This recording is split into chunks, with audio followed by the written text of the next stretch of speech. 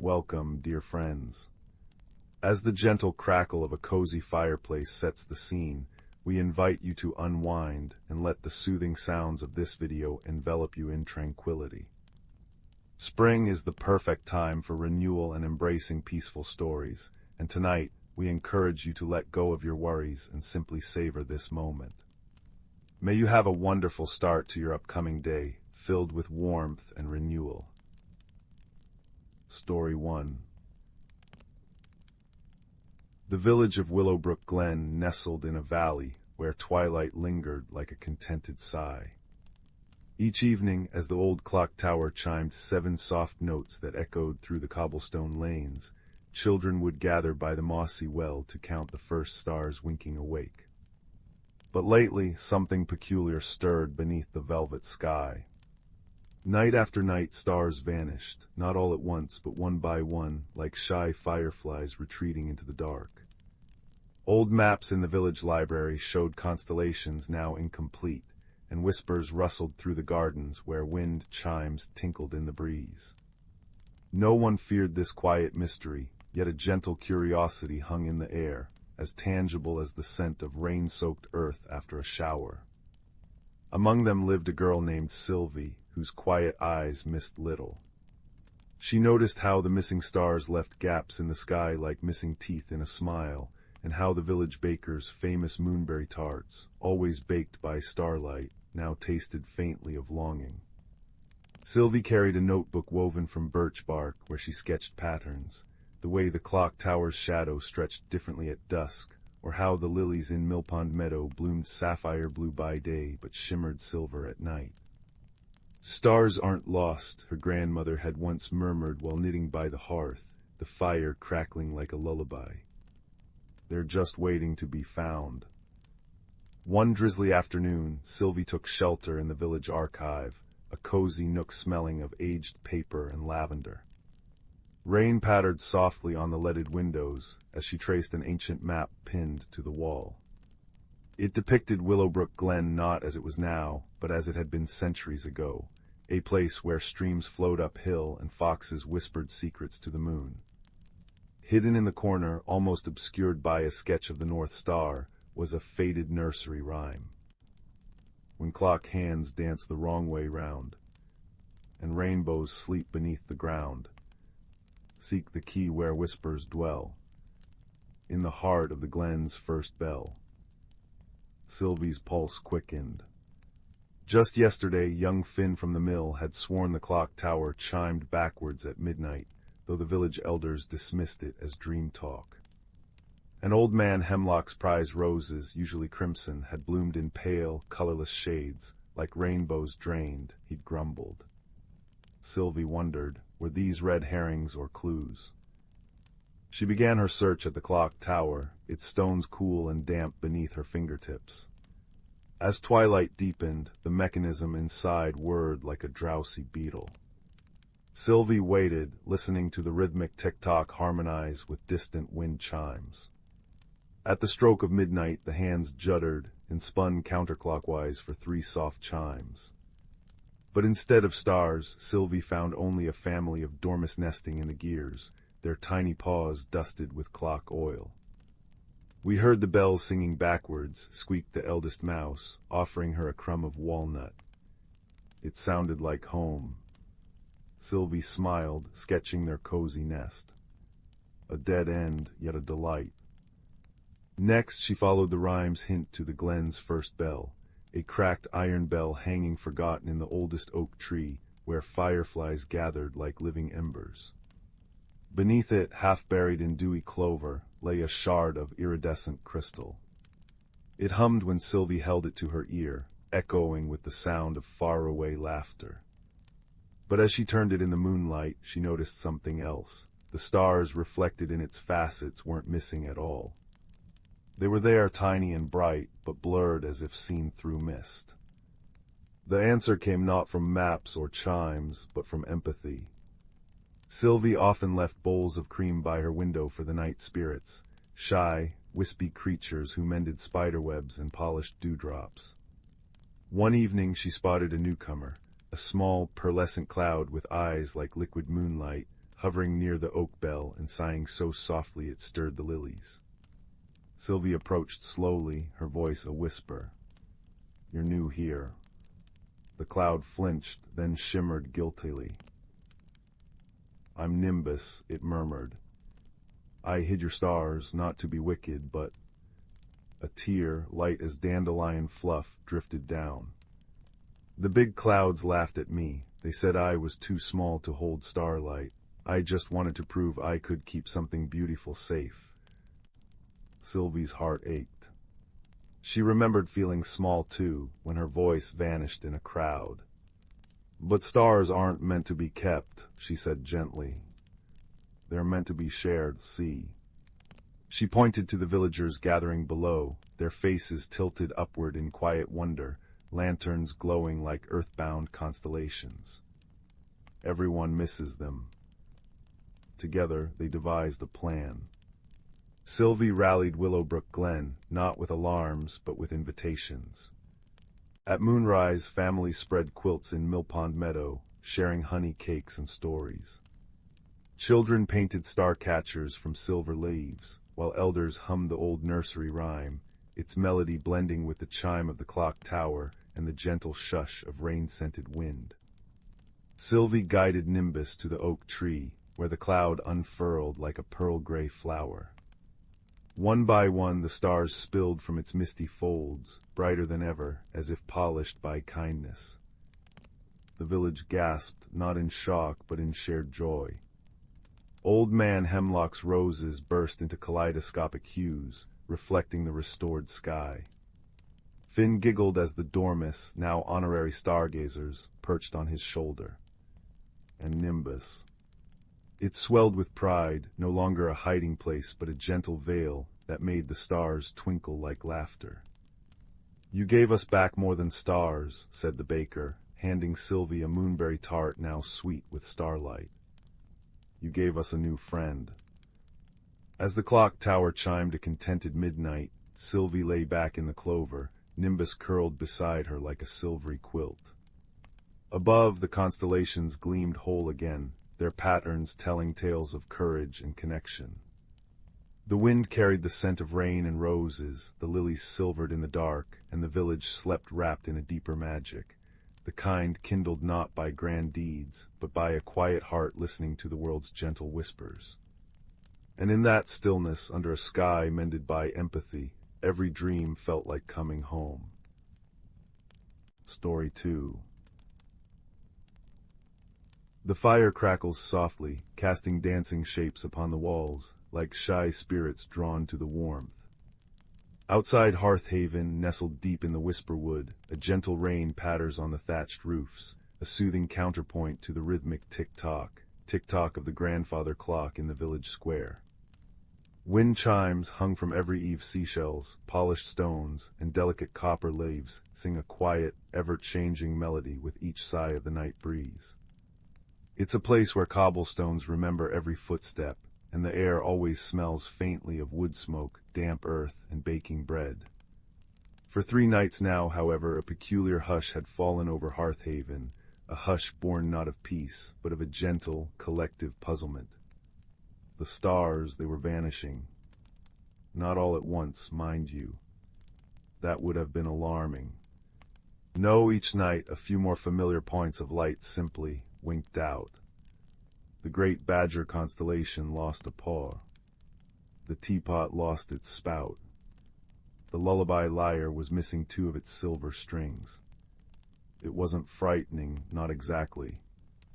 The moon still shone, lanterns still glowed warmly from windows, and the fireflies continued their lazy dances over the meadows. But the absence was felt. The sky felt incomplete, like a favorite quilt missing patches. Whispers rustled like dry leaves. Did you see? The weaver's needle is gone tonight, aye, and the tip of the mossy mountain too. Mira, the village baker, whose cinnamon rolls were said to hold a hint of sunshine, noticed it first. She often sat on her flower-dusted doorstep late into the evening, letting the cool air soothe her after a day by the oven, gazing up at the familiar tapestry of stars. She felt their absence like a missing note in a well-loved song. she wasn't one for loud pronouncements, Mira. She watched, she listened, and she felt things deeply in her kind heart. On the fourth evening, as the rain softened to a mist and the wind chimes tinkled a fragile tune, Mira sat beside Old Man Hemlock, the village woodcarver, on the bench beneath the great, sighing willow-heart tree in the square. He was humming an old tune, his gnarled fingers tracing constellations that were no longer there on a worn piece of parchment, an ancient star map passed down for generations. "Strange business, Mira," Hemlock murmured, his voice like rustling parchment. "Stars don't just pack their bags and leave without a by your leave." Mira nodded, wrapping her shawl tighter. "They haven't left, Hemlock, they feel closer somehow, like they're hiding just beyond sight." She pointed towards the village well. "Look there on the cobbles around the well. See how the moonlight catches, like tiny scattered diamonds after the rain, more than usual, I think." Hemlock squinted. "HMPH do, child, just do." But Mira's observation sparked something. She remembered Granny Thistle, the village's oldest resident and keeper of lore, singing a nursery rhyme to the little ones just yesterday afternoon, her voice creaky but sweet. "When the silver stag lowers his head, and the weeping willow softly sighs, look not to the sky for your bedtime light, but to the teardrops in its eyes." At the time, it had just seemed like nonsense. Now Mira looked towards the towering weeping willow that stood sentinel at the edge of the whisperwood, its long, trailing branches shimmering with raindrops in the moonlight. It was sighing softly in the breeze. And the silver stag constellation, well, its head was certainly missing from the sky tonight. A clue. Or just coincidence.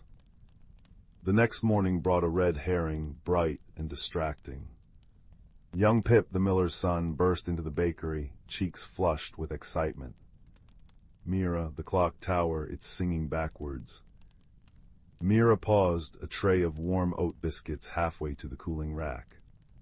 Backwards, Pip. Yes, well, sort of, listen. Sure enough, when the grandfather clock in the square struck 9, the chimes sounded off. Not wrong precisely, but the rhythm was jumbled. Instead of the steady, comforting bong, bong, bong, it chimed bong, bong. Bong, bong, bong, like a stutter. A small crowd had gathered, murmuring. Had the vanishing stars affected time itself? Was the clock bewitched? Mira, wiping flour from her hands, walked calmly to the clock tower. She didn't look up at the mechanism. Instead, she looked around. She noticed tiny, fresh scratches on the ancient oak door at the tower's base. She heard a faint, high-pitched chirping sound, almost like tiny bells, coming from inside the tower's lower chamber, where the weights hung. Carefully, she eased the door open. There, nestled in a pile of soft moss and dry leaves right beside the heavy clock weights, were 3 fluffy, wide-eyed owlets. Their mother, a beautiful tawny owl, blinked down at Mira from a beam above, unperturbed. The backwards chime was simply the sound of the weights brushing against the owlet's nest as they descended, creating an extra little bong at irregular intervals. The scratches were from Mama Owl coming and going. The villagers laughed, relieved and charmed. They decided to let the owl family be, adjusting the weights slightly to avoid the nest.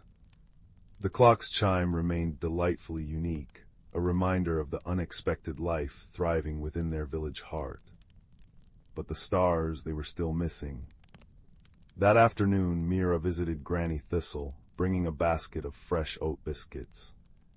The old woman sat in her rocking chair by a window box overflowing with forget-me-nots, which today seemed to shimmer with an unusual, deep violet hue instead of their usual blue. Color changing, Granny chuckled, noticing Mira's glance. Happens sometimes when the moon pulls strong on the mist, like shy little chameleons. Mira sat on a stool, the comforting scent of lavender and beeswax filling the small cottage.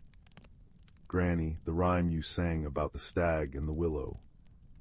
Granny Thistle's eyes, faded but sharp as pins, twinkled. Ah, the old sky song, passed down from my grand's gran. Folks think it's just for children, but the old ones, they knew things, knew the sky wasn't just up there. She pointed a crooked finger downwards. It's everywhere, in the dew, in the river's sparkle, in the heart of a flower.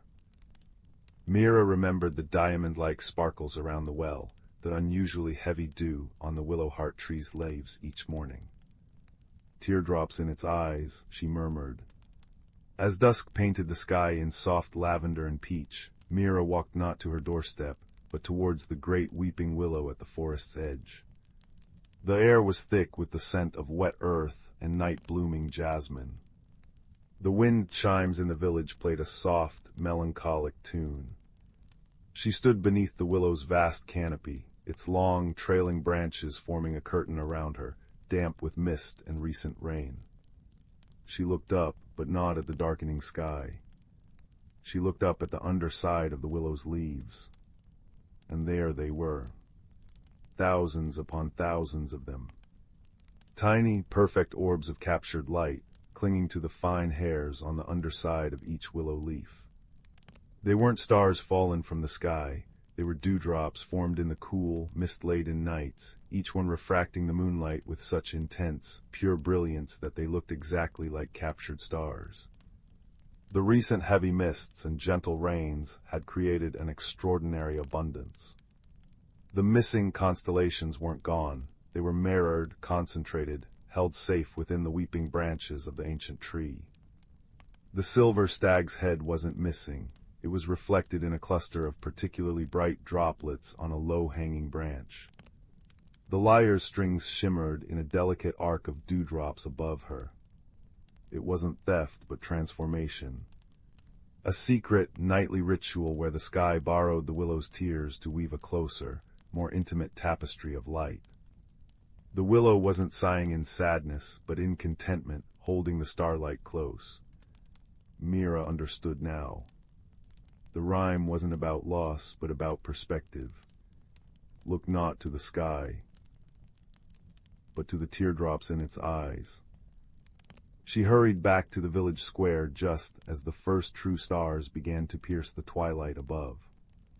The villagers were gathering, their faces soft with concern in the lantern light. Mira climbed onto the bench beneath the willow heart tree.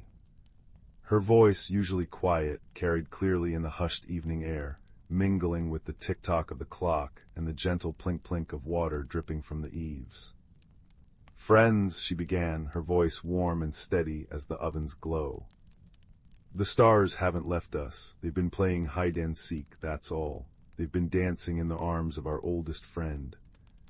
She pointed towards the great willow. "Go, stand beneath her branches. Look up, but look closely." Curiosity, warm and gentle, replaced worry. Led by Old Man Hemlock and Granny Thistle, the villagers walked through the misty twilight to the edge of the whisperwood. They ducked under the curtain of weeping branches. Gasps, soft as the rain, rippled through the crowd. Lanterns were lowered. Eyes widened in wonder.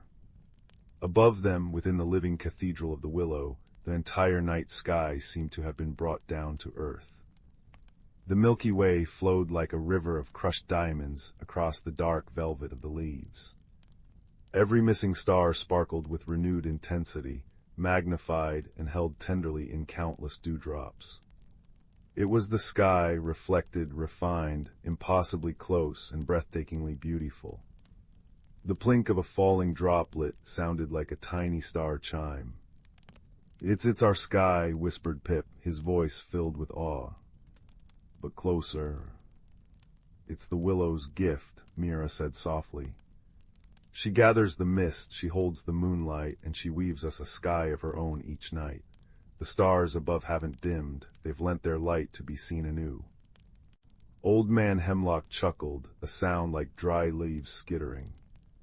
"My old map, it showed the stars above the willow, never thought to look within it." He patted the rough bark with newfound reverence. Granny Thistle nodded, a satisfied smile on her wrinkled face. The old songs remember what busy eyes forget. The sky lives in the heart of things. They stood there for a long time, villagers young and old, wrapped in the willow's starry embrace. The gentle rain returned, a soft percussion on the leaves above, but under the canopy they were dry, bathed in the ethereal dewdrop starlight. The wind chimes from the village sang their distant lullaby, mingling with the plink-plink of the stardew falling onto the mossy ground. The missing stars weren't lost, they were found, revealing a hidden magic that had always been there, waiting for patient eyes and a kind heart to see it. From that night on, standing under the starlight willow became a cherished Hearthaven ritual, especially on misty evenings. The nursery rhyme was sung with new understanding. The clock tower kept its unique, owlet-affected chime, a reminder that sometimes disruptions lead to delightful discoveries. And Mira's cinnamon rolls.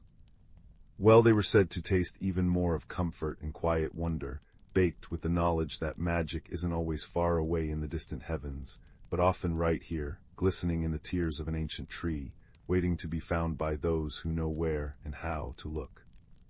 The gentle tick-tock of the clock, the sigh of the wind through the chimes, the soft fall of rain, and the quiet plink of starlight falling to earth wove together into the perfect, peaceful lullaby of Hearthaven, where every night held a secret wonder, and every ending was a soft, starlit sigh of contentment. Story 3. The dying embers cast dancing shadows across the walls as the wind sighed through the eaves. Tonight's tale begins in the village of Wending Hollow, nestled between hills that breathed with the seasons. There lived a child named Rowan, whose quiet nature often made them feel like a misplaced pebble in a rushing stream. Rowan's skin held a peculiar trait. When emotions stirred, tiny, iridescent patterns shimmered across their arms like mother-of-pearl catching light, fluttering when anxious, glowing softly when content. Yet Rowan feared these changes, hiding beneath long sleeves even in summer's warmth. One mist-laced morning, Rowan wandered beyond the village brook, where willows wept into the water. Overwhelmed by the chatter of market day, they'd fled, sleeves damp with unshed tears. As they sat beneath an ancient oak, moss cool beneath their palms, a voice as rich as turned earth spoke, "Troubled seeds need gentle soil, little one." An elderly woman stood there, her cloak woven from twilight hues, eyes holding the patience of deep roots. She introduced herself as Mistress Thorn, keeper of the Whispering Garden, a hidden place few ever found. "Come," she said, offering a hand etched with lines like tree bark. "Your heart seeks what my garden understands." Hesitant, Rowan followed her through a thicket where ferns unfurled like shy greetings, emerging into a sun-dappled clearing. But this was no ordinary garden. Flowers bloomed in colors unseen in any meadow, petals shifting from cobalt to sunrise orange as butterflies brushed them. Vines climbed stone arches, trembling with harmonic chimes when touched. Yet one corner lay barren, soil cracked and gray. "This," Mistress Thorn said softly, "is the garden of becoming. It grows with the gardener's courage. Tend it, and it will tend you." Rowan's first task was simple: plant a single moonpetal seed. As they cupped the pearlescent seed, anxiety prickled. Their sleeves slipped, revealing arms shimmering with nervous silver spirals. The seed refused to nestle into the earth. Mistress Thorn hummed, "Breathe with the wind, child, fear hardens soil." Rowan closed their eyes, matching breaths to the rustling leaves. Slowly, the shimmer softened to a gentle blue. The seed sank willingly, and a droplet of dew formed on the soil, a tiny victory. That night Rowan dreamed of cocoons, silken and safe, holding something wondrous within. Days turned to weeks. Rowan visited the garden daily, small changes unfolding like petals.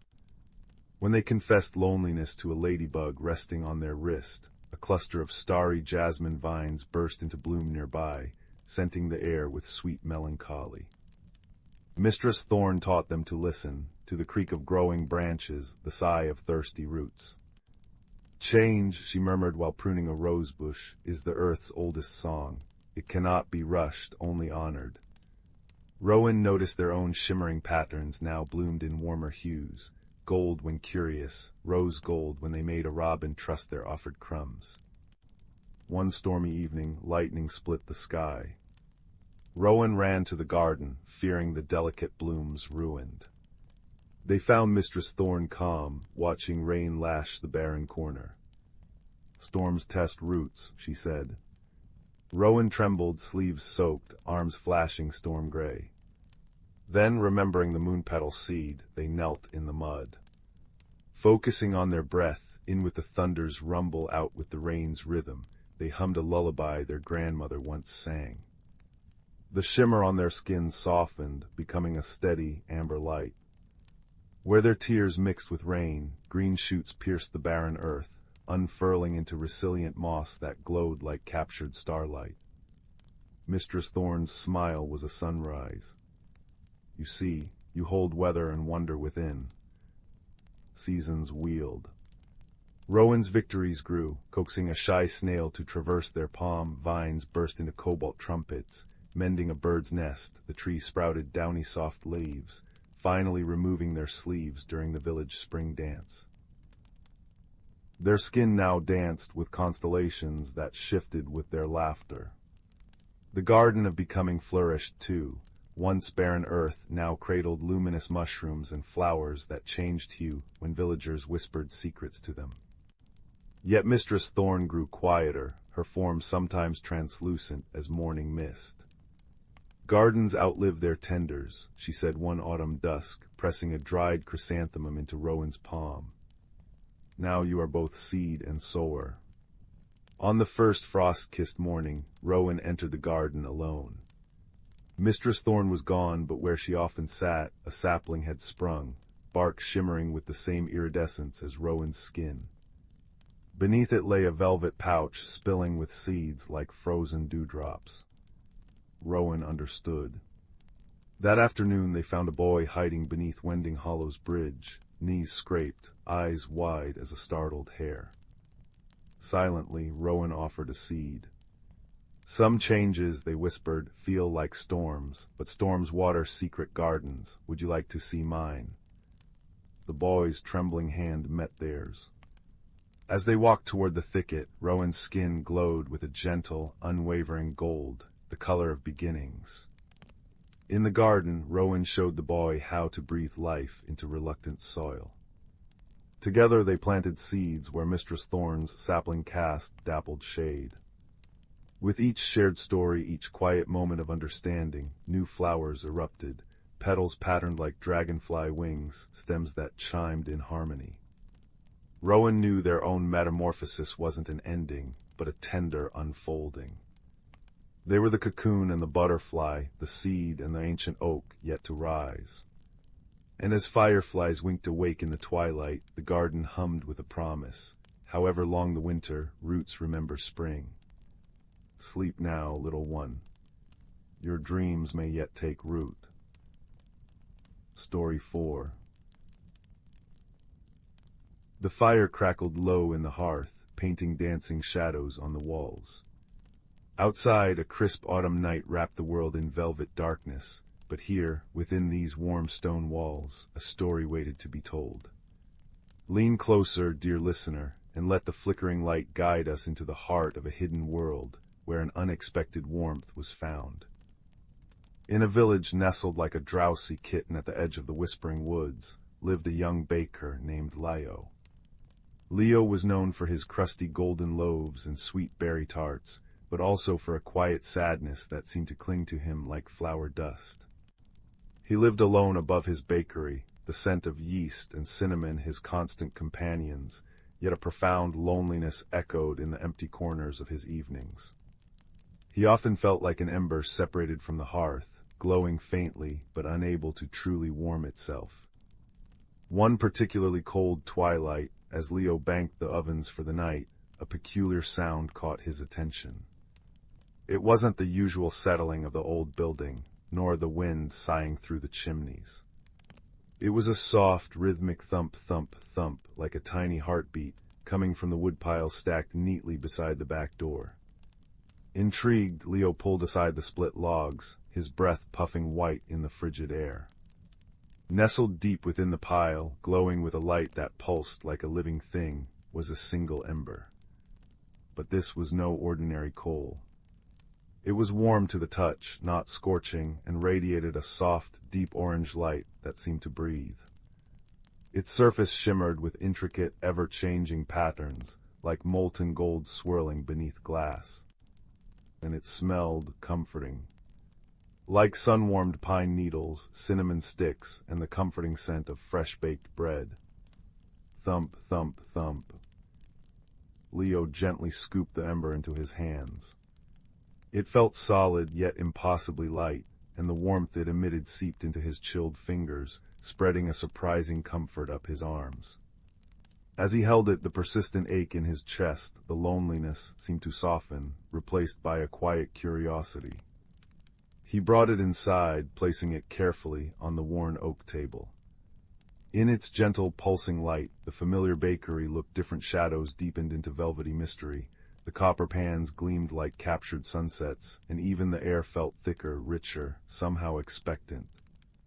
That night Leo dreamed not of solitude, but of deep, ancient woods. He heard whispers on the wind, not words, but feelings of profound sadness, a longing, a deep, weary chill.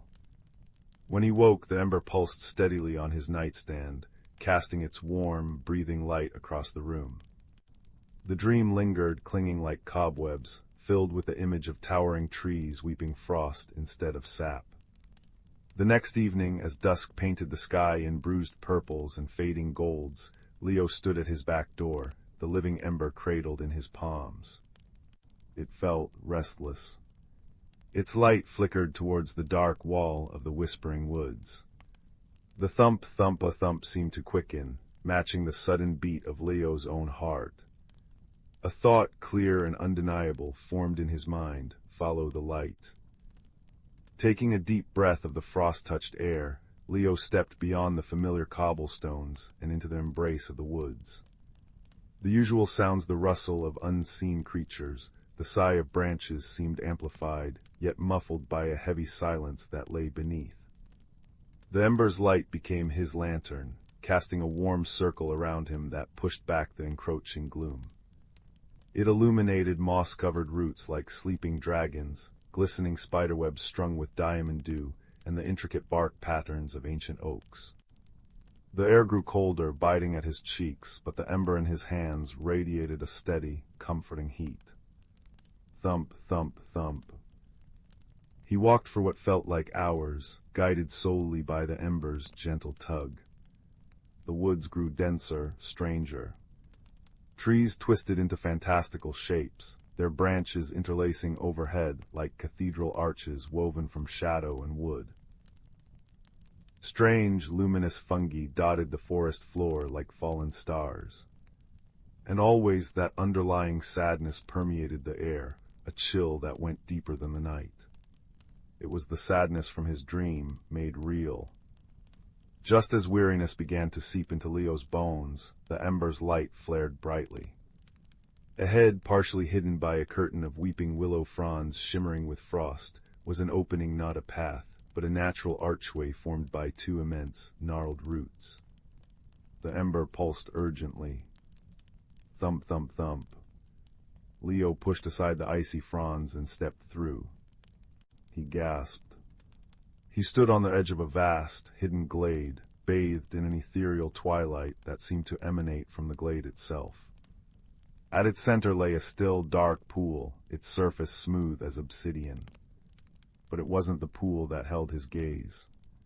Scattered around its banks, nestled amongst smooth river stones and patches of luminescent moss, were dozens, no, hundreds of embers. Just like the one he held. But these were dim. Their light was feeble, flickering weakly like dying fireflies. Their thump-thump was slow, sluggish, barely audible. The air here was colder still, thick with the melancholy he'd felt earlier. This was the source of the forest's sorrow. A soft, startled cheer-up sounded nearby. Leo whirled around. Perched on a mossy stone beside the dark pool was a creature unlike any he'd ever seen. It was roughly the size of a large rabbit, covered in soft, smoke-gray fur that shimmered with faint amber highlights. Large, luminous eyes, the color of molten copper, blinked at him with a mixture of fear and profound sadness. Delicate, bat-like ears twitched nervously. It held a tiny, almost extinguished ember in its small, clawed paws, gently stroking it with a look of utter despair. "Hello," Leo whispered, his voice seeming loud in the profound silence. He slowly crouched, holding out his own brightly pulsing ember. I found this. It led me here." The creature flinched, then tilted its head, its copper eyes fixed on Leo's glowing ember. It made a series of soft, mournful clicks and whistles. Leo couldn't understand the words, but the meaning was clear: sorrow, loss, and a desperate need. The creature gestured weakly towards the multitude of dim embers around the pool. Leo looked from his vibrant ember to the fading ones. The mystery deepened. What were these embers? Why were they fading? And who was this sad little guardian? He took a tentative step closer. The creature didn't flee. Instead, it shuffled aside slightly on its rock, making space. It was an invitation, hesitant but hopeful. Sitting beside the small creature on the cold stone, Leo felt the profound chill of the glade seep into him, momentarily overwhelming the ember's warmth. The creature shivered, its fur fluffing up. Leo, moved by an instinct he didn't fully understand, gently placed his own brightly pulsing ember on the stone between them. Its light flared, pushing back the immediate cold, bathing them both in a soft, orange halo. The creature made a soft, surprised sound, almost like a sigh, and edged closer to the warmth. It looked up at Leo, its copper eyes wide and filled with a fragile trust. Slowly, carefully, Leo reached out a finger. The creature hesitated, then pressed its small, cool forehead against his fingertip. A jolt, not of electricity, but of pure understanding, passed between them. Images flooded Leo's mind, not with words, but with sensations and fragmented scenes. A thriving glade, pulsing with warm, vibrant light from hundreds of healthy embers. The pool reflecting not darkness, but a starry sky. The creature joyful, tending the embers, its fur glowing brightly. Then a creeping shadow. A deep, unnatural cold that settled over the glade like a shroud. The embers dimming, their life force draining. The creature's growing despair as its efforts to revive them failed. Its loneliness mirroring Leo's own. The embers, Leo understood, were the heart fires of the whispering woods. They were the source of its vitality, its hidden warmth, its resilience.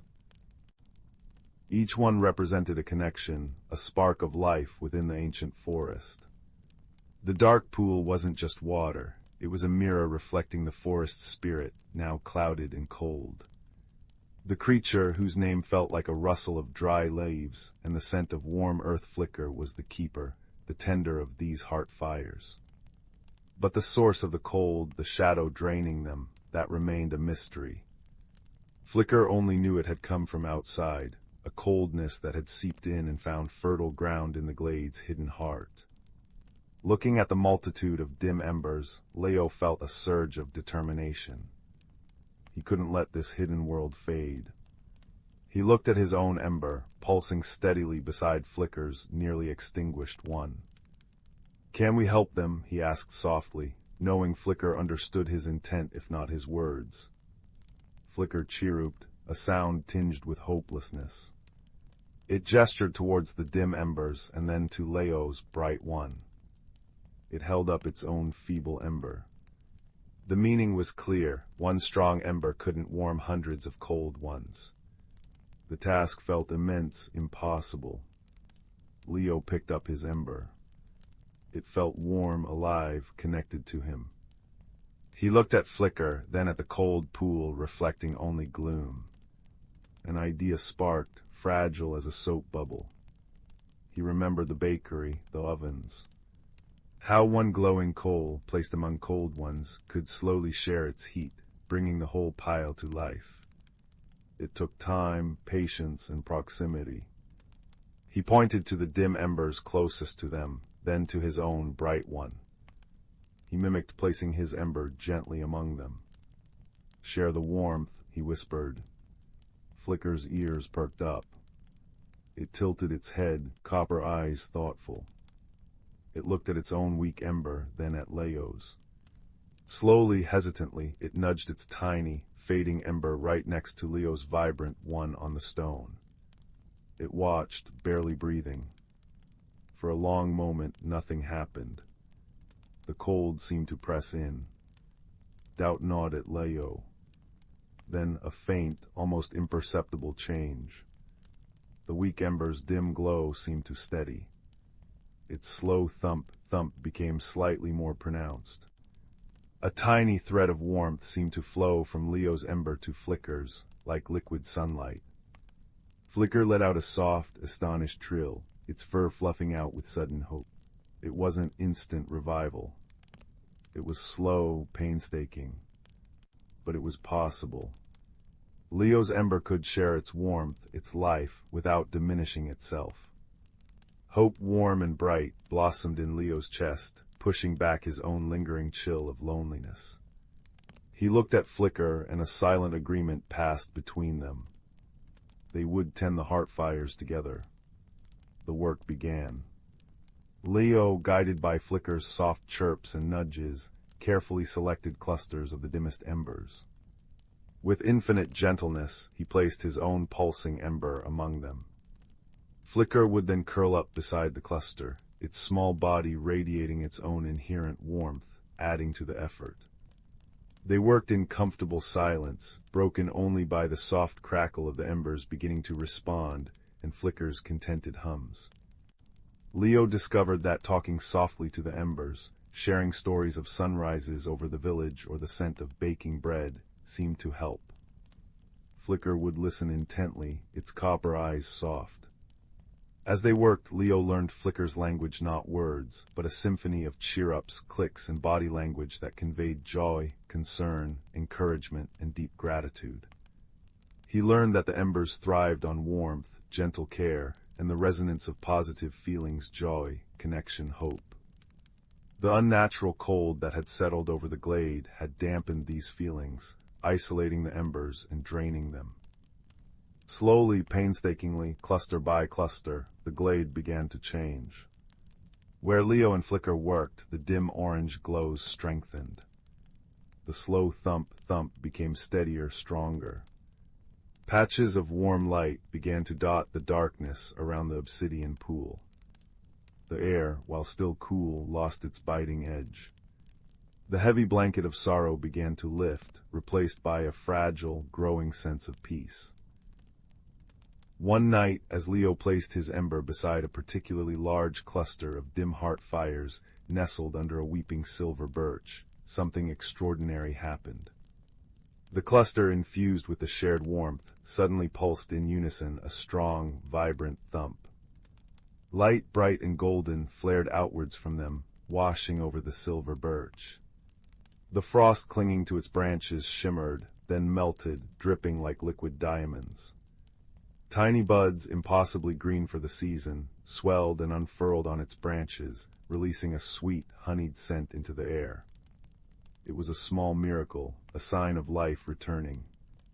Flicker danced on the moss, chirruping with pure, unadulterated joy, its fur shimmering with renewed amber light. Leo laughed, the sound echoing warmly in the glade, the first true, light-hearted laugh he'd felt in years. He looked at his ember, still pulsing strongly, still warm. Sharing its warmth hadn't diminished it. It had somehow made its light deeper, richer, more resilient. He felt the same warmth within himself. The loneliness was still a memory, but it was no longer a wound.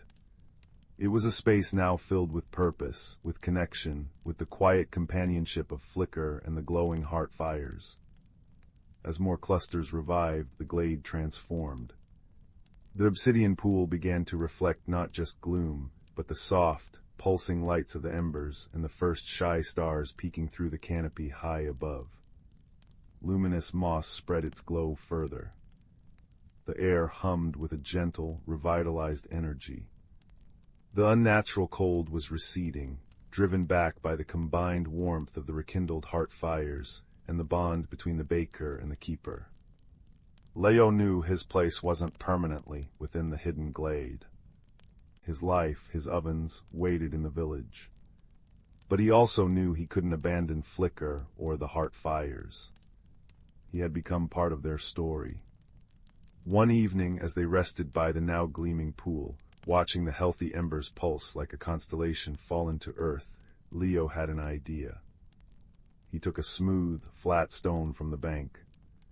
Holding his ember close, he focused on the warmth, the connection, the comforting scent of home and hearth. He pressed the ember gently against the stone. When he lifted it, a perfect imprint remained on the stone's surface, a small, intricate, glowing sigil, pulsing with the same warm, breathing light as the ember itself. It was a fragment of the heart fire's warmth, captured and stabilized. Flicker chirped excitedly, understanding immediately. They spent hours creating more of these hearthstones, each imbued with a spark of the ember's revitalizing energy. Leo placed these hearthstones strategically among the clusters of revived embers. They acted like tiny, permanent hearths, radiating a gentle, sustaining warmth that would help the heart fires maintain their strength, even when his own ember wasn't present. Flicker could tend them, ensuring the warmth was shared equally. The night Leo knew he had to return to the village dawned crisp and clear. The hidden glade was a vision of restored magic. Hundreds of heart fires pulsed with strong, steady light, bathing the clearing in a warm, golden twilight. The pool mirrored the starry sky and the glowing embers perfectly. Frost no longer clung to the trees. Instead, resilient autumn blooms dotted the moss. The profound sadness was gone, replaced by a deep, peaceful hum of vitality. Flicker's fur shone with a healthy amber glow, and its copper eyes held a contentment Leo hadn't seen before. Leo knelt beside the small creature. Flicker pressed its forehead against his, the connection deep and wordless. Gratitude, friendship, and a promise passed between them. Leo picked up his ember. It felt warm, familiar, yet subtly changed. Its light seemed deeper, more complex, woven with the essence of the forest and the bond he shared with Flicker. "Keep them warm, little friend," Leo whispered, his voice thick with emotion. "I'll come back. Often. With stories for the embers and maybe a berry tart or two." Flicker chirruped a soft, melodious agreement, nuzzling his hand. The journey back through the whispering woods felt different. The air wasn't just cold, it held a crisp, clean vitality. The rustling leaves sounded less like sighs and more like gentle conversation. The path, guided by his ember's unwavering light, seemed clearer, friendlier. He felt watched, not with fear, but with a quiet, ancient awareness that wished him well. When Leo stepped back into his bakery, the familiar scent of yeast and cinnamon wrapped around him like a welcoming embrace. It felt like home, but a home subtly transformed, just as he was. He placed the living ember on the mantel above the cold hearth. It pulsed steadily, its warm light filling the room, a constant reminder of the hidden glade, the revived heart fires, and the small, smoke-gray friend who tended them. Leo wasn't lonely anymore. He had his bakery, the comforting rhythm of dough rising and ovens warming. But he also carried the warmth of the heart fire within him. He visited Flicker often, following the ember's gentle tug through the now vibrant woods, sharing news and freshly baked treats. He'd sit by the glowing pool, telling stories to the embers, watching Flicker dance with joy under the starlight. The heart fires thrived, their light spilling subtly into the whispering woods, making it a place of deeper magic and resilience. And on cold nights like this one, Leo would sit by his own hearth, the living ember pulsing softly on the mantel. He'd watch its light play on the walls, feeling its warmth, both physical and profound. He knew that deep within the ancient woods, Flicker was curled up by the gleaming pool, surrounded by hundreds of softly pulsing heart fires, safe, warm, and content. The connection thrummed between them, silent and strong, a shared warmth that defied distance and darkness. It was the warmth of unexpected friendship, the quiet light of purpose found, and the enduring glow of a heart that had learned to share its fire, discovering its own light burned brighter for it. The ember pulsed thump, thump, thump, a steady, comforting heartbeat in the quiet room, a lullaby of warmth and belonging, guiding all who felt its gentle light towards peaceful rest, and dreams woven with golden woods and copper-eyed friends. Let its soft rhythm carry you now into the deep, quiet waters of sleep. Story 5. The firelight, old as these stone walls, casts dancing shadows that remember more than we do. Tonight its warm breath seems to whisper of deep roots and quiet echoes. So settle close and let me tell you of Eris and the song hidden in the roots of time. Eris lived in the little stone cottage at the edge of Whisper Wood, a place where the wind often carried fragments of forgotten tunes. Lately, a peculiar restlessness had settled upon them. They felt adrift, like a leaf untethered from its branch, especially when the autumn mists rolled in, veiling the familiar paths in gray. Their grandmother, Nana Alara, a different name you see, had passed the previous spring, leaving the cottage filled with her quiet presence and a lingering scent of rosemary and cedar. Among her belongings was an old, intricately carved wooden chest Eris hadn't dared to open, feeling the weight of unspoken stories pressing against its lid. One blustery October evening, driven by the restless feeling and the mournful sigh of the wind, Eris finally knelt before the chest. The wood was dark and smooth, smelling of beeswax and thyme. Inside, nestled in folds of faded blue velvet, lay a music box.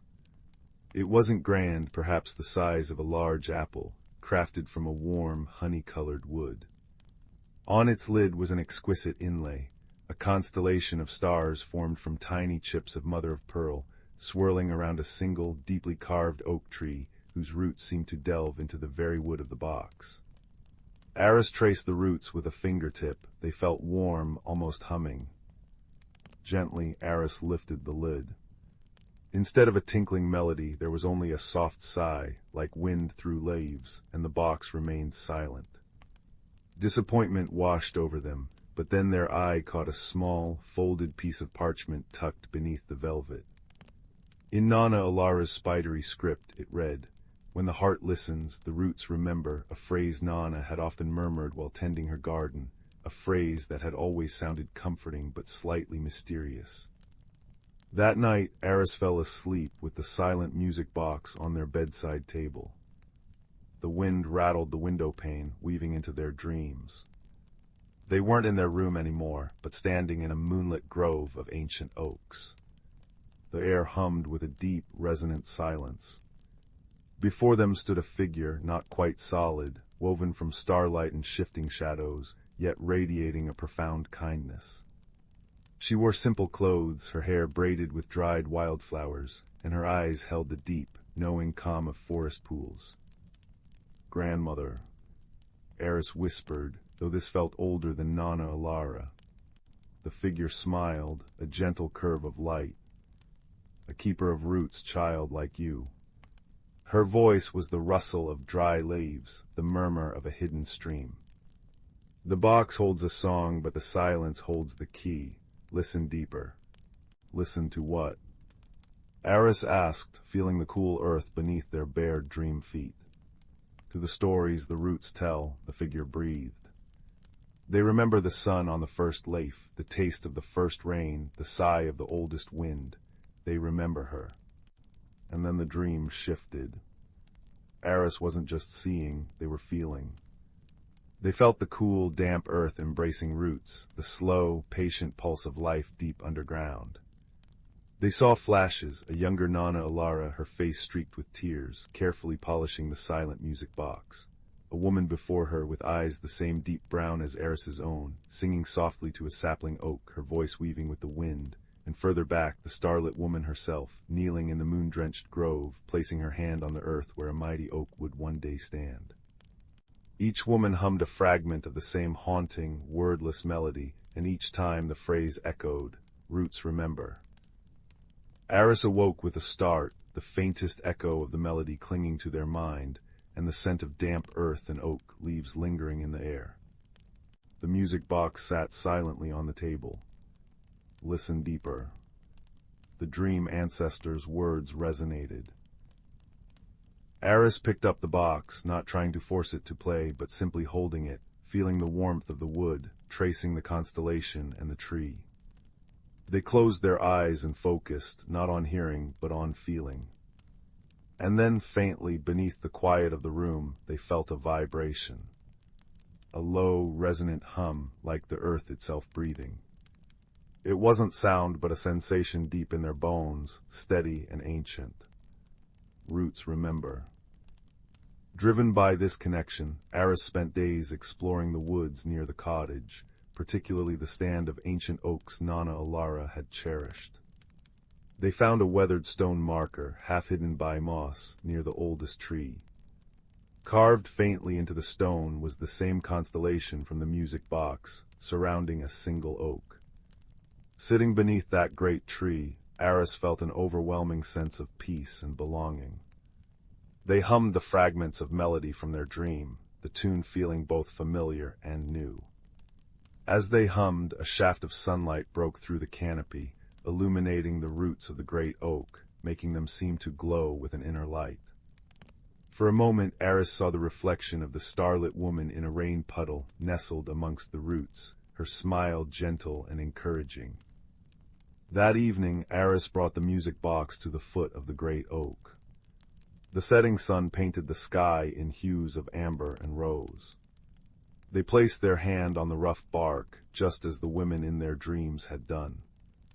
They took a deep breath, inhaling the scent of decaying leaves and rich earth, and began to hum the melody, weaving in the phrase like an anchor.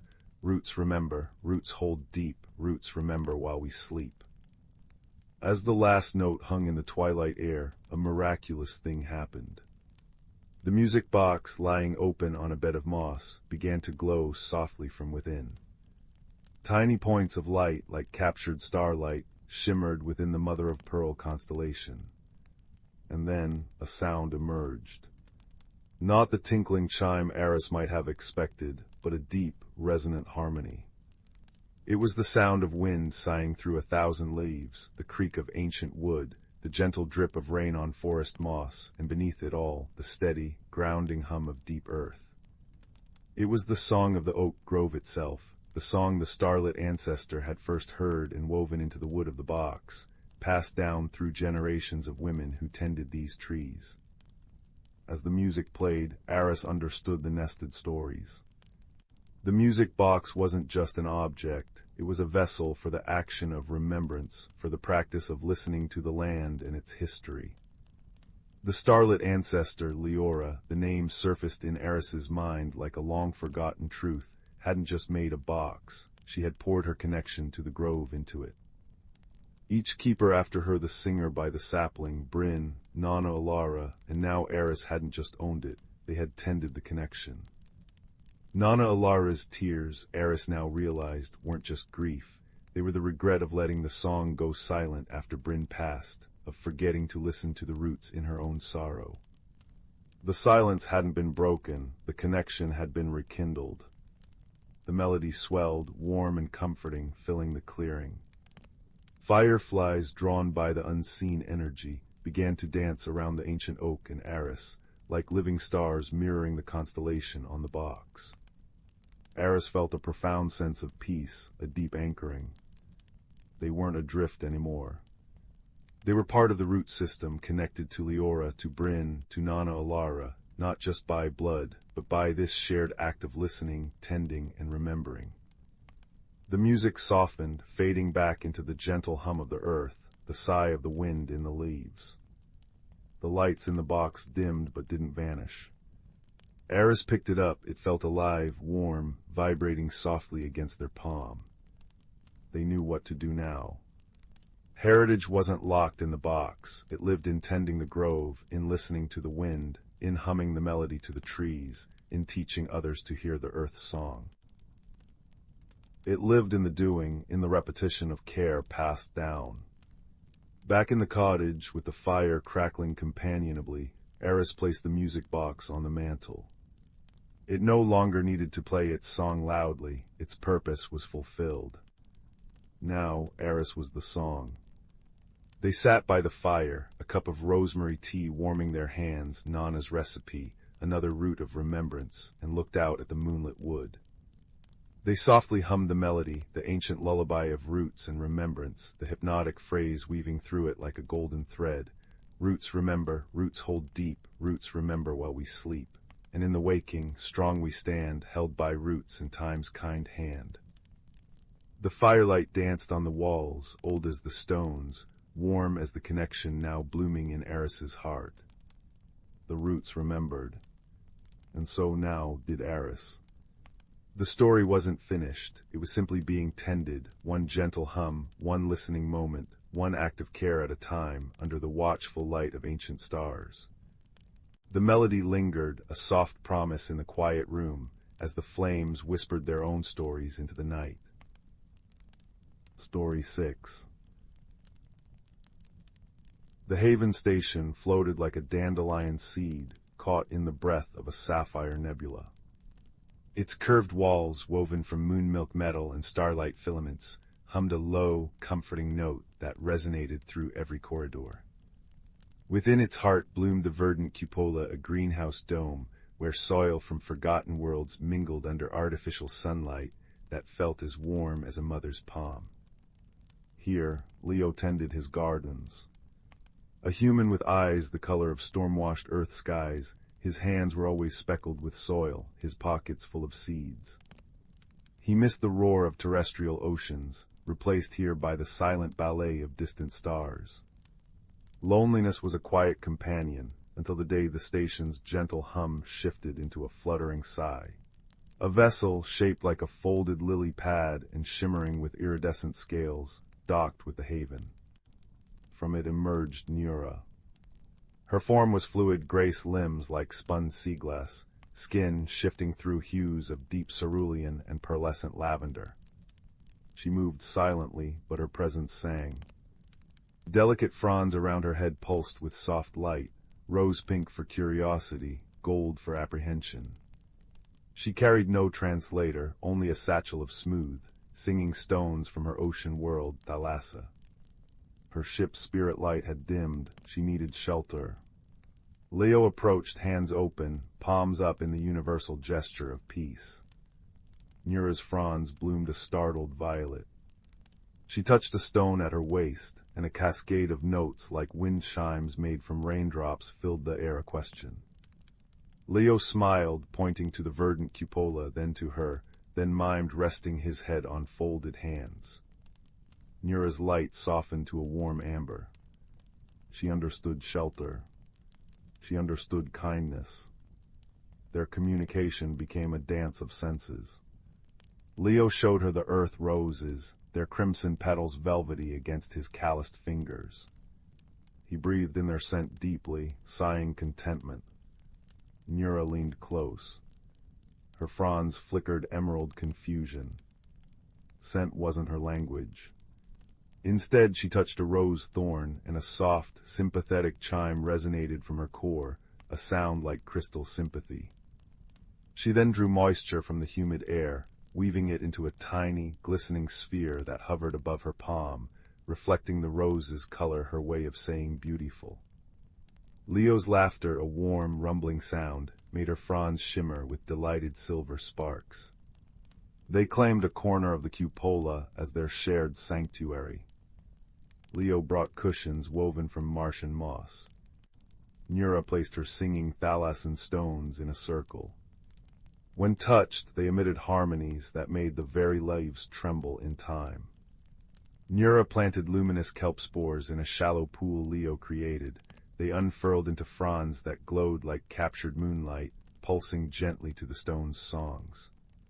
Leo planted Terran jasmine nearby, its sweet fragrance mingled with the kelp's ozone tang. Above them, through the clear dome, the nebula swirled their shared ceiling of cosmic wonder. Misunderstandings bloomed like unexpected flowers. One evening, watching a double star eclipse paint the cupola in long indigo shadows, Leo shared a story of earthly friendship, clapping Nura lightly on her cool, smooth shoulder. Her reaction was immediate and startling. Her fronds flared blinding white and she recoiled, emitting a sharp, discordant chime like shattered glass. Leo froze, hand hovering, heart sinking. Had he offended? Hurt her? He murmured soft apologies, confusion clouding his face. Nura retreated to her kelp pool, lights dimmed to a sad, bruised purple. Leo sat nearby, radiating silent worry, picking at a moss cushion. After a long, heavy moment, Nura stirred. She dipped a sea-glass finger into the water, then gently flicked a single, shimmering droplet towards Leo. It landed on his cheek, cool and pure. She repeated the gesture, then touched her own shoulder where he'd patted her. Her fronds pulsed a tentative, questioning blue. This, the droplet meant, is how my people show deep affection, the gift of our life water, a blessing. A pat to her aquatic senses felt jarringly abrupt, almost invasive. Understanding dawned on Leo like the station's dawn simulator. He laughed, not at her, but at the cosmic comedy. He dipped his finger in the kelp pool and carefully flicked a droplet back at her. It landed on her frond, catching the light like a diamond. Her chime was pure, bell-like laughter. They spent the evening exchanging droplets and gentle shoulder taps, dissolving the tension into shared, sparkling mirth, learning that affection wears countless skins across the stars. Their deepest connection blossomed during the quiet hours. They'd lie on the moss cushions, Nura's form cool beside Leo's warmth, watching the galaxy wheel past the dome. Nura didn't name constellations, she sang them. A cluster of blue giants became a haunting, resonant chord that vibrated in Leo's bones. A streaking comet was a swift, ascending scale from her singing stones. Leo in turn described the stories humans saw heroes, beasts, and chariots woven in starlight. He'd point and Nura would weave his words into light patterns on her fronds, a silent, glowing translation. One night, as a meteor shower painted fleeting silver tears across the black, Nura began a low, thrumming harmony from deep within. The thalassian stones answered, humming in counterpoint. The kelp fronds pulsed in rhythm, casting dancing light on the dome. Leo closed his eyes, feeling the harmony not just in his ears, but in his soul, a language older than words, a song of shared wonder under the infinite sky. He placed a hand on the moss beside hers. Not touching, just sharing the space. Her fronds glowed a deep, contented gold. Kindness had built the bridge, shared silence walked them across. The day came when Nura's lily-pad ship shimmered with renewed spirit light, its scales gleaming like polished abalone. The air in the cupola felt thick, fragrant with jasmine and the salt tang of farewell. Leo's throat was tight. Nura's lights had dimmed to a soft, melancholic indigo. In her translucent hands, she held one of her largest singing stones, its surface swirling with captured nebula hues. She pressed it into Leo's earth-stained hands. It hummed a familiar, comforting chord, the melody of the blue giants they'd watched together. Leo reached into his pocket, pulling out a small, intricately carved wooden box. Inside, nestled in velvet, were seeds, earth sunflower seeds, promising towering golden faces that would always turn towards the light. He placed the box gently in her hands, closing her cool fingers over it. He then carefully flicked a single, glistening droplet of water from the kelp pool onto her forehead. A thalassian blessing. Nura's fronds pulsed gold one last time. She touched a sea-glass finger to his shoulder, the gentlest of pressures. A human comfort. Nura boarded her ship, It detached from the haven with a soft sigh, not a roar, drifting back into the sapphire embrace of the nebula. Leo stood in the cupola, the singing stone warm in his hand. He placed it beside the earth roses. Instantly it began its soft hum, resonating with the thalassine stones in their circle. The kelp pulsed. The jasmine scent hung heavy. Above, the stars burned, countless and constant. Leo sat on the moss cushion, looking up. He didn't see cold, distant points of light. He saw Nura's light patterns dancing across the constellations. He heard the blue giants singing her chord in the stone's gentle hum. The vast, silent universe no longer felt empty. It felt connected. Woven together by droplets of water, shared laughter under starlight, seeds of friendship carried across the dark, and the unshakable, universal truth whispered by the stones, the plants, the very air in their sanctuary. Kindness needs no translator. It is the gravity that binds soul to soul, world to world, a warm, humming light in the infinite night.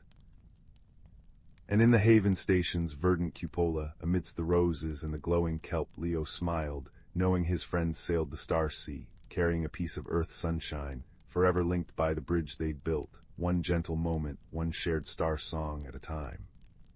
The stone hummed on, a lullaby of cosmic friendship, as the nebula cradled the station, and sleep, soft and deep as space itself, began to gently pull the keeper of the garden into its peaceful embrace.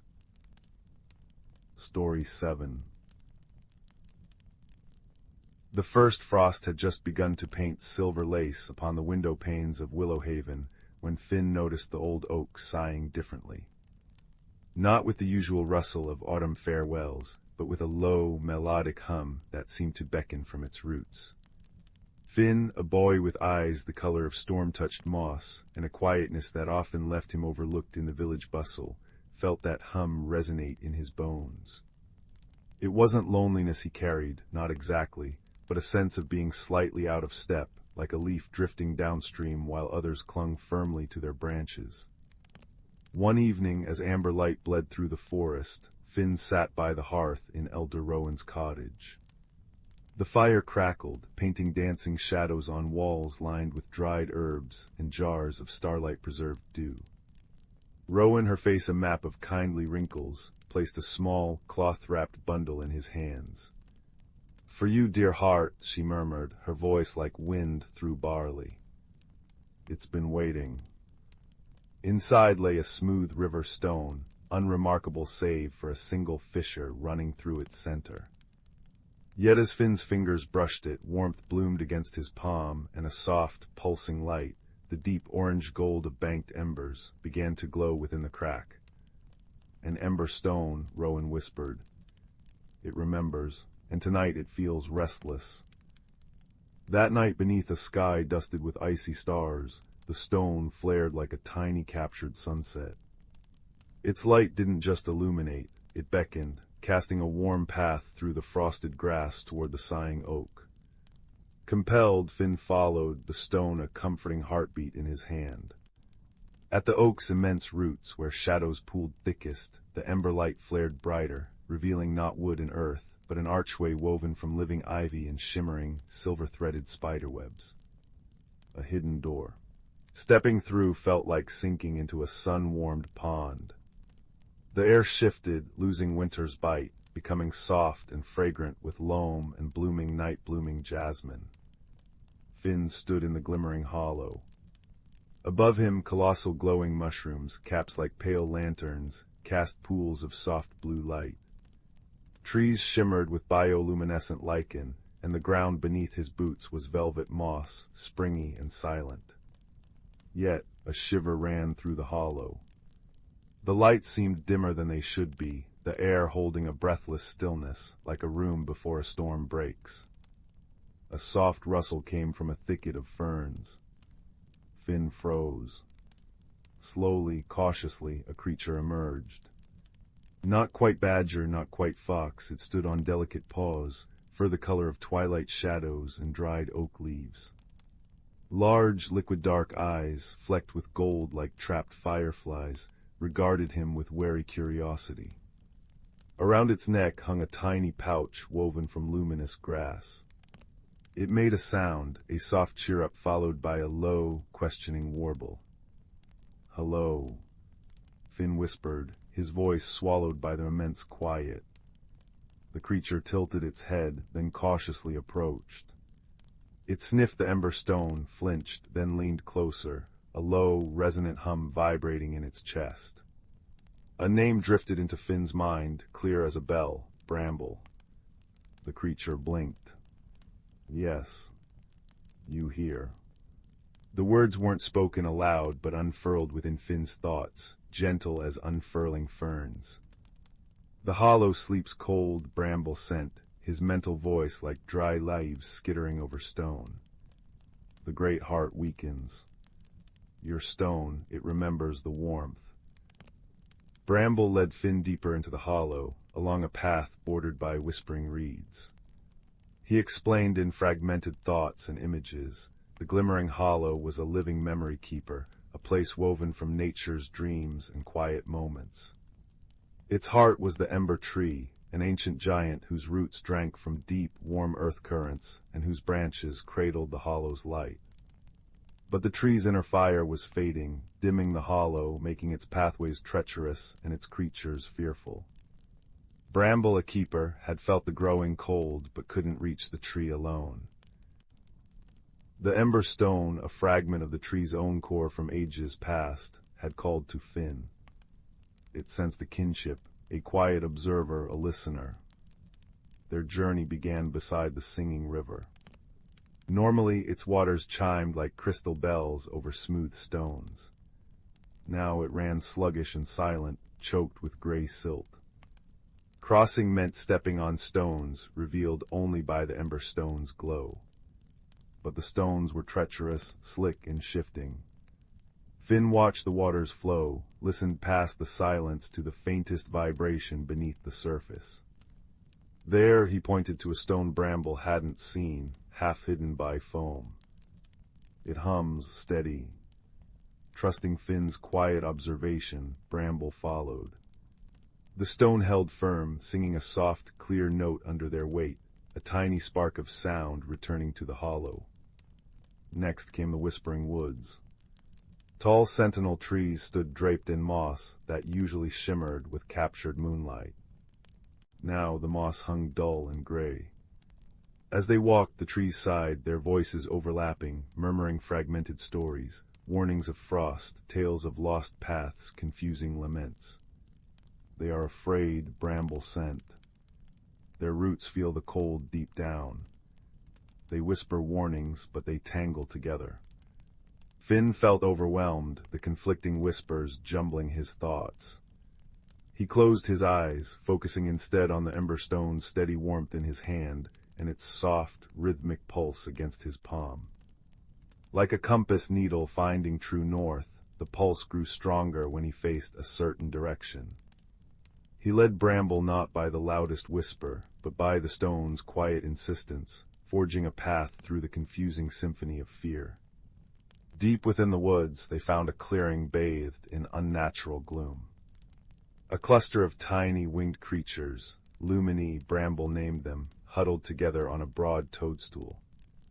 Their delicate wings, usually radiating soft prismatic light, were dull and folded tight. A faint, distressed humming filled the air. Their inner light fades, Bramble mourned. Without warmth to kindle it, one lumina, smaller than the others, trembled violently. Finn knelt. The ember stone pulsed warmly. An impulse, quiet but sure, guided him. He gently cupped the trembling lumina in his hands, holding the glowing stone close. He didn't pour light into it. Instead, he focused on the feeling of the stone's warmth, the scent of distant wood smoke it carried, the memory of Elder Rowan's crackling fire. He shared the feeling of warmth, not the heat itself. Slowly, faintly, a spark of pale gold flickered within the lumina's tiny chest.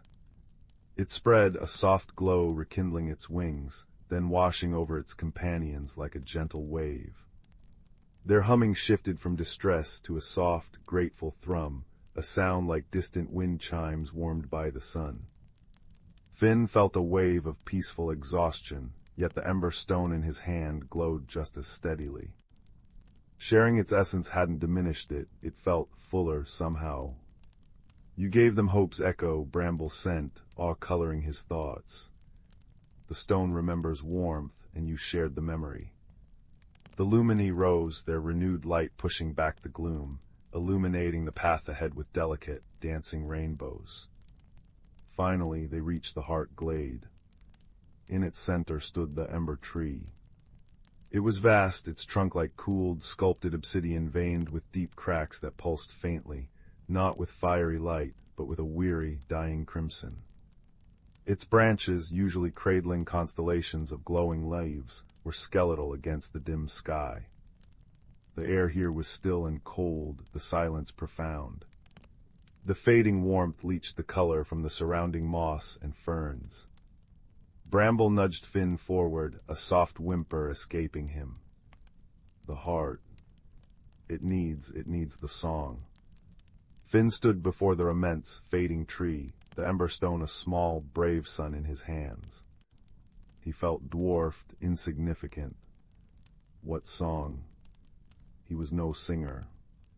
He was the quiet boy, the listener. He closed his eyes, pressing the warm stone against the tree's cool, rough bark.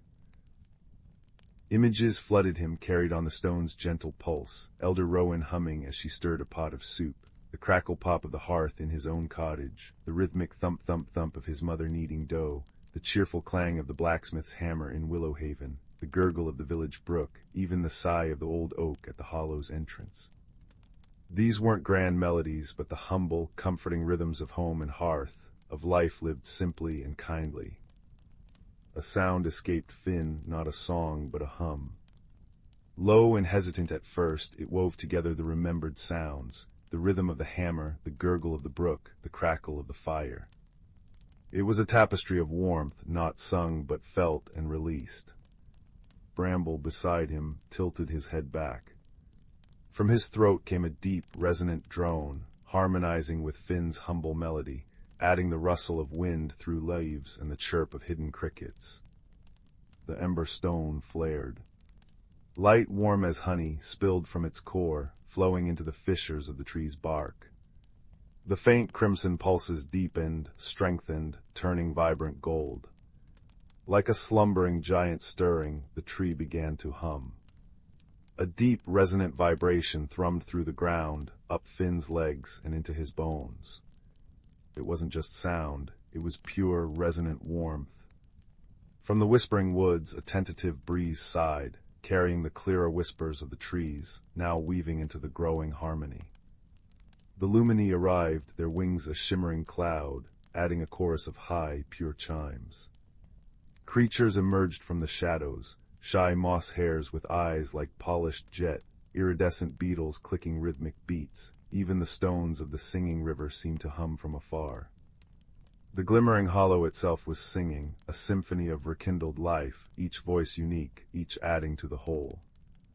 The ember tree's veins blazed with golden light, its branches unfurling, sprouting leaves that glowed like captured moonlight and ember glow combined. Warmth radiated outwards, melting the lingering cold, painting the moss vibrant green, and setting the bioluminescent fungi ablaze with renewed color. Finn stood, bathed in the tree's gentle radiance, Bramble pressed warmly against his side. The great hum settled into a deep, contented thrum, the heartbeat of the hollow restored. The ember stone in Finn's hand glowed with a steady, peaceful light, no longer restless but content. He hadn't brought fire, he had rekindled the memory of warmth that lived in every creature, every leaf, every stone. He had listened, and then he had helped them all remember their own song. The quiet holds its own strength, little keeper. The tree's voice resonated in Finn's mind, vast and ancient, yet gentle as falling snow. You heard the hollow's fading sigh. You carried the ember. You helped us sing again. Bramble nudged him, radiating pure, wordless gratitude and affection. The journey back felt different. The hollow breathed easily. the singing river chuckled musically over its stones. The whispering woods murmured contentedly, their moss shimmering. The lumini escorted them partway, their light painting playful patterns on the path. At the ivy and starlight archway, Finn paused. Bramble looked up at him, those dark gold eyes full of understanding. "You belong both places now," Bramble sent softly. "The hollow remembers you. The stone will guide you back. Sleep now, little keeper. The warmth is safe." Stepping back into the frost-kissed night of Willowhaven felt like slipping into cool silk after a warm bath.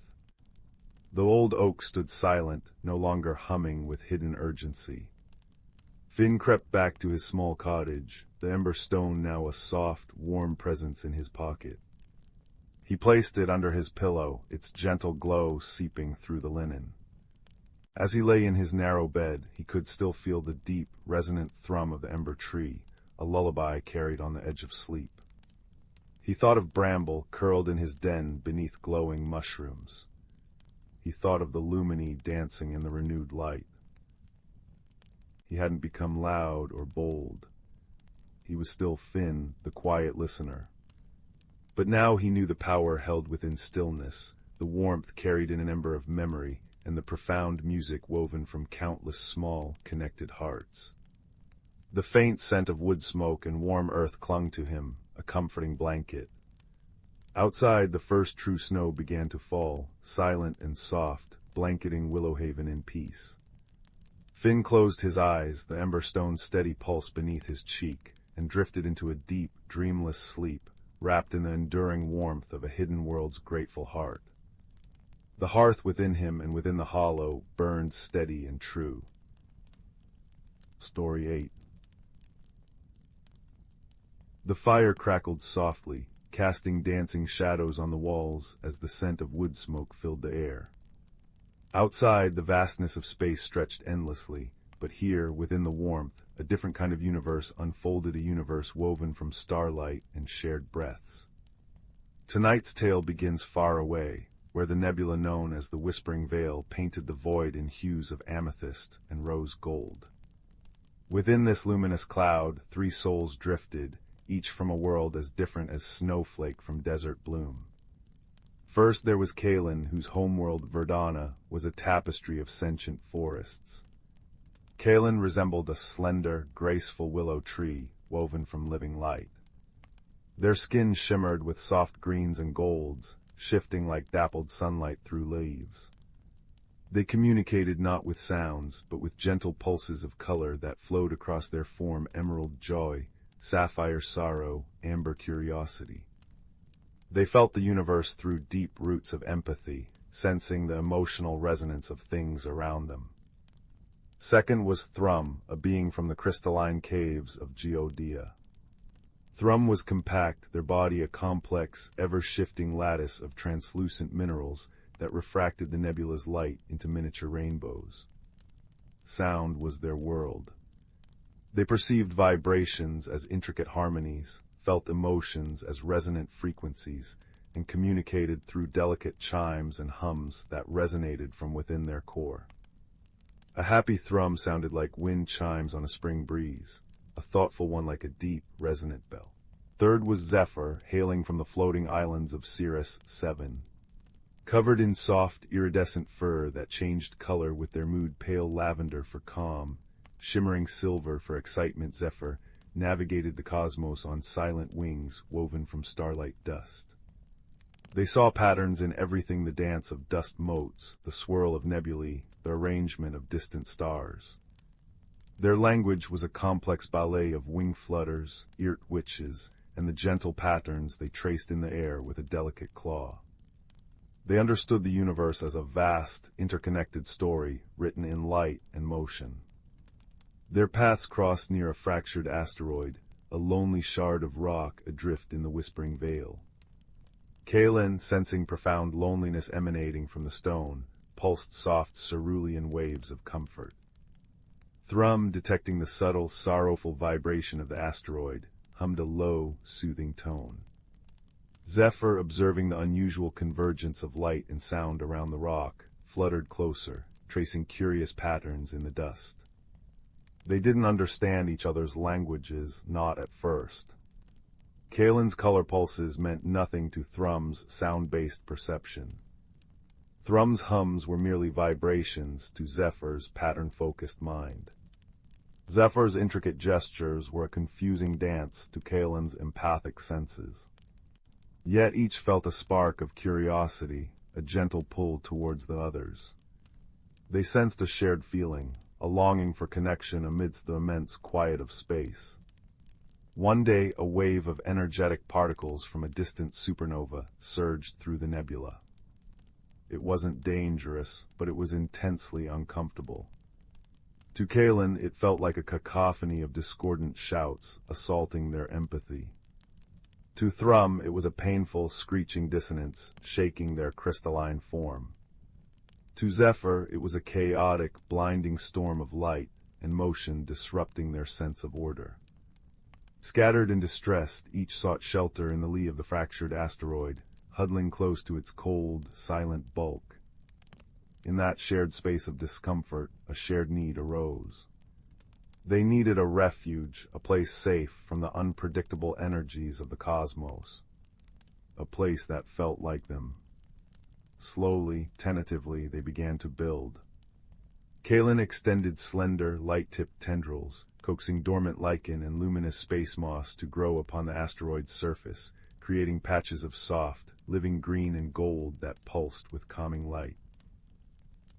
Thrum, humming a specific, grounding frequency, found loose mineral fragments and guided them with resonant vibrations, weaving them into the rock face, creating crystalline structures that amplified soothing sounds and scattered the harsh light into gentle rainbows. Zephyr, observing the patterns Kalen's growth created and the harmonic structures Thrum built, began to weave strands of collected stardust and cosmic silk between them. They crafted shimmering canopies that billowed softly, creating sheltered nooks and amplifying the soft light and gentle sounds within. They called their creation the Haven. It wasn't a grand space station or a fortress, it was a pocket of shared peace. A garden woven from light, sound, and starlight. Luminous moss-carpeted sections of the floor, pulsing gently. Crystalline arches hummed softly, refracting the nebula's glow. Silken canopies billowed overhead, revealing breathtaking vistas of the swirling, whispering veil. It was a sanctuary born from their combined needs and unique abilities. Building the Haven was filled with misunderstandings, each rooted in their alien natures, but these often led not to conflict, but to shared laughter and discovery. Once Kalen, sensing Zephyr's intense focus on a complex star pattern, pulsed a deep indigo wave of deep contemplation and support. To Zephyr, who saw patterns in everything, the sudden indigo wave seemed like a dark blot, obscuring the beautiful stellar arrangement they were studying. They let out a startled chirp and fluttered backwards, their fur flashing bright orange alarm. Thrum, feeling the discordant vibration of Zephyr's alarm chirp and Kalen's confused, flickering yellow pulse of apology, emitted a sharp, discordant ting. That startled everyone.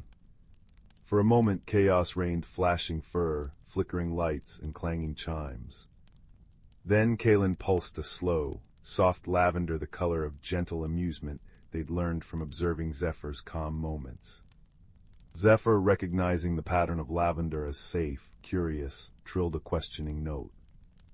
Thrum, sensing the shift to calmer vibrations, hummed a tentative, questioning scale. The shared absurdity of the moment washed over them. Zephyr traced a looping, spiraling pattern in the air, their sign for mistake, but funny. Kalen pulsed ripples of soft gold laughter. Thrum chimed a light, tinkling melody like falling water. Their shelter echoed with the sound of cosmic mirth. Another time, Thrum tried to share a complex feeling of nostalgic longing by humming a deep, resonant melody that shifted through minor keys. To Kalen, the minor keys felt like a profound sadness, and they pulsed sympathetic waves of deep blue sorrow. To Zephyr, the shifting melody created a complex, slightly melancholic pattern they associated with endings. They gently traced a slow, downward spiral with their wingtip. Thrum, sensing Kalen's blue sorrow and Zephyr's downward spiral, realized their beautiful, complex feeling of bittersweet memory had been interpreted purely as grief. They chimed a bright, clear note of surprise, then began a new melody weaving the nostalgic minor tones with brighter, hopeful major chords. Kalen's blue softened into a thoughtful teal. Zephyr's spiral pattern shifted upwards, ending in a small, hopeful star shape. They learned that day that feelings, like music, often held many notes, and understanding required listening to the whole composition. Their favorite moments came as the nebula quieted. They would gather in the heart of the haven, a sheltered alcove where Kalen's softest moss grew, Thrum's most harmonious crystals hummed, and Zephyr's canopy opened fully to the cosmos. They called it the Stargazer's Nook. Here, words were unnecessary. Kalen would dim their pulses to a soft, rhythmic glow, mirroring the slow breathing of a sleeping world. Thrum would resonate a low, steady drone, like the heartbeat of the universe itself. Zephyr would fold their wings, their fur settling into a calm, deep violet, and simply watch. Together, they gazed out at the infinite tapestry of stars. Kalen felt the stories written in starlight, the ancient joy of newborn suns, the quiet resignation of dying giants, the hopeful journeys of comets.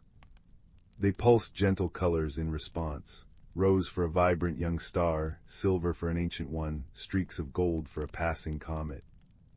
Thrum heard the cosmic symphony, the harmonic resonance of binary stars dancing, the deep thrum of gas giants, the faint, high chime of distant pulsars. They hummed counter-melodies, weaving their own harmonies into the grand celestial music, the crystals around them amplifying the gentle sounds. Zephyr saw the patterns, constellations forming and dissolving over eons, the elegant spirals of galaxies, the intricate dance of planetary orbits. They traced delicate, ephemeral lines in the air with a claw tip, sketching the stories only they could perceive, the patterns shimmering briefly in the starlight before fading. In these quiet watches, a profound understanding blossomed.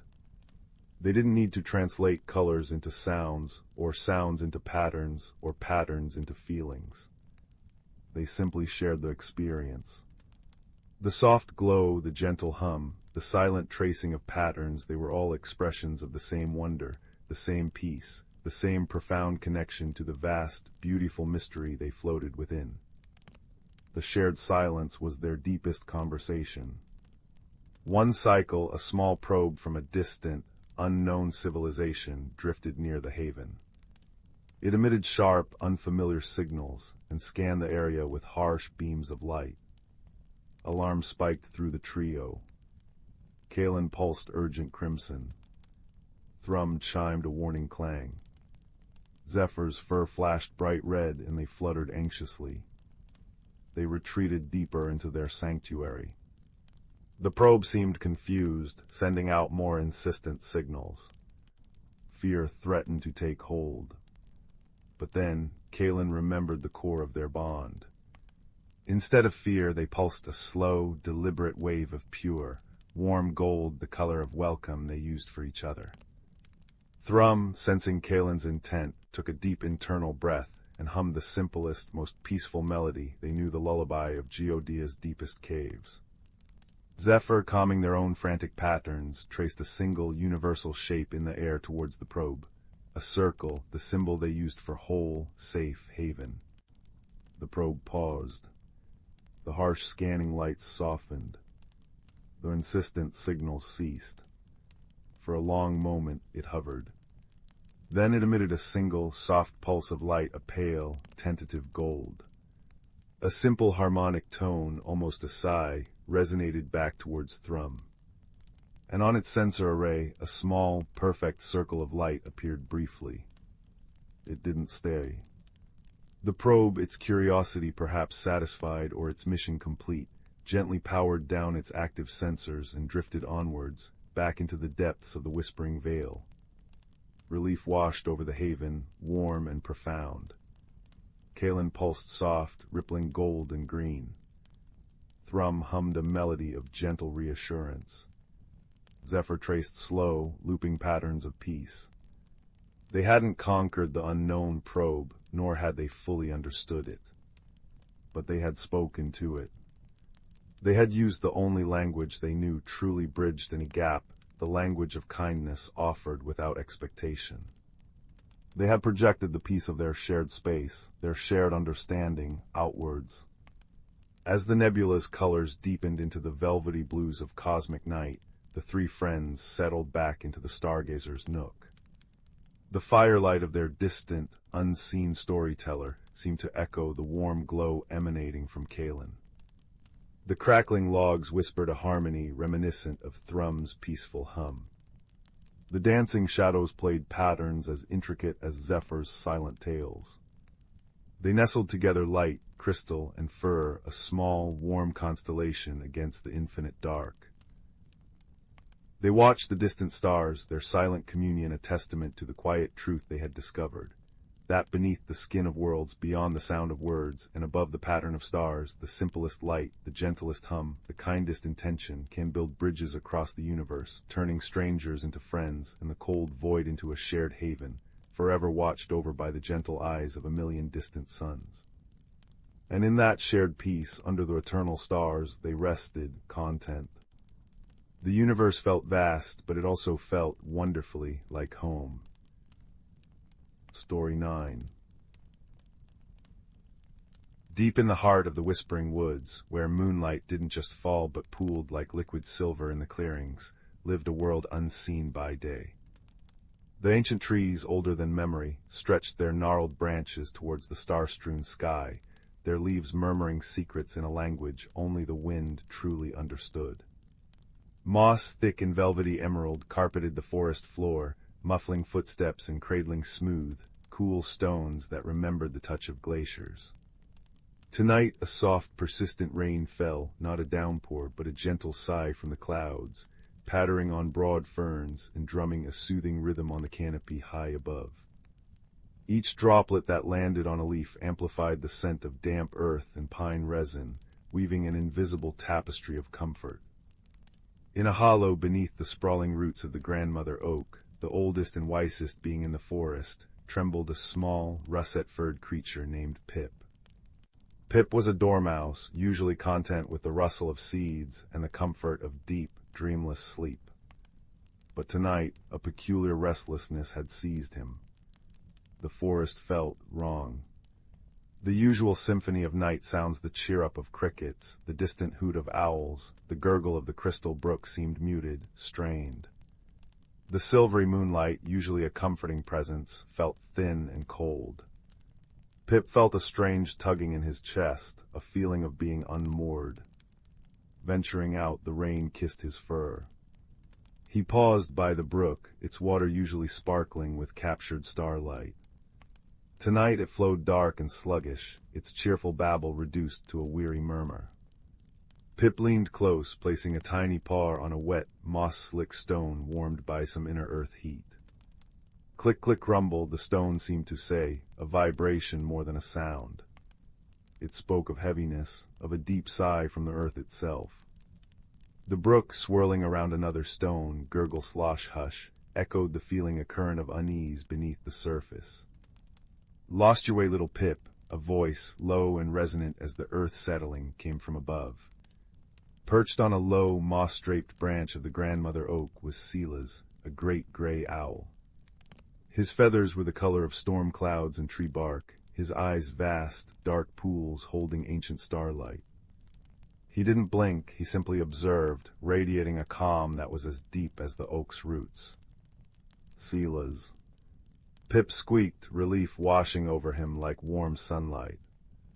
It's the moonlight, it feels thin, the brook is sad, the stones are heavy, and an eye feels strange, like a leaf blown off its branch too soon. Silas tilted his great head, the movement silent as falling snow. Ah, he breathed, the sound like wind sighing through dry reeds. You feel the shift, the forest holds its breath. He gestured with his beak towards the canopy. Look closely at the moon, little Pip, not with just your eyes, but with the quiet place inside. Pip looked up. The moon, usually a bold, silvery coin, seemed veiled, its light diffused and lacking its customary luminous power. It cast long, faint shadows that seemed to shiver. It looks tired, Pip whispered. Indeed, Silas murmured. The Lady of Night gathers her strength. This is the moon's resting, a quiet time in the great turning. But this year, the balance feels delicate. The whispers in the wind carry a note of worry. The roots drink deep, but the sap feels slow to rise. A sudden breeze rustled through the leaves of the grandmother oak. It wasn't a fierce gust, but a soft, complex susurration. S-H-H-H-H whisper sigh, rustle creak, hum. Pip closed his eyes, letting the sounds wash over him. He heard concern, yes, but also patience, and a deep, abiding strength. It was the tree's language, a story woven from the movement of 1,000 leaves. What can be done? Pip asked, his tiny voice barely audible above the rain's gentle percussion. Balance is the forest's song, Silas said softly. When one note falters, others must rise to meet it. The lady rests, so the forest must offer its own light, its own warmth, its own song. Look around you, Pip. Not just with sight. Pip took a deep breath, filling his lungs with the cool, rain-scented air. He closed his eyes again, listening past the pattering rain. He heard the soft drip, drip, drip from a beech leaf onto a mushroom cap. He heard the faint scritch-scratch of a beetle navigating a fallen log.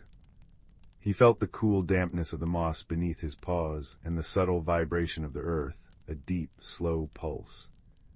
And then he saw it. Not with his eyes, but with his heart. Opening his eyes, the forest transformed. Where before there had been darkness, now glowed soft, ethereal lights. Tiny pinpricks of emerald green flickered amidst the moss glowworms, weaving their luminous threads. Beneath ferns, clusters of ghostly pale mushrooms emitted a faint, blue-white radiance. Along the banks of the brook, strands of luminous algae pulsed with a gentle, aquamarine light, like captured starlight. High in the branches, fireflies, usually sporadic, danced in greater numbers, their golden-green lanterns weaving intricate patterns against the velvet dark. It was the forest's inner light, shining brighter as the moon dimmed. The light keepers awaken, Silas observed, his voice warm with approval. They remember the old pact. Pip felt a spark ignite within his own small chest. He wasn't a mighty owl or an ancient tree. He was just Pip. But he felt the forest's need, a gentle tug stronger than his fear. What can I do, Silas? The owl's gaze softened. Sometimes the smallest voice carries the purest note. The forest feels the strain of the shift. Carry your own light, Pip, carry hope. Visit the places that feel heavy. Listen, offer your presence. The stones remember kindness. The water carries whispers. The trees feel companionship. Emboldened, Pip set off. He scampered over the rain-slick moss, his tiny paws making barely a sound. He approached the brook again, where the water seemed burdened. He sat on the warm, clicking stone, closed his eyes, and simply listened. He didn't try to fix anything, he just offered his quiet attention. He thought of the brook's journey from the high, snowy peaks, tumbling over rocks, nourishing roots, singing to the frogs. He imagined its strength, its persistence. After a moment, the brook's murmur seemed to change. Gurgle, swish, chuckle, flow. It wasn't jubilant, but the weary edge softened. The stone beneath him hummed a warmer note, click hum, steady. He visited a stand of young birches, their white bark gleaming faintly in the forest's own bioluminescence. Their leaves shivered, rustle, tremble, cold. Pip nestled close to the base of the largest, sharing the warmth of his small body, humming a tuneless, comforting little song his mother used to hum. The trembling lessened. the leaves sighed, rustle sigh, warmer, thank you. He climbed a gentle slope where the wind moaned softly through the pines, ooh-oh hollow. Pip found a sheltered nook beneath an overhanging rock, lined with dry moss. He gathered a few fallen, sweet-smelling pine needles and arranged them carefully. It wasn't much, but it was a place of offered shelter. The wind, whistling past the rock, seemed to catch the scent, its moan shifting to a gentler hush-shh, softer. As Pip moved through the forest, a subtle change began to unfold. Other nocturnal creatures, sensing his quiet mission, joined in.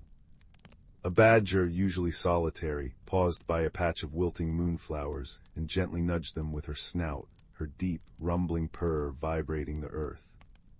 A family of hedgehogs, their spines glistening with raindrops, carefully gathered fallen twigs that were blocking a small, clear spring, their tiny grunts a rhythm of cooperation.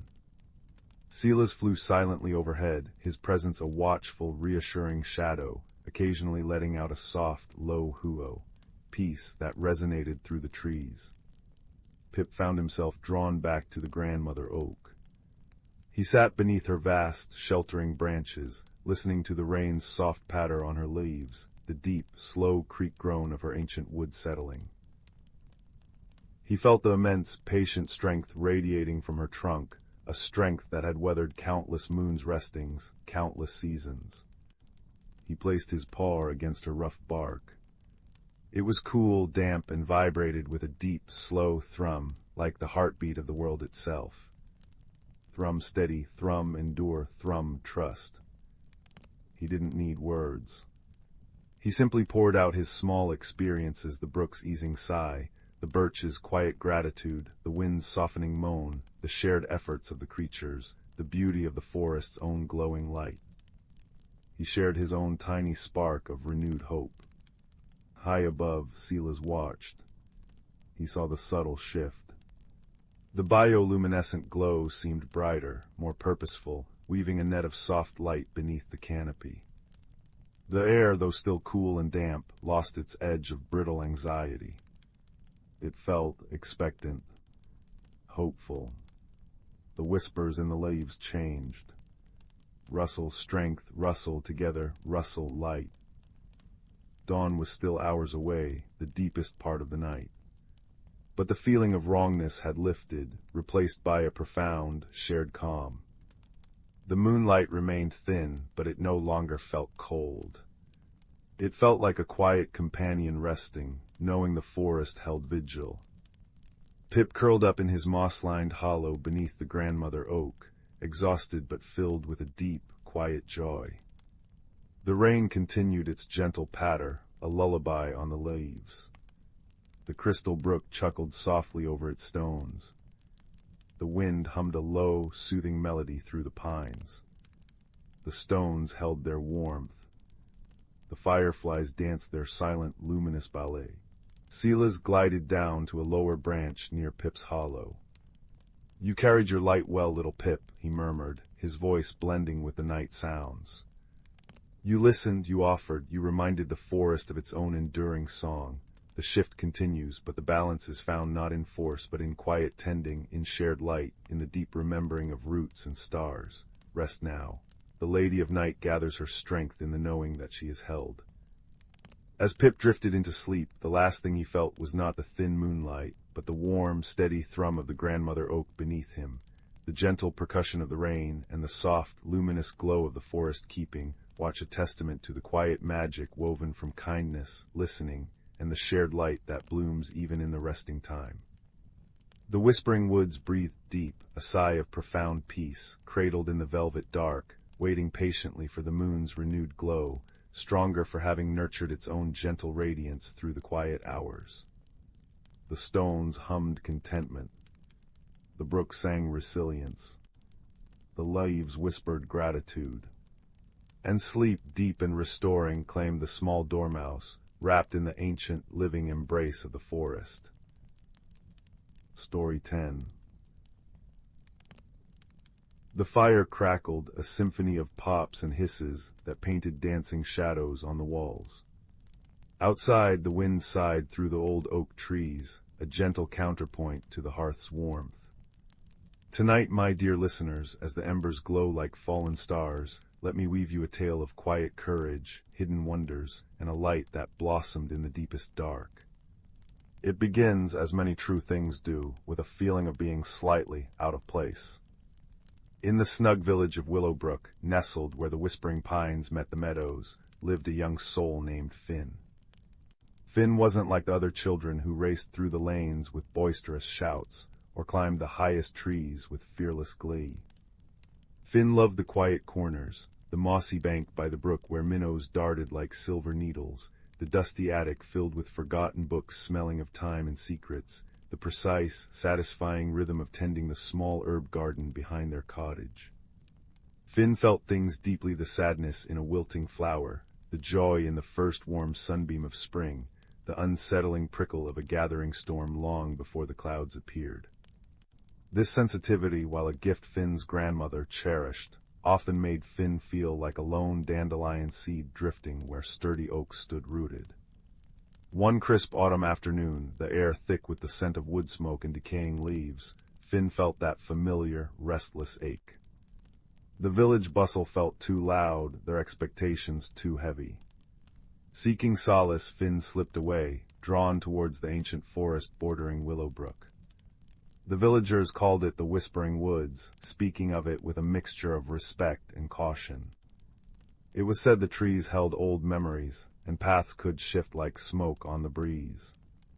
Finn stepped beneath the canopy, the world instantly softening.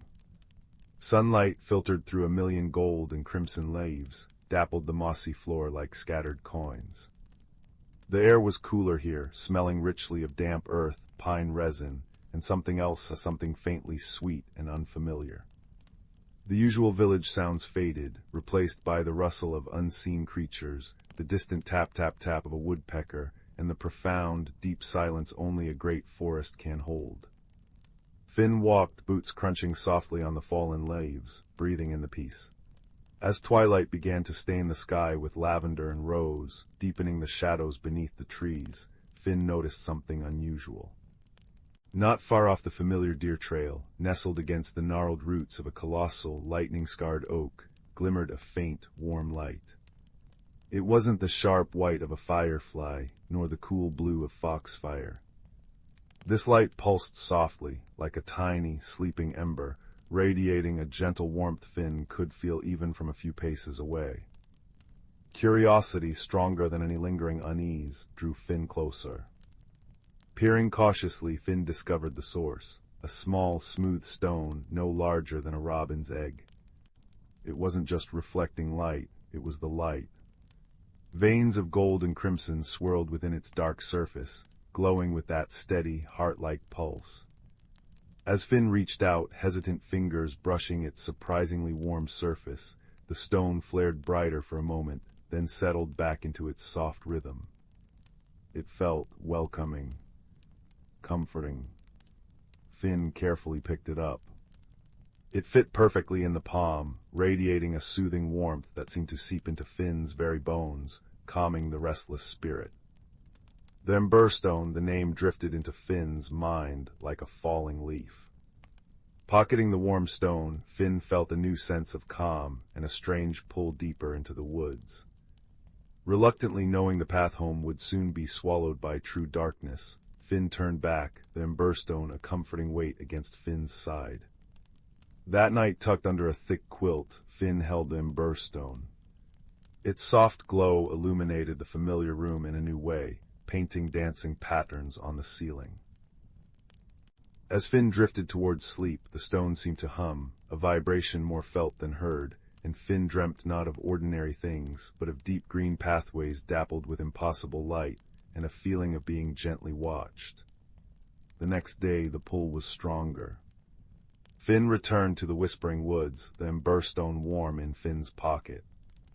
Guided by an instinct Finn couldn't explain, Finn ventured further than ever before, following subtle signs. A moss-covered stone shaped like a sleeping badger, a trio of unusually large, bright red toadstools arranged in a triangle, the faint, sweet scent growing stronger. The forest felt alive, watching. Birdsong seemed more melodic. The rustling leaves whispered secrets just below hearing. Finn wasn't afraid. The Emberstone's warmth felt like a shield and a guide. Suddenly, Finn stepped into a small clearing unlike any other. Sunlight streamed down in thick golden shafts, illuminating a carpet of impossibly soft, luminescent moss that glowed faintly blue-green. Flowers bloomed here that Finn had never seen, blossoms shaped like tiny bells that chimed softly in the breeze, others like spun glass reflecting rainbows. At the center of the clearing stood a magnificent, ancient willow tree, its branches trailing down like a waterfall of silver-green leaves, shimmering with dew or perhaps their own inner light. The air hummed with a peaceful energy. This was the Glimmerhold, Finn knew with sudden certainty. But Finn wasn't alone. Perched on a low, mossy branch of the willow, observing Finn with large, intelligent eyes the color of polished amber, sat a creature. It was about the size of a squirrel, but resembled a tiny fox crafted from living shadow and starlight. Its fur was deepest indigo, almost black, but shimmered with faint, swirling patterns of silver, like constellations. Large, delicate ears twitched, and its bushy tail flicked with cautious curiosity. Most astonishingly, nestled against its chest, glowing with the same warm, ember-like light as Finn's stone, was another Emberstone, seemingly fused into its fur. Finn froze. The creature regarded Finn, unblinking. It didn't hiss or flee. It tilted its head, a gesture that seemed more questioning than threatening. Slowly Finn knelt, holding out the hand holding the Emberstone. The stone pulsed warmly in response. The creature's eyes widened, fixed on Finn's stone. It made a soft sound, a chirruping trill that vibrated with warmth and surprise. Then with impossible grace it leapt down, landing silently on the glowing moss a few feet away. It took a tentative step closer, then another, its nose twitching towards the stone. Its own Emberstone pulsed in sync with Finn's. This was Sila's. He wasn't a fox nor a squirrel, but a Glimmerkin, a guardian spirit of the Whispering Woods, bound to its hidden heart, the Glimmerhold. Sila's communicated not in words, but in feelings, images, and soft sounds that resonated directly in Finn's mind. Images of deep roots drinking starlight, of watching seasons turn over centuries, of tending the glowing moss and the singing flowers. He showed Finn the delicate balance of the Glimmerhold, a place where the forest's heart song resonated strongest. He also showed Finn the connection. The Emberstones were shards of the Glimmerhold's own core, attuned to those who felt the forest's subtle song, those who listened with their hearts, not just their ears. Finn's sensitivity, the very thing that made Finn feel out of place in Willowbrook, was the key that unlocked this hidden world. A deep, resonant friendship blossomed in that sun-dappled clearing. Finn would visit Sila's daily, learning the quiet ways of the Glimmerhold. Finn learned to listen to the different chimes of the bellflowers, each note signifying a change in the wind or the approach of gentle rain, to gather dew from the luminescent moss that tasted like cool, clear moonlight, and to sit silently beside Sila's, sharing the profound peace that radiated from the ancient willow. Sila's showed Finn hidden springs where the water sparkled with trapped sunlight, and groves where fireflies danced in complex, glowing patterns every dusk. Finn shared stories of Willowbrook the grumpy baker, Old Man Hemlock, whose bread was the best for miles, the cheerful clang of the blacksmith's hammer, the comforting scent of grandmother's lavender scones. Silas listened, fascinated, his amber eyes wide, trilling softly at tales of village dogs or market day bustle. Finn felt truly seen, truly understood for the first time. The Emberstone glowed steadily on Finn's windowsill each night, a tangible link to this secret sanctuary. Weeks passed, the autumn deepening, painting the woods in fiercer hues. Then a subtle change began. The light in the Glimmerhold dimmed. The luminescent moss lost some of its vibrant glow, becoming patchy and dull. The bellflowers chimed less frequently, their notes sounding thin and tired. The very air felt thinner, less vibrant. Silas grew anxious, his usual graceful movements becoming quick and fretful. He nuzzled the roots of the great willow, his small body radiating worry. He showed Finn images, a darkness creeping at the edges of the glimmerhold, a coldness seeping into the soil, a discordant note in the forest's heart song. The mystery deepened. Finn explored the edges of the glimmerhold with Silas. They found nothing obvious, no fallen trees blocking light, no signs of pollution. Yet the malaise spread. Silas led Finn to a place Finn hadn't seen before, a natural archway formed by two leaning stones, draped with thick, ancient ivy, marking the boundary of the glimmerhold's direct influence. Beyond it the forest felt ordinary. Good, healthy forest, but lacking the profound magic of the clearing. Silas stopped at the archway, hesitant. He projected an image of tangled thorns and chilling fog, a sense of deep foreboding. The source of the weakening lay beyond the arch, somewhere deeper in the whispering woods, in a place even Silas, bound to the glimmerhold, rarely ventured. Finn felt a knot of fear tighten in Finn's stomach. The thought of venturing further into unknown depths was daunting. The comforting warmth of the emberstone in Finn's pocket seemed suddenly fragile. Could Finn, who flinched at loud noises and preferred quiet corners, really help save this magical place? Finn looked at Silas, his small form trembling slightly, his amber eyes wide with trust and fear. The Glimmerhold wasn't just Silas's home. It had become Finn's sanctuary too, a place where Finn's sensitivity was a strength, not a burden. The thought of its light fading, of Silas's distress, was a sharper pain than any fear of the unknown. Taking a deep breath, feeling the emberstone's warmth steady Finn's resolve, Finn nodded. "We have to find out what's wrong, Silas. We have to help." Silas chirruped, a sound of pure relief and courage. He scampered onto Finn's shoulder, his small weight and the gentle pulse of his own emberstone a comforting presence. Together they stepped through the ivy-draped archway. The forest beyond felt different. Older, denser, quieter. The sunlight struggled to penetrate the thick canopy.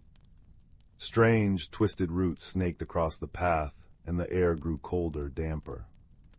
The comforting scent of pine was replaced by the smell of deep loam and decaying wood. Silas guided Finn, his small nose twitching, his ears constantly swiveling. He directed Finn away from paths that felt subtly wrong, towards faint traces of warmth Finn couldn't perceive alone.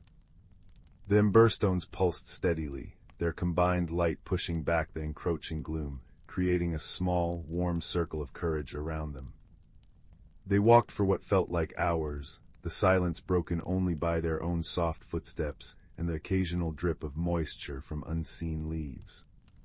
Finn's heart pounded, but Silas's presence and the stone's warmth kept the fear at bay. Finn focused on the small things, the intricate pattern of frost on a spiderweb, the soft hoot of an owl far above, the resilience of a tiny fern pushing through a crack in a boulder. These small wonders anchored Finn, reminding Finn of the beauty they were trying to protect. Finally, Silas stopped, chittering urgently. They stood before a sheer rock face, slick with damp moss. At its base, half hidden by thorny brambles, yawned the entrance to a cave. A chill, unnatural wind sighed from its dark mouth, carrying with it a faint, acrid smell that stung Finn's nose, the scent of something deeply wrong, something sickly and cold. This was the source of the discord. Silas shivered on Finn's shoulder, pressing close. Pushing aside the stubborn thorns, careful not to tear clothes or skin, Finn peered into the cave. The emberstone's glow revealed a small cavern. In its center, tangled in thick, black, root-like tendrils that seemed to pulse with a sickly dark light, lay a large, milky white crystal formation.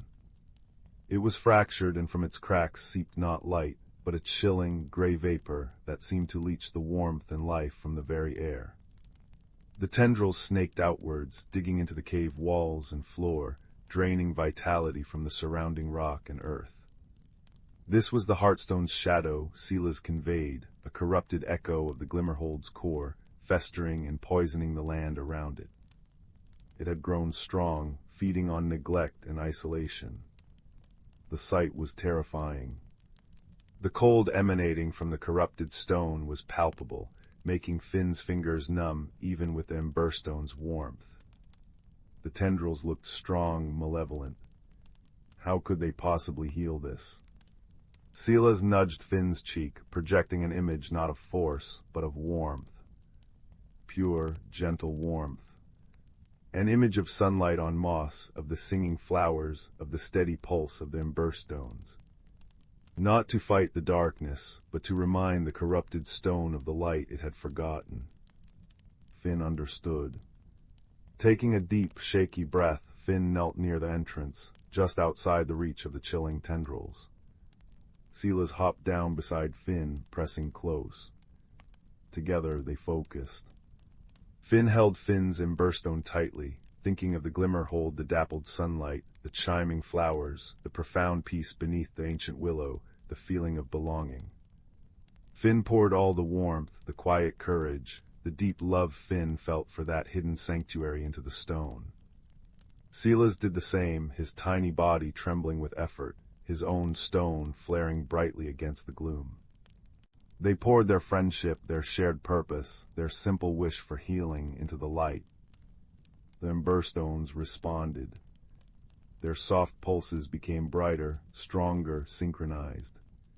Twin beams of warm, golden-red light, like concentrated hearth fire, lanced out from the stones, bathing the corrupted crystal formation in their gentle radiance.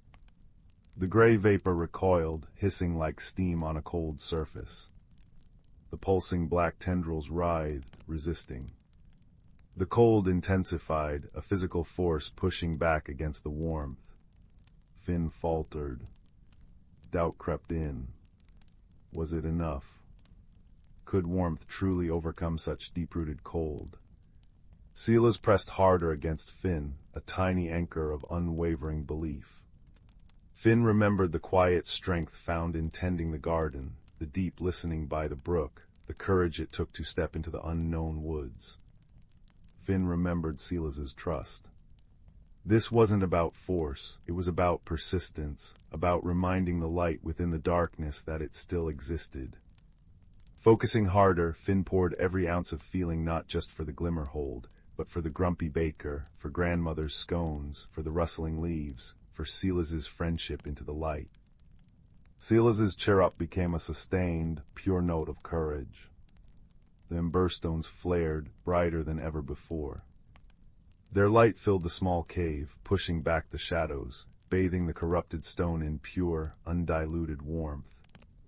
A tremor ran through the cavern. A faint, almost imperceptible glow flickered deep within the fractured white crystal. One of the thick black tendrils closest to the light shriveled, crumbling into dust like rotten wood. Then another.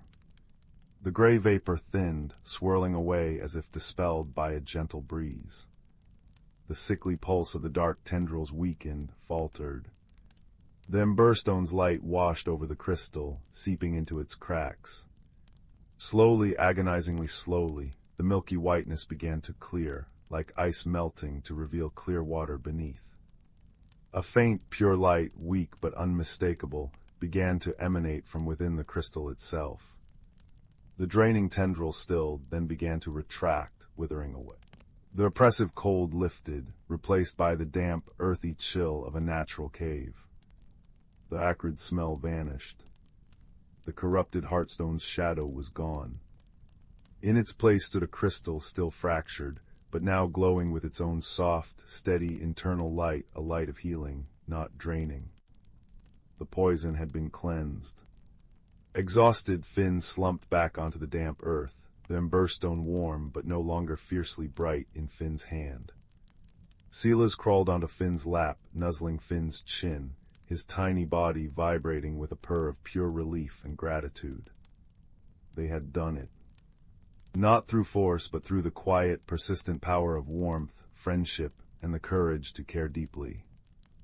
The journey back felt lighter. The forest seemed to breathe a sigh of relief. Birdsong returned, brighter than before. Sunlight seemed to penetrate deeper into the woods. When they finally stepped back into the Glimmerhold, the change was immediate and profound.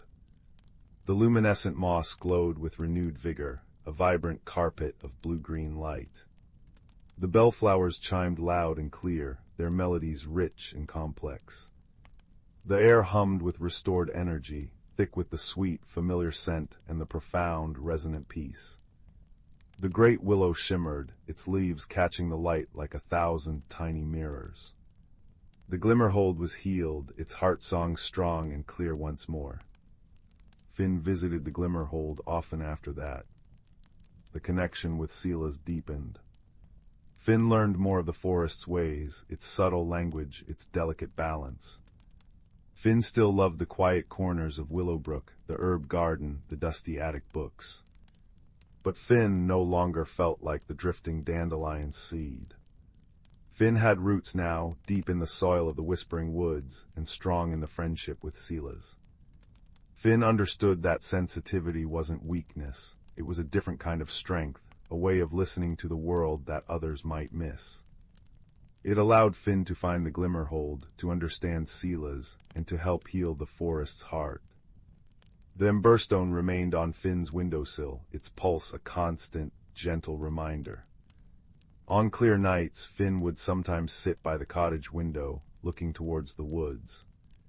And sometimes, just sometimes, Finn would see a tiny, ember-bright light flitting between the trees, accompanied by a soft, familiar cheer-up carried on the breeze.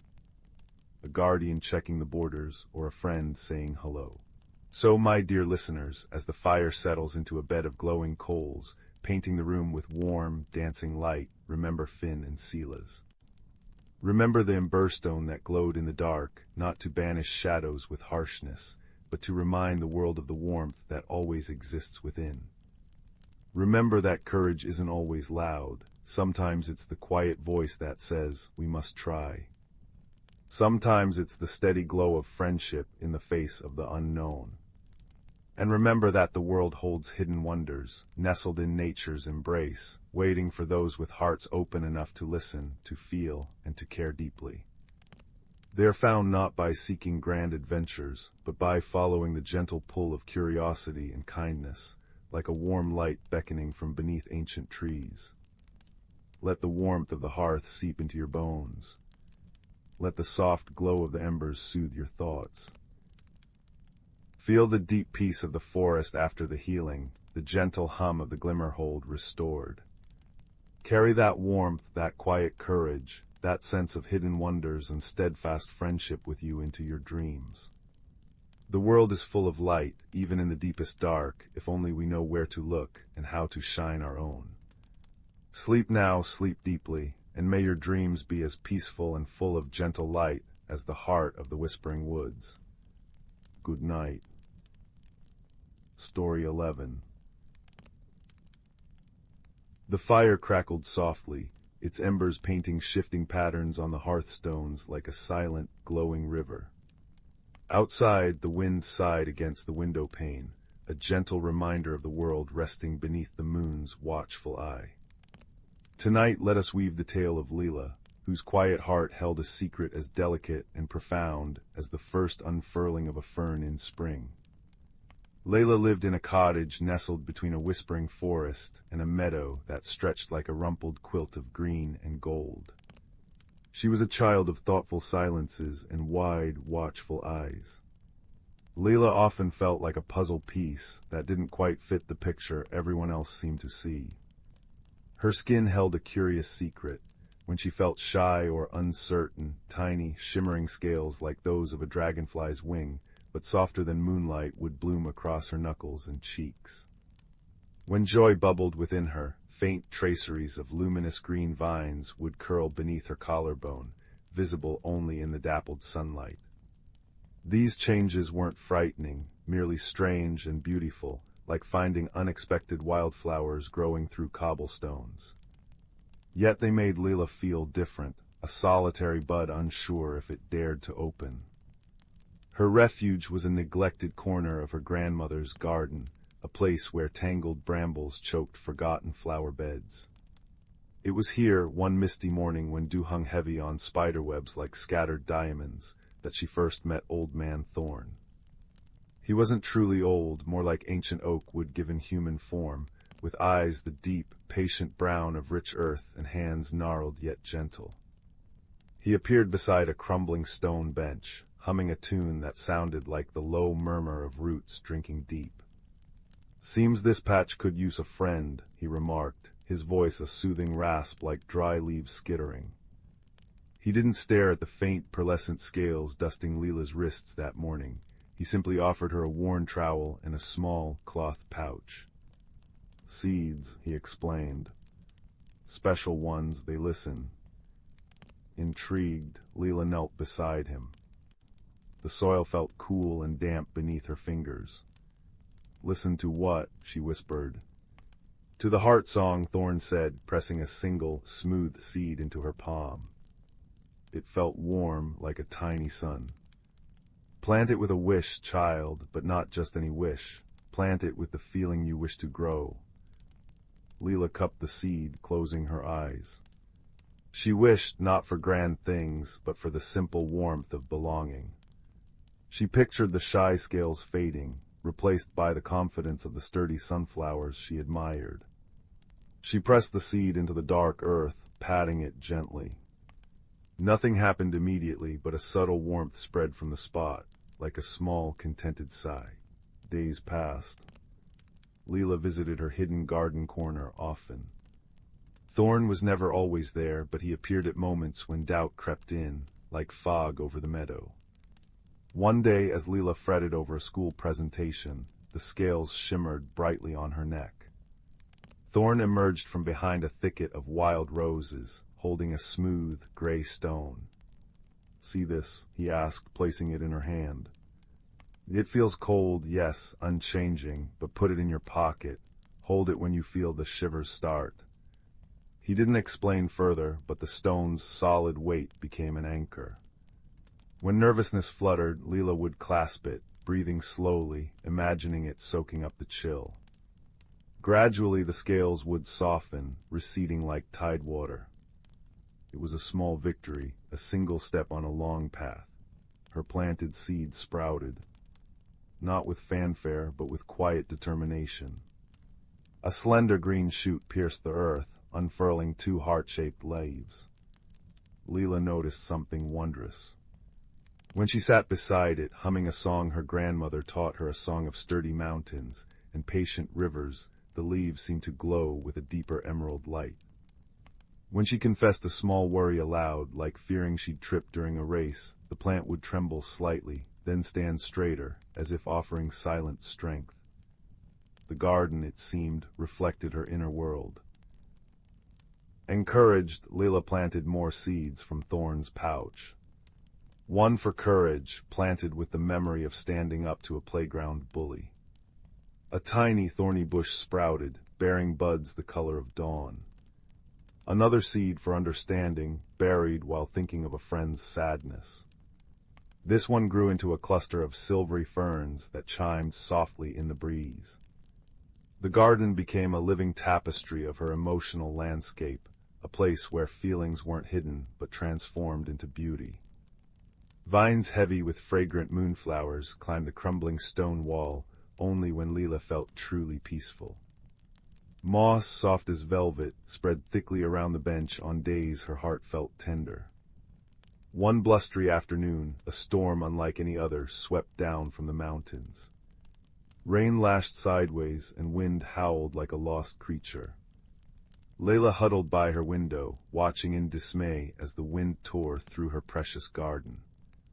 The brave little thorn bush bent double, the singing ferns were battered, the moonflower vines whipped about wildly. Her heart clenched with fear for them, and her skin erupted in a storm of shimmering scales, brighter and more widespread than ever before. This wasn't gentle uncertainty, this was the tempest mirrored on her skin. Just as despair threatened to swallow her, a familiar figure stood silhouetted against the raging gray sky. Thorn stood calmly at the garden's edge, his coat flapping. He didn't shout over the wind, he simply held out his hand towards her. Taking a deep, shuddering breath, Lila ran out into the downpour. The rain stung her skin where the scales glimmered, but she focused on Thorn's steady presence. "Feel the storm, child," Thorn said, his voice somehow clear amidst the chaos. He placed his large, earth-stained hand over hers, where it clutched the anchor stone in her pocket. "It is change, it is power, but it is not stronger than the roots." Lila closed her eyes. Instead of fighting the fear, she let herself feel it, the wildness of the wind, the drumming of the rain. She thought of her garden plants, the thorn bush's deep roots, the fern's flexible fronds, the moonflower vine's tenacious grip. She poured that feeling, not defiance, but resilient acceptance, into the stone in her pocket, imagining it radiating outwards like warm light. As she breathed, matching her rhythm to the storm's pulse, inhale the chaos, exhale the calm, something shifted. The shimmering scales on her skin didn't vanish. Instead, they softened, their pearlescent gleam deepening into a luminous, protective gold that seemed to shed its own gentle light around her, pushing back the storm's chill. And the garden responded. The thorn bush straightened, its dawn-colored buds glowing defiantly. The silver ferns stilled their frantic shivering and began a low, resonant hum that harmonized with the wind. The moonflower vines gripped the stone wall tighter, their white blooms glowing like tiny beacons in the gloom. Lila wasn't stopping the storm, she was standing with her garden within it, transformed. When the storm passed, leaving the world washed clean and sparkling, Lila's garden wasn't destroyed. It was changed, renewed. The plants stood taller, infused with a vibrant energy. Her own golden scales slowly faded, leaving behind skin that felt warm and strong, humming with a newfound quiet confidence. She looked at her hands, no longer fearing the shimmer, but seeing it as a map of her own becoming. Thorn smiled, a slow crinkling around his eyes like sun-warmed earth cracking. He pointed not to the flourishing plants, but to the base of the old stone bench. There, nestled in a patch of the resilient moss, was a chrysalis. It wasn't there before the storm. It hung, perfectly formed, a vessel of velvety jade and amber silk, utterly still and full of silent promise. "See," Thorn murmured. "The greatest changes often need the fiercest winds to begin. You've tended your inner garden well, Lila. Now, learn the patience of the chrysalis." Time flowed like the stream at the meadow's edge. Lila tended her garden, which now flourished with plants that pulsed with gentle light and hummed with quiet music, reflecting her ever-growing sense of self. The scales still came, sometimes silvery for contemplation, sometimes rosy for joy, golden for strength, but they were companions now, not strangers. She watched the chrysalis day after day, understanding that some transformations cannot be rushed. Old Man Thorn visited less often. His presence felt more in the rustle of leaves or the scent of turned earth than in his form. He had given her the tools, the tending was hers. One cool, clear evening, as the first stars pricked the violet sky, Lila sat on her bench, breathing in the perfume of night-blooming jasmine that had spiraled up the wall only after she'd finally forgiven herself for a small mistake. She held the warm anchor stone, feeling its steady pulse. A soft sound like silk tearing made her look. The chrysalis was stirring. Slowly, laboriously, a creature emerged. Damp wings, crumpled and fragile, unfurled in the twilight. Not a butterfly of flamboyant hues, but a moth. Its wings were vast and velvety, the color of midnight dusted with the finest powdered gold. On each wing patterns shimmered, not static, but shifting constellations that mirrored the very stars above. It was breathtakingly, profoundly beautiful, a creature born of darkness and storm into quiet, luminous grace. It rested for a moment, drying its wings in the soft air, then fluttered once twice, landing gently on Lila's outstretched finger. Its touch was feather-light cool. It looked at her with compound eyes that held the depth of the night sky. Then with a silent beat of its star-dusted wings, it lifted into the air, a living piece of the cosmos drifting upwards, joining the first stars. Lila watched it go, her heart full to bursting. She felt no sadness, only a deep, resonant peace. The golden scales glimmered softly on her skin, not as armor, but as a gentle radiance. She looked at her garden, vibrant and alive, a testament to every small victory, every tear watered into strength, every whispered wish nurtured into bloom. She thought of the moth not ending its journey, but beginning a new one beneath the infinite sky. Her own cocoon of uncertainty had dissolved. The seed's thorn gave her had grown deep roots. The storm had passed, leaving her stronger.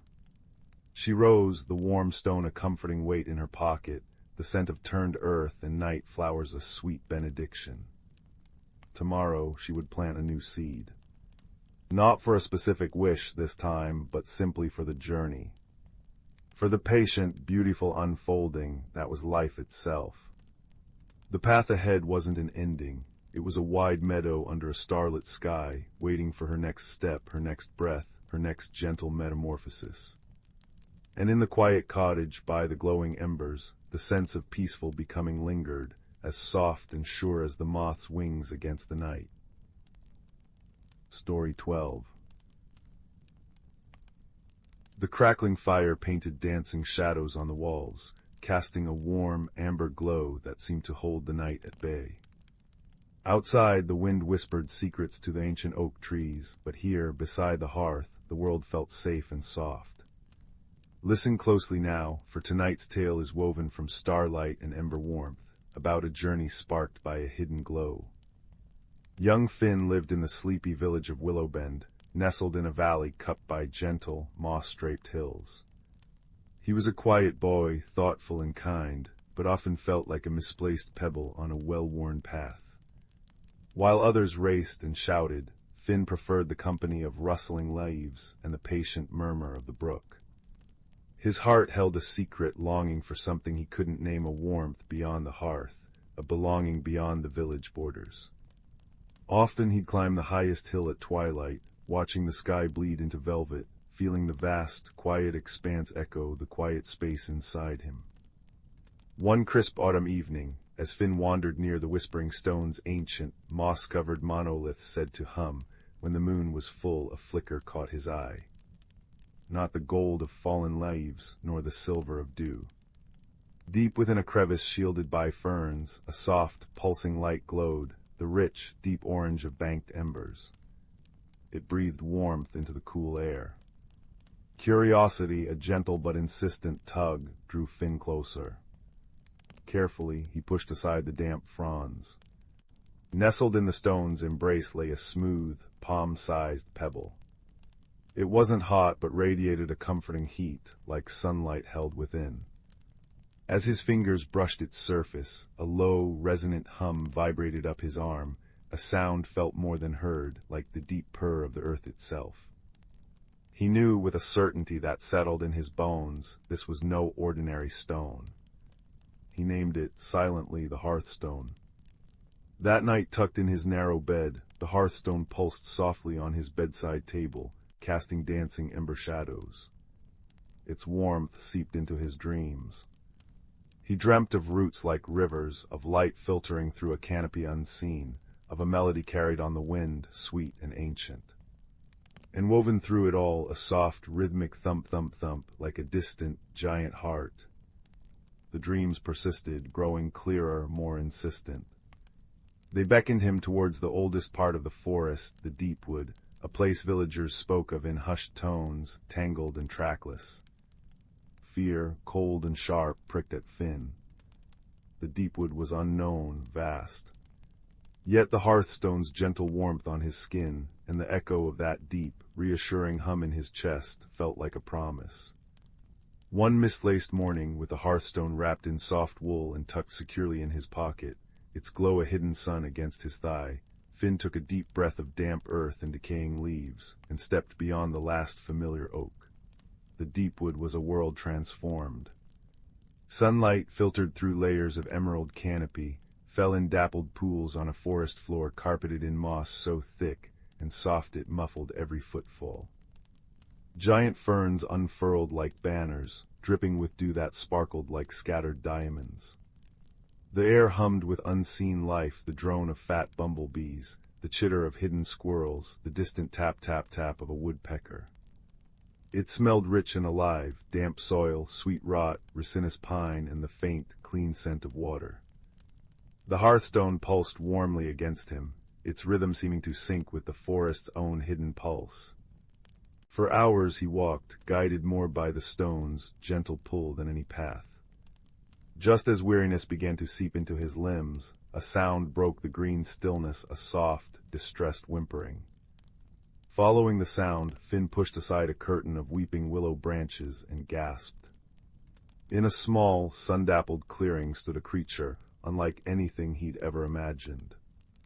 It was roughly the size of a badger, covered in dense, velvety fur the color of twilight moss, streaked with silver like moonlight on water. Large, luminous eyes, the deep brown of forest pools, blinked at him with startled fear. But what held Finn's gaze were its antlers, not hard bone, but living wood, smooth and pale as birch bark, crowned with tiny, trembling leaves that shimmered with captured light. One delicate twig-like leg was caught fast in the cruel jaws of a rusty, forgotten trap half buried in the moss. The creature flinched as Finn took a hesitant step closer. Its whimper turned into a low, fearful hum. Finn stopped. He remembered the quiet animals near Willowbend, how sudden movements scared them. Slowly, carefully, he knelt on the cool moss, keeping his distance. He spoke softly, his voice barely louder than the rustling leaves. "SHHH, it's all right. I won't hurt you. My name's Finn." The creature watched him, its large eyes wide, its small chest heaving. Finn fumbled in his pocket, the hearthstone pulsing reassuringly. He didn't pull it out, but its warmth seemed to radiate from him. "You're stuck," he murmured. "That looks painful. May I try to help?" The creature tilted its head, its leaf-crowned antlers catching the light. It made a soft, questioning cheer-up. Finn took it as permission. Moving with infinite slowness, he crept forward. The trap was old and stiff, its teeth biting deep into the velvety fur. Finn's fingers trembled as he touched the cold metal. He pushed, pulled, twisted. It wouldn't budge. Sweat beaded on his forehead. The creature whimpered again, a sound that tugged at Finn's heart. He closed his eyes, took a deep breath, focusing on the hearthstone's warmth spreading through him, a warmth that felt like calm, like quiet courage. He pushed again, pouring all his gentle strength into it. With a groan of protesting metal and a shower of rust flakes, the jaws sprang open. The creature scrambled back free, but didn't flee. It stood a few paces away, trembling, licking gingerly at its injured leg. It looked at Finn, then down at the trap, then back at Finn. Its large eyes held a depth of understanding that startled him. It chirruped again, softer this time, a sound like wind chimes made of crystal leaves. It took a tentative hop towards him. Then another. Slowly it approached, stopping just an arm's length away. It lowered its head slightly, its leaf-crowned antlers dipping in a gesture that felt profoundly like a bow. A soft, melodic hum, deeper and more resonant than before, vibrated from its small chest, a sound of pure, warm gratitude. Finn smiled, a genuine, quiet smile that started deep within him. "You're welcome," he whispered. The creature Finn decided to call it mosswood in his mind didn't leave. Instead, it limped alongside him as he continued deeper into the deep wood, guided by the hearthstone's increasing warmth and the persistent thump-thump-thump that seemed to grow louder, more resonant. Mosswood moved with a surprising grace despite its injury, navigating the tangled undergrowth with an innate knowledge. It would pause, nudge a particular root with its nose, or cheer up softly towards a hidden path Finn would have missed. Their communication was wordless, built on gestures, soft sounds, and shared looks. Finn learned to read the flicker of mosswood's leaf crown, the tilt of its head, the subtle shifts in its melodic hums. He shared his simple oat cake, and mosswood led him to hidden springs of water sweeter than any in Willowbend, and clusters of glowing blue berries that tasted like starlight. As they journeyed, the forest grew stranger and more beautiful. Trees soared like cathedral pillars, their trunks wide enough to build houses within.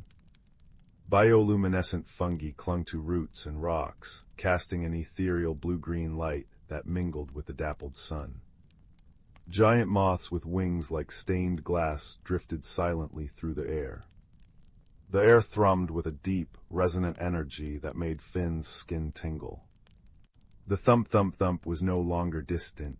It vibrated through the soles of his boots, pulsed in his chest alongside the hearthstone's rhythm. It felt ancient, powerful, yet profoundly weary, like the slow heartbeat of something immense and slumbering. Mosswood led Finn to the foot of the mightiest tree he had ever seen. Its roots were like great, gnarled serpents plunging deep into the earth, forming arches and caverns. High above, its branches vanished into the misty canopy. And at its base, partially concealed by cascading curtains of luminous moss, was an arched opening leading into utter darkness. The thump-thump-thump echoed strongest here, resonating from the very roots. The hearthstone in Finn's pocket blazed with a fierce, internal heat, its light pulsing urgently through the cloth. Mosswood nudged Finn gently towards the opening, its large eyes serious, humming a low, encouraging note. Taking a deep breath of the cool, root-scented air, Finn stepped into the darkness. Inside, the air was still and cool, smelling of ancient earth and deep time. The darkness wasn't absolute.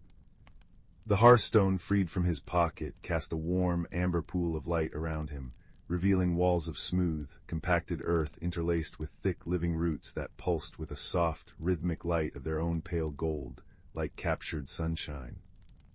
The light flowed upwards and downwards, converging towards the source of the sound. The thump-thump-thump was a physical presence here, a deep vibration that filled the chamber. Following the pulsing roots and the hearthstone's insistent pull, Finn walked deeper into the earth. The tunnel opened into a vast, cavernous space. The ceiling soared high above, lost in shadow. The walls and floor were a tapestry of glowing roots, their golden light illuminating the chamber with a soft, warm radiance. And in the very center, embedded within the thickest knot of roots, pulsed a heart. Not a heart of flesh, but a heart of pure, concentrated light and earth. It was immense, easily twice Finn's height, formed from swirling bands of amber, deep brown, and gold, like molten earth and sunlight fused together. It pulsed slowly, powerfully, thump-a-thump-a-thump, sending waves of light, rippling through the network of roots that spread outwards like veins, disappearing into the earth and rock in every direction. This was the heartroot, the source of the deepwood's life, its ancient rhythm. But something was terribly wrong. The light within the heartroot flickered erratically. Dark, shadowy veins marred its swirling surface, like cracks filled with ink. Its rhythm was labored, uneven, each beat sounding strained, painful. Thump, pause, thump-thump, long pause, thump. The golden light in the surrounding roots was dim, flickering weakly. Finn felt the wrongness deep in his own chest, a pang of sympathetic sorrow. Mosswood, who had followed him silently, pressed close to his leg, letting out a low, mournful hum that echoed the heartroot's distress. As Finn stood there, the hearthstone in his hand flared brightly, its light reaching out towards the ailing heartroot like a seeking hand. A wave of pure, warm energy flowed from the stone. Where it touched the dark veins on the heartroot, they seemed to flinch, recoiling slightly. The heartroot pulsed a little stronger, its light flaring momentarily brighter. Finn understood. The hearthstone wasn't just a guide, it was a piece of the heartroot itself, a fragment of its vital warmth that had somehow been lost. Its return was needed. But how? The dark veins resisted the hearthstone's light, clinging stubbornly. Mosswood nudged him again, then limped towards a cluster of smaller roots near the base of the heartroot. Among them grew tiny, delicate flowers Finn hadn't noticed before. They were pure white, shaped like tiny bells, and emitted a soft, silvery chime with each pulse of the heartroot, a sound so faint it was almost lost beneath the deep thumping. Mosswood gently nosed one of the flowers, then looked back at Finn, humming urgently. Finn knelt beside the flowers. As he did, the hearthstone's light touched the nearest bloom. Instantly the flower's chime grew louder, clearer, a pure, resonant note that seemed to vibrate through the cavern. The dark vein nearest to it visibly shrank back. Hope sparked in Finn. It wasn't just the hearthstone alone. It needed connection, harmony. The flowers, they were like conduits, amplifiers for the heartroot's own song, a song weakened by the darkness. He looked at Mosswood. "We need to wake them up," he whispered. "We need to help it sing." Mosswood chirruped in agreement. Finn began. He moved carefully around the base of the great heartroot, holding the hearthstone close to each cluster of the bell-like flowers. Where its warm light touched them, they responded. Their silvery chimes strengthened, weaving together into a soft, ethereal melody that rose above the labored thumping.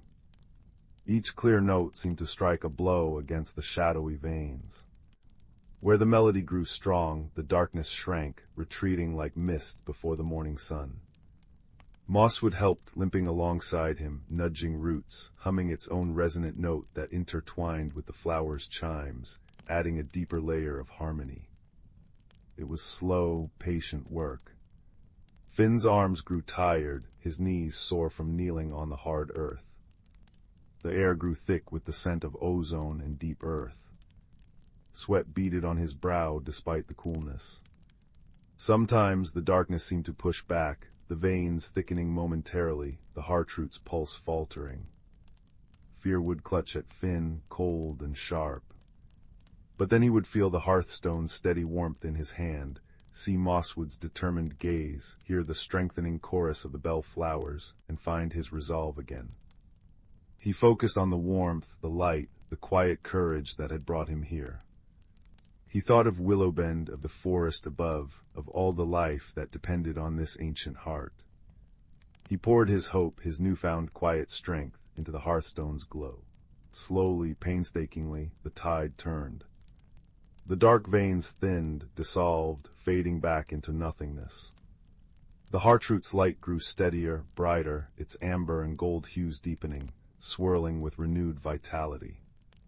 Its pulse grew stronger, more regular thump, thump, thump, a deep, resonant boom that vibrated through the cavern floor and up Finn's spine, no longer pained, but powerful and steady.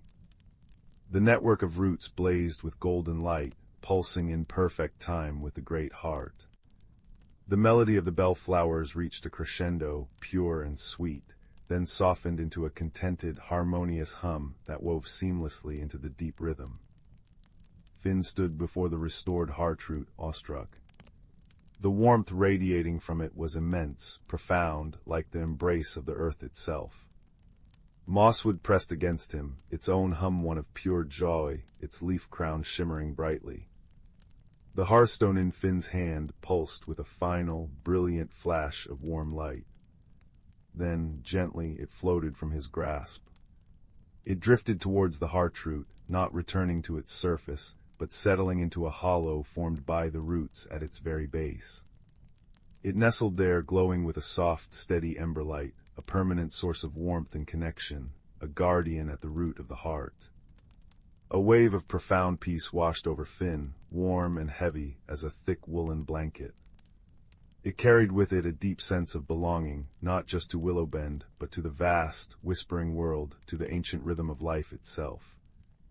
He had been cold inside, but now he was filled with a quiet, radiant warmth. The journey hadn't just led him to the heart root, it had awakened the hearthstone within his own spirit. Mosswood nudged him gently. It was time to go. The path back through the glowing root tunnels felt different. The light was brighter, steadier. The air hummed with vibrant energy. Emerging into the deepwood felt like stepping into a world reborn. The colors seemed richer, the scents sharper, the very air charged with vitality. Sunlight streamed through the canopy in golden shafts. Birdsong filled the air, a joyous chorus. Mosswood walked beside Finn, its limp almost gone, its step light. They reached the edge of the deepwood as the sun began its descent, painting the sky in hues of apricot and lavender. Finn stopped at the boundary where familiar oaks began. He knelt beside Mosswood. The creature looked at him, its deep brown eyes holding an ocean of unspoken understanding. It nuzzled his hand gently, its fur soft and warm. Then it chirruped softly, a sound like a farewell blessing, turned and melted soundlessly into the vibrant green shadows of the deepwood. Finn watched it go, a lump in his throat, but his heart felt full, not empty. He carried the warmth within him now. He walked back towards Willowbend under a sky deepening into twilight. The village lights twinkled in the distance, small and warm. He felt different. The quiet boy was still there, but the cold space inside him was filled. He belonged to the rustling leaves, the patient brook, the vast sky, and now to the deep, resonant heartbeat of the world itself.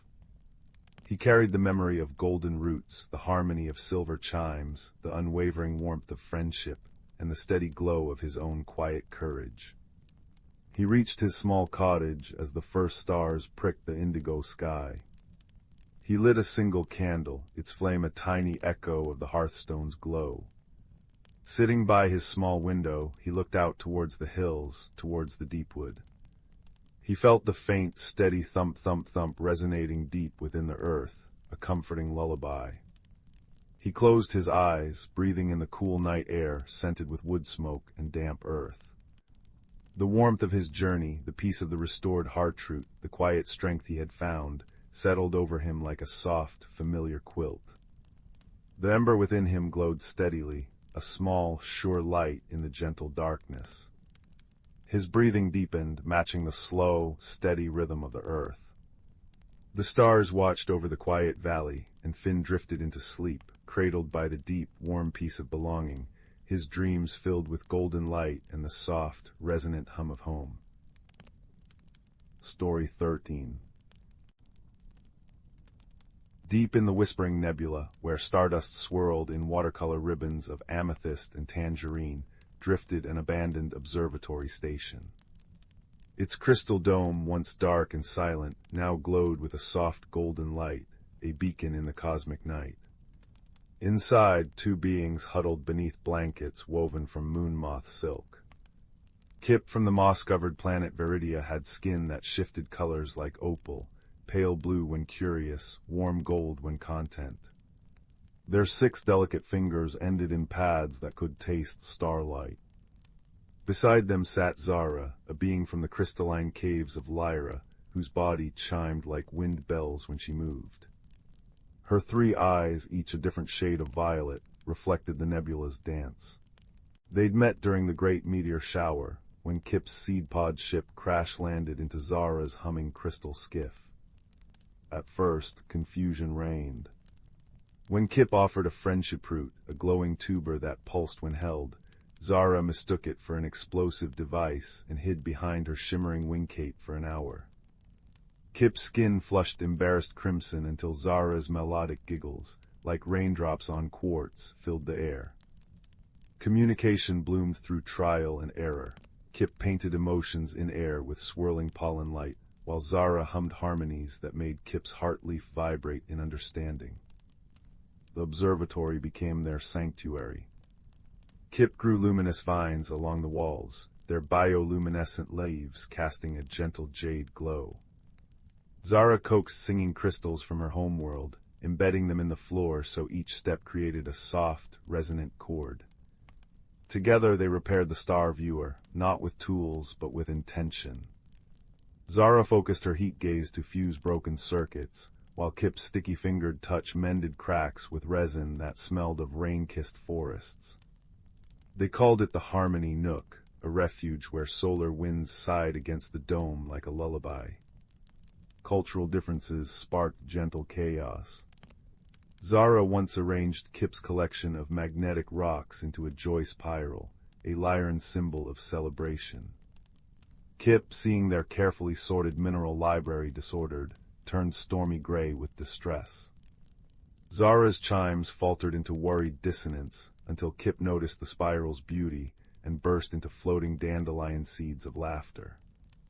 Another time, Kip served fermented nectar in a hollowed acorn, a Viridian gesture of trust. Zara, whose people absorbed nutrients through light, politely drank it by holding the acorn up to a lamp, accidentally drenching Kip in sticky syrup. Their shared mirth rang through the station like wind chimes in a spring breeze. Each evening they curled up in their nest of blankets before the star viewer. Kip's fingers traced constellations while humming Viridian lullabies. Zara harmonized by making her crystals glow in time with distant pulsars. One night they witnessed a supernova, a silver explosion that painted their faces in awe. Kip's skin shimmered sorrowful indigo for the dying star. Zara answered by weaving a melody of comfort, her chimes echoing the supernova's final, radiant sigh. Without words they understood, endings held beauty too. When a cosmic storm rattled the Harmony Nook, shaking crystals loose and dimming Kip's vines, fear threatened. Zara's chimes sharpened into warning bells, Kip's skin mottled anxious charcoal. Then, remembering their bond, Kip pressed a palm to the station's wall. Emerald light spread from their touch, steadying the trembling vines. Zara sang a single, clear note into her largest crystal. The vibration stilled the air, and the crystals bloomed brighter than ever. Side by side they weathered the tempest, not by force but by shared light and song. Now, as twin moons rose behind the nebula, Kip and Zara drifted to sleep. Kip's breath released sleepy pollen that sparkled like fireflies. Zara's body chimed a soft, rhythmic lullaby. The observatory hummed around them, a symphony of friendship written in starlight and silence. Across galaxies, their story whispered a simple truth: kindness needs no translation. It blooms in shared shelters, in laughter after misunderstandings, in quiet watches beneath infinite skies. And in the Harmony Nook, warmed by two hearts from different stars, the universe felt like home. Story 14. The village of Willowbrook nestled in a valley where twilight lingered like a contented sigh, its cobblestone paths winding between cottages crowned with mossy roofs. Wind chimes of hollowed elderwood sang secrets to the breeze, and every evening the great clock tower above the library chimed 7 times, a sound as comforting as a grandmother's lullaby. But on this particular autumn night, young Fern noticed something amiss. Perched on her oak branch balcony, her telescope pointed skyward, she counted the stars in Orion's belt. Only 2 glittered back at her.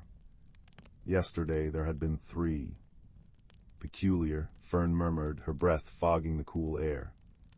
She tucked her woolen shawl tighter, the scent of cinnamon tea from her mug mingling with the damp earth below. Stars didn't vanish, they sang in celestial harmony. Yet each dusk brought another absence, a flicker gone from Ursa Major, a wink extinguished in Cassiopeia. Whispers rustled through Willowbrook like dried leaves. Old maps in the library hinted at star-stealing goblins, and a nursery rhyme children sang at twilight-teased. When the clock strikes backwards in dreams, stars hide in moonlit streams. Fear, however, was a stranger here. Curiosity bloomed instead, as soft as the color-changing moonflowers glowing indigo on Fern's windowsill. Fern's dearest friend, Milo, met her at the mossy bridge the next morning, his spectacles fogged from the gentle rain. The village elders think it's the wind sprites, he said, unfolding a crinkled map dotted with Inkai constellations. They say sprites collect starlight for their lanterns. A red herring Fern sensed, for the sprites were gentle, leaving dewdrop gifts on doorsteps. Still they followed the map's trail to Whisper Hollow, where silver chimes hung from ancient willows. There they found not sprites, but a family of badger bats, weaving nests from fallen starlight. "It's softer than thistledown," chirped the smallest, offering Fern a shimmering tuft. A delightful discovery, yet the missing stars remained. That evening, as the clock tower's seventh chime echoed, Fern noticed something odd. The sound wobbled like a ripple in a pond. Backwards in dreams echoed the rhyme.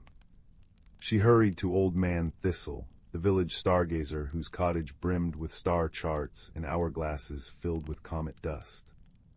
"Time's not flowing right," he rasped, tapping an hourglass where sand drifted upward. "But why?" Fern asked, handing him a moonflower that had shifted from indigo to lavender. He hummed the nursery rhyme, then pointed a gnarled finger skyward. "The stars aren't stolen, child, they're hiding. Look closer." Fern spent nights tracing constellations from Thistle's parchments. One showed Lyra the harp with an extra star, the weeping note, Thistle called it, visible only to lonely hearts.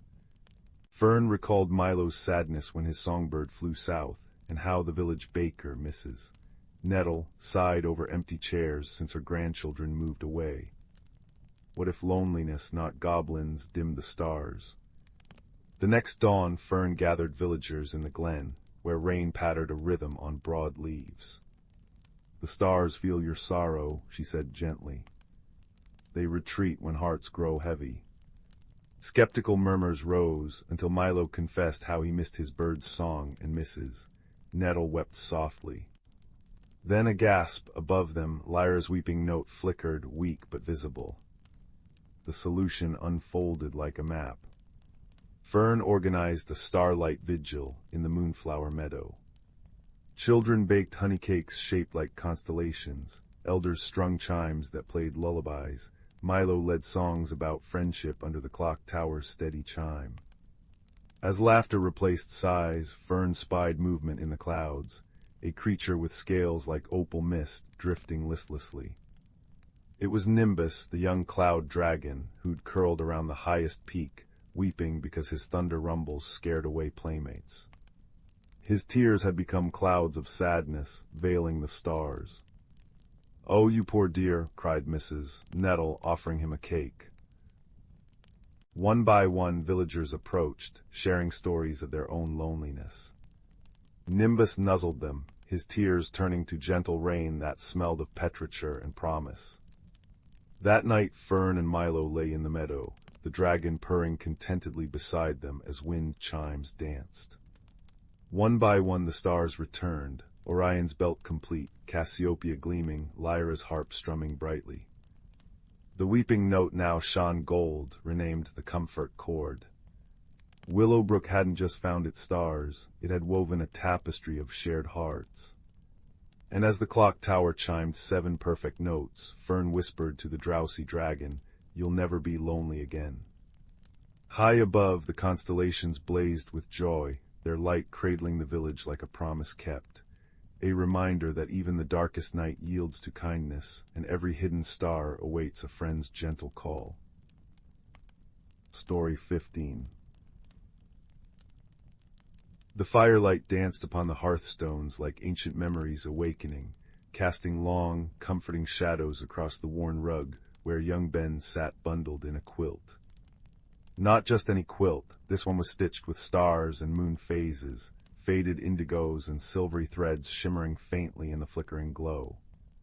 It had belonged to his great-grandmother, Alara, a name whispered like a secret in his family. Ben traced a patch depicting a crescent moon cradling a tiny house. "Strange," he murmured, "how it feels warm even when the room is cold." His grandmother had given it to him that evening, her voice soft as falling snow. "Wrap yourself in this, little acorn, it remembers." As Ben snuggled deeper, the quilt's scent, old lavender, wood smoke, and something like distant rain, filled his senses. Outside, an owl hooted, a low, rhythmic call that seemed to sync with his breathing. Sleep drifted over him like a gentle fog. And then, he wasn't in his room anymore. He stood in a moonlit meadow, dew sparkling like scattered diamonds on tall grass. Before him stood a woman with kind, crinkled eyes and hair like spun silver, wearing a dress patterned with the same stars as the quilt. She hummed a tune Ben half recognized, a lullaby his mother sometimes sang. Sleep beneath the guardian moon, roots entwined, a timeless tune. Welcome, little sapling, the woman said, her voice rustling like autumn leaves. I am Alara, you hold my memories in your hands tonight. She gestured to the quilt Ben now realized he still clutched. One star-shaped patch glowed softly. Touch it, Alara urged. Ben pressed his finger to the star. Instantly, the meadow dissolved. He was inside a cozy cottage kitchen, watching a younger Alara, perhaps Ben's own age, arguing tearfully with her sister, Flora. Flora clutched a leather-bound recipe book, the family's most cherished heirloom, filled with spidery handwriting and pressed flowers. You don't care about tradition. Flora cried, her voice thick with hurt. You'd rather wander the woods than learn great Aunt Sylvie's rosemary bread. Alara's eyes flashed. The woods are tradition, the roots, the herbs, the stories the trees tell, that's our heritage too. In her anger, Alara snatched the book and a page tore, a recipe for starlight honey cake, fluttering to the floor. Flora fled, the rift between them widening like a crack in ice. Ben felt the sting of regret, sharp and cold. Alara's spirit guide reappeared beside him in the cottage, her expression sorrowful. We never mended it fully, she sighed. Flora moved far away, taking the book. She thought objects held the only true memory. I thought the land did. We both forgot. Her voice faded as another patch on the quilt, this one embroidered with bees buzzing around a hive, began to glow. Ben touched it. He tumbled into a sun-drenched apiary years later. An older Flora, her face lined with care, stood holding the recipe book open to the torn page. She was trying to bake the starlight honey cake, but it kept burning. A tear splashed onto the paper.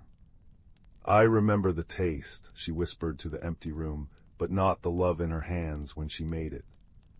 Suddenly a shimmering swarm of bees, not quite solid, glowing with a soft, golden light, hovered near the window. They formed the shape of Alara's face for a fleeting moment. Flora gasped, then slowly, hesitantly, began to hum the lullaby. Roots entwined, a timeless tune. She closed the book. The next day she planted a rosemary bush by her doorstep, the scent a bridge across miles and years. Back in the moonlit meadow, Ben watched as Alara wiped a spectral tear.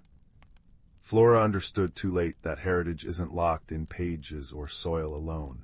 It lives in the doing, in baking the cake with patience, in tending the rosemary with love, in singing the old songs. She pointed to a third quilt patch, a winding path leading to a mountain pass under a constellation Ben recognized, the weaver's spindle from the quilt's border. Now your turn, little sapling. Your great-great-grandfather's journey. Ben touched the constellation patch. He was atop a windswept mountain pass, snow stinging his cheeks. A young man, Kalan, shivered beneath a threadbare coat, clutching a small, tarnished music box, another family heirloom Ben had seen on his grandmother's shelf. Kalan was fleeing hardship, the music box his only connection to home. As a blizzard howled, despair threatened to swallow him. Then the northern lights erupted overhead, ribbons of emerald and violet swirling into the shape of a woman Ben instinctively knew was Sylvie, the keeper of the recipe book. The aurora didn't speak, but it pulsed with the rhythm of the lullaby.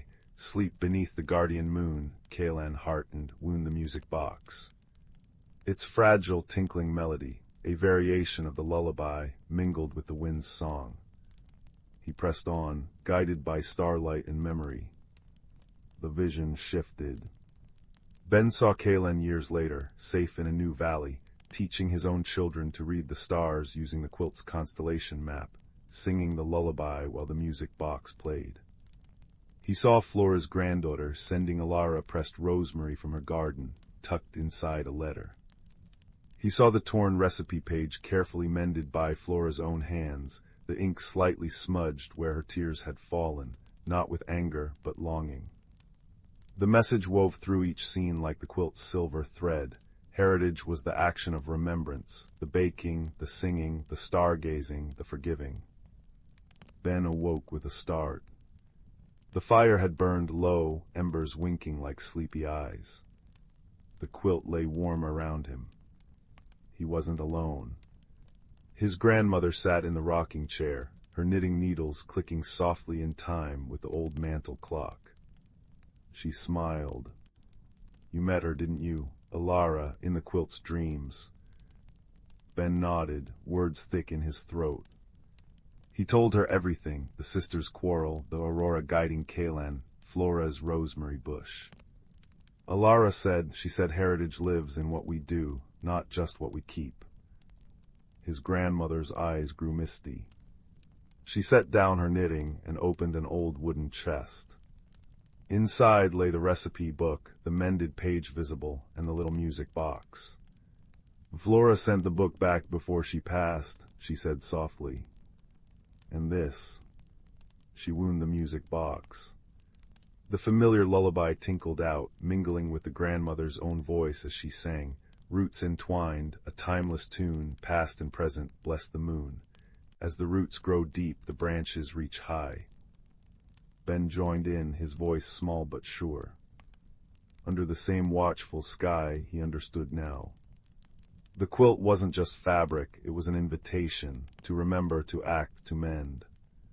He thought of the untouched rosemary seeds in his drawer, a gift he'd ignored. Tomorrow, he'd plant them by the kitchen window. He'd ask his grandmother to teach him the starlight honey cake, not just to bake it, but to feel the love in the stirring, the way Alara must have. And he'd wind the music box every night, letting its song weave through their home, a gentle reminder. As his grandmother tucked the quilt tighter around him, adding her own stitching of warmth to its ancient embrace, Ben felt the old regrets. Alara's, Flora's, Kalan's, settle like dust motes in the firelight, acknowledged but no longer heavy. The roots were deep, tangled with tears and triumphs. But the branches, they reached ever upward, alive with the quiet, constant actions of remembrance. Outside, the owl hooted again, a soft counterpoint to the lullaby still humming in Ben's heart. He closed his eyes, not to dream of the past this time, but to rest in the peaceful certainty of the present, a small keeper of stories, ready to grow his own. As the roots grow deep, he thought, sleep claiming him, the branches reach high, and the fire crackled its agreement, a warm, ancient whisper in the dark. Story 16. Story 17. Story 18. Story 19. Story 20. Story 21. Story 22. Story 23. Story 24. Story 25. 26. Story 27. Story 28. Story 29. Story 30. Story 31. Story 32. Story 33. Story 34. Story 35. Story 36. 37. Story 38. Story 39. Story 40. Story 41. In a quaint village nestled between the lush, rolling hills and a gentle stream that sang softly as it wound its way through the countryside, there lived a young woman named Linnea. Her home was a modest cottage, its roof adorned with moss and ivy, and its windows framed by cheerful boxes bursting with lavender and daisies. Linnea was known for her kind heart and gentle spirit, yet she was often troubled by the winds of change that seemed to blow ever stronger in her life. Each morning she would awaken to the sweet melody of birdsong, the air alive with the scent of dew-kissed grass and blooming wildflowers. But beneath this serene surface, Linnea felt an unease growing within her, like a vine creeping through her soul. She feared the unknown changes that loomed in the distance, much like the approaching autumn wind that rustled through the trees, turning their leaves to gold. Her life had been simple and predictable, revolving around the village and its gentle rhythms. She tended her garden, baked bread, and often helped her neighbors with their daily tasks. However, as the seasons turned, she felt a stirring within her, a yearning for something beyond what she knew, yet she was hesitant to embrace it, fearing what it might bring. One crisp, clear morning, as Linnea wandered through the village square, she noticed an unfamiliar figure setting up a colorful stall draped with vibrant silks and shimmering trinkets. This was Marisol, a traveling enchantress known for her wisdom and the magical wonders she carried in her caravan. Intrigued yet apprehensive, Linnea approached, her curiosity piqued by the mystical aura that surrounded Marisol. Marisol welcomed her with a warm smile, her eyes twinkling like stars. "Ah, dear Linnea," she said, her voice like a gentle breeze, "I see in you a heart that longs for growth and transformation, yet fears the journey it may require." Linnea nodded, her voice barely a whisper. "I feel something inside me changing, but I don't know what to do. How can I embrace what I don't understand?" With a knowing look, Marisol reached beneath her counter and retrieved a small, intricately carved box. "This," she said, presenting it to Linnea, "is a seed of transformation. Plant it under the full moon, and it will guide you on your path to discovery."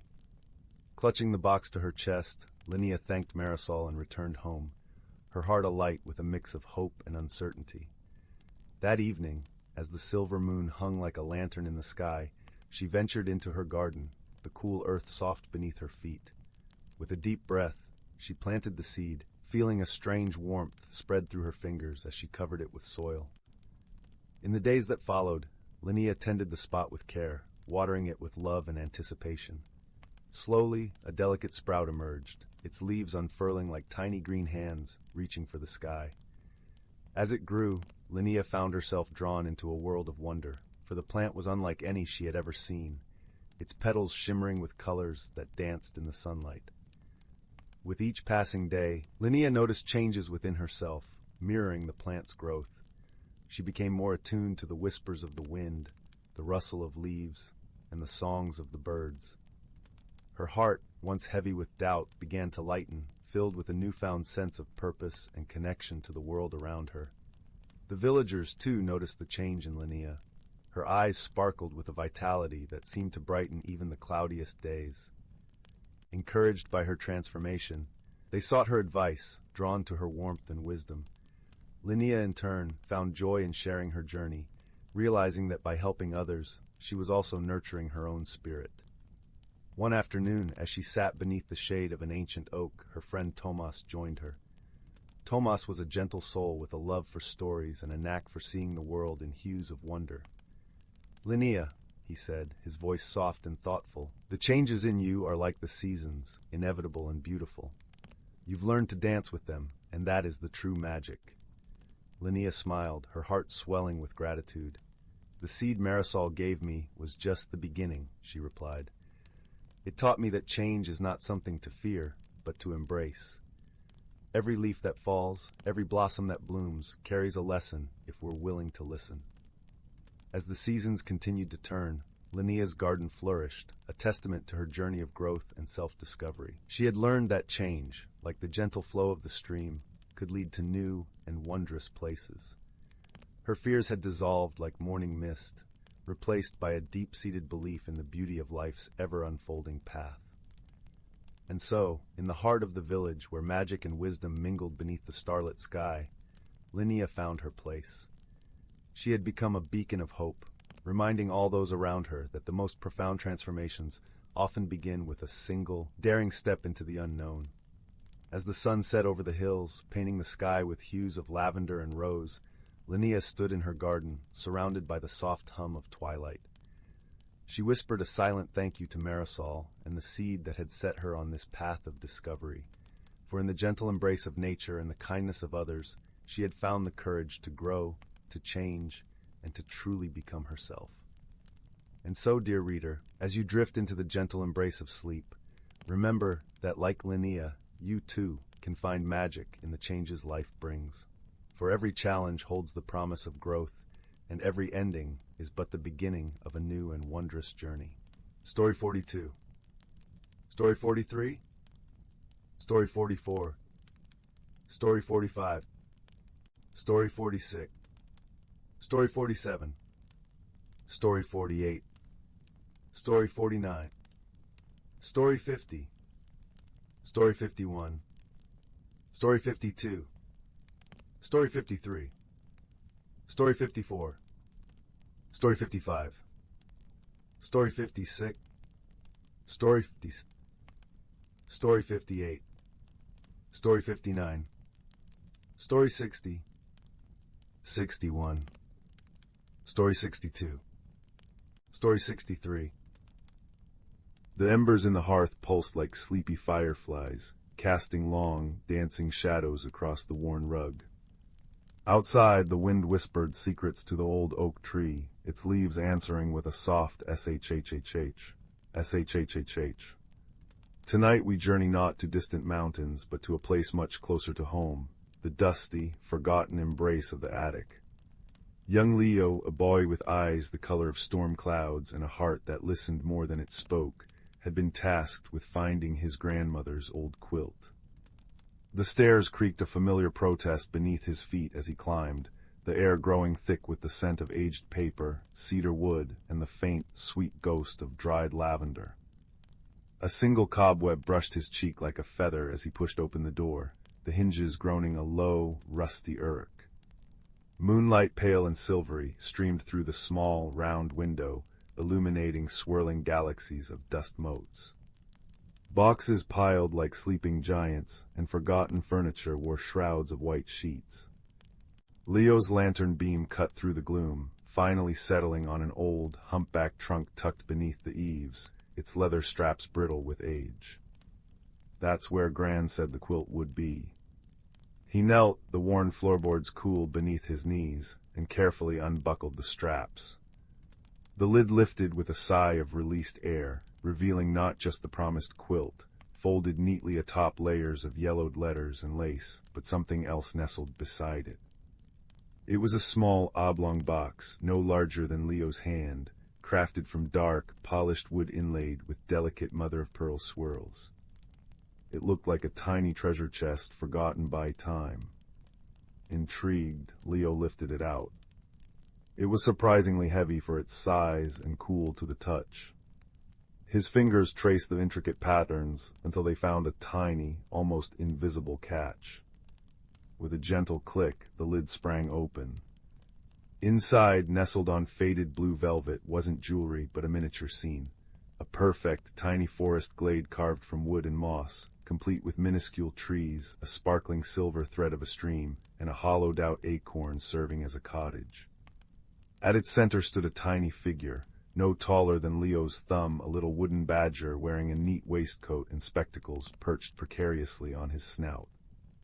He held a tiny lantern. As Leo watched, utterly enchanted, the little badger blinked. Not just once, but several times, as if waking from a long sleep. He stretched, gave a minuscule yawn that sounded like the squeak of a mouse, and then peered up at Leo with bright, intelligent eyes. "Goodness gracious," the badger exclaimed, his voice surprisingly resonant for his size, like the low chime of a distant bell. "Has the moon turned blue? Has the sun forgotten to rise? Or has someone finally opened the whisperwood box?"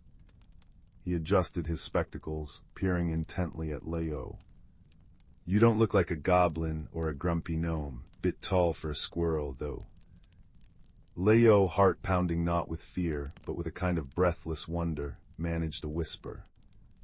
I'm Leo. I was just looking for a quilt." "Quilt?" The badger chuckled, a sound like pebbles tumbling in a brook. "Practical, I suppose, bit drafty up here, isn't it? Percival Thistledown, keeper of the Whisperwood Glade, at your service." He gave a formal little bow. Been trapped in here since, oh, when was it? The great dust storm of '92. Time gets rather fuzzy in a box. He tapped the side of his head thoughtfully.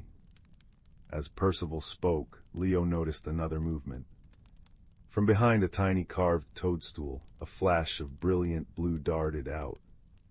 It was a tiny finch, her feathers shimmering like sapphires even in the dim light.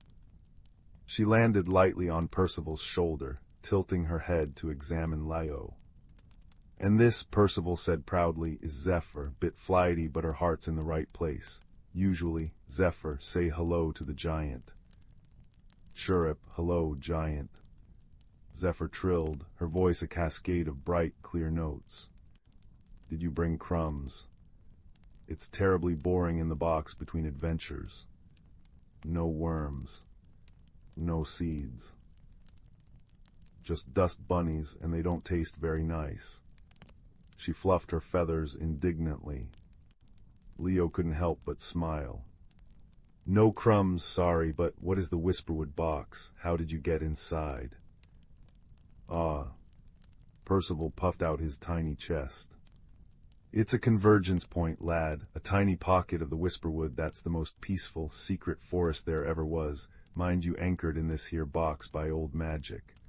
My job is to tend the glade, keep the pathways clear, and ensure the Whisperwood song flows freely." His face fell slightly. "Or it was, see that little silver stream?" He pointed to the thread of metal. "It should be sparkling, singing a soft, constant melody, but it's gone quiet, dull, like a forgotten bell." Leo leaned closer. The silver thread was dull, lifeless. "Why?" "Blockage." Zephyr chirped urgently, hopping from foot to foot on Percival's shoulder. "Upstream, a grumpy old rock fell over after the last big shake. That's when the trunk got moved, I expect, and now the songwater can't flow. The glade is getting sleepy. Sad." She drooped her head melodramatically. Percival nodded gravely. "Indeed, the song sustains the Whisperwood's magic, even here in the box. Without it, well, the glade fades, we fade, just whispers on the wind." He looked up at Leo, his spectacles gleaming in the lantern light. "But you open the box, that means something. The Whisperwood chooses who finds it, usually someone with quiet courage and a listening heart." Leo felt a flutter in his stomach. Courage. He wasn't brave like the heroes in storybooks. He got nervous talking to new people. What needs to be done?" "The blockage needs clearing," Percival explained. "It's just upstream around that bend in the miniature riverbank, but the path is narrow and the rock is heavy, too heavy for me and Zephyr alone. We need, well, a giant." He looked meaningfully at Leo. The journey wasn't measured in miles, but in heartbeats. To help, Leo needed to enter the Whisperwood glade within the box. Percival instructed him to hold the box close his eyes, and breathe in the scent of old wood and lavender, listening for the almost sound of the block stream. "Think small thoughts," Percival advised. "Think of dandelion seeds and dewdrops." Leo did as he was told. He breathed deeply, the familiar attic scents filling his senses. He focused on the cool wood of the box against his palms, the faint, musty scent of the velvet lining. He listened beyond the rustle of the attic dust, beyond the distant tick-tock of a grandfather clock downstairs. He listened for the silence within the silence. And then he felt it. A gentle tugging sensation, like a moth drawn to a candle. He felt himself, not shrinking, but the world within the box expanding around him. When he opened his eyes, he was kneeling not on attic floorboards, but on soft, vibrant green moss. Towering over him were the miniature trees, now majestic firs and whispering willows. The silver stream, now a proper brook, gurgled sadly nearby, its waters sluggish and gray. The air hummed with a faint, melancholic energy and smelled richly of damp earth and pine needles. High above, Zephyr darted like a blue spark against the twilight sky of the miniature world. Remarkable.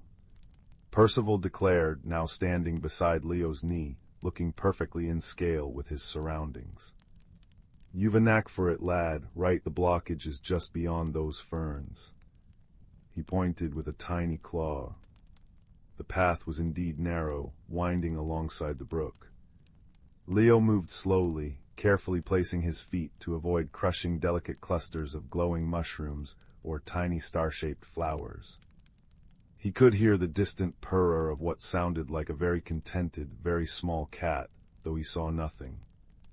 The air felt safe, wrapped in the quiet magic of the place, even though the task ahead felt daunting. Around the bend, they found the problem.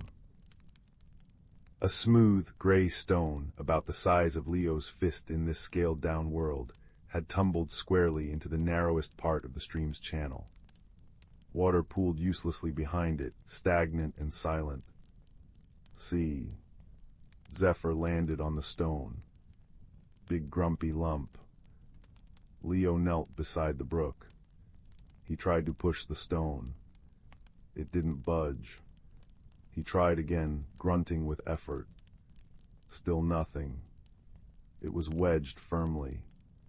Frustration prickled at him. He wasn't strong enough. He looked at Percival, who was stroking his chin thoughtfully.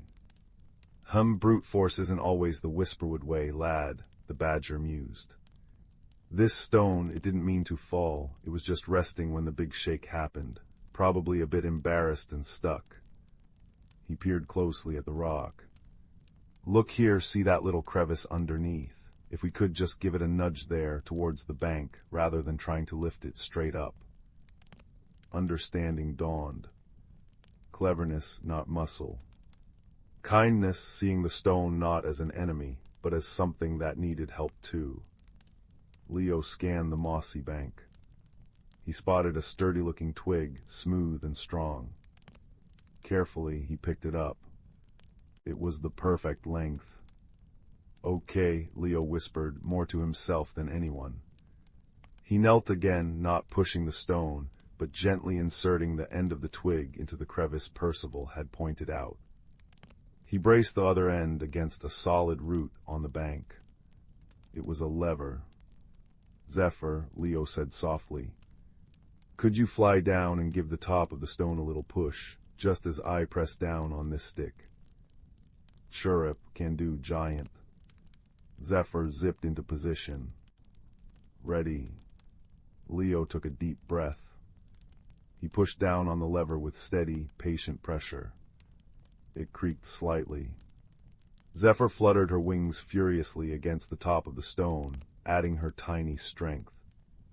Percival braced his small back against the stick, pushing with all his might, letting out a determined little huff. For a moment, nothing happened. Leo kept the pressure steady, not jerking, just patiently leaning. Then, with a soft, wet slurp, the stone shifted.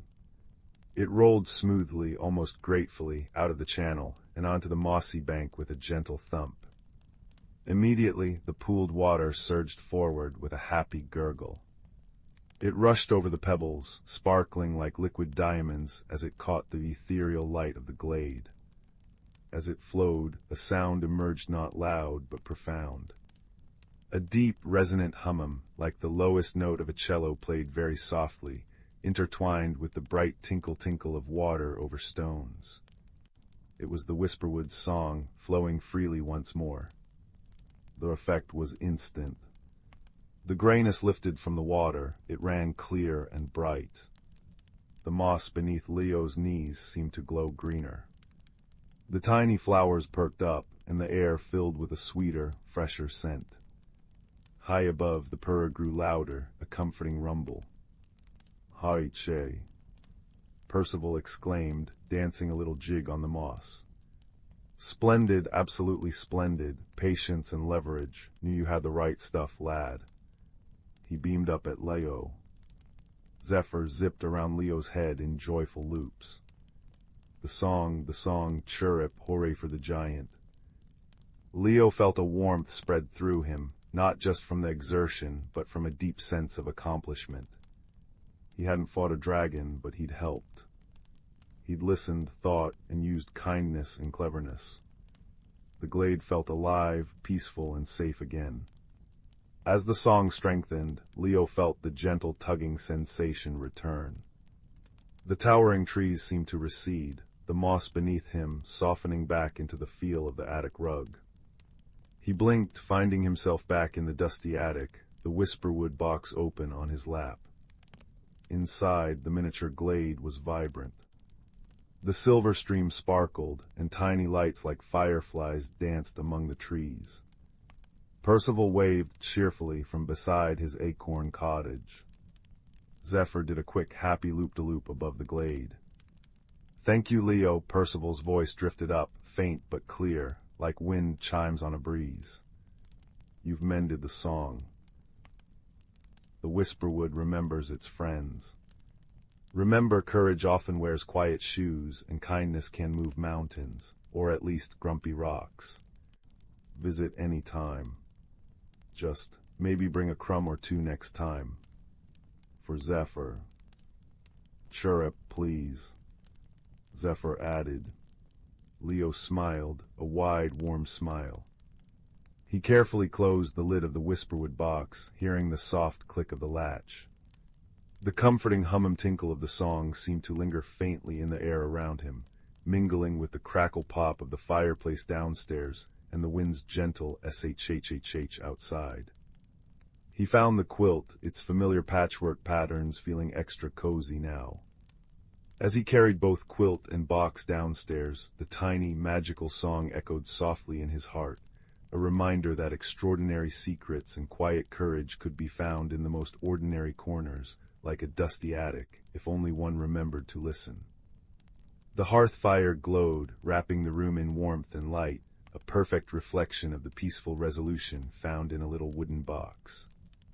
The last embers settled with a soft hiss, a gentle lullaby for the night. Story 64. Story 65. Story 66. Story 67.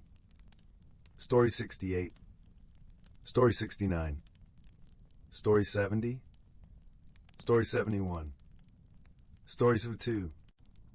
Story 73. Story 74.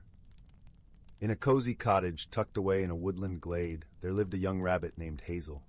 She had always been content hopping amongst the ferns and wildflowers, her soft brown fur blending seamlessly with the earthy surroundings. Yet, deep within her heart, a flicker of curiosity burned, a yearning for something more. One dewy morning, as Hazel nibbled on a crisp dandelion leaf, a glimmering light caught her eye. She followed the ethereal glow to a clearing where a magnificent butterfly floated before her. Its wings were a kaleidoscope of vibrant hues, shimmering with an otherworldly radiance. "Greetings, young Hazel," the butterfly spoke in a melodious voice. "I am Zephyr, a guardian of transformation." Hazel's eyes widened in wonder. "A talking butterfly? This must be a dream." Zephyr fluttered closer, trailing stardust in her wake. "Dreams are the seeds of change, my dear. You have a great journey ahead, one that will test your courage and reshape your very being." Uncertainty flickered across Hazel's features.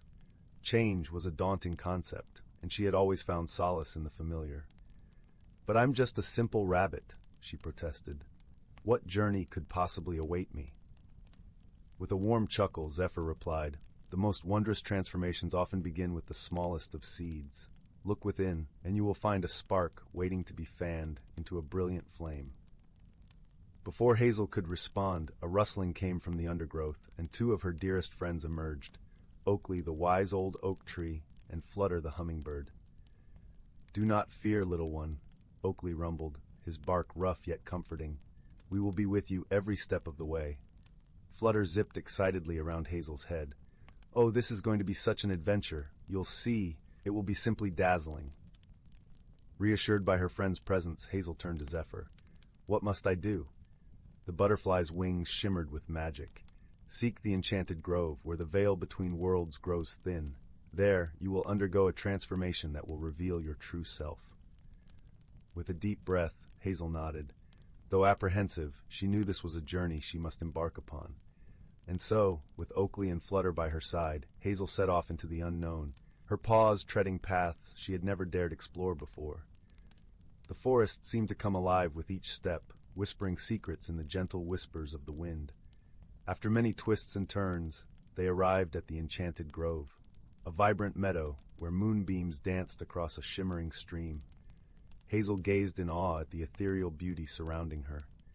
Suddenly, a warm glow emanated from within her, and she felt her body beginning to shift and change. Her fur transformed into downy feathers of the richest brown, and her paws melded into delicate wings. Oakley and Flutter watched in wonderment as their friend emerged from her cocoon, reborn as a magnificent owl. Hazel stretched her wings, reveling in her newfound form, and took to the skies with a joyous hoot. As she soared above the treetops, bathed in the soft moonlight, Hazel realized that the spark Zephyr had spoken of was her own inner strength and resilience. The journey had been one of self-discovery, revealing the beauty and grace that had been within her all along. With a grateful heart, Hazel descended to her friends, her eyes shining with wisdom. "Thank you," she said, her voice now a gentle coo. "Without your guidance and unwavering support, I may never have found the courage to spread my wings." Oakley and Flutter beamed with pride, for they knew that their friend had blossomed into her truest, most radiant self. From that day forth, Hazel took to the night skies, her keen eyes ever watchful for those in need of guidance. And whenever a fellow creature felt lost or uncertain, she would share the lessons she had learned. That change, though daunting, can be an opportunity for growth and transformation, and that true beauty lies not in physical form, but in the courage to embrace one's authentic self. Story 75. Story 76. Story 77. Story 78. Story 79. Story 80. The Whispering Grove. In the quaint village of Willowbrook, nestled amidst rolling hills and dense whispering forests, there was a legend that had been whispered from generation to generation, the tale of the Whispering Grove. It was said that hidden deep within the heart of the ancient woods lay a grove where the trees had the ability to speak, their voices carrying the wisdom of ages. The villagers believed that whoever could find this grove would be granted insight and wisdom beyond their years. It was a crisp autumn evening when a gentle breeze carried the scent of pine needles and damp earth through the village. The sky was a canvas of fading golds and purples, and as the sun dipped below the horizon, a fiery-haired girl named Leora sat by the fireplace in her cozy cottage. The flames danced merrily, casting a warm glow that flickered off the walls and painted shadows that seemed to breathe with life. Leora was known throughout Willowbrook for her insatiable curiosity and her heart that yearned for adventure. Her eyes sparkled like the stars on a clear night, and her laughter was a melody that brought joy to all who heard it. But beneath her cheerful exterior, Leora felt a longing for something more, something beyond the gentle life of the village. Her grandmother, wise and kind-hearted, sat across from her in a rocking chair, knitting with nimble fingers. The soft click-clack of needles was a soothing rhythm that punctuated the cozy silence. "Grandmother," Leora began, her voice barely above a whisper, "do you believe the stories about the Whispering Grove are true?" The old woman paused, her eyes twinkling with a knowing light as she looked up from her knitting. "Ah, the Whispering Grove," she mused, her voice rich with the cadence of 1,000 stories. "Many have sought it, my dear, but few have found it. The grove reveals itself only to those who seek wisdom, not for themselves, but for the world." Leora pondered her grandmother's words, feeling a spark of determination ignite within her chest. "I want to find it," she declared softly, her voice tinged with a mix of excitement and resolve. Her grandmother chuckled, a sound like the gentle rustle of leaves in the wind. "Then you must listen to the whispers of the forest, Leora. Follow them with an open heart." The next morning, Leora set off at dawn, the air crisp and invigorating against her face. She dressed warmly in a cloak the color of autumn leaves and carried a small satchel filled with provisions. As she stepped into the forest, the world seemed to hold its breath. The only sound, the gentle crunch of leaves beneath her boots. The forest was a tapestry of vibrant colors, leaves painted in shades of amber, crimson, and gold. The air was thick with the scent of pine and earth, and shafts of sunlight pierced through the canopy, casting dappled patterns on the forest floor. Leora walked deeper into the woods, her heart guiding her as much as her feet. As the hours passed, the forest seemed to come alive around her. Birds flitted from branch to branch, their songs weaving melodies that danced through the air. Squirrels scampered along the ground, their bushy tails flicking as they collected acorns for the coming winter. Leora paused to rest by a babbling brook, the water clear and cold as it meandered over smooth stones. She sipped from her flask, the water refreshing her spirit as much as her body. As she sat, she closed her eyes, letting the sounds of the forest envelop her.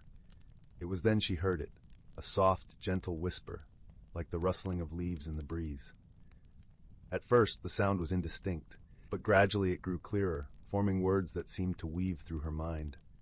"Seek the light that guides, the heart that listens," the whisper said, a voice both ancient and familiar.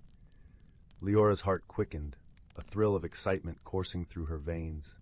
She rose to her feet, her senses attuned to the whispers that seemed to guide her deeper into the forest. She followed the sound, her footsteps light and sure. The day turned to dusk, the forest bathed in the soft glow of twilight. Leora's path led her to a clearing, and there, standing tall and majestic, was the entrance to the Whispering Grove. The trees here were ancient, their trunks wide and gnarled, their branches reaching skyward like outstretched arms. As she stepped into the grove, a feeling of peace and wonder enveloped her. The air was alive with the soft murmur of voices, a chorus of whispers that seemed to sing in harmony with the rustling leaves. Leora closed her eyes, letting the grove's magic wash over her. "Welcome, seeker of wisdom," the grove seemed to say, its voice a gentle caress. "You have come with an open heart, and for that you shall be get a gift." Leora felt a warmth spread through her chest, a sense of understanding and clarity that was both comforting and profound. The grove's whispers spoke of the interconnectedness of all things, the importance of kindness and compassion, and the beauty of the world that lay beyond the surface. As the last light of day faded, Leora knew it was time to return home.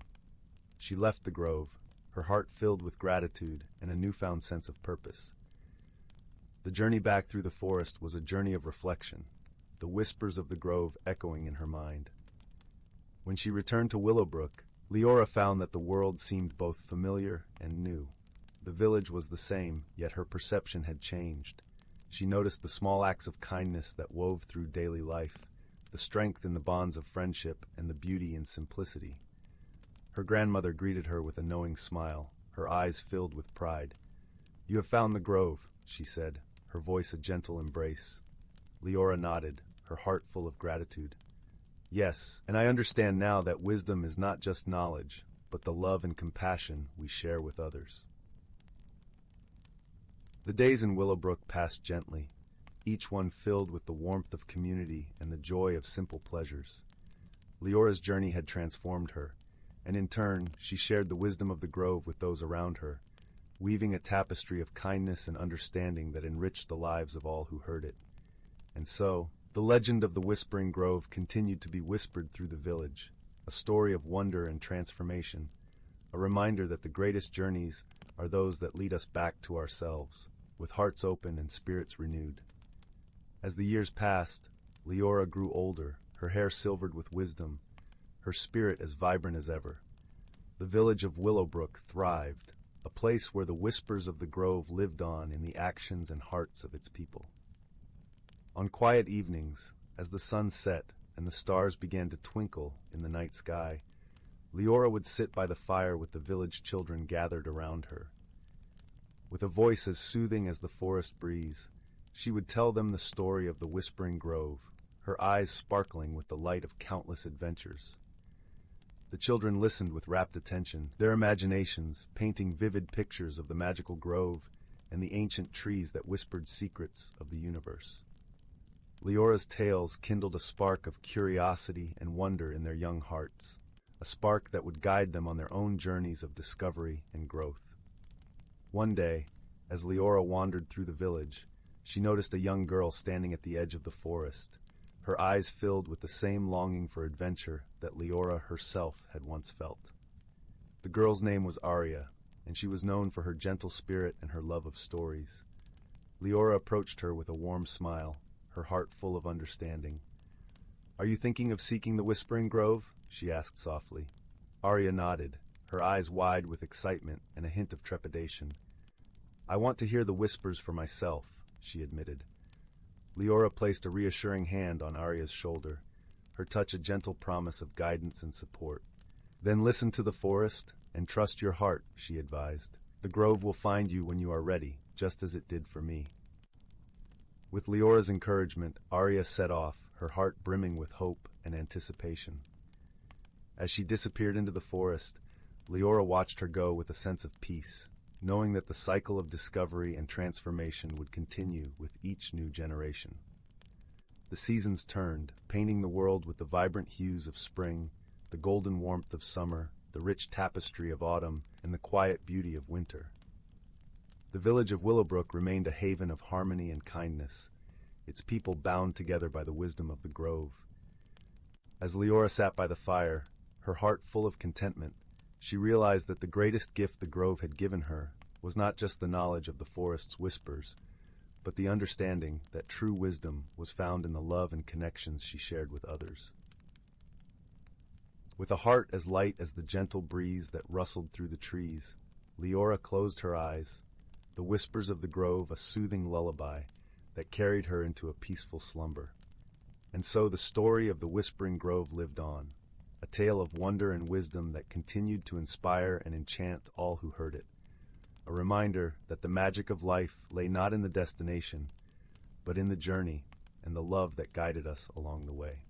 Story 81. Story 82. Story 83. Story 84. Story 85. Story 86. Story 87. Story 88. Story 89. Story 90. Deep in the whisperwood, where ancient oaks wore cloaks of moss thicker than winter quilts and sunlight dappled the forest floor like scattered gold coins, lived creatures unseen by hurried human eyes. Here the air hummed with a quiet magic, older than the stones in the creek bed. It was a place where the boundaries between the world and something more were as thin and shimmering as a spider's web kissed by dawn dew. Among the gnarled roots of a grandfather oak named Old Man Thistle lived a community of mosskin. Small folk barely taller than a buttercup, they wore tunics woven from spider silk dyed with crushed berries and lichen. Their leader was a gentle elder named Birch, his face as lined and wise as the bark of his home tree. Birch's granddaughter, a bright-eyed sprite named Fern with hair the color of sun-dappled ferns, was known for her boundless curiosity about the Whisperwood's deepest secrets. The Whisperwood thrived on a delicate balance, a symphony conducted by the seasons. In spring the lumina petals bloomed, their soft, internal light painting the forest floor with constellations that mirrored the sky above. Their sweet, honeyed scent summoned the dreamwing butterflies, whose iridescent wings scattered pollen carrying whispered wishes and gentle dreams. Summer brought the rain singers, tiny frog-like beings who lived in the crystal-clear pools. When clouds gathered, they climbed onto lily pads and sang complex, rhythmic songs that coaxed the rain down gently, drop by drop, ensuring no seedling thirsted. Autumn saw the leaf weavers, industrious squirrels with coats the color of russet leaves, meticulously guiding each falling leaf to blanket the earth, insulating roots and nurturing the soil with their decay. Winter belonged to the frost sprites, ethereal beings formed from the first breath of cold air. They danced silently on the frozen streams, tracing intricate, glittering patterns that held the promise of spring's return deep within their icy hearts. Fern loved listening to Birch recount the old ways beside their glowing hearth mushroom. The warm, earthy smell of the mushroom mingled with the comforting scent of cedar bark burning low. Birch's voice, soft as rustling leaves, wove tales of the great heartwood tree, rumored to stand at the very center of the Whisperwood. It was said to be the source of the forest's magic, its roots drinking deep from hidden springs of starlight, its leaves capturing the moon's silver song. The heartwood's rhythm pulsed through the forest, unseen but felt in the thrum of life, the unfurling of a bud, the steady beat of a woodpecker's drum. Balanced little fern, Birch would murmur, the firelight dancing in his kind eyes, is the forest's truest magic. Each creature, each season, each drop of rain and ray of sun plays its part. We listen, we respect, and we give back. That is the wisdom carried on the wind through countless turnings of the seasons. One unusually crisp autumn morning, Fern felt a strange unease prickling beneath her skin, like static before a storm, but without the storm's promise. The air, usually crisp and scented with ripe nuts and damp earth, felt thin, brittle. The lumina petals, usually fading gently as autumn deepened, seemed to dim prematurely, their soft glow flickering weakly. Worse, the rain singer's songs, normally a comforting counterpoint to the rustling leaves, sounded thin and faltering. The streams, fed by their magic, ran lower than they should. "Grandfather," Fern whispered, her voice small against the sudden quiet of the woods, "something feels wrong. The magic feels thin, like stretched spider silk."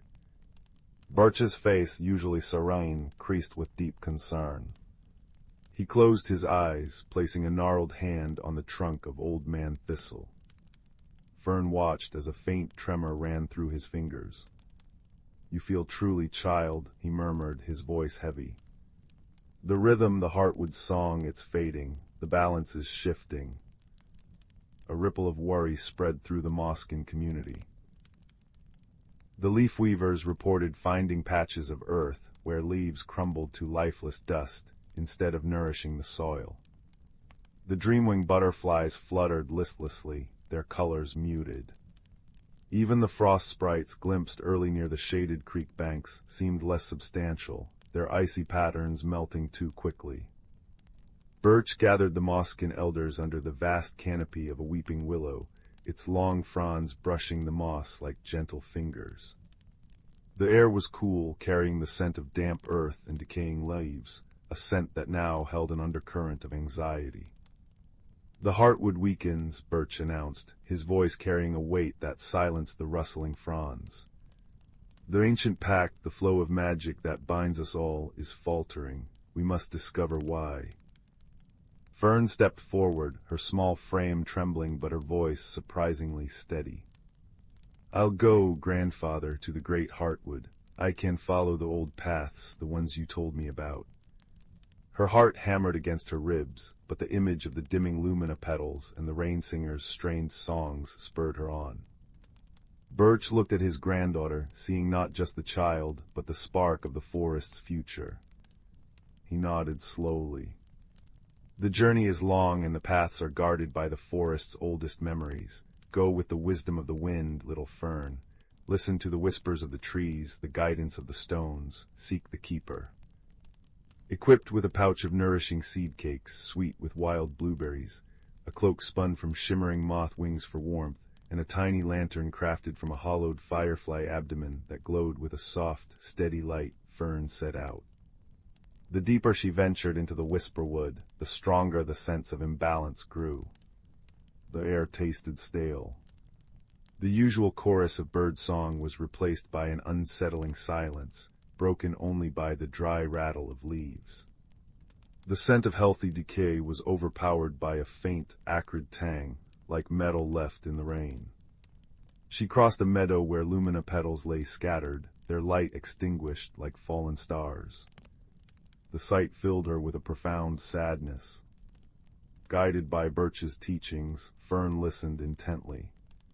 She pressed her ear to the cool, damp bark of an ancient yew tree. A deep, sorrowful groan vibrated through the wood, speaking of choked roots and poisoned soil deeper within the forest. A cluster of smooth river stones, warmed by a rare patch of sunlight, hummed a warning of tainted water seeping from the direction of the distant mountains. A family of badgers, their faces etched with worry, spoke of strange, bitter smells carried on the wind from the north, where human settlements edged the forest. After days of travel, guided by the fading pulse of the forest's magic, and the subtle signs Birch had taught her to read the way moss grew thicker on one side of a tree, the specific constellation of mushrooms pointing the way Fern reached a hidden valley.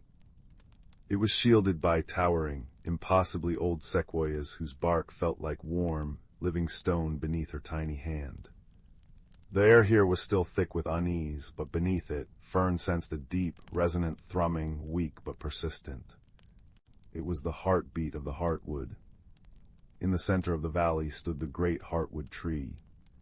It was magnificent beyond words, its trunk wider than a dozen Moskin homes, its branches reaching towards the sky like open arms, cradling the clouds. But Fern gasped. Great swaths of its bark were cracked and gray, like parched earth.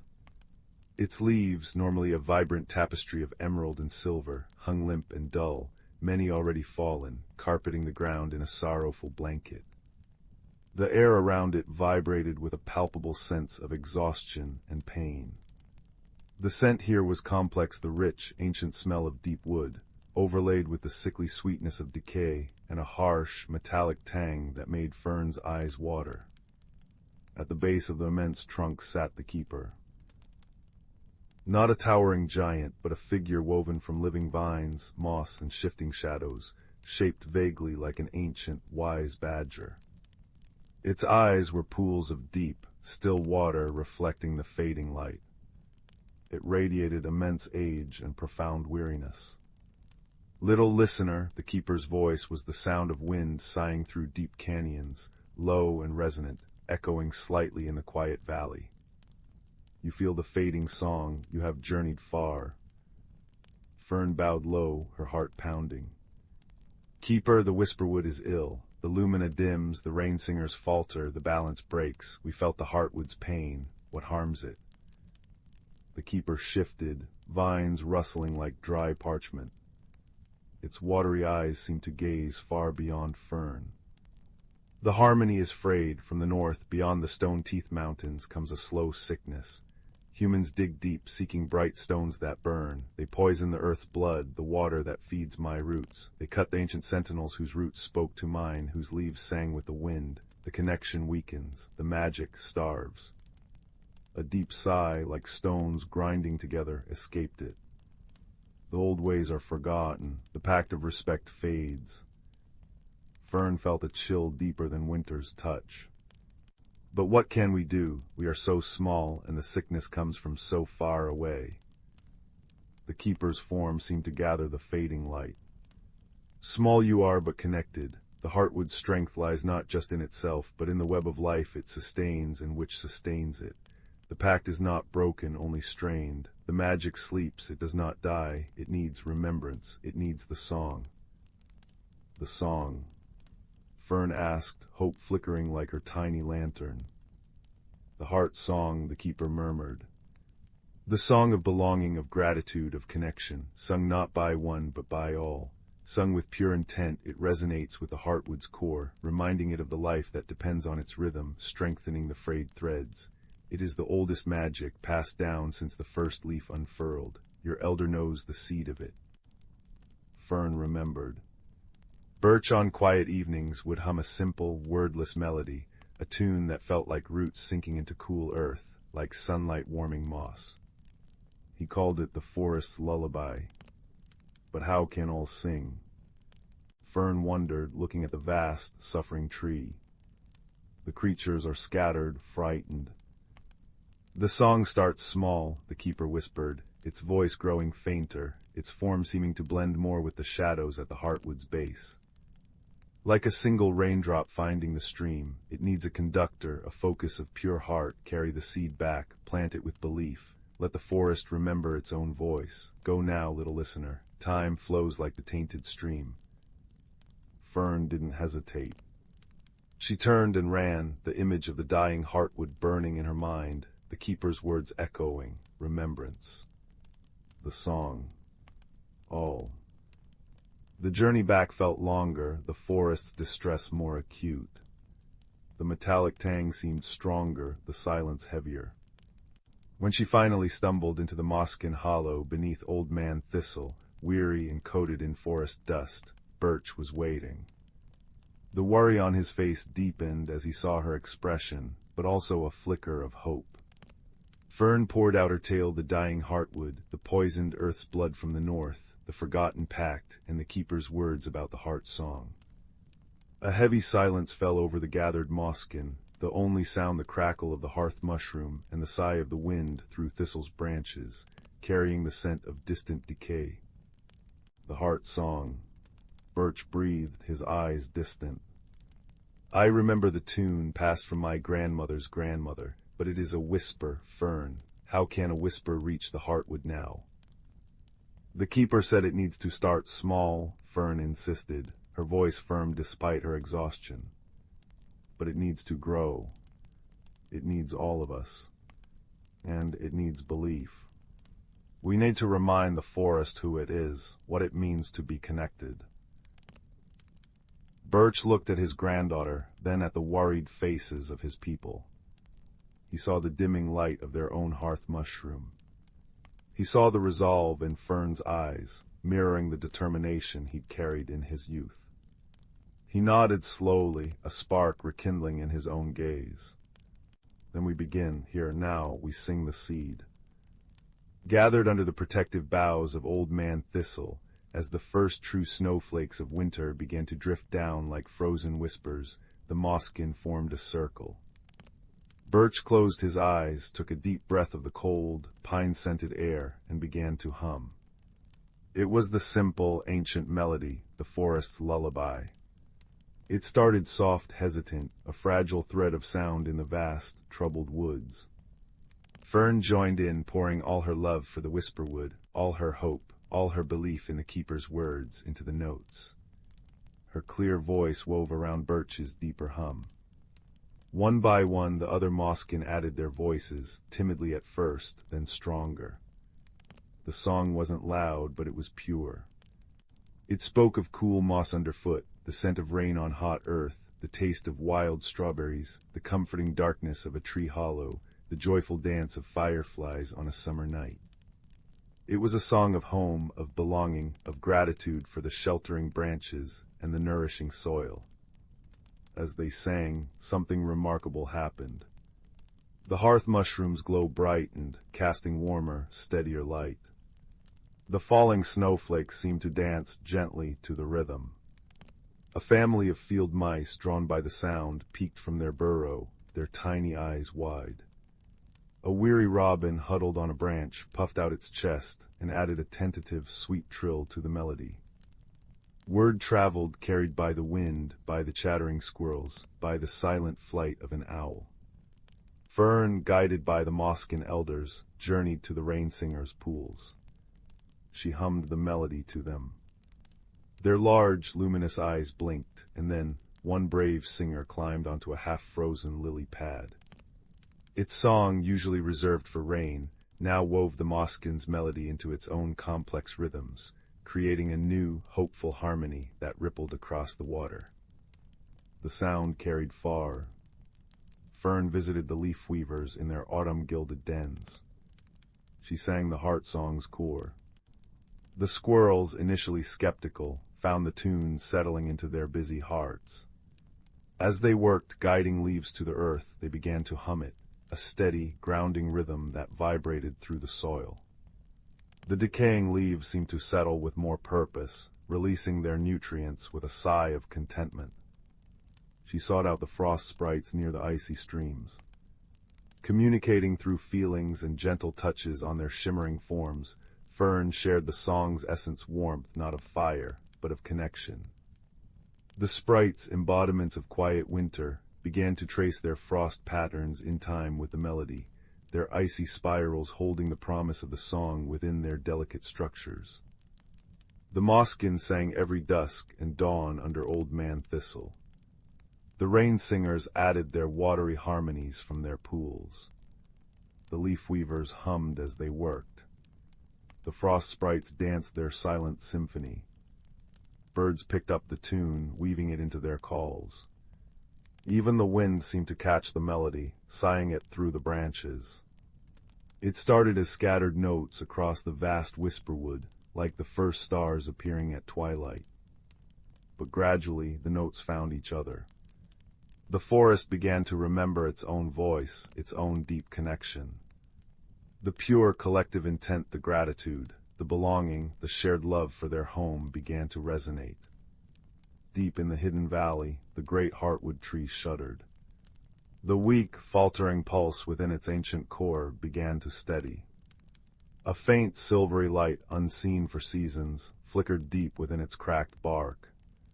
The metallic tang in the air lessened, replaced by the faint, sweet smell of sap beginning to stir, even in winter's heart. The keeper, a shadowy figure at its base, lifted its head.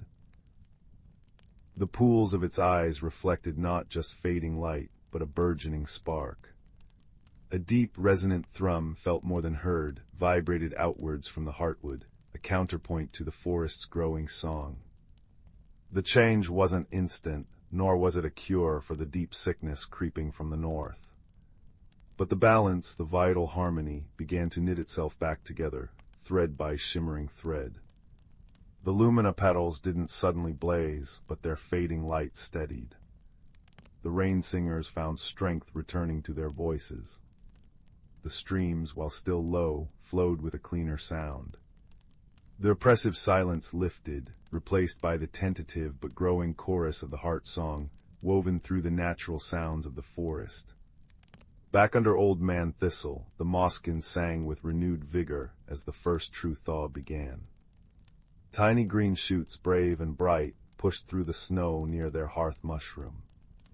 The air, crisp and cold, carried the clean scent of melting snow, and underneath it, the undeniable fragrance of life stirring, of resilience. Birch placed a gnarled hand on Fern's shoulder as they sang, their voices blending with the drip of melting ice and the distant chorus of the forest.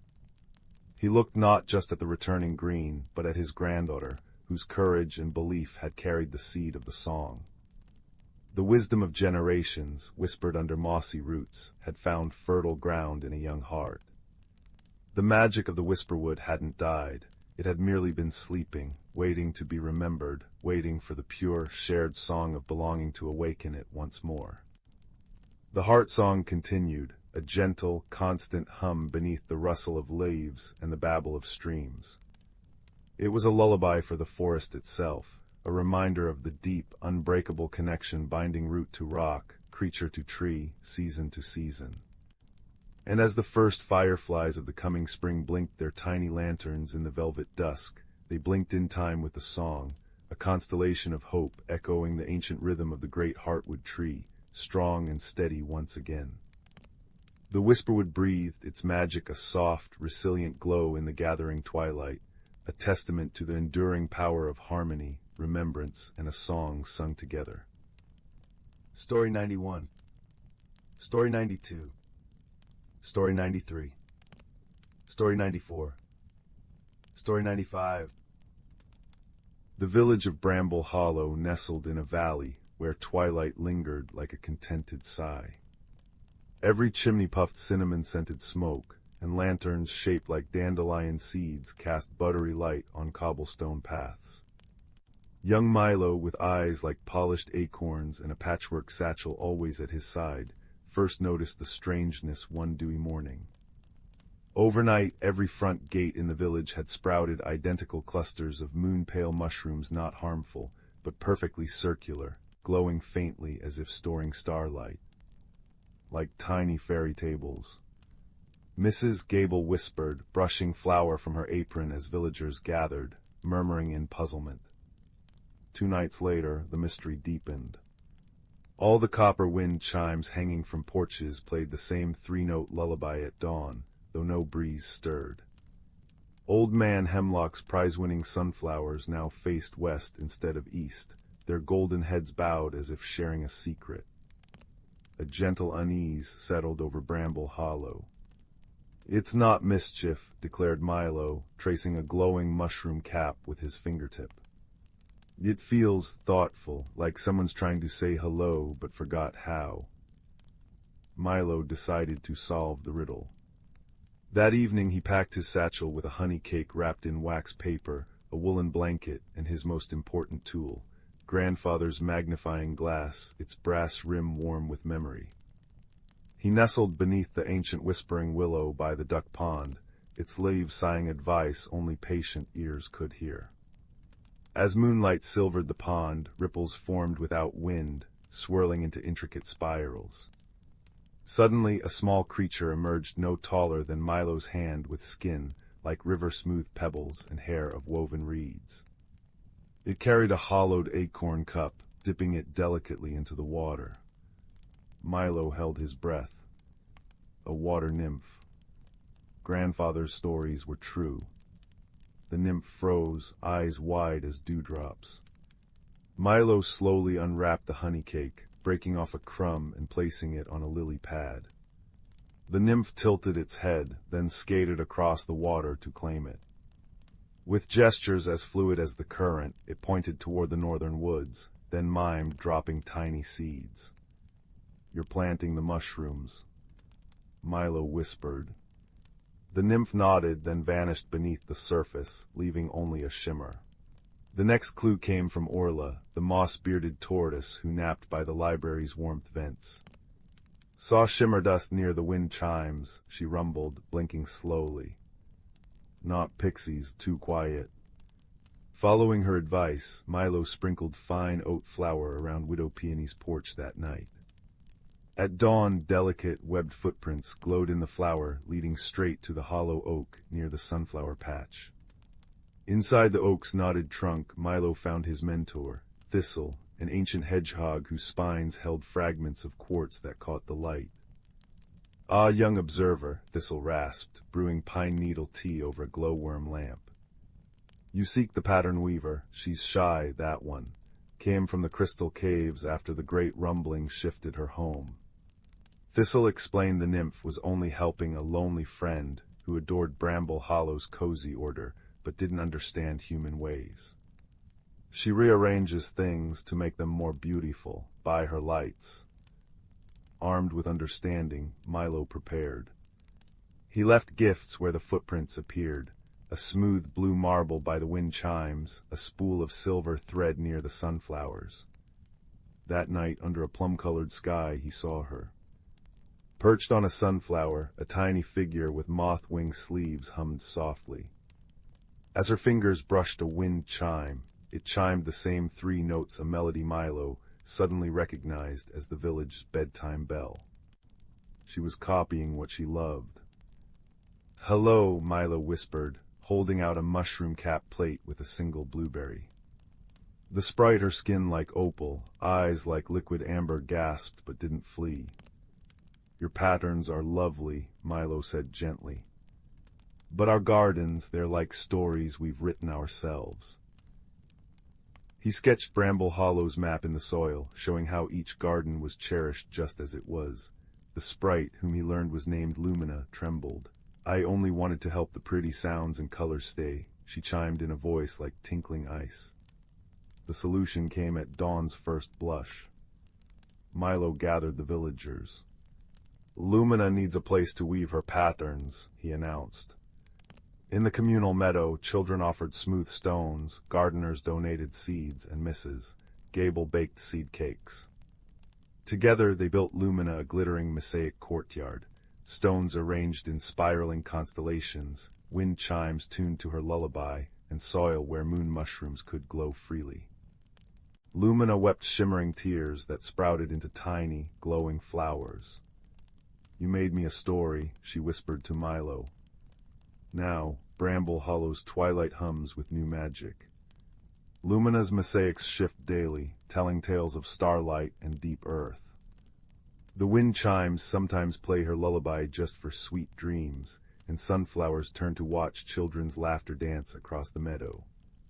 And every night, as Milo drifts to sleep, he sees a tiny opal hand placing a perfect, glowing mushroom cap on his windowsill, a silent thank you glowing in the dark, a secret shared between friends under the watchful, kind stars. All is calm, all is understood, and Bramble Hollow dreams on, cozier than ever before. Story 96. Story 97. Story 98. Story 99. Title: The Whisper of the Willow. In a quaint village nestled between rolling hills and the edge of a vast, whispering forest, lived a gentle young girl named Leora. Her days were filled with the hum of bees in the meadow, the scent of wildflowers on the breeze, and the comforting embrace of her grandmother's stories by nightfall. Leora's world was one of serene beauty, yet she harbored a yearning for something more, a spark of magic to ignite her heart's deepest dreams. The village was surrounded by legends of the enchanted forest, a place where the old trees told tales to those who would listen, and the streams sang lullabies to the moon. But the heart of these stories was the ancient willow of whispers, a tree said to hold the power to reveal one's true path in life. Many sought its wisdom, but few returned unchanged, for the forest had a way of showing each visitor not only who they were, but who they could become. Leora often wandered to the forest's edge, her fingers brushing the soft moss that clung to the trunks of the trees. Her grandmother's stories painted images in her mind, of brave explorers and wise creatures, but the Willow of Whispers remained an enigma, a mystery she longed to unravel.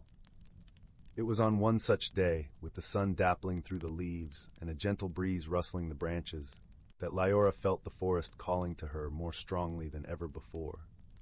With a heart full of anticipation and a small satchel packed with essentials, bread, cheese, and her grandmother's knitted shawl, Leora stepped into the forest. The air was cool and filled with the earthy scent of pine and damp earth. As she ventured deeper, the trees seemed to lean closer, their boughs whispering secrets that only the forest knew. Leora felt a tingling at the back of her neck, a sensation both thrilling and comforting, as if the forest was welcoming her into its embrace. As the path wound deeper into the forest, Leora met a curious friend, a small, bright-eyed squirrel named Pip. His fur was a tawny gold, and he chittered merrily as he bounded from branch to branch beside her. "Where are you headed, young traveler?" Pip asked, his voice a soft, musical note in the forest symphony. Leora smiled, her heart lightened by the squirrel's friendly demeanor. "I'm seeking the Willow of Whispers," she replied, her eyes alight with determination. Pip twitched his whiskers thoughtfully. "Ah, the willow," he said, nodding. "Many have sought its wisdom, but it is not easily found. The forest has a way of testing those who desire its secrets." "I am ready," Leora declared, her voice steady with resolve. "I believe the willow will guide me." With Pip scampering alongside her, Leora continued her journey. The forest was a tapestry of colors and sounds, each step revealing new wonders. Birds sang sweetly in the canopy above, their songs weaving through the leaves like a gentle lullaby. The sunlight danced across the forest floor, painting patterns of light and shadow that seemed to shift with every breath of wind. As they walked, Pip told Leora tales of the forest's inhabitants. A wise old owl who knew the stars by heart, a family of foxes who danced under the moon, and a mischievous sprite who played tricks on unwary travelers.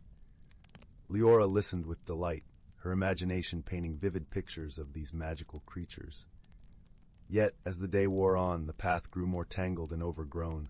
Vines draped like curtains across their way, and the underbrush thickened, whispering against Leora's legs as she pushed forward. The air grew cooler, and the forest seemed to hold its breath, waiting.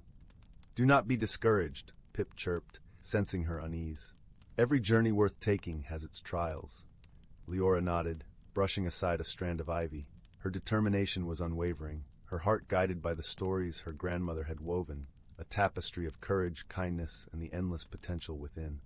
At last, as the sun began to dip below the horizon, casting the forest in hues of gold and amber, they arrived at a clearing.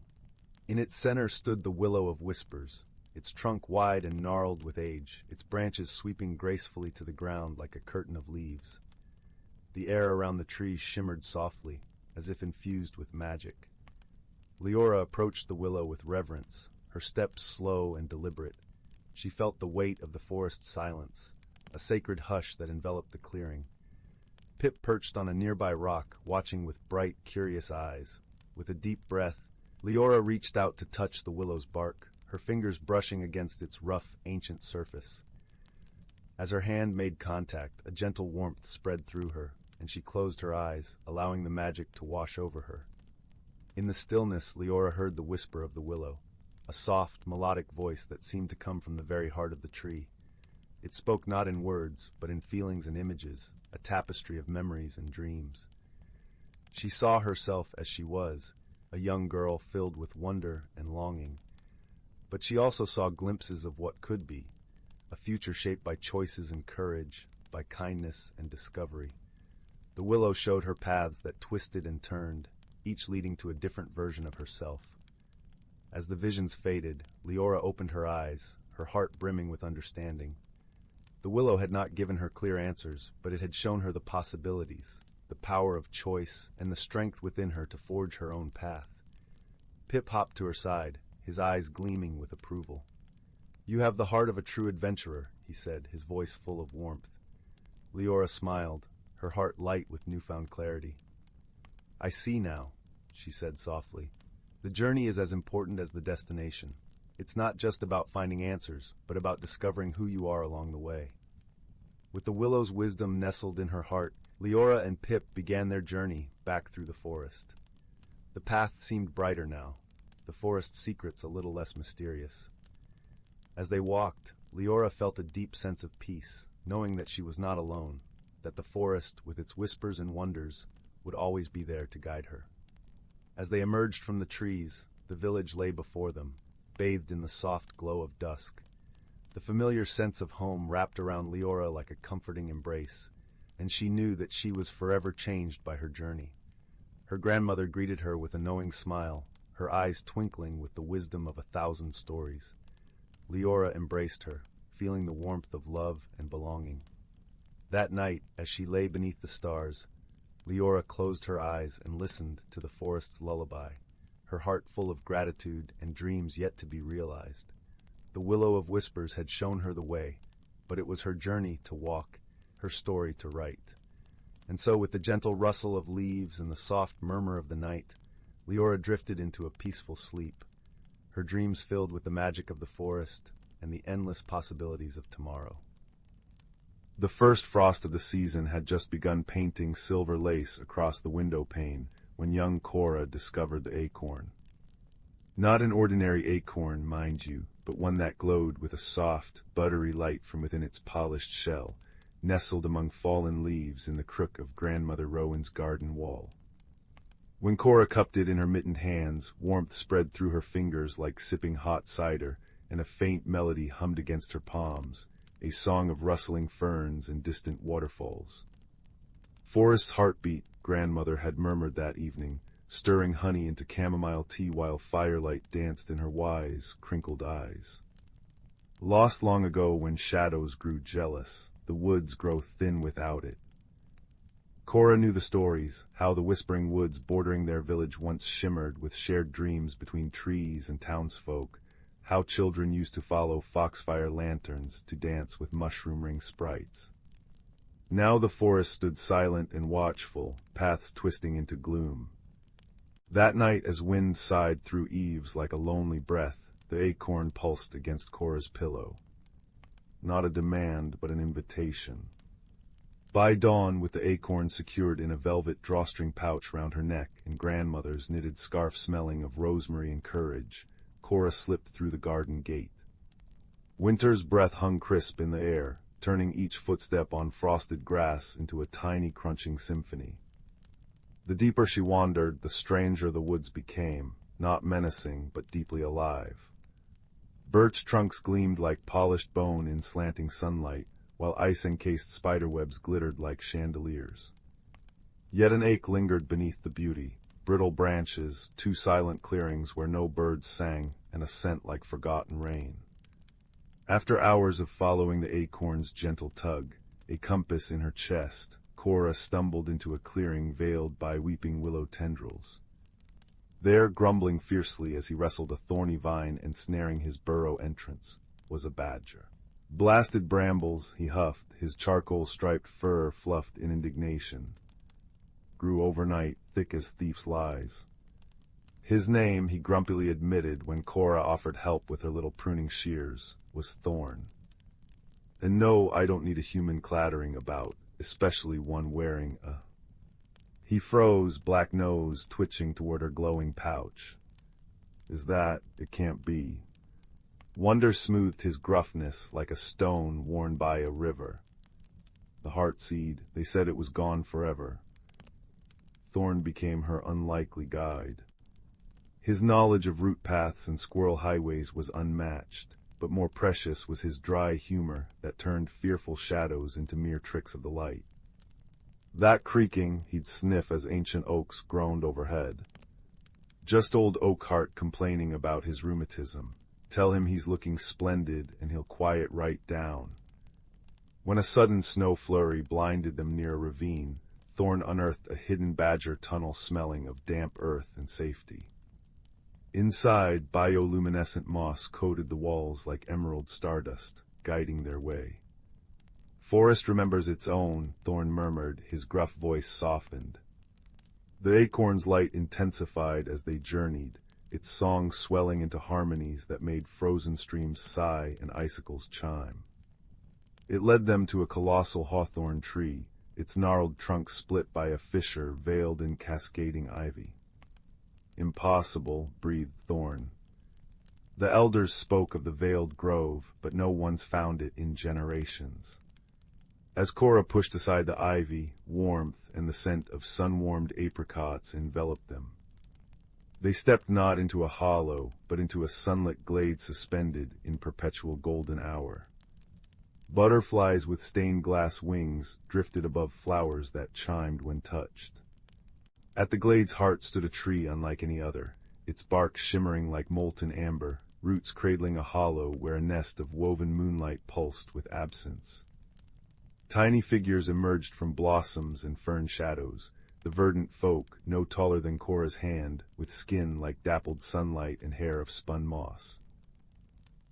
Their leader, Elder Mosshelm, stepped forward, his acorn cap hat trembling. The heartseed's return. Joy lit his leafy face, then dimmed. But see, it is wounded. He pointed a twiggy finger. A jagged piece was missing from the acorn's base, its light flickering unevenly. Stolen long ago by a creature of the deep shade, Mosshelm explained sadly. Envy turned its heart cold. It craved the seed's warmth, but only knew how to break. Without that missing shard, the seed cannot heal the whispering woods. Thorn's ears flattened. The deep shade, that's no place for sensible creatures. It was a realm of tangled, lightless roots where the forest's oldest sorrows festered. Yet Cora felt the acorn's plea resonate within her, not for itself, but for the lonely thief. Everyone deserves a chance to return what they took, she said softly, meeting Thorn's worried eyes. Even shadows. Their descent into the deep shade felt like sinking into cold ink.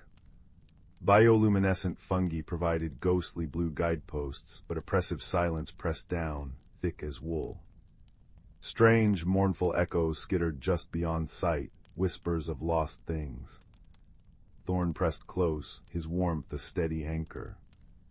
Remember Oakheart's rheumatism, he muttered, attempting levity though his fur bristled. This place just needs better decorating. Deep within a cavern woven from thorny roots, they found it, a creature of shifting obsidian smoke, curled around a shard of light that burned its ephemeral hands. It hissed, coiling tighter, eyes like dying embers flaring defensively. Cora knelt slowly, ignoring Thorn's warning rumble. She didn't reach for the shard. Instead, she opened her pouch, letting the heartseed's gentle radiance spill out. It misses its piece, she said, her voice steady despite her trembling hands. And I think you miss not being alone in the dark. The creature recoiled, smoke swirling in agitation. Cora hummed the seed's melody, the song of rustling ferns and waterfalls. The creature stilled. Tentatively, Cora placed the glowing acorn on the cold earth between them. Its warmth isn't meant to be hoarded, it's meant to be shared, like friendship. A long, silent moment stretched. Then a thin, smoky tendril extended, not toward the seed, but toward Cora's outstretched hand. It didn't touch, but hovered, trembling with a profound, aching loneliness that mirrored the brittle woods above. Slowly, achingly, the creature uncurled. It nudged the stolen shard of light toward the heartseed with its shadowy muzzle. As the shard clicked into place with a sound like a sigh of relief, the acorn blazed with pure, golden light. The creature flinched, but the light didn't burn. It washed over its smoky form, revealing not a monster, but a slender being with skin like twilight velvet and eyes, now holding the soft gleam of distant stars. Shade, they learned its name was. Not a creature of malice, but of forgotten corners, starved for connection. The return to the veiled grove was a procession of light.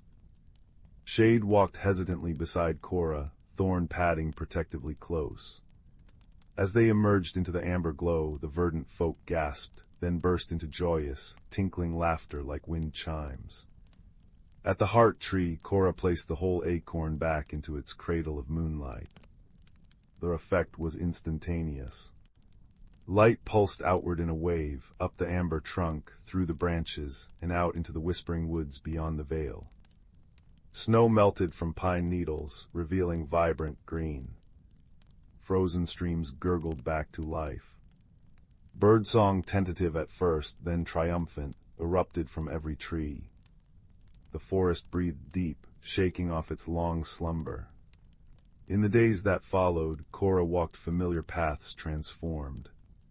Sunlight dappled through a vibrant canopy, alive with chattering squirrels and flitting sprites. Foxfire lanterns winked invitations from mossy hollows. Thorn, now a frequent visitor to grandmother's garden, especially when berry tarts were cooling, regaled them with tales of Shade, helping the verdant folk tend to the deep shade, coaxing shy glowworms and healing wounded roots. Turns out, Thorn chuckled, crumbs on his whiskers, a bit of kindness makes even the gloomiest places bloom. The night before the first true thaw, Cora stood at her window. The whispering woods shimmered under the moon, no longer a wall of secrets, but a friend breathing softly in the dark. In her hand, warmed by her touch, lay a single leaf gifted by the heart tree, its veins traced with permanent, gentle gold light. She pressed it to her cheek, breathing in the scent of damp earth and possibility. Outside, an owl hooted a lullaby, joined by the distant, contented purr of a badger settling into his burrow, and the soft, chiming laughter of tiny folk dancing in moonlit clearings. The forest's heartbeat, strong and steady, echoed her own. As she climbed into bed, the golden leaf glowing softly on her nightstand, Cora smiled. The greatest magic she knew as sleep gently pulled her under wasn't in glowing seeds or hidden groves. It was in the courage to offer warmth to shadows, the wisdom to listen to forgotten songs, and the boundless, quiet strength found in an unexpected friend's steadfast presence beside you on the path home. The woods whispered their ancient lullaby, a promise carried on the warm spring wind rustling the newly green leaves, a promise of belonging forever renewed. Deep within the whispering woods, where ancient oaks stretched gnarled fingers toward a sky veined with starlight, lived a world unseen by human eyes. Here the mossy earth breathed secrets, and the boundary between earth and enchantment shimmered like heat haze. Young Pip, a hedgehog whose quills still held the softness of youth, burrowed beneath the frost-kissed roots of Grandmother Willow. Her trunk, wide as a cottage, pulsed with the slow heartbeat of the forest. "Listen, little Thorn," murmured Fern, an elderly badger whose silver-streaked fur mirrored moonlit snow. Her claws traced patterns in the loam, a map of seasons. When winter overstays its welcome, the heartstone slumbers too deeply. She pointed toward the glimmering glade, where the first crocuses should have pierced the snow weeks ago. Instead, an unnatural chill clung, silencing brooks and frosting spiderwebs into crystal lace. The seasonal dance was faltering. Pip shivered not from cold, but from the forest's unease. He felt it in his paws, the stifled hum of roots craving thaw, the drowsy frustration of squirrels whose nut caches dwindled. But why, Fern? The frostfire moths always wake the heartstone. Each winter's end, these iridescent insects emerged, their wings shedding ember-bright dust to melt the glacial seal guarding the forest's magical core. This year their cocoons remained frozen in ice-locked birches. Fern's nose twitched, catching the metallic tang of lingering frost. The balance is askew, old tales whisper of this. When snow drowns spring's song, courage must thaw what magic cannot. She nudged a withered acorn toward Pip. Seek Thistle the hare, her ears hear the wind's oldest stories. Thus began Pip's pilgrimage beneath a sky bruised purple with unseasonable cold. Crunching through snow like shattered quartz, he passed ice-encased ferns that tinkled like wind chimes. He inhaled the crisp scent of pine sap bleeding from frozen bark and touched hoarfrost that melted into dew on his paw pads. Near Mistfall Creek, now a ribbon of black ice, he found Thistle, her fur puffed against the chill. "The north wind gossips," she whispered, ears pivoting toward distant mountains. A rock slide buried the sunstone caves. No dawn warmth reaches the frostfire cocoons. Her eyes, liquid amber in the gloom, held generations of weather wisdom. Only warmth born within the woods can rouse them now. Pip's heart sank. How could tiny creatures stir such cold? Yet Thistle nudged him onward. Find Bramble the bear, his den holds the emberblooms. In a honeycomb cave veiled by icicles, Bramble snored amidst dried herbs. Pip hesitated before the mountain of fur, then sneezed from the dust of crushed petals, imbursant, smelling of cinnamon and sunlight. Bramble's rumble shook the earth. Emberblooms. He yawned, revealing teeth like ancient standing stones. Aye, they store summer's fire, but their glow fades without. He lumbered to a clay pot brimming with luminous orange petals. Song the frostfires hatch to cricket choruses, silence starves them. Threefold wisdom now braided in Pip's mind, thaw the cocoons with inner warmth, revive them with song, guide them with emberbloom light. But who could sing in this frozen hush? Pip remembered the fireflies, minstrels of the midsummer nights, dormant in their root-cellar haven. Digging through snowdrifts with Bramble's help, Pip reached the firefly grotto. Inside, 1,000 tiny bodies glittered like captive stars. "Wake," Pip pleaded, placing emberblooms among them. The petals pulsed, casting coppery light on translucent wings. One firefly, Zelda, flickered awake. "The long dark," she buzzed weakly. Pip explained, his breath fogging the air. "Sing spring back, for the crickets sleep too deeply." Zelda rallied her kin. Soon the cavern shimmered with bioluminescent music, a chorus of clicks and hums that vibrated through stone, up roots into the frozen birches. Pip led them out, carrying emberbloom bouquets in Bramble's woven grass satchel. Their combined light painted the snow in molten gold. At the cocoon grove, Pip pressed his small body against the ice-clad trunks. He thought of fern stories, sun-dappled ferns, the kiss of rain on petals. Warmth bloomed in his chest, radiating through his quills. Ice wept. Cocoons split like ripe fruit.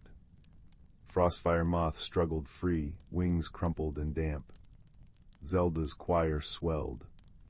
The moths trembled, antennae lifting to the sound. Pip scattered emberbloom dust over them. It fused with their wings, igniting veins of liquid topaz. With a collective sigh, they took flight, a constellation ascending toward the Heartstone glade. Pip followed their comet trails. In the glade, the Heartstone, a monolith of mossy quartz, lay entombed in glacial blue ice. The moths circled it, shedding glowing dust that hissed where it touched frost.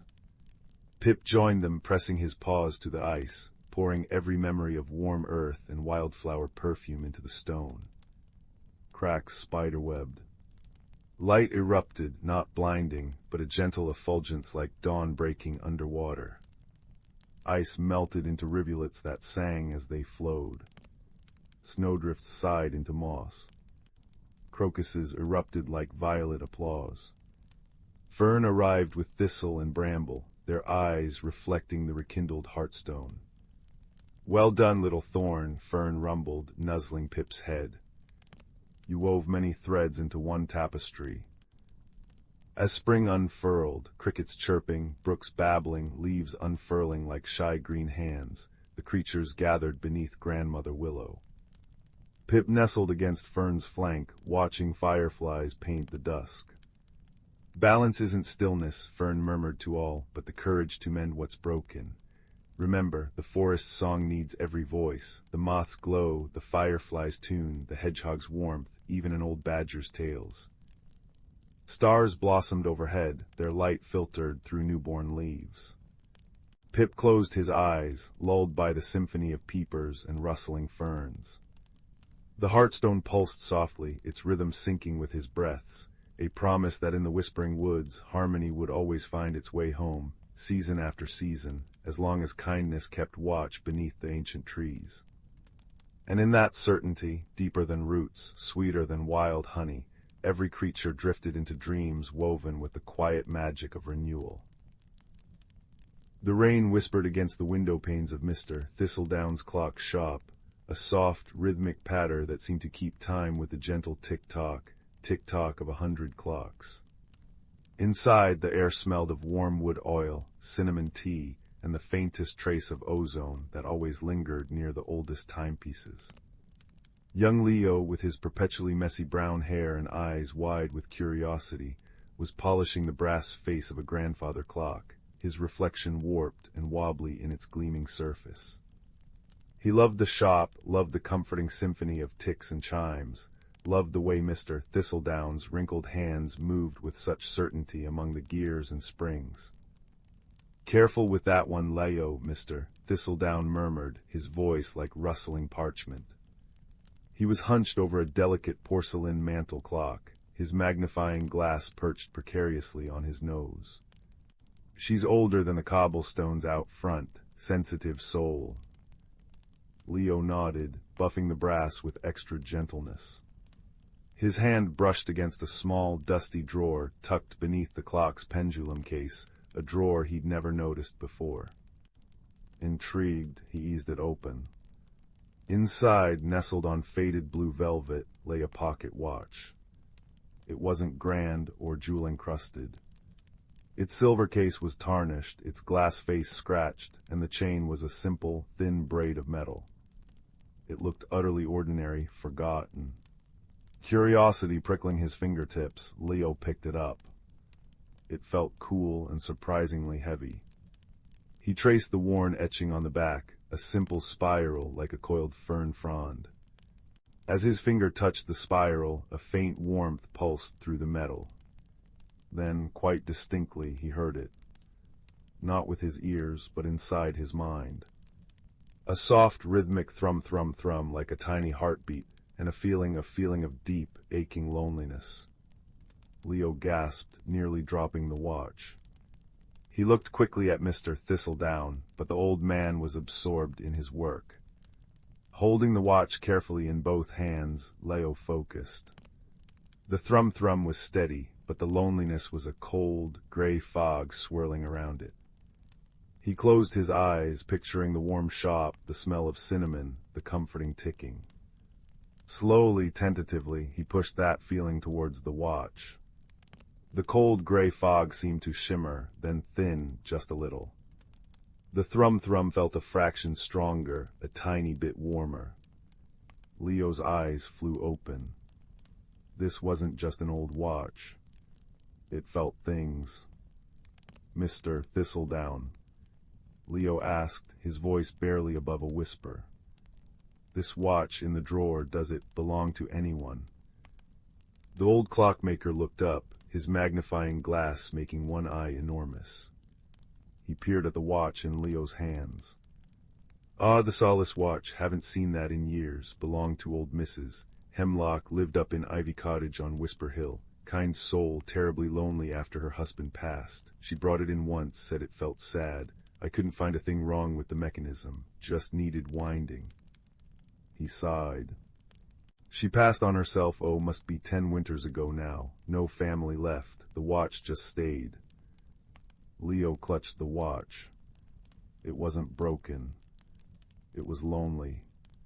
Its owner was gone, and it carried the echo of her sadness. Can I take care of it?" he asked impulsively. "Mr." Thistledown studied Leo's earnest face. "Seems it found its way to you, lad. Keep it safe." Even forgotten things remember. Leo carefully slipped the watch into his pocket. It felt warm against his leg, the thrum-thrum a constant, quiet companion. But the loneliness was still there, a persistent chill. Leo understood loneliness. He'd only recently moved to the village, shy, and finding it hard to make friends. He decided then and there he would help the watch remember something besides sadness. He would find it solace. His journey began simply. He took the watch everywhere. He held it while watching bees drone lazily around fragrant lavender bushes, pushing the feeling of drowsy contentment towards it. He placed it near the bakery oven when Mrs. Butterworth pulled out loaves of golden bread, letting the warm, yeasty smell and the feeling of cozy fullness seep into the metal. He sat with it by the babbling brook, sharing the feeling of cool, clear peace. Each time the cold loneliness retreated a little more, replaced by a warmer, softer glow within the watch's gentle thrum. But it wasn't enough. The core ache remained, a deep-seated longing. Leo needed help. He thought of Barnaby, the grumpy but soft-hearted badger who lived in a burrow beneath the ancient oak at the edge of the village green.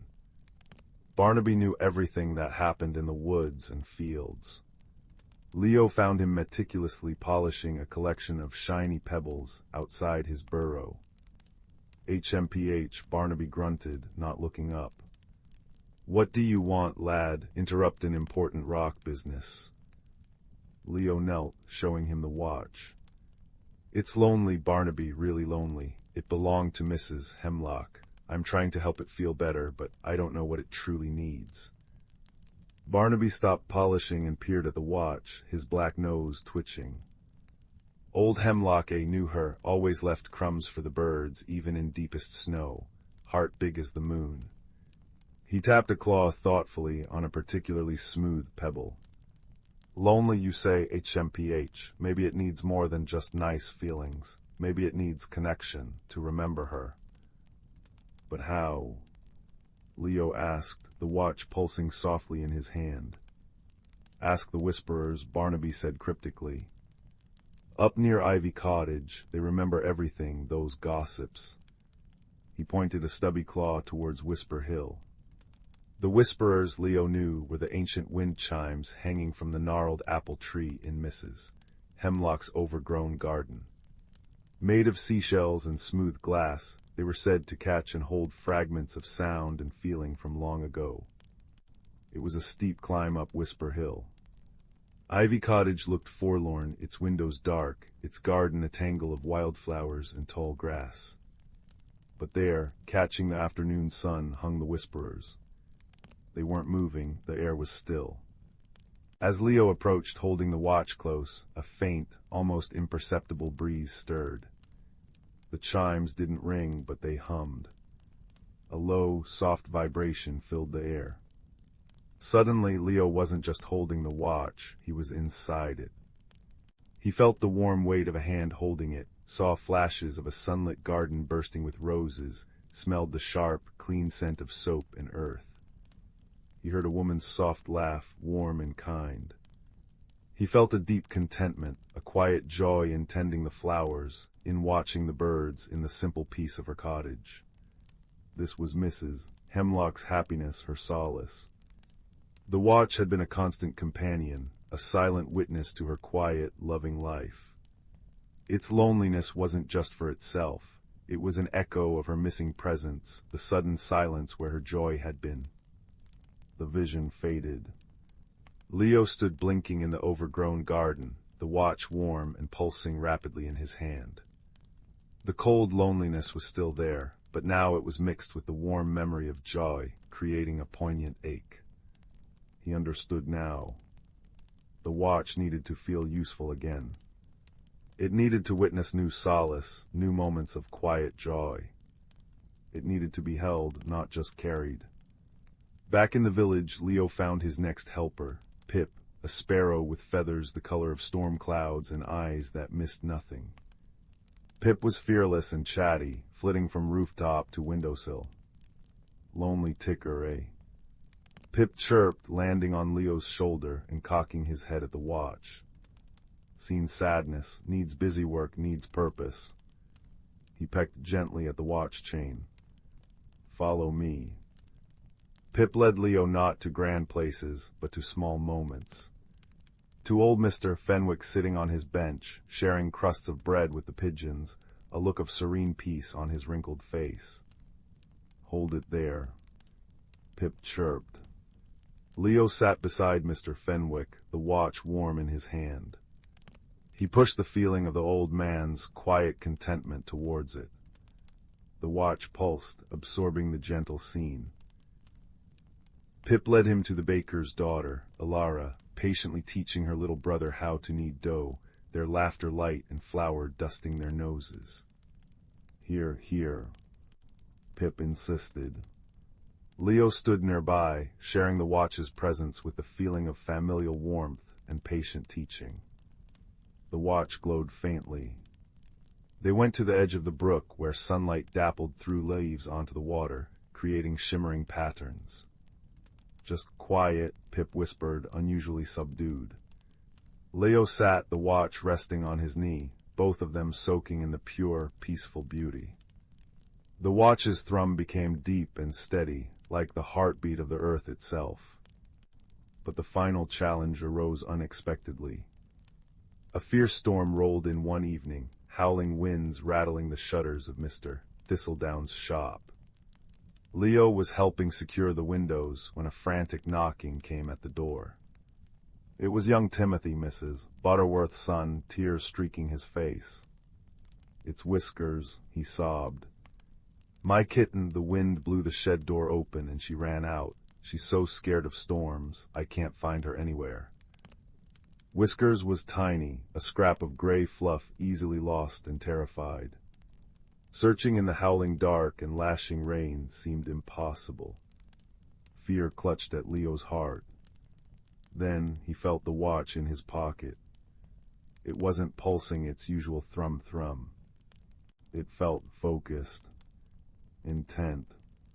And it was pulling him, a gentle, insistent tug towards the back door. Trusting the feeling, Leo grabbed a lantern. Come on, Timothy, I think I know where to look. He dashed into the storm, the watch a warm beacon against the cold rain. It pulled him not towards the open fields, but along the stone wall bordering the village green, towards a dense thicket of hawthorn bushes. The wind screamed, the rain stung, and the lantern light flickered wildly. Whiskers. Timothy cried, his voice thin against the gale. Leo held the watch tightly. He didn't try to push feelings at it. Instead, he asked it, silently, desperately, where is she? Help us find her. The watch grew warm, almost hot. Then a clear image flashed in Leo's mind, not a location, but a feeling. A tiny knot of pure, icy terror huddled deep within the thicket, behind the gnarled roots of the oldest hawthorn. It was so vivid, so precise. She's here. Leo shouted over the wind, pointing towards the roots. Timothy scrambled forward, pushing aside wet branches. There, shivering violently, eyes wide with terror, was Whiskers. Timothy scooped her up, cradling the soaked, trembling kitten against his chest, murmuring soothing words. The relief that washed over Timothy was palpable, a warm wave of pure love and gratitude that cut through the storm's fury. Leo stood beside him, the rain plastering his hair to his forehead, the watch glowing with a soft, steady light in his hand. He let it feel Timothy's overwhelming relief and love for his found kitten. The watch didn't just absorb it, it seemed to resonate with it, its own lingering loneliness finally dissolving completely in the face of this powerful, selfless love and relief. The cold ache vanished, replaced by a deep, golden warmth that spread from the watch up Leo's arm, filling him with an incredible sense of peace and rightness. Back in the warm, dry shop, with Whiskers purring contentedly wrapped in a towel on Timothy's lap, Leo took out the watch. It gleamed softly in the firelight, the scratches on its glass face seeming less deep, the silver brighter. Its thrum-thrum was strong, steady, and radiated a gentle, comforting warmth, not just happiness, but deep contentment and purpose. It had witnessed fear, but also courage, love, and profound relief. It had been useful again. It had found solace not just in comfort, but in connection and the overcoming of adversity through kindness and care. Leo placed the solace watch on the mantelpiece above Mr. Thistledown's crackling fireplace. It didn't need to be carried anymore. Its journey was complete. Now its gentle thrum-thrum joined the symphony of the shop's clocks, a soft counterpoint that seemed to deepen the sense of peace. Anyone who sat near the fireplace felt a subtle warmth, a sense of calm, and the unspoken assurance that even in forgotten things, and even after storms, solace could always be found. Leo smiled, watching the firelight dance on the silver. He had learned that magic wasn't always in grand spells, but in quiet empathy, in listening with your heart, and in the extraordinary secrets held within the most ordinary acts of kindness. The watch ticked on, a quiet guardian of comfort, its secret now a shared warmth that filled the cozy shop, promising peaceful dreams to all who listened. The amber light of autumn afternoons had always been Lila's favorite time of year. It was when the forest behind her cottage seemed to hold its breath, leaves rustling secrets in hues of burnt umber and gold, and the air carried the crisp scent of apples and distant wood smoke. But this autumn felt different. The trees shed their leaves too quickly, the squirrels buried nuts with frantic urgency, and the river sang a lower, slower song than she'd ever heard. Lila clutched her woven basket of herbs tighter, her boots crunching over brittle ferns. She didn't like changes, not in her routines, not in her forest, and certainly not in herself. Lately her hands trembled when she tried to stitch her embroidery, and the tea she brewed, usually fragrant with mint and memory, tasted bitter, as if the plants themselves resisted her touch. That evening, as she sat by the hearth unraveling a knotted thread, a sound fluttered against her window, a moth with wings the color of twilight, tapping gently with antennae that glimmered like dewdrops. When she opened the pane, it alighted on her wrist, and she felt a strange warmth pulse through her veins. The moth led her gaze to the old oak desk by the wall, where her grandmother's journal lay open to a page she'd never seen before. The ink shimmered, words rearranging themselves. When the heart fears turning seasons, the roots must learn to bend. The next morning, Lila found the first crystal growing in her garden. It emerged from the soil where her rosemary plant had withered, a slender spire of amethyst humming faintly. By noon, 3 more had sprouted along the garden path, their facets catching the sunlight like prisms. She reached to touch one, and a vision flashed behind her eyes. A forest floor covered not in leaves, but in thousands of tiny crystals, each pulsing with soft light. A voice, deep and earthy, murmured, "You've forgotten how to listen." Panicked, Lila ran to the one person who might understand, old Bram, the beekeeper who lived at the forest's edge. His cottage smelled of honeycomb and pine resin, and his beard was dusted with pollen from his hives. He didn't look up from his carving as she burst in, breathless. "Ah," he said, smoothing the wooden owl in his hands. "The stones have been whispering about you." "What's happening to me?" she asked, her voice trembling. Bram set down his knife. "Same thing that happens to a hive when the queen is unsure. Everything gets stuck. You've been clinging to the way things were, Lila, but the forest and you are meant to grow."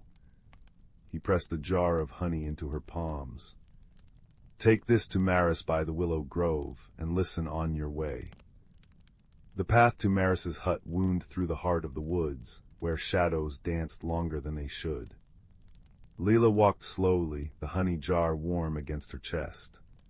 She paused where a creek giggled over stones, and there, beneath the water's surface, she spotted a pebble shaped like a crescent moon. As she fished it out, the crystal in her pocket vibrated, and the pebble's edges softened into a tiny silver bell. A laugh echoed, not her own, but bright and clear, like wind chimes. "That's for noticing," said a voice above her. Maris perched on a branch, her cloak stitched with feathers and spider silk. She swung down, landing light as a dandelion seed. Bram's honey, is it? Good, we'll need sweetness for what's coming. What's coming?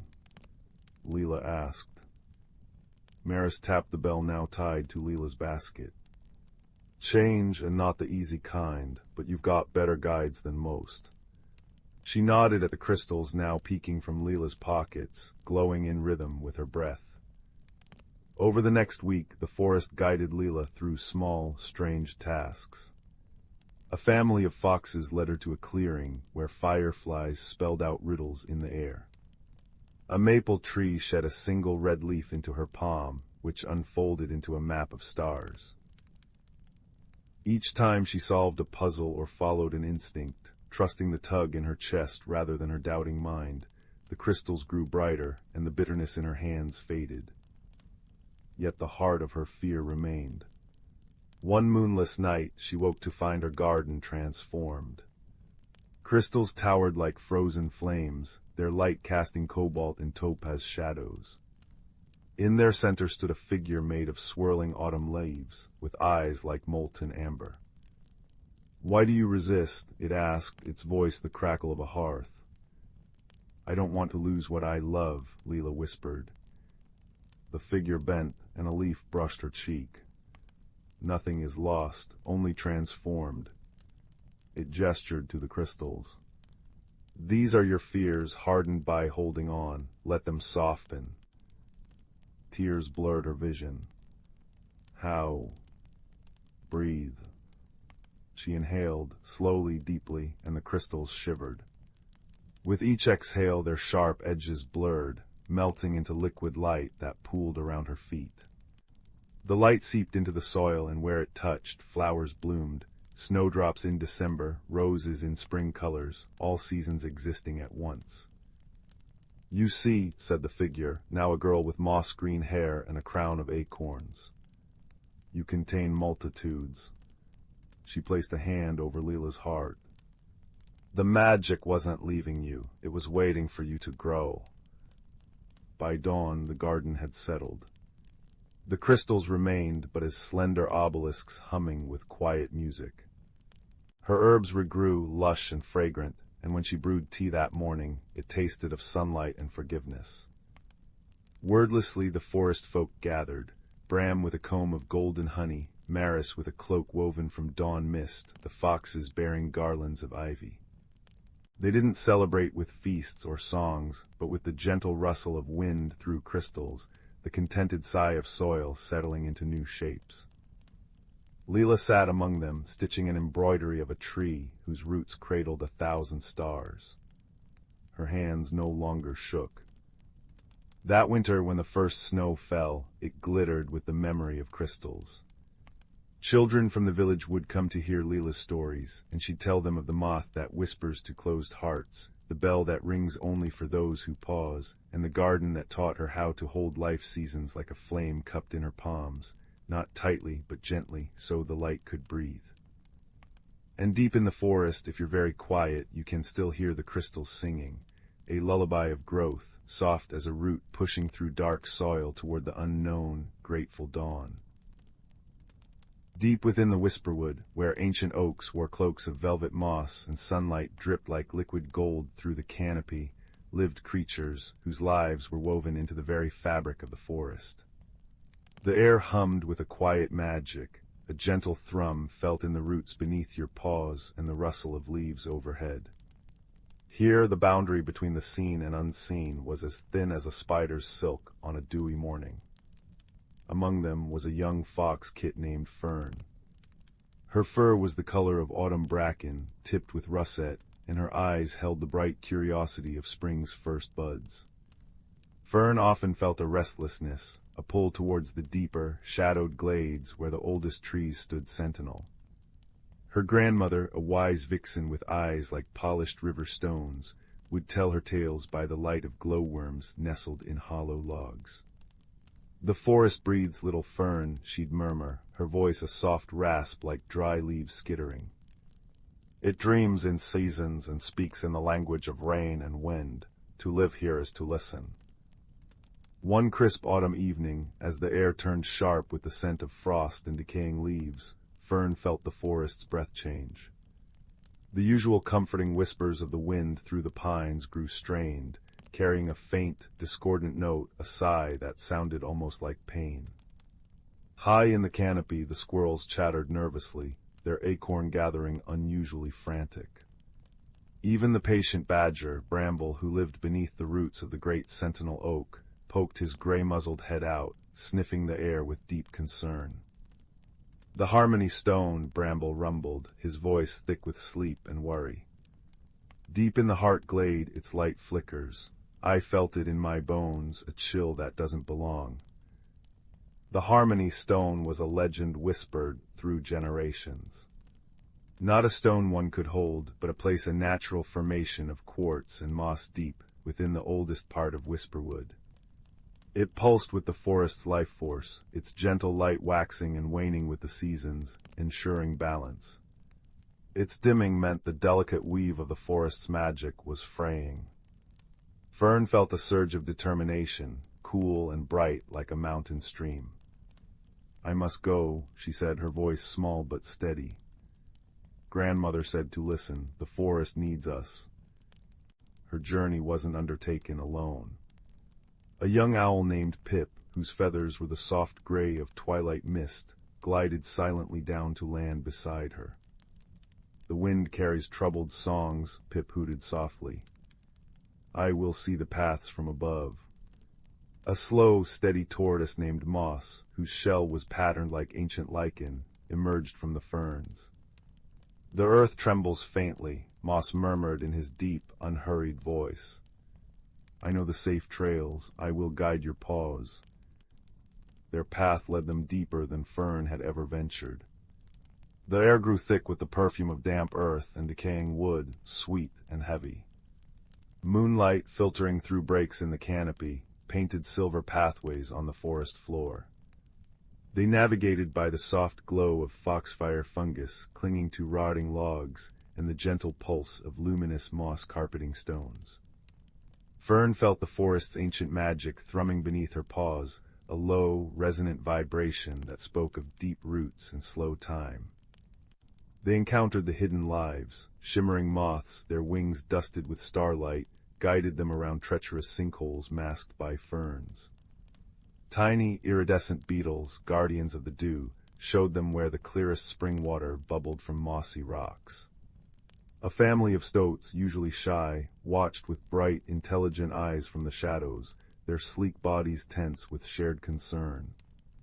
The forest was alive not just with creatures, but with a collective consciousness, a shared breath. As they neared the heart glade, the magical phenomena grew more pronounced.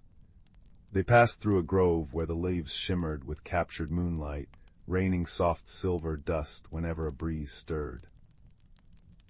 Further on, they crossed a stream whose water flowed upwards in a gentle spiral, defying gravity before cascading back down in a shower of liquid diamonds.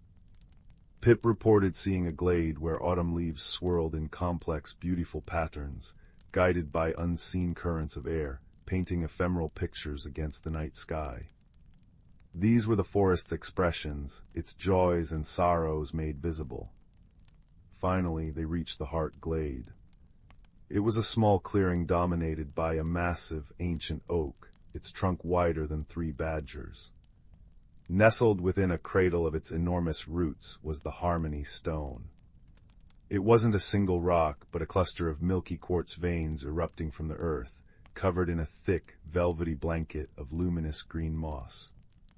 Normally it pulsed with a soft, steady light, like a captured moonbeam. Now its glow was sickly, flickering erratically, and a deep crack had appeared in the largest quartz vein. From the crack seeped not darkness, but a chilling, unnatural gray mist that seemed to leach the warmth and color from the surrounding air.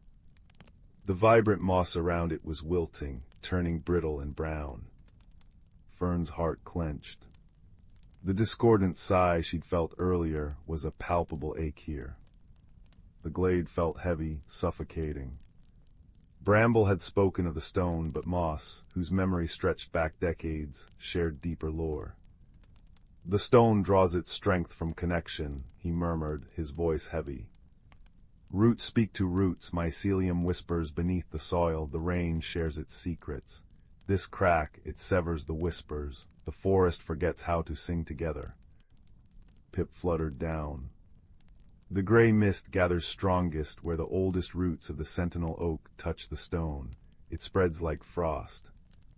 Fern remembered her grandmother's words. Wisdom is often held in the quietest voices and the simplest acts. Balance is restored not by force, but by mending the connections. She looked at the flickering stone, the dying moss, the chilling mist. Mending the connection. How? She padded closer, ignoring the unnatural cold emanating from the crack. She pressed her small nose against the wilting moss near the stone. It felt brittle, lifeless. Despair threatened to rise, but then she felt a faint vibration beneath her paws. Not the stone's discord, but something else. A thread of warmth, incredibly faint, pulsing from the ancient oak itself. She looked up its mighty trunk, towards the canopy lost in darkness. "Pip," she whispered, "can you find the highest leaf, the one touched by the first star?" Pip tilted his head, then launched himself silently upwards, disappearing into the inky blackness. Minutes stretched, filled only by the stone's erratic flicker and the chilling hiss of the gray mist. Then a soft rustle, and Pip landed gently, holding a single, perfect oak leaf in his beak. It was drenched in starlight, shimmering with captured constellations. Fern took the leaf carefully. She remembered Moss speaking of mycelium, the vast fungal network connecting trees.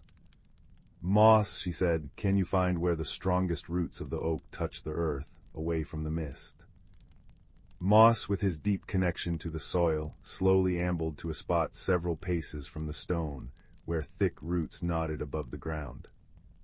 "Here," he rumbled. "The heartwood speaks clearly here." Fern carried the starlit leaf to the spot Moss indicated. She laid it gently upon the root, where the bark was warm and alive. Then she pressed her small paw against it. "Listen," she breathed, not just to her companions, but to the forest itself. "Remember the sky, remember the stars, remember the rain." She closed her eyes, pouring all her focus, all her love for the whisperwood into that touch. She felt Pip land softly beside the leaf, adding his silent watchfulness. She felt Moss settle his heavy shell against the root, lending his deep, earthy stability. She felt the collective hope of the watching moths, beetles, and stoats from the shadows. And the forest listened. From the starlit leaf a thread of pure, cool light snaked down the root. It met the deep, resonant warmth rising from Moss's connection to the earth. Pip's silent vigilance added a thread of focused clarity. Together these threads flowed along the root, beneath the soil, towards the fractured harmony stone. As they reached the crack, they didn't attack the gray mist. Instead, they wove around it a tapestry of starlight, earth strength, and quiet focus. They touched the wilting moss. Where the threads touched, the moss began to glow faintly, a weak but determined green. The glow spread strand by strand, moss blade by moss blade, reclaiming the ground around the stone from the gray chill. The quartz veins began to hum, a low, resonant sound that grew stronger. The erratic flickering steadied. The gray mist recoiled, thinning like frost under a rising sun. As the last tendrils dissolved, the crack in the quartz shimmered, not sealing shut, but filling with a soft, golden light, the light of connection restored. The harmony stone pulsed once, strongly, then settled into a steady, warm glow that filled the glade with a sense of profound peace. The air lost its chill, replaced by the rich, comforting scent of damp earth and healthy moss. The heart glade breathed again. The ancient oak rustled its leaves in a sigh of deep relief. High above, unseen but felt, the wind resumed its gentle, harmonious song through the pines. Exhausted but filled with a quiet joy, Fern curled up at the base of the sentinel oak, the restored warmth of the stone radiating comfort. Pip nestled into her fur, and Moss settled contentedly nearby. The shimmering moths drifted like falling stars, and the fireflies emerged, their tiny lanterns blinking in a peaceful, synchronized rhythm. The stoats slipped away, their mission complete. Fern watched the steady pulse of the harmony stone, its light reflecting in her tired eyes. She understood now. The hidden lives weren't just neighbors, they were threads in the same tapestry. The magic wasn't just in grand phenomena, but in the quiet whispers of roots, the shared strength of companions, the simple act of listening and remembering. The wisdom passed down wasn't complicated. It was the understanding that balance came from connection, from each creature playing its part, however small. The forest settled into a deep, contented silence, broken only by the chirp of a single cricket and the distant hoot of an owl Pip's father, perhaps calling the night watch. The air was sweet with the scent of pine and damp earth, cool and clean. The moon, high now, bathed the heart glade in silver, making the quartz veins gleam and the healthy moss glow like emerald velvet. Fern felt the steady, reassuring thrum of the forest's life force beneath her, a gentle lullaby woven from starlight, earth, and the quiet pulse of the mended stone. Her eyelids grew heavy, the adventures of the night softening into dreams of rustling leaves and warm, golden light. The whisperwood held its breath in peaceful slumber, its ancient song of harmony flowing once more, deep and true, cradling all its hidden lives in the quiet magic of the night. And Fern, nestled safe within its heart, drifted into sleep, knowing she belonged to something vast, beautiful, and eternally balanced. The forest hummed its contentment, a sound felt more than heard, as deep and peaceful as the roots that cradled the sleeping earth. Deep within the whisperwood, where ancient oaks stretched moss-draped branches toward a sky often veiled in mist, magic hummed just beneath the surface of reality. Here the seasons didn't merely change, they danced. Spring arrived on the breath of warm zephyrs, carrying pollen-gold promises. Summer unfurled in emerald canopies that shimmered with firefly constellations. Autumn descended in a cascade of amber and crimson, each leaf a whispered secret. Winter wrapped the forest in a crystalline hush, where frost painted stories on frozen ponds. And in this realm the creatures lived not as mere inhabitants, but as guardians of an intricate, singing balance. Young Bramble, a hedgehog with spines like dewdrop-tipped thistles, lived in a cozy burrow lined with dried lavender and owl feathers. His grandmother, a badger named Sorrel with fur like storm-cloud silver, often spoke of the forest's hidden pulse. "Listen beyond the rustle," she'd murmur, her voice as comforting as the crackle of their hearth moss fire. "Hear the wind's lullaby, that's the breath of seasons, carrying dreams from the roots to the stars." Bramble would nestle into Sorrel's warmth, inhaling the scent of rain-soaked earth and wood smoke, feeling the forest's heartbeat thrum through the soil beneath them. One late summer evening, as crickets wove melodies into the twilight, an unnatural stillness settled. The breath of seasons faltered. No cooling breeze carried the scent of ripening blackberries or the distant promise of autumn's spice. Instead, the air grew thick and heavy, clinging like damp wool. Flowers drooped, their petals losing luster. Even the creek's usual chuckle faded to a listless sigh. Bramble watched a weary bluebird, feathers dulled, struggle to lift itself onto a wilting elderberry branch. "Grandmother," he whispered, his nose twitching at the stale air, "why does the forest hold its breath?" Sorrel's eyes, deep as mossy pools, grew solemn.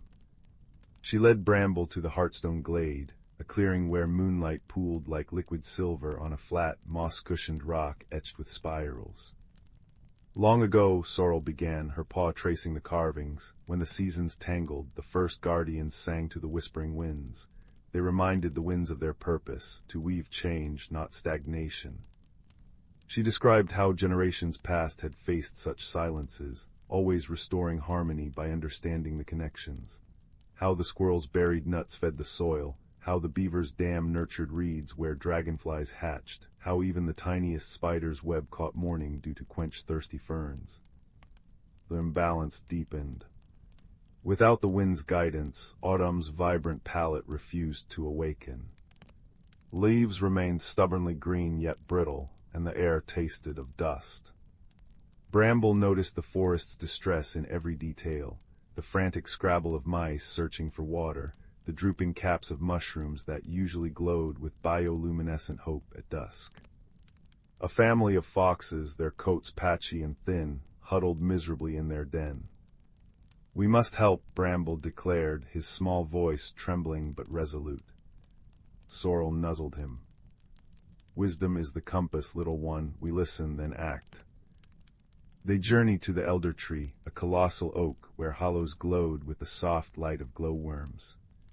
There they convened with Fern, an ancient owl whose feathers held the patterns of frost and starlight, and Pip, a quick-witted dormouse who knew every route path in the forest. "The winds are lost," Fern hooted softly, her amber eyes reflecting the dimming moon. "Trapped in the high peaks where echoes confuse their song." Pip twitched his whiskers. "But why? The peaks have always sung back." Sorrel nodded. "Something silences the echo, something unnatural." Bramble remembered Sorrel's stories, how balance required every voice. He crept to the forest's edge where human artifacts sometimes drifted, a tattered kite, a smooth glass bottle. There, half buried in ferns, lay a shard of mirrored metal, reflecting the stagnant sky. It wasn't part of the forest's song. When sunlight hit it, the glare shot upward, blinding and harsh. "This," Bramble gasped. "It steals the mountain's echo." The mirrored shard had fallen from a passing hot air balloon, its unnatural reflection scattering the peak's harmonic response, leaving the winds directionless. With Pip's guidance, they rallied the forest. Badgers dug trenches to tilt the shard. Squirrels wove vines into a net. Fireflies lit their path as night deepened, their glow a constellation of determination. Bramble, heart pounding like a woodpecker's drum, climbed onto Sorrel's back as she nudged the shard into the net. Together they hauled it away from the peaks, burying it deep in clay where its reflection could harm no one. As the last clod of earth settled, a sigh rippled through the trees. Then a whisper. A gentle, cool caress brushed Bramble's spines. It carried the scent of wood smoke and fallen apples. The breath of seasons returned. It swirled through the whisperwood, rustling leaves into bursts of gold and scarlet. Rain followed, soft and sweet, pattering on the canopy like 1,000 tiny drums. The creek laughed again, and flowers raised their faces to drink. In the heartstone glade, Fern spread her wings as Pip danced in circles. "You listened," Sorrel murmured to Bramble, her eyes crinkling with pride. "Not just with your ears, but with your heart. Balance isn't kept by force, but by tending every thread in the web." That night, as Bramble curled in his burrow, the forest sang him to sleep. Outside, autumn's first frost painted silver lace on spiderwebs, and the wind hummed the ancient lullaby of change and renewal. He dreamed of roots deep in the dark earth, of stars winking through the canopy, and of Sorrel's voice, warm and sure, "When harmony flows, all things grow." And in that knowing, wrapped in the scent of lavender and the forest's restored breath, Bramble drifted into peaceful slumber, cradled by the eternal dance of the whisperwood. The world beyond Thistle's familiar burrow was usually painted in the comforting greens and browns of the sun-dappled meadow. But tonight, drawn by the unusually large silver moon hanging low in the velvet sky, the little rabbit felt a peculiar tug in his chest. A whisper on the cool night breeze seemed to call him towards the edge of the ancient whispering woods, a place his elders spoke of in hushed tones, filled with unseen wonders and moonlit secrets. Taking a deep breath, his soft white fur ruffled by the night air, Thistle hopped forward, his heart a tiny drum against his ribs. The moment he crossed the mossy threshold beneath the first towering, ancient oak, the air changed. It grew cooler, sweeter, carrying the scent of damp earth, crushed pine needles, and something else entirely, like starlight made into perfume. The familiar chirping of crickets faded, replaced by a gentle, chiming sound, as if thousands of tiny crystal bells were swaying in an unfelt breeze. Looking up, Thistle gasped. High in the branches, glowing softly like captured moonlight, were clusters of luminous, bell-shaped flowers. They chimed softly as they moved, casting shifting patterns of silver light on the forest floor below. This was the Glimmerwood. The path ahead was carpeted not with leaves, but with soft, bioluminescent moss that pulsed with a gentle green light beneath his paws, guiding him deeper. Strange mushrooms like tiny lanterns dotted the undergrowth, casting warm amber and violet glows. Curiosity, warm and bright, began to outpace Thistle's initial nervous flutters. He hadn't gone far when a soft, blue light flickered near a cluster of giant, glowing toadstools. It zipped closer, resolving into a creature no bigger than Thistle's paw. It had delicate, translucent wings like spun glass, and a body that glowed with an internal, shifting blue luminescence. Its large, kind eyes blinked at him with gentle curiosity. "Lost your way, little traveler," it chimed in a voice like tiny bells, surprisingly clear despite its size. I'm just exploring," Thistle replied, his voice a little shaky. "It's so beautiful here. What are you?" "I am a glimmerfly," it hummed, doing a little loop in the air. "We tend the moon petals and light the paths for those who wander kindly. You seem kind. Would you like to see the heart of the Glimmerwood? Few venture so far." The invitation sent a fresh thrill through Thistle, mixed with a prickle of apprehension. The heart of the Glimmerwood. It sounded vast and unknown. But the Glimmerfly's gentle light and kind eyes felt reassuring. "Yes, please," he said, his courage finding its voice. Their journey led them deeper. They crossed a bridge woven from living, glowing vines that hummed softly beneath their feet. They passed a clearing where tall, slender reeds swayed, playing hauntingly beautiful melodies as the night wind passed through their hollow stalks the singing reeds. Thistle paused, mesmerized, feeling the music vibrate gently in his own chest. The path eventually opened into a breathtaking vista. Before them lay a vast, perfectly circular pool, its surface mirror-still and reflecting the star-strewn sky above with impossible clarity. But the stars weren't just reflected, they seemed to dance within the water itself, swirling slowly. Around the pool grew the largest, most radiant moonpetals Thistle had ever seen, their chime song a deep, resonant harmony that filled the air. This was the Starlight Pool, the heart of the Glimmerwood. As Thistle approached the water's edge, awestruck, the surface rippled. Not from wind, but from beneath. Smooth, obsidian-black stones rose silently, arranging themselves in a perfect stepping-stone path across the shimmering expanse. They led to a small, moss-covered island in the very center, where a single ancient tree stood, its bark shimmering with embedded flecks of starlight. "The Starlight Keeper awaits," the Glimmerfly chimed softly. "But only those who walk with quiet courage and a gentle heart can cross the path of reflection." Thistle looked at the smooth, dark stones floating on the star-filled water. They looked slippery. The distance seemed suddenly vast. What if he fell? What if the stars swallowed him? His earlier apprehensions swelled. He glanced back towards the familiar path, the pull of his safe, warm burrow strong. But then he looked at the Glimmerfly hovering patiently, its light steady and calm. He remembered the wonder of the chiming flowers, the beauty of the singing reeds, the kindness in the little creature's eyes. This place wasn't scary, it was magical. It asked only for respect and a brave heart. Taking a deep, steadying breath, Thistle placed one cautious paw onto the first stone. It felt warm and solid beneath his pad. Step by careful step, focusing only on the next stone and the gentle glow of his tiny guide, he made his way across the path of reflection. He didn't rush, he moved with quiet confidence, his small frame steady. The stars swirled beneath him, beautiful and vast, but no longer frightening. Reaching the island, Thistle found himself before the ancient starlight tree. Its gnarled roots cradled a being formed of shifting constellations, points of light, connected by threads of pure starlight, vaguely rabbit-shaped but vast and ancient. Its eyes were swirling nebulae, kind and infinitely deep. "Welcome, small one," the keeper's voice resonated, not in the air, but within Thistle's own mind, warm and comforting like sunlight on fur.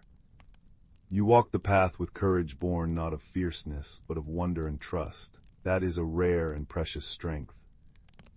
The keeper didn't offer grand treasures or powerful secrets.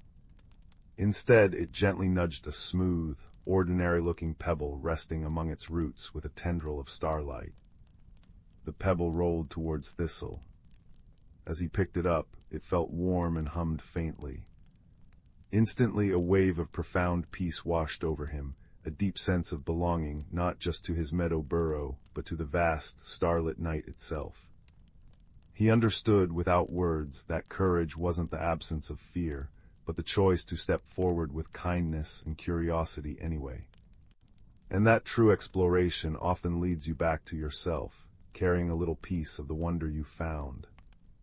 "Carry this warmth," the keeper's voice echoed softly.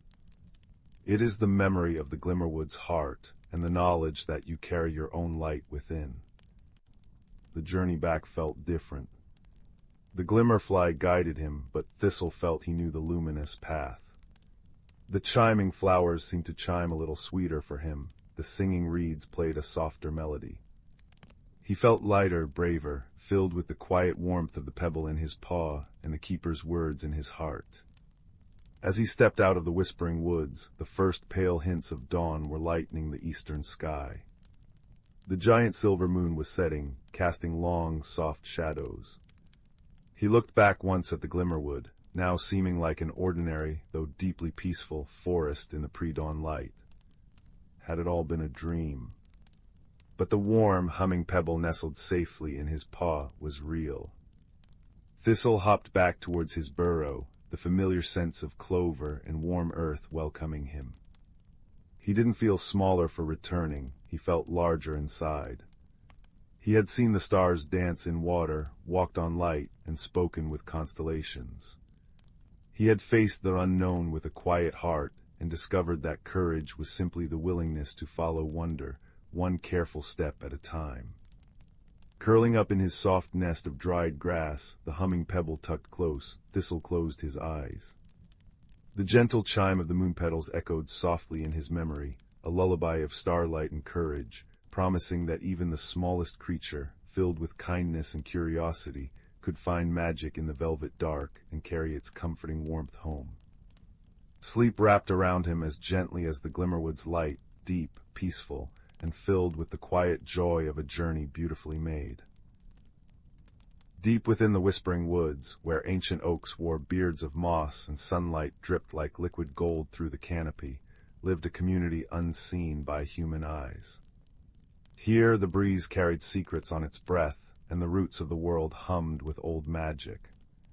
Among the hollows and fern-carpeted clearings, a young squirrel named Pip scampered.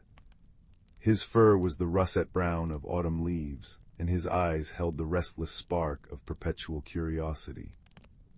One crisp morning, as Pip chased a spiraling maple seed, he noticed something amiss. The crystal brook, which usually sang a merry tune over polished stones, ran sluggish and murky. Silverfish darted erratically instead of their graceful dances, and the luminous moon petals by the water's edge had wilted overnight. A chill hung in the air, unnatural for late spring, when warmth should have kissed the forest floor. Pip's nose twitched at the sour tang of decay beneath the usual perfume of pine and wild honeysuckle. Guided by worry, Pip sought out Elder Thistle, a tortoise whose shell bore intricate patterns like a map of constellations. Thistle resided beneath the grand willow, whose branches wept shimmering strands of silver moss. The air here thrummed with the willow's low, soothing hum, and the ground felt soft as velvet beneath Pip's paws. "Grandfather," Pip whispered, nuzzling Thistle's weathered neck, "the brook is sick, and the cold bites like winter's ghost." Thistle's eyes, deep as forest pools, grew solemn. "Ah, little one, you sense the season not." He explained how the whispering woods thrived on balance, guarded by the heartstone, a gem hidden in the oldest oak, pulsing with the rhythm of the seasons. When harmony falters, the stone's magic phrase, cold seeps where warmth belongs, life withers where it should bloom. Long ago, Thistle recounted, the forest creatures learned to tend the heartstone together. Fireflies polished its surface with dewlight at dawn, earthworms loosened the soil around its roots, and songbirds fed it melodies to strengthen its pulse. But lately the northern winds had grown fierce, scattering the fireflies and silencing the birds. Without their rituals, the stone's energy dimmed. Determined to help, Pip gathered his dearest friends, Luna, a moth with wings like frosted starlight, and Bramble, a badger whose gentle strength could move mountains. Under Thistle's guidance, they embarked on a quest to mend the season knot.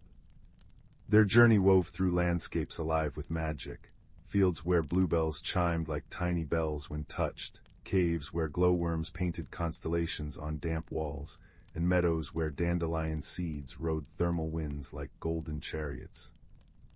As they traveled, Pip noticed subtle wonders, the way spiderwebs glittered with captured rainbows after a shower, the earthy scent of truffles rising from Bramble's careful digging, the velvet brush of Luna's wings against his ear as she navigated moonlit paths. Each sensory detail was a thread in the forest's living tapestry. Their first challenge came at the Misty Falls. Here the water usually cascaded in liquid diamond sheets, but now it oozed thick and silent. "The falls are clogged with sorrow moss," Luna observed, her antennae drooping. "It feeds on imbalance." Bramble used his powerful claws to clear the rocks while Pip and Luna gathered bundles of sun-kissed thistledown, a natural remedy Thistle had taught them. As they laid the down upon the moss, it dissolved like sugar in tea, and the falls sighed back into music. Next they faced the silent glade, where the songbirds had ceased their chorus. A bitter frost coated the wild roses, stealing their scent. Luna fluttered to the highest branch, her wings dusting the air with iridescent powder that melted the ice. Pip scampered up, offering acorns filled with nectar from the last blooming honeysuckle. One by one, robins and wrens emerged, their voices tentative at first, then swelling into a symphony that shook dew from the leaves. Finally they reached the elder tree, its trunk wide as a hill, roots cradling the heartstone. The gem, usually ablaze with shifting colors, spring grain, summer gold, autumn amber, winter blue, now flickered weakly. Frost crept up its sides. "The wind spirits are distressed," Thistle murmured. "They feel unheard." Pip remembered his grandmother's tales. Wind spirits danced to the laughter of young creatures. So he did something bold. He scurried to the highest twig and spun in dizzying circles, tail whirling like a pinwheel, chittering a playful tune. Luna joined, looping figure eights in the air, while Bramble drummed a joyful rhythm on a hollow log. Their mirth rang like bells. From the north, a single breeze spiraled down, tentative at first, then whirling into a gale of giggles. More winds gathered, weaving through the trees in ribbons of cool air that smelled of distant snowmelt and alpine flowers. As they danced, the frost on the heartstone melted. The stone blazed anew, pulsing warmth through the roots and into the soil. By the time they returned to the crystal brook, life had returned. Water chuckled over stones, clear as spun glass. Moon petals glowed like captured moons, and silverfish traced liquid silver spirals in the current. The air hummed with the thrum of cicadas and the perfume of awakened earth. Under the grand willow, Thistle smiled. "Well done, little guardians, remember this, the forest breathes as one. every wing beat, every root's reach, every note sung or silence kept, it all weaves the balance. Pip curled beside Luna and Bramble, watching fireflies paint the dusk. He felt the wood sigh in contentment, the rustle of leaves like a lullaby, the damp moss cool beneath him, the taste of wild strawberries sweet on his tongue. Above, the first star blinked awake, reflected in the now steady brook. And as the creatures drifted to sleep, the whispering woods cradled them, whispering ancient truths on the breeze. That harmony lives in listening, magic in kindness, and strength in the gentle bonds that tie root to rain, wing to wind, heart to heart. The twin moons of Zephyria cast soft silver beams through Lyra's cracked cockpit window, illuminating swirling motes of stardust as her escape pod settled into the mossy embrace of an uncharted world. Outside, the air hummed with the scent of night-blooming star vines, sweet as honeyed tea, cool as mountain springs. Lyra, a human botanist stranded light-years from Earth, trembled not from cold, but from the profound silence. Until a chime echoed through the violet ferns, a melody like glass bells kissed by wind. There, refracting moonlight into rainbows, stood Kaelin, a crystalline being from the planet Shard, limbs of shifting quartz, eyes like liquid opal. Kaelin recoiled, facets dimming. To Lyra, its staccato light flares seemed aggressive, blinding strobes against the gloom. To Kaelin, Lyra's frantic gestures and metallic scanner were violent tremors in its vibration-sensitive world. When Lyra reached for a tool, Kaelin pulsed crimson alarm, shattering a nearby geode. "I only wanted to share water," Lyra whispered, offering her canteen. Kaelin mistook the glinting container for a weapon, retreating into shadows. That first night, loneliness wrapped around them both like frost. Dawn revealed their shared peril, the great Ion storm, a celestial tempest painting the sky in electric amethyst. Deadly to Lyra's fragile biology, lethal to Kaelin's light-based essence. Sheltering in a cavern, they huddled beneath a canopy of glow mushrooms, their bioluminescence painting the walls sapphire and gold. Kaelin trembled as storm static threatened to fracture its form. Lyra, recalling her grandmother's tales of kindness, hummed an old lullaby, low, steady vibrations. Kaelin's panic stilled. Tentatively, it echoed the tune in shimmering harmonics, the cave filling with a duet of human voice and crystal song. Misunderstanding melted like ice in sunlight. Lyra learned Kaelin's light language, soft green for curiosity, warm gold for friendship. Kaelin attuned to Lyra's heartbeat, recognizing its steady rhythm as safety. Together they foraged for ship repairs, Lyra guiding them past venom spore thickets, Kaelin sensing subterranean mineral veins with seismic pulses. When a rockslide trapped Lyra, Kaelin focused sunlight through its body, melting the debris. When corrosive rain threatened Kaelin, Lyra wove starvine fibers into a shelter, her hands bleeding but determined. "You're my beacon," Lyra murmured, bandaging Kaelin's stress-fractured arm with thermal gel. Kaelin responded with a constellation pattern glow, "You are my resonance." The storm passed, leaving the world jeweled in dew.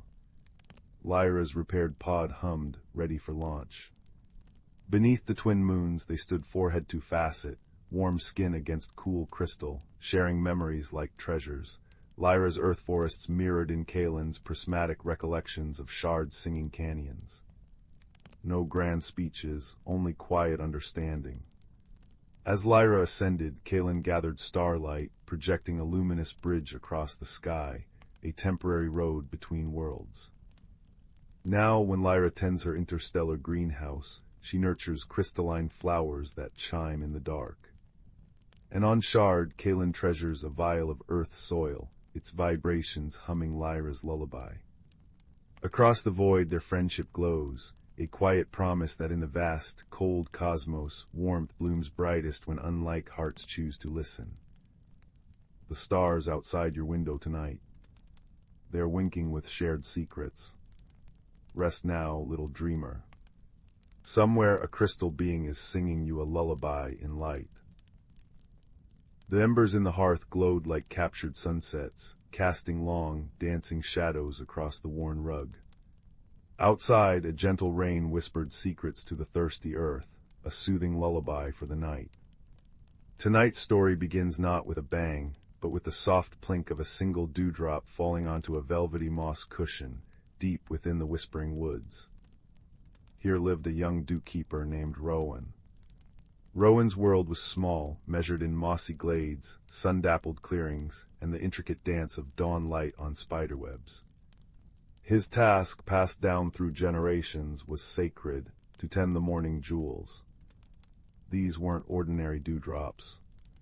They were condensed moonlight, starlight, and the purest dreams of sleeping creatures, gathered on the petals of moonflowers that bloomed only in the deepest, quietest hours. Each dewdrop held a tiny spark of magic, essential for the wood's delicate balance. They nourished the shyest flowers, guided lost fireflies, and painted the first light with shimmering rainbows. Rowan, slight and quiet as a falling leaf, moved with silent grace. His fingers, nimble as a spider's legs, would gently coax the precious jewels into tiny, hollowed acorn cups before the sun grew too bold and drank them away. He wore a cloak woven from cobwebs and twilight, shimmering faintly, and carried his most precious tool, the dew lens. Crafted from a single, flawless drop of ancient amber, it allowed him to see the intricate patterns of magic within each jewel, ensuring its purity. His only companions were Lumina, a firefly whose light pulsed with gentle curiosity, and the rustling gossip of the ferns. He was content, finding profound peace in his small, vital role. But one mist-laden morning, Rowan noticed something unsettling. The moonflowers, usually vibrant silver, seemed dull. The jewels they bore felt thin. Holding the dew lens to one, he gasped. Instead of the usual swirling constellations of light, the magic inside was faint, flickering weakly, like a dying candle flame.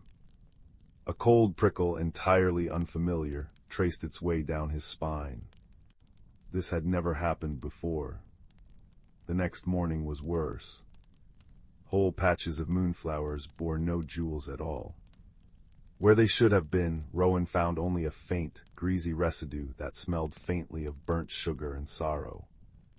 Fear, cold and heavy, settled in Rowan's chest.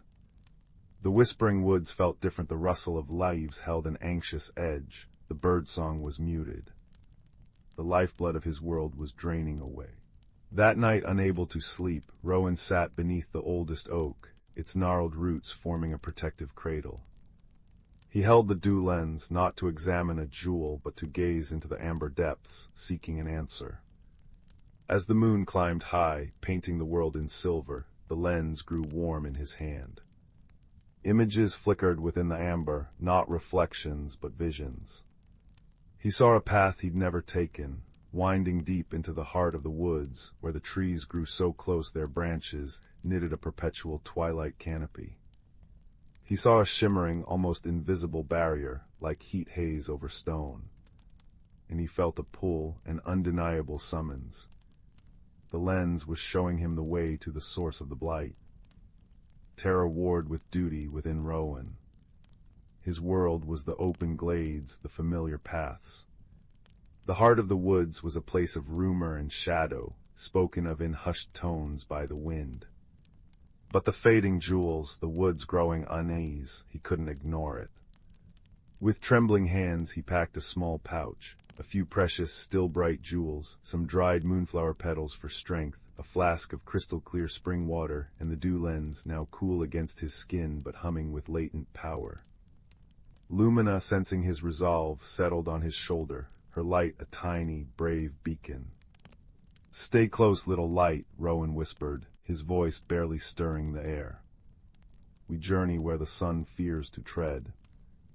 The path the lens had shown was treacherous. Thorny vines snagged at his cloak, roots twisted unexpectedly underfoot, and the air grew thick and still, smelling of damp earth and ancient secrets. The perpetual twilight beneath the canopy was disorienting. Strange, phosphorescent fungi glowed eerily on tree trunks, casting long, shifting shadows that seemed to move with a life of their own. Whispers not of wind, but like the murmur of hidden voices, brushed against his ears, indistinct yet unsettling. Lumina's light seemed smaller, swallowed by the oppressive gloom. After what felt like hours, Rowan stumbled into a small, utterly dark clearing. The air hummed with a low, resonant vibration. Before him stood the barrier from his vision, a shimmering curtain of energy, like distorted glass, stretching from the mossy floor up into the impenetrable canopy. It pulsed faintly, and where it touched the ground, the moss was blackened and dead. This was the source of the greasy residue, the drain on the magic. This barrier was consuming the life force of the woods, siphoning the magic meant for the morning jewels. Heart pounding, Rowan lifted the dew lens. Peering through it at the barrier was like looking into a storm. Chaotic, dark energies swirled within it, lashing out like hungry tendrils. It was ancient, powerful, and deeply wrong. He sensed a profound hunger emanating from it, a hunger for light, for magic, for life itself. How could he, a mere dew-keeper, stand against such a thing? Despair threatened to engulf him. He sank to his knees, the cold, dead moss chilling him through his clothes. Lumina landed on his hand, her light dimming in sympathy. Just then a sharp twang echoed through the silence, followed by a soft curse in a voice like dry leaves skittering on stone. Rowan froze. From the shadows near the base of a colossal, decaying cedar, a figure emerged. It was large, easily twice Rowan's height, with 8 long, jointed legs moving with unnerving grace. Multiple eyes, like polished obsidian beads, gleamed in Lumina's faint glow. A weaver spider. Rowan's breath hitched. Spiders were creatures of cautionary tales, spinners of traps, inhabitants of dark corners. Instinct screamed at him to flee. The spider paused, its gaze fixed on Rowan. It raised one long leg, pointing not at him, but at the shimmering barrier. Then it gestured towards the cedar tree. Rowan saw it then the most magnificent, intricate web he could ever imagine, spanning the entire width of the massive trunk. It was woven not just of silk, but of captured moonlight and starlight, threads shimmering with soft silver and blue. But parts of it were torn, sagging, the luminous threads frayed and dull. Where the web touched the barrier, the silk was blackened and brittle, dissolving into dust. The spider made a series of complex gestures with its forelegs, accompanied by soft clicks and sighs. Rowan, still terrified, slowly lifted the dew lens. Looking through it at the spider, the fear melted away, replaced by awe. The spider wasn't just large, it was old. Its carapace was etched with patterns like ancient constellations, and its eyes held a depth of weary wisdom. The web wasn't a trap, it was a shield, a vast, delicate net designed to catch ambient magic and weave it back into the fabric of the woods, reinforcing life. It was a guardian just like Rowan, and the barrier was tearing its work apart. The greasy residue. It was the corrupted remnants of the magic the barrier consumed, and the web tried to protect. My name, the spider's voice resonated directly in Rowan's mind, a sensation like cool silk brushing his thoughts, is Arania. I am the keeper of the twilight loom. This blight, it tears at the threads of the world. Her mental voice was filled with sorrow and frustration. It feeds on magic, growing stronger as the woods grow weaker. My web, it was meant to mend, to strengthen. Now it barely holds. Shame washed over Rowan. He had judged based on fear, on stories. Here was another guardian, fighting the same enemy, suffering the same loss. He lowered the lens, meeting Arania's gaze directly.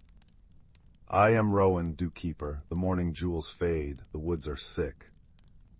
Arania dipped her head in acknowledgement. The jewels are the dawn's promise, the concentrated essence.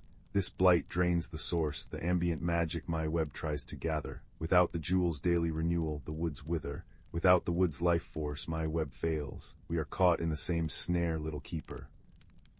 An unexpected warmth bloomed in Rowan's chest, pushing back the fear. He wasn't alone. He pulled out one of the precious, still bright morning jewels from his pouch. Its gentle light pushed back the oppressive gloom of the clearing. Can this help? Can it mend your web? Arania's eyes glinted. It is pure light, pure magic, but it is a drop in an ocean of need. The barrier consumes it too quickly. We need to find the source behind the barrier, the anchor point feeding this hunger. She gestured towards the shimmering curtain. The lens, it showed you the way here. Can it show us beyond? Rowan lifted the dew lens again, focusing not on the chaotic swirls of the barrier itself, but through it, towards the heart of the ancient cedar. The chaotic energies resisted, blurring the image. But Rowan concentrated, pouring his worry for the woods, his newfound determination, into the lens. The amber warmed, glowed softly. Slowly, the chaotic swirls parted like fog. Beyond the barrier, nestled deep within the hollow core of the decaying cedar, Rowan saw it, a stone, dark and jagged, like a piece of the night sky fallen to earth. It pulsed with the same greasy, hungry energy as the barrier. Thin, dark tendrils snaked from it, feeding the shimmering curtain. This was the anchor, the heart of the blight. The night shard, Arania's mental voice, was grim. A fragment of pure void, fallen long ago. It slept harmless until something disturbed it. Now it wakes hungering.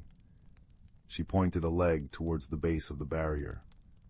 There, a small weakness where the roots of the cedar resist its touch. But it is too small for me, too small for anything but.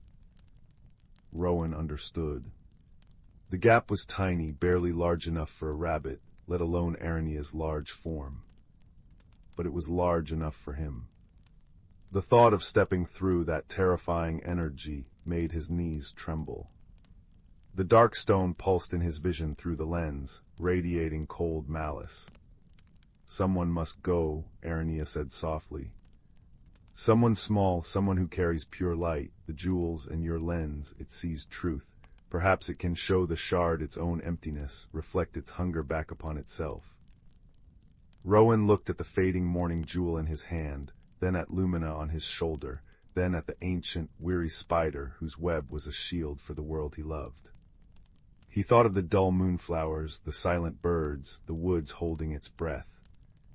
His small world needed him to be brave. He took a deep breath, the scent of decay and ozone sharp in his nostrils. I will go, he said, his voice firmer than he felt. Tell me what to do. Arania instructed him carefully. He would need to move swiftly. The gap was unstable. He must carry a jewel pure, concentrated magic, and hold the dew lens facing the night shard. The lens, attuned to light and truth, might disrupt the shard's dark resonance, reflecting its own consuming nature back at it. It was a fragile hope, a theory spun from moonlight and desperation. Rowan emptied his pouch except for 3 remaining morning jewels and the dew lens. He gave Lumina a gentle nudge. Stay with Arania, little light, watch for me. The firefly bobbed reluctantly, settling onto one of Arania's forelegs. Crouching low, Rowan approached the weak point near the cedar roots. The air crackled with static, raising the hair on his arms. The greasy smell was overpowering. Through the gap he could see the dark hollow, the night shard pulsing like a diseased heart. Taking one last steadying breath, clutching a jewel and holding the lens before him like a shield, Rowan pushed through the gap. The world twisted. Cold, deeper than winter, seeped into his bones. Whispers became screams in his mind, voices of fear, despair, endless hunger. The greasy residue coated his skin, sticky and foul. The hollow was small, oppressive, the air thick and suffocating. The night shard sat on a bed of dead roots, radiating waves of chilling darkness that seemed to leach the warmth and hope right out of him. It was mesmerizing in its terrible emptiness, a void that promised only oblivion. Gritting his teeth against the mental assault, Rowan raised the dew lens, focusing its amber eye directly on the jagged stone. He poured all his focus, all his love for the dewdrops, the moonflowers, the rustling ferns, the gentle rain into the lens. He thought of Arania's weary wisdom, of Lumina's brave little light. He held the morning jewel aloft, its soft radiance a defiant spark in the overwhelming gloom. Show it, he thought fiercely, directing his will through the lens. Show it what it is, show it the emptiness it creates. The dew lens flared. A beam of warm, golden amber light, infused with the pure white radiance of the morning jewel, lanced out, striking the night shard. For a moment, nothing happened. The darkness seemed to swallow the light whole. Then the shard screamed. Not a sound, but a psychic shriek that vibrated through Rowan's very soul. The beam from the lens wasn't hurting it, it was reflecting. Within the amber light, Rowan saw, magnified and horrifyingly clear, the true nature of the night shard, not power, but profound, infinite lack. It was a bottomless pit of need, consuming everything yet forever empty, forever starving. The lens was forcing it to see its own desolation. The shard pulsed erratically, the dark tendrils flailing wildly. The greasy residue on its surface began to bubble and smoke. The waves of cold grew jagged, unstable. The barrier outside flickered violently. Rowan could feel the resistance weakening, the oppressive hunger momentarily stunned by the shock of its own reflection. Now, Rowan. Arania's mental shout cut through the chaos. This was the moment. He couldn't destroy the shard, but he could disrupt its anchor. Summoning every ounce of courage, Rowan lunged forward, not at the shard, but at the dead roots beneath it. He jammed the glowing morning jewel deep into the crumbling, decayed wood, right where the darkest tendrils emerged. He pushed it in with all his strength, then scrambled back, holding the lens steady, the beam unwavering. The pure, concentrated magic of the jewel, embedded at the source of the corruption, was like throwing water onto hot oil. A violent hiss filled the hollow. The night shard shuddered, its pulsing light stuttering. The dark tendrils connected to the barrier recoiled, snapping back towards the stone with a sound like cracking ice. The barrier outside flickered wildly, then with a sound like a sigh of release, it dissolved. Not vanished, but flowed back, retreating into the night shard like ink sucked into a bottle. The greasy residue on the stone solidified into a dull, inert crust. The pulsing stopped. The hunger ceased. The shard didn't vanish, but it became still, dormant once more, encased in a shell of its own corrupted residue and the spent magic of the jewel. The crushing cold lifted, replaced by the damp, earthy smell of the hollow, now just a hollow, not a prison. Rowan slumped against the mossy inner wall of the tree, gasping, trembling with exhaustion and relief. The dew lens was cool in his hand, its light dimmed. He had done it. Through the gap where the barrier had been, weak dawn light began to filter into the clearing. Arania's large form filled the opening. She gently helped Rowan out. Lumina zipped to his shoulder, her light pulsing rapidly with excitement and concern.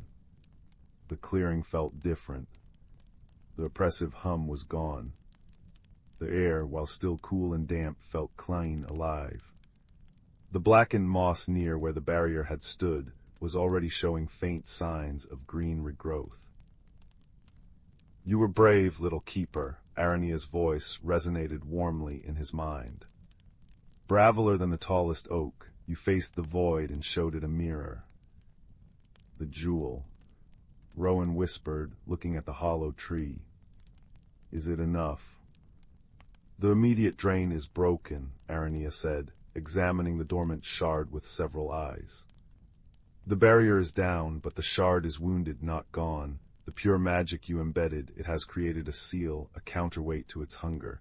It will sleep again deeply, but the woods, they need time and care, more than before." She turned her gaze to her magnificent, damaged web. My loom is weakened. It will take seasons to reweave what was lost. Rowan looked at the 2 remaining morning jewels in his pouch, then at the dew lens. An idea sparked, fragile but hopeful. The jewels, they are concentrated magic, pure light. Could they help mend your threads? Could the lens help you see how to weave them stronger? Arania tilted her head, considering. She extended a delicate spinneret, touching the luminous silk of her web. The magic is similar, pure, undiluted. Yes, yes, I believe it could. She looked at the dew lens. And the lens, it sees the patterns, the flows of magic. It could guide my work, show me where the fabric is thin. A sense of profound understanding passed between them, dewkeeper and weaver, guardians of light and pattern. Rowan didn't hesitate. He offered Arania the 2 remaining jewels. For the loom, for the woods. Arania accepted them with surprising gentleness, cradling them in her palps. And I offer my threads, she resonated. When the moonflowers bloom, I will spin threads of captured moonlight to protect them, to help gather the dreams more safely. My web will shield the sources, as it was always meant to do. She gestured towards the path leading out. Go, Rowan Dewkeeper, tend your jewels, the dawn needs them. We will mend the woods together, you and I, from the glade and from the twilight. The journey back was different. The heart of the woods no longer felt oppressive, just deep and ancient and peaceful. Sunlight, real, warm sunlight, began to filter through the high canopy in places it hadn't reached in years. Birdsong, tentative but clear, echoed through the trees. As Rowan emerged from the dense growth into a familiar sun-dappled glade, the change was immediate. The air tasted sweeter, lighter. The leaves seemed greener, the moss springier underfoot. He reached his moonflower patch just as the first rays of true dawn painted the eastern sky. The flowers glowed with renewed vigor, their silver luminescence almost blinding. And on their petals, sparkling like diamonds strewn by a joyful giant, rested perfect morning jewels. Fat, radiant, brimming with swirling constellations of magic visible, even without the lens. Rowan knelt, tears of relief stinging his eyes. His fingers trembled as he began his work, collecting the jewels with a reverence deepened by the night's trial. Life returned to the whispering woods with a sigh of profound relief. Rainbows arched brighter over the dewy meadows. Fireflies danced in larger, more exuberant swarms. Flowers bloomed with colors unseen in seasons. The birds sang symphonies at dawn.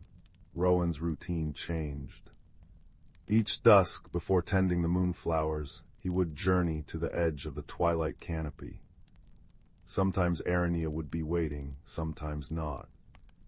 But always woven into the lower branches near the path, he would find a small, perfect gift. A tiny pouch of the strongest, most luminous spider silk, designed to hold the jewels safely. A dewdrop caught mid-fall, perfectly preserved in a filament of moonlight thread, or a small charm woven from fern fronds and stardust that seemed to whisper reassurance. He left offerings in return, a particularly bright jewel placed on a specific leaf, a vial of the clearest spring water, sometimes just sitting quietly, sharing the peace of the evening through their unique bond. He used the dew lens differently now. Not just to examine jewels, but sometimes to gaze towards the heart of the woods, seeing the faint, strengthening pulse of Arania's twilight loom, a vast, shimmering net of silver and blue light woven through the ancient trees, gathering and redistributing magic, reinforcing the seal around the dormant night shard. It was a shield, a healer, a silent partner in the dance of light and life. Rowan was still quiet. He still cherished the small glades and the soft plink of dewdrops. But his world had grown vast. He had journeyed into darkness and found not just fear, but an unexpected friend. He had faced the void with a mirror of light and a heart full of care for his small world. He understood now that even the smallest guardian, tending the tiniest drops of magic, held a thread in the vast tapestry of life. And that true strength often bloomed in the unlikeliest of friendships, woven together by shared purpose and quiet courage. As the fire crackled its final embers, casting the room in deep, peaceful shadows, remember Rowan, the dew-keeper, and Arania, the weaver in the twilight. Remember that even in the deepest dark, a single spark of kindness, a moment of bravery, and the bond of an unexpected friend can mend the world, one dewdrop, one silken thread at a time. Sleep now under the watchful stars, knowing that guardians, seen and unseen, tend the gentle magic of the world. Rest well. The dawn will come, bright and jeweled. In a quaint village nestled at the edge of the whispering woods, where the trees hummed soft lullabies and the air was sweet with the scent of blooming honeysuckle, there lived a young girl named Lila. Lila had chestnut curls that bounced as she walked, and eyes like polished amber, always alight with curiosity. Her home was a snug little cottage with a thatched roof, surrounded by a garden that danced with wildflowers. Every evening, as the sun dipped below the horizon and painted the sky with hues of lavender and rose, Lila would sit by the fire with her grandmother, a wise woman renowned throughout the village for her knowledge of herbs and lore. The hearth crackled warmly, casting a golden glow over the room, where shadows played gently on the walls. One particular evening, as Lila and her grandmother were preparing to settle down with steaming mugs of chamomile tea, a soft but persistent tapping echoed through the room. It seemed to be coming from the window, which overlooked the garden now blanketed in twilight's embrace. Curious, Lila padded over to the window and pulled back the lace curtain. To her astonishment, she found a small, peculiar creature perched on the windowsill. It was a moonbeam sprite, its delicate wings shimmering faintly in the dim light. The sprite's eyes were wide with worry, its tiny hands clasped together as if in prayer. "Oh, dear Lila," the sprite fluttered its wings, causing a gentle flutter of silvery dust to cascade around it. "Something strange is afoot in the whispering woods. The songbirds have fallen silent, and the fireflies are nowhere to be seen." Lila's grandmother joined her at the window, her expression thoughtful. "These are indeed curious happenings," she murmured, her voice as soft and comforting as a woolen shawl. "Perhaps it is time for a visit to the woods. They have secrets to share if one knows how to listen." The next morning, with the sun barely peeking over the horizon, Lila set off toward the whispering woods. The air was crisp and cool, carrying the earthy scent of dew-kissed leaves. As she entered the woods, the familiar rustle of leaves underfoot welcomed her, though the absence of birdsong was unmistakable. Lila walked deeper into the forest, her senses attuned to the subtle whispers of the trees. She soon came upon a clearing where the ancient oak known as Grandfather Tree stood proudly. Its gnarled branches stretched toward the heavens, and its bark was etched with the wisdom of centuries. "Welcome, young Lila," a voice rumbled softly, resonating from the heart of the oak. It was the tree guardian, an ethereal presence that watched over the woods. "I sense you seek answers." Lila nodded, her voice barely more than a whisper. "The forest feels different. Can you tell me what has happened?" The tree guardian seemed to sigh, a gentle breeze rustling through its leaves. "There is a disturbance in the balance. The nightshade, a mischievous creature, has been playing tricks, drawing the magic away from the woods." Lila listened carefully, her mind already turning with possibilities. "How might we restore the balance?" she asked. The tree guardian's response was a soft rustle. "The nightshade is drawn to its reflection. You must craft a mirror of moonlight to capture its attention and coax it back into harmony." Thanking the tree guardian, Lila set about gathering what she needed. She collected a handful of silvery dew from the petals of moonflowers and a shard of smooth, reflective riverstone. With these, she fashioned a small mirror, its surface gleaming with a pale luminescence. As twilight descended, painting the woods in shades of blue and silver, Lila returned to the clearing. There, she placed the mirror upon a bed of moss, right where the moon's light would touch it. Then she waited, her heart steady and calm. Before long, a shadow flitted across the clearing, a dark, wispy shape that darted about with an impish energy. It was the nightshade, drawn irresistibly to the mirror's glow. The creature paused, entranced by its own reflection. Its antics momentarily ceased. With gentle words woven of kindness and understanding, Lila spoke to the nightshade. She explained how its playful tricks had unbalanced the magic of the woods, and how harmony could be restored if it chose to return to its rightful place among the shadows. The nightshade listened, its form shimmering as if considering her words. Finally, with a playful wink, it vanished into the night, leaving behind a trail of sparkling dust. Almost immediately, the woods felt different. The air was lighter, and the soft chirping of crickets resumed its familiar melody. As Lila made her way back to the village, the moon watched over her, casting a gentle glow on her path. She felt a comforting sense of achievement, knowing she had helped restore peace to the woods she loved so dearly. Back at the cottage, her grandmother awaited her with open arms and a warm smile. "You have done well, dear heart," she said, her voice a balm to Lila's soul. "Remember, even the smallest creatures can teach us the greatest lessons." That night, as Lila lay in her cozy bed, she listened to the soft hum of the forest outside her window. The world was at peace, and so was she, knowing that wisdom and friendship could always light the way, even through the darkest of shadows. And with that comforting thought, she drifted into a gentle, restful sleep, cradled by the whispers of the woods. Once upon a time, in a cozy little village nestled among rolling hills, there lived a young girl named Willow. Her days were filled with simple joys, chasing butterflies through sun-dappled meadows, listening to the gentle babbling of the nearby stream, and curling up by the fire with her favorite storybook. One crisp autumn morning, Willow woke to find a curious object on her nightstand, a small, intricately carved wooden box. Puzzled, she turned it over in her hands, admiring the intricate patterns etched into its surface. As her fingers traced the delicate grooves, something extraordinary happened. The box began to glow with a warm, golden light. Willow gasped in wonder as the lid opened, revealing a single feather resting within. It was no ordinary feather, however. Its radiant colors seemed to shimmer and dance before her eyes. Entranced, she reached out to touch it, and in that moment, a wave of energy washed over her. Suddenly, Willow found herself transported to a world unlike anything she had ever seen before. Towering trees of vibrant hues stretched toward a sky painted in dazzling shades of amber and crimson.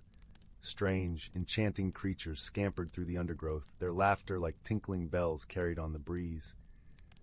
As Willow marveled at her newfound surroundings, a gentle voice called out to her, "Welcome, dear child, to the realm of wonders." Turning, she found herself face to face with a kindly old oak tree, its branches stretching wide and its trunk etched with ancient runes. "I am Elderwood, guardian of this realm," the tree continued. "The feather you found is a key, unlocking the door to a world of magic and adventure, but it is also a test, for only those with pure hearts and open minds can truly embrace its wonders." Willow listened, captivated, as Elderwood explained that a dark force threatened to consume the realm of wonders, casting its beauty into shadow. "You have been chosen, young Willow, to embark on a journey of self-discovery and courage, where you will face challenges that will shape your very soul." With a wave of his branches, Elderwood summoned two companions to guide Willow on her quest. First appeared Zephyr, a mischievous breeze spirit with an infectious giggle and a penchant for playful pranks. Then came Ember, a wise and gentle salamander whose flickering flames cast a warm, comforting glow. Together, the trio set off into the heart of the realm of wonders, venturing through landscapes that seemed to shift and swirl with every passing moment. They traversed crystal-clear rivers that sang with the voices of 1,000 tiny fish, and climbed towering peaks wreathed in clouds of multicolored mist. Along the way, they encountered wondrous beings, chattering pixies who wove gossamer tapestries from moonbeams, and lumbering stone giants whose rumbling footsteps shook the very earth. Each new encounter brought with it a lesson, a whisper of wisdom imparted by the realm itself. Yet their journey was not without its trials. Dark shadows lurked in forgotten corners, jealous of the light and beauty that thrived in the realm of wonders. Time and again, Willow and her companions found themselves faced with challenges that tested their resolve and their hearts. In one particularly dire moment, they found themselves trapped in a maze of twisting, thorny vines that seemed to shift and contort with malicious intent. As Willow's fear threatened to overwhelm her, Ember's gentle flames illuminated a path forward, not by burning through the obstacles, but by coaxing the vines themselves to bloom with vibrant, fragrant flowers. It was then that Willow realized the true power of the realm of wonders, a power rooted not in brute force, but in kindness, patience, and understanding. With each challenge they faced, she grew stronger, her heart opening wider to the wonders that surrounded her.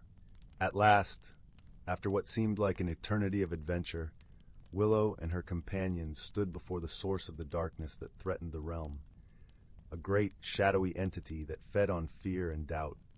But Willow was no longer the timid girl who had first stumbled into this magical world.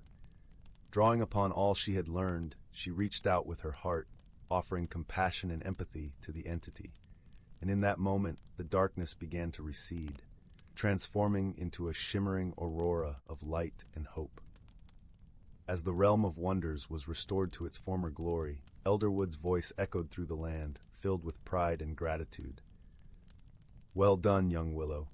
You have proven yourself worthy of the wonders that surround us, and in doing so have discovered the greatest wonder of all, the boundless strength and resilience of your own heart." With a final embrace for Zephyr and Ember, Willow found herself back in her own cozy room, the feather clutched tightly in her hand. But she knew that the magic of the realm of wonders would forever be a part of her, a guiding light in the years to come. As she drifted off to sleep, Willow smiled, her dreams filled with the laughter of pixies and the gentle crackle of Ember's flames. For she had learned that true wonder lies not in extraordinary realms, but in the extraordinary courage and kindness that burns within us all. The village of Willowvale nestled in a valley where moonlight pooled like liquid silver and dawn arrived in a hush of peach and lavender. Chimneys puffed sleepy spirals of wood smoke that carried the scent of cinnamon and damp earth. In a cottage with ivy-laced windows, young Clara stirred beneath her patchwork quilt, listening to the familiar morning chorus, the chirp of sunfinches, the rustle of the old oak outside, and the distant chime of the village baker's bell. But today, a murmur of unease threaded through the air. Clara's grandmother, Alara, stood at the garden gate, her brow furrowed as she surveyed the chaos. Overnight, their lovingly tended plot had become a tapestry of upheaval. Marigolds lay uprooted, their golden heads drooping in the dirt. Carrot tops peeked haphazardly from furrows torn asunder.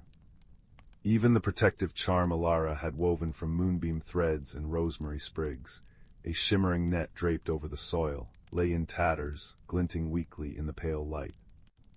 Third morning in a row, Alara sighed, her voice as soft as crumbling autumn leaves. An old man Hemlock's prize pumpkins were scattered clear across the brook yesterday. Whatever's causing this slips through magic like water through a sieve. Clara pulled on her woolen socks, the mystery coiling in her chest like a curious kitten. Willowvale was a place where dew fairies polished cobwebs at dawn and hedgehogs delivered lost thimbles, but this felt different, an anxious rustle beneath the valley's usual peace. After breakfast, oatmeal sweetened with honeycomb from the bees who hummed lullabies, Clara tied her cloak and ventured out. The village green buzzed with puzzled voices. Mrs. Gable's herb spirals were unraveled into tangles, and the miller's daughter wept over trampled moon petals, their luminous blooms crushed into the mud. "No tracks bigger than a field mouse," said Benji the blacksmith, kneeling by his flattened cabbages. "But mice don't shred moonbeam charms." A collective shiver ran through the crowd. Magic was Willowvale's bedrock. Its failure felt like a stone skipping across their pond of tranquility. That afternoon, Clara sought the wisdom of the whispering woods.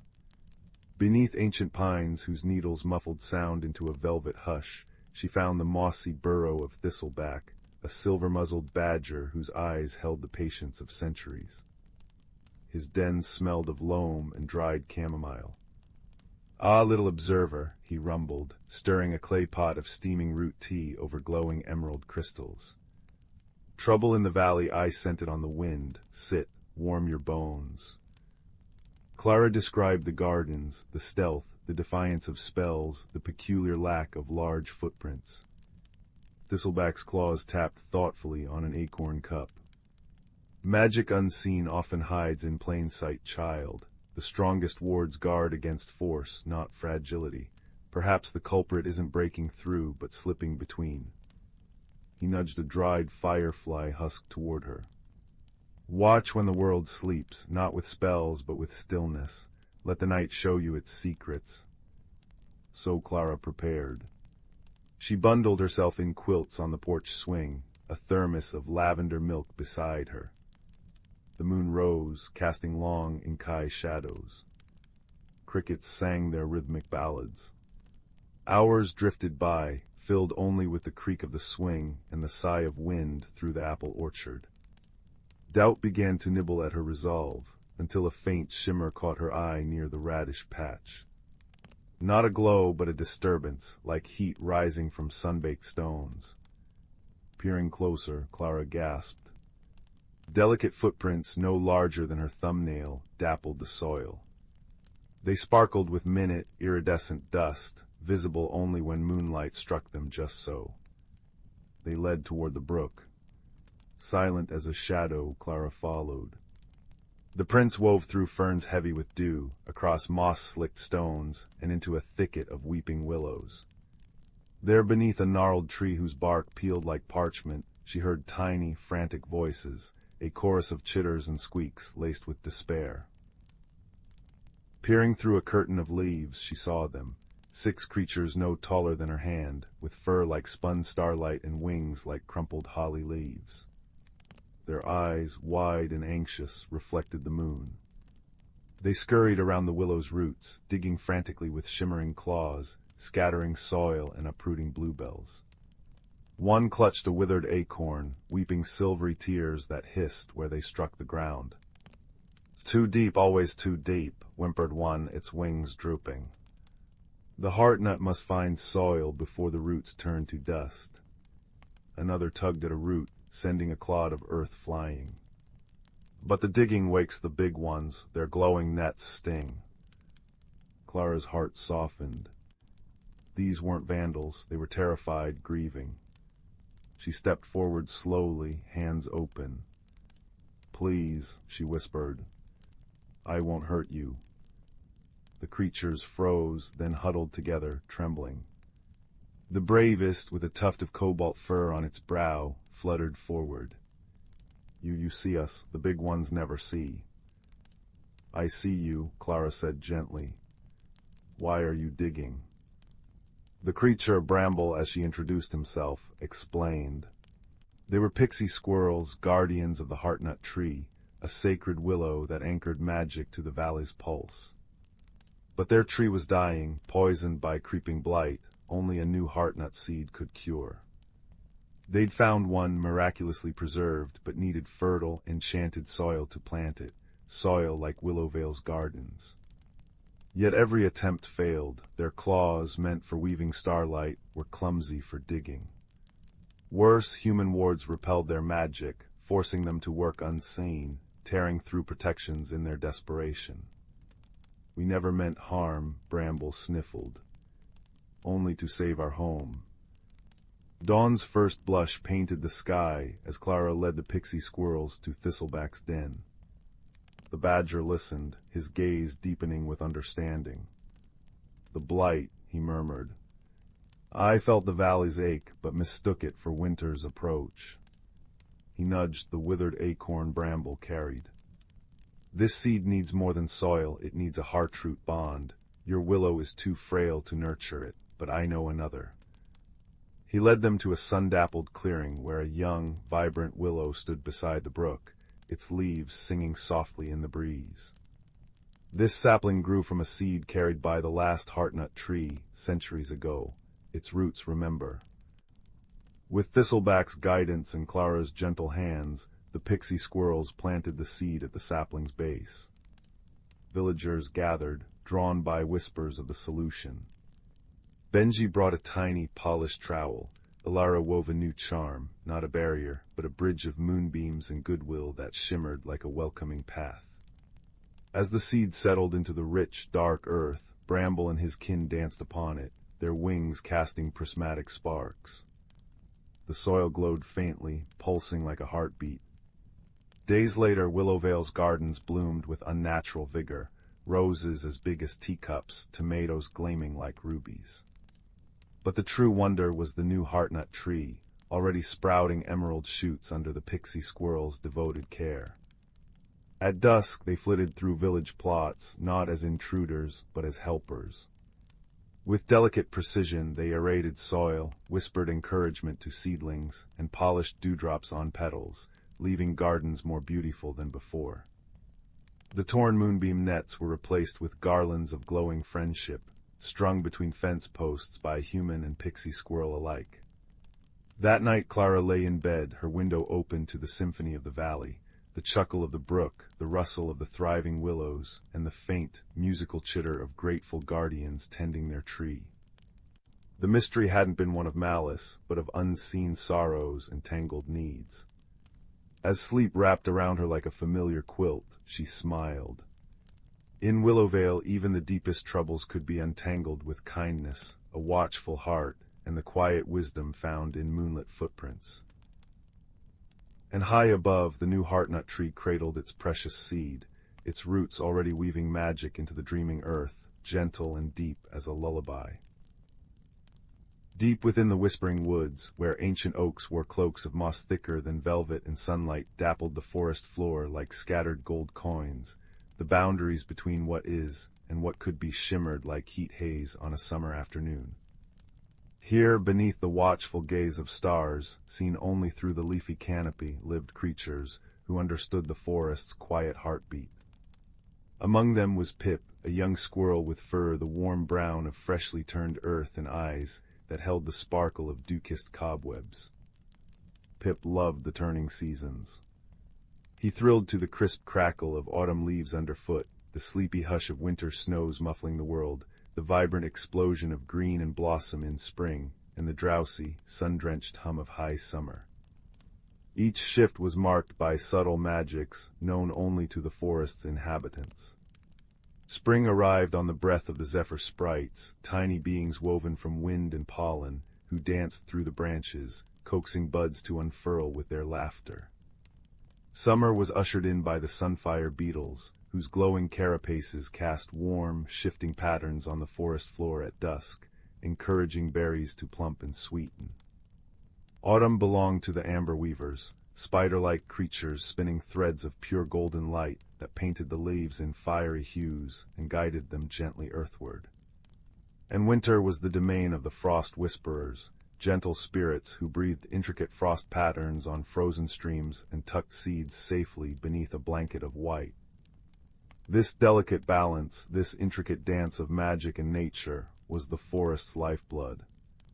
It was wisdom passed down through generations, from the oldest, gnarled badger in her deep-set burrow to the newest hatchling in a robin's nest. Pip learned it from Bramble, a wise old hedgehog whose spines held fragments of forgotten moonlight and whose voice was as comforting as the rustle of dry ferns. "The forest breathes, little Pip," Bramble would murmur, her dark eyes kind. "Each season is an inhalation and exhalation. The magic is the rhythm, the creatures the steady beat. Disturb one and the song falters." One unusually warm autumn, Pip noticed something amiss. The air, usually crisp and smelling of wood smoke and ripe apples, felt thick and sluggish, tasting faintly of dust. The vibrant tapestry woven by the amber weavers seemed muted, patches of leaves turning a sickly brown instead of gold and crimson. The streams, normally chuckling over stones smoothed by centuries, ran low and silent. Most worrying, the zephyr sprites were nowhere to be seen, and the sunfire beetle's glow was dim, casting long, melancholy shadows instead of warm light. The forest felt tired. Perched high in his oak tree home, Pip felt a prickle of unease. He remembered Bramble's words about the rhythm faltering. Gathering his courage, he scampered down to the mossy clearing where Bramble often rested near the great heartstone, a smooth, moss-covered boulder that pulsed with a faint, warm light, said to be the forest's anchor. Bramble was already there, her snout twitching as she sampled the heavy air. "The song is off-key, Pip," she sighed, her voice thick with concern. The amber weavers grow weak, the pools of seasonal essence they are not filling as they should. The connection is blocked. Pip knew of the pools. Deep within the whispering woods, hidden in root-choked grottos or beneath waterfalls, were sacred places where the pure essence of each season pooled. These pools fed the magic that sustained the sprites, the beetles, the weavers, and the whisperers. If they were blocked. "We must find out why," Pip declared, his small chest puffing out. "For the forest." Bramble nodded slowly. "Wisdom lies in seeking, little one, but remember, harmony requires many voices. Seek the elder." The elder was Thorn, an ancient owl who lived in the hollow heart of the oldest oak, a tree whose roots were rumored to touch the very soul of the world. Pip journeyed towards the sentinel oak, the path unfamiliar in the oppressive stillness. The usual symphony of bird calls was muted. The rustle in the undergrowth sounded hesitant. The scent of decay hung heavier than the scent of fallen leaves. Reaching the sentinel oak felt like stepping into a cool, green cathedral. Moonbeams, even in daylight, seemed to filter through the dense canopy, illuminating the intricate carvings of lichen on the bark. Pip chirruped a soft greeting. Slowly, with immense dignity, Thorn emerged from the shadowed hollow. His feathers were the color of storm clouds in ancient silver, and his eyes, large and luminous, held the depth of star-strewn skies. "Little Pip," Thorn hooted, his voice a soft rumble like distant thunder. "The forest whispers of imbalance. You feel it too in the heavy air, the fading colors." "Yes, Elder Thorn." Pip chattered urgently. "Bramble says the seasonal pools are blocked, the amber weavers are weak, autumn isn't singing right." Thorn closed his great eyes for a moment, as if listening to a voice only he could hear. "The spring pool," he intoned. "Deep within the fern grotto, where the zephyr sprites draw their first breath, a great stone, shaken loose by the grumbling earth in the deep places, has fallen across its mouth. The essence cannot flow. Spring's renewal is stifled, weakening the chain that follows. Summer cannot fully wane, and autumn cannot fully awaken." "But how can we move a great stone?"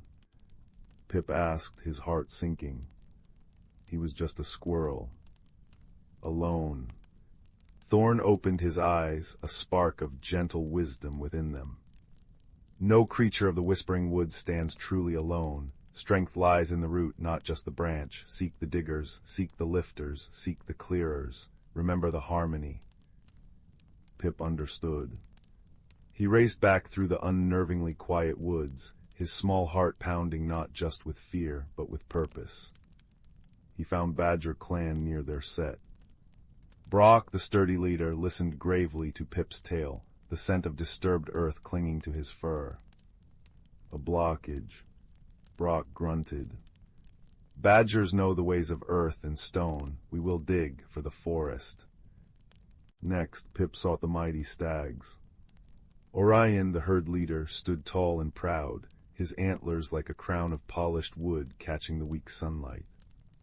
"The stone is large," Orion mused, his voice deep and calm. "Strength we have, we will lift for the forest." Finally, Pip scurried to the banks of the silver thread stream, where the water voles lived. Their matriarch Willow, sleek and quick-eyed, listened intently. "Debris clogs the path," she chittered. "Water voles know the flow we will clear for the forest." Guided by Thorn's silent wisdom carried on the wind, the unlikely procession made its way to the fern grotto. It was a hidden sanctuary, usually vibrant with maidenhair ferns and the sound of trickling water. Now it felt choked. The air was stale. At its heart, where crystal-clear water should have bubbled from a cleft in the rock, a massive, moss-slicked boulder lay lodged, completely blocking the entrance. Behind it, a faint, struggling blue-green light pulsed weakly the trapped essence of spring. Without a word, the Badger clan set to work. Powerful claws, used to digging deep burrows, scraped and pulled at the earth around the base of the boulder, loosening its grip. the scent of damp soil filled the grotto. Orion and the strongest stags lowered their magnificent heads. With a collective grunt of effort that echoed softly off the stone walls, they pressed their broad foreheads and mighty shoulders against the boulder. Muscles strained, tendons stood out like ropes. The stone groaned, shifted infinitesimally. But it was not enough. Soil and smaller rocks, dislodged by the badger's digging, threatened to tumble back and block the path further. This is where Willow and her water voles sprang into action. With incredible agility and teamwork, they darted in, their small, strong paws swiftly pushing aside loose earth and pebbles, clearing channels for the water that would eventually flow, ensuring the path remained open. Pip, feeling a surge of determination, joined them. He might not move mountains, but he could carry small stones, clear tiny paths, chirp encouragement to the straining stags. It was hard, slow work. The air grew thick with effort and the smell of damp fur and earth. Moonlight began to filter into the grotto, painting the struggling creatures in silver. Pip's paws ached, his fur was matted with mud, but he looked around at the badgers digging tirelessly, the stags straining with noble effort, the voles darting with precise purpose, and felt a profound sense of belonging. This was the forest harmony, different strengths, different skills, working together for the whole. Finally, with a deep, grating rumble that vibrated through Pip's small bones, the boulder yielded. It rolled ponderously aside, crashing onto the soft earth the badgers had prepared. A gasp seemed to go through the grotto. Then, with a sound like 1,000 tiny sighs of relief, the trapped spring essence surged forth. It wasn't water, but pure, liquid light, cool, blue-green, smelling of snow-melt and crocuses and the very first breath of dawn. It flowed over the stones, soaking the earth, revitalizing the drooping ferns instantly. They unfurled, glowing with renewed life.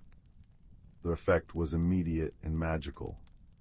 Outside the grotto, the oppressive warmth began to lift, replaced by the true, crisp kiss of autumn air. A gentle breeze, carrying the faintest giggle, rustled the leaves the zephyr sprites, revived, darting through the canopy. High above, the dim glow of the sunfire beetles flickered, then brightened steadily, casting warm, dancing patterns once more. And most gloriously, Pip saw the amber weavers emerge from hidden crevices. They moved with renewed energy, their spinnerets glowing. Where their threads touched the leaves, the sickly brown vanished, replaced by vibrant golds, fiery oranges, and deep, regal reds. Autumn's true colors began to blaze across the whispering woods. Exhausted but elated, the creatures gathered near the now freely flowing spring pool. The blue-green light pulsed healthily, reflecting in their weary but happy eyes. Orion dipped his great head to drink the cool, magical essence. Brock nodded solemnly. Willow chittered softly with her kin. Pip scampered up onto Bramble's back, who had arrived silently to witness the restoration. "See, Pip," Bramble murmured, her voice thick with emotion, as she watched the amber weavers paint a nearby maple in brilliant crimson. No single root holds up the tree, no single note makes the song. It is the harmony, the digging, the lifting, the clearing, the caring that keeps the forest breathing.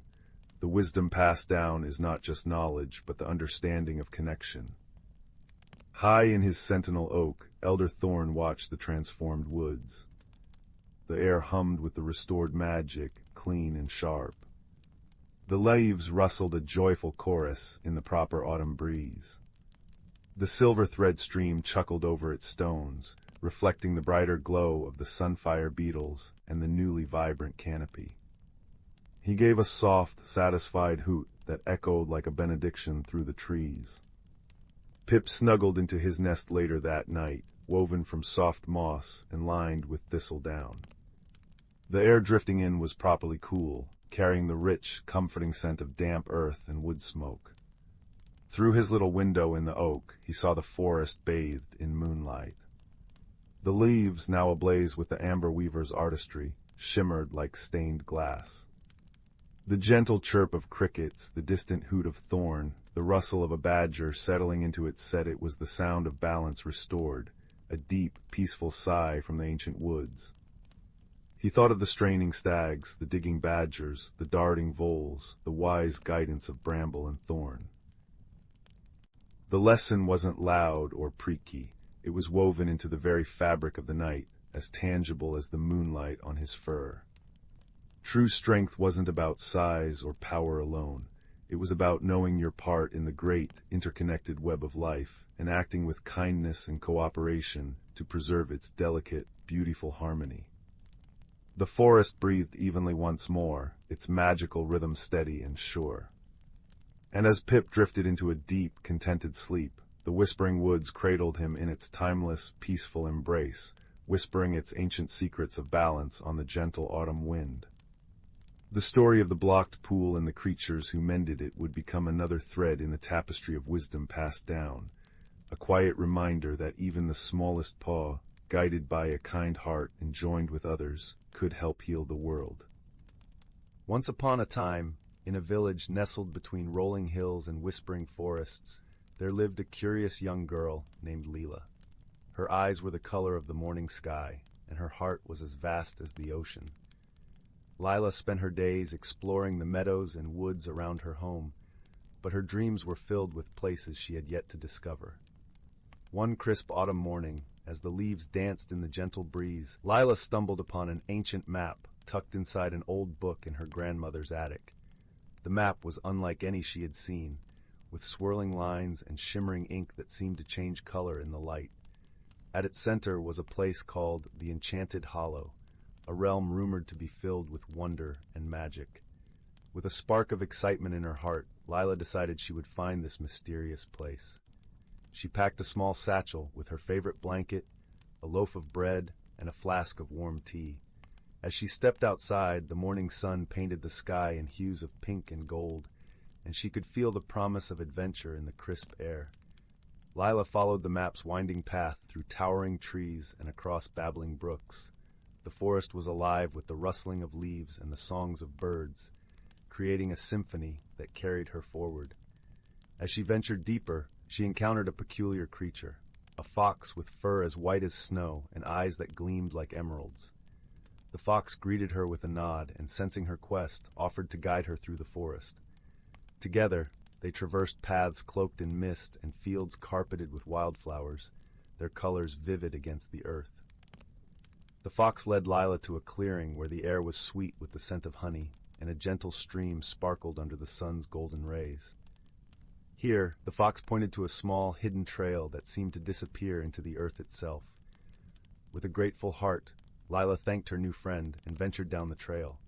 The path led into a tunnel of vines and twinkling lights, and as she walked, the air shimmered with a gentle hum, like the whisper of a lullaby. The tunnel opened into the Enchanted Hollow, a place that seemed to exist just between a dream and reality. The hollow was a world of wonders. Trees with trunks of silver leaves stretched up to the sky, their branches swaying gently in the breeze.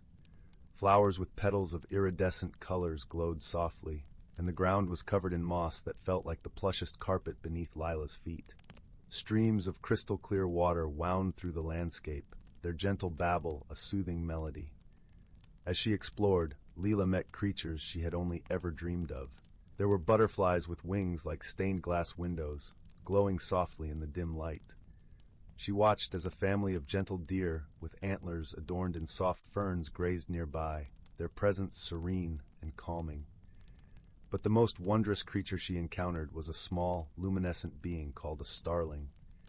It hovered in the air, its wings twinkling like the night sky, and spoke in a voice as soft as a summer breeze. The starling told Lila of the heart of the hollow, a place where wishes were whispered and dreams were born. With the starling as her guide, Lila traveled to the heart of the Enchanted Hollow. There she found a pool of water so clear and still that it reflected the world above like a perfect mirror. The starling encouraged her to look into the pool and whisper her heart's deepest wish. Lila closed her eyes, and with a heart full of gratitude and wonder, whispered her wish for courage and the strength to explore the unknown. As her words floated into the air, the pool shimmered, and a warmth spread through her, filling her with a sense of peace and confidence. With her journey nearly complete, Lila realized it was time to return home. She bid farewell to her new friends, each one leaving her with a token of their world, a silver leaf, a tiny fern, and a single glowing petal. As she retraced her steps through the forest, the fox rejoined her, leading her back to the edge of her village. Under the light of the setting sun, Lila returned home, her heart brimming with stories and newfound courage. She tucked the tokens from the hollow into her satchel, reminders of her journey and the friends she had made. As she drifted off to sleep that night, the wind carried the scent of the forest through her window, and the stars outside twinkled with a familiar glow. Lila knew that whenever she needed courage, she only had to close her eyes and remember her journey to the enchanted hollow, where magic and dreams lived in harmony. And so, with a heart full of wonder and the whisper of the hollow in her dreams, Lila slept peacefully, ready for whatever adventures awaited her in the days to come. In the heart of the whispering woods, where sunlight filtered through ancient, towering trees and cast dappled patterns on the soft forest floor, there nestled a quaint little village. The village was known as Willowbrook, famous for its lush gardens and the gentle, melodic hum of the river that wound its way through the land. In Willowbrook, the residents lived harmoniously with the magical creatures that dwelled in the forest. Among these creatures were the Fae, tiny beings with wings like gossamer, who tended to the flowers and whispered secrets to the wind. There were also the wise owls, who perched high above in their leafy abodes, watching over the village with kind, knowing eyes. One peaceful evening, as the sun dipped below the horizon and painted the sky in hues of orange and purple, an unusual event began to unfold. The villagers noticed that each morning the flowers in their gardens were blooming in peculiar patterns, spirals and stars, unlike anything they had seen before. The villagers were puzzled, for these flowers seemed to change their formations overnight, as if by some unseen hand. Among the villagers was a gentle-hearted girl named Leora. Her curiosity was as boundless as the forest itself, and she had a knack for noticing the smallest details. Leora loved the mysteries of the woods and often spent her days exploring its hidden paths and listening to the stories told by the forest creatures. Determined to uncover the mystery of the changing flowers, Leora set out one misty morning, her heart full of excitement. She wandered through the village, her senses alive with the scent of fresh earth and the sound of leaves whispering in the breeze. As she approached the edge of the village, she was greeted by the soft, musical laughter of the Fae, who flitted around her like a shower of glittering rain. "Good morning, Leora," sang a Fae with wings that shimmered like pearls. "What brings you to the woods today?" "Good morning, dear friends," Leora replied with a smile. "I'm hoping to solve the mystery of the enchanted flowers. Have you seen anything unusual in the forest?" The Fae exchanged knowing glances, their eyes twinkling with mischief and delight. "Perhaps you should speak with Elderwise," suggested another Fae, her voice as gentle as a lullaby. "He knows many things and might have the answers you seek." Eager to visit Elderwise, the wise old owl, Leora thanked the Fae and made her way deeper into the forest. The air was cool and fragrant with the scent of pine and wildflowers, and as she walked, the ground beneath her feet felt like a soft, comforting carpet of moss. Elderwise's home was a grand, ancient oak tree, its bark gnarled and wise, and its branches spreading wide like welcoming arms. Leora approached the tree with reverence and called up into the leafy heights. "Elderwise, wise owl of the forest, may I speak with you?" From high above, a gentle hoot echoed through the branches, followed by the soft rustling of feathers. Elderwise descended gracefully, his eyes as deep and mysterious as the night sky fixed kindly upon her. "Ah, young Leora," he said, his voice a warm, resonant melody. "What brings you to my tree this fine day?"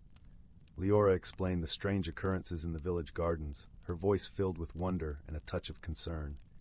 Elderwise listened intently, nodding his head with understanding. "Ah, the flowers," he mused, his gaze turning thoughtful. "I have heard whispers of a playful spirit who roams the woods at night. This spirit, known as the petal weaver, delights in creating beauty in the most unexpected ways." Leora's eyes widened with intrigue. "The petal weaver? How fascinating! But why would this spirit visit our village? Elderwise chuckled softly, a sound like the rustling of autumn leaves. The petal weaver is drawn to places where love and harmony dwell. Your village, with its kind hearts and gentle ways, is a beacon to such a spirit. Perhaps it seeks to share its joy with you all. Leora nodded, her heart swelling with warmth at the thought. Thank you, Elderwise. I shall share this with the villagers. Perhaps we can find a way to welcome the petal weaver. With a grateful heart, Leora made her way back to the village, her mind alive with ideas. As evening fell and the stars began to twinkle in the clear night sky, the villagers gathered in the square, eager to hear what she had discovered. Leora shared Elderwise's wisdom, her voice soft and soothing as she spoke. The petal weaver means us no harm. It seeks to share its joy and art with us. I believe if we welcome it with open hearts, we might come to understand its ways. The villagers nodded, their faces alight with understanding and acceptance. That night they decided to leave small gifts of appreciation in their gardens, tiny lanterns, delicate ribbons, and fragrant herbs, hoping to show the petal weaver their gratitude. As the moon cast its gentle glow over Willowbrook, the petal weaver appeared, unseen by human eyes, but sensed in the gentle rustling of petals and the soft shimmer of moonlight on the flowers. It saw the villagers' gifts and felt their warmth and gratitude. The next morning, the village awoke to a wondrous sight. Each garden was a tapestry of breathtaking beauty, with flowers arranged in patterns that spoke of joy and friendship. The air was filled with a sense of magic and peace, and the villagers knew their hearts had made a new friend. From that day on, the petal weaver became a cherished part of Willowbrook's lore, its visits bringing delight and wonder to the village. And Leora, with her gentle spirit and love for the mysteries of the world, continued to explore the forest, knowing that the greatest magic of all was the love and kindness shared among friends. As the fire crackled softly and the shadows danced on the walls, the tale of Willowbrook and the petal weaver lulled the village into a restful slumber, their dreams filled with the colors and fragrances of a world where magic and friendship intertwined like the petals of a never-ending blossom. In the quiet village of Willowmere, where chimney smoke curled into shapes like sleeping cats and every garden gate squeaked in its own peculiar melody, there was a mystery brewing as soft as the steam from a teacup. It began on a crisp autumn evening when young Milo, the clockmaker's apprentice, noticed something odd. The village sundial, which had always pointed faithfully to the sun's position, now spun lazily clockwise every time a cloud passed overhead. By the next morning, whispers fluttered through the cobblestone lanes like autumn leaves. Baker's bread turned lavender overnight, the mill pond rippled in perfect geometric patterns, and every third stair in the library staircase had gone mysteriously silent underfoot. Milo, a boy with a mop of chestnut hair and a pocket watch that ticked in time with his curiosity, decided to investigate. His first clue came from old Mrs. Thistledown, the village knitter, who claimed her yarn had begun knitting itself into tiny sweaters for the mice in the walls. "It's not mischief," she insisted, her silver needles clacking like crickets. "It's lonely magic, like something's trying to talk but doesn't know the words." Guided by the scent of cinnamon drifting from the hearth of the village's wise apothecary, Master Corwin, Milo found himself in a cozy shop where jars of starlight and dried thunder hummed on shelves. Corwin, a man whose beard seemed to hold constellations in its tangles, listened gravely. "Magic always has a reason," he murmured, stirring a copper pot of soup that smelled like forgiveness. "Look for patterns, lad. Even whispers leave footprints." The next day Milo noticed the anomalies followed a rhythm. The sundial spun fastest at noon, the bread turned lavender only when the wind blew east, and the library's silent stairs formed a perfect spiral. That night, under a moon the color of buttercream, he followed the trail of a glowing moth, a creature with wings like stained glass, to the edge of the whispering wood. There, beneath an ancient oak with roots like knuckles, he found a small, shivering creature, a dust hare, a rare magical being made of powdered starlight and autumn thistledown. Its ears drooped like wilted petals, and its eyes held the ache of 1,000 unsung songs. I didn't mean to cause trouble, it hiccuped, voice like a rustling diary. I was looking for a home. My old burrow was washed away by rains, and when I'm sad, my magic leaks. It gestured weakly to the air, where motes of its stardust swirled into shapes, a spinning sundial, a lavender loaf, a silent stare. I just wanted someone to notice. Milo's heart folded like a well-loved letter. With Corwin's guidance, the village rallied. Children gathered acorn caps to catch the dust hare's runaway magic, weavers spun a nest from thistle silk, and the baker crafted a honeycake steeped in welcome.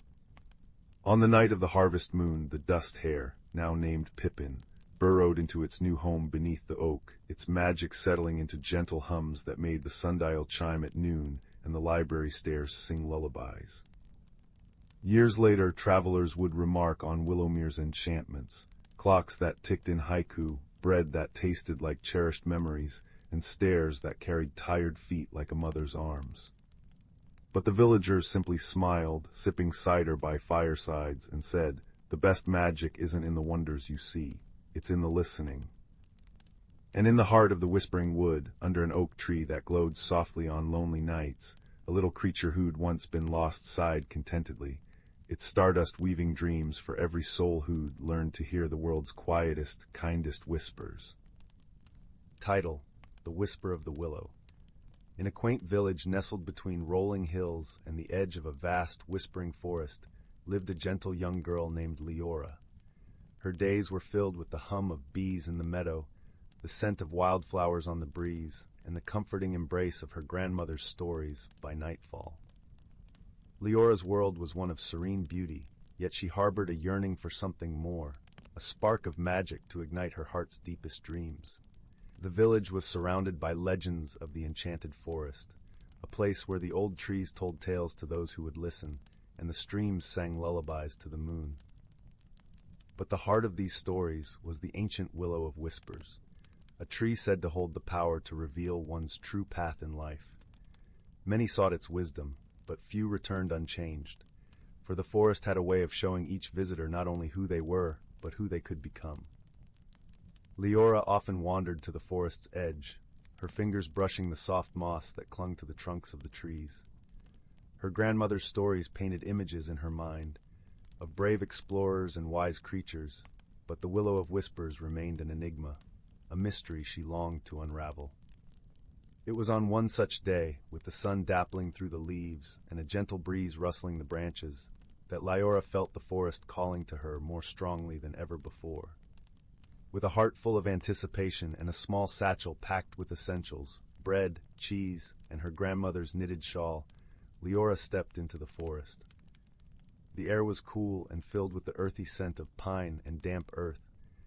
As she ventured deeper, the trees seemed to lean closer, their boughs whispering secrets that only the forest knew. Leora felt a tingling at the back of her neck, a sensation both thrilling and comforting, as if the forest was welcoming her into its embrace. As the path wound deeper into the forest, Leora met a curious friend, a small, bright-eyed squirrel named Pip. His fur was a tawny gold, and he chittered merrily as he bounded from branch to branch beside her. "Where are you headed, young traveler?" Pip asked, his voice a soft, musical note in the forest's symphony. Leora smiled, her heart lightened by the squirrel's friendly demeanor. "I'm seeking the Willow of Whispers," she replied, her eyes alight with determination. Pip twitched his whiskers thoughtfully. "Ah, the willow," he said, nodding. "Many have sought its wisdom, but it is not easily found. The forest has a way of testing those who desire its secrets." "I am ready," Leora declared, her voice steady with resolve. "I believe the willow will guide me." With Pip scampering alongside her, Leora continued her journey. The forest was a tapestry of colors and sounds, each step revealing new wonders.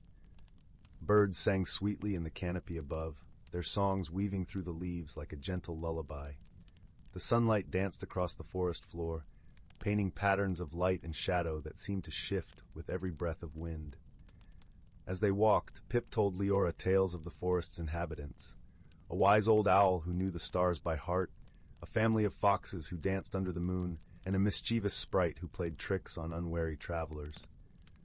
Leora listened with delight, her imagination painting vivid pictures of these magical creatures. Yet, as the day wore on, the path grew more tangled and overgrown. Vines draped like curtains across their way, and the underbrush thickened, whispering against Leora's legs as she pushed forward. The air grew cooler, and the forest seemed to hold its breath, waiting. "Do not be discouraged," Pip chirped, sensing her unease. "Every journey worth taking has its trials." Leora nodded, brushing aside a strand of ivy. Her determination was unwavering, her heart guided by the stories her grandmother had woven, a tapestry of courage, kindness, and the endless potential within. At last, as the sun began to dip below the horizon, casting the forest in hues of gold and amber, they arrived at a clearing. In its center stood the Willow of Whispers, its trunk wide and gnarled with age, its branches sweeping gracefully to the ground like a curtain of leaves. The air around the tree shimmered softly, as if infused with magic. Leora approached the willow with reverence, her steps slow and deliberate. She felt the weight of the forest's silence, a sacred hush that enveloped the clearing. Pip perched on a nearby rock, watching with bright, curious eyes. With a deep breath, Leora reached out to touch the willow's bark, her fingers brushing against its rough, ancient surface.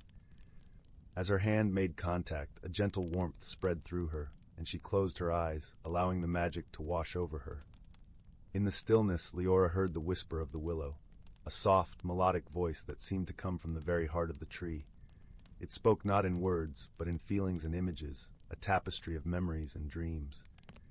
She saw herself as she was, a young girl filled with wonder and longing. But she also saw glimpses of what could be, a future shaped by choices and courage, by kindness and discovery. The willow showed her paths that twisted and turned, each leading to a different version of herself. As the visions faded, Leora opened her eyes, her heart brimming with understanding. The willow had not given her clear answers, but it had shown her the possibilities, the power of choice, and the strength within her to forge her own path. Pip hopped to her side, his eyes gleaming with approval. "You have the heart of a true adventurer," he said, his voice full of warmth. Leora smiled, her heart light with newfound clarity. "I see now," she said softly.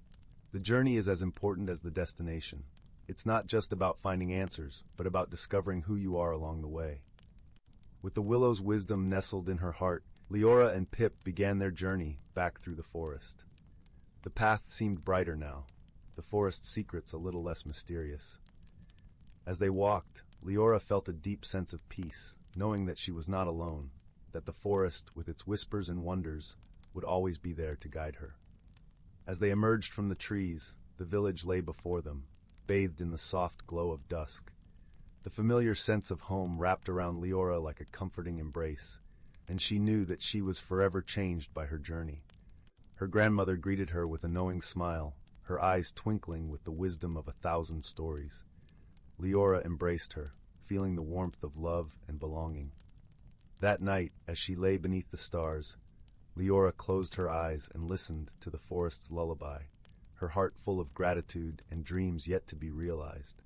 The Willow of Whispers had shown her the way, but it was her journey to walk, her story to write.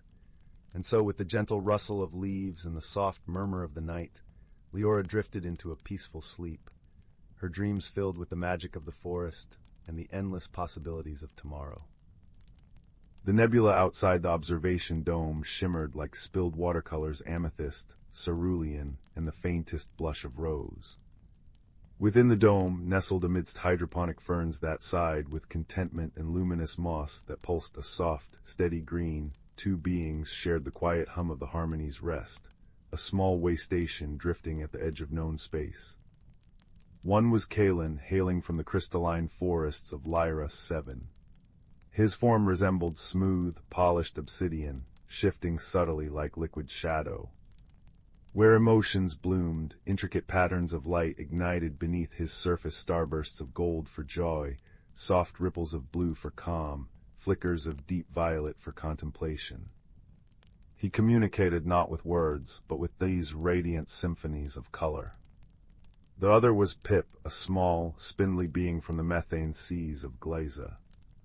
Covered in iridescent, feathery filaments that constantly shifted hues, Pip perceived the universe through intricate harmonies.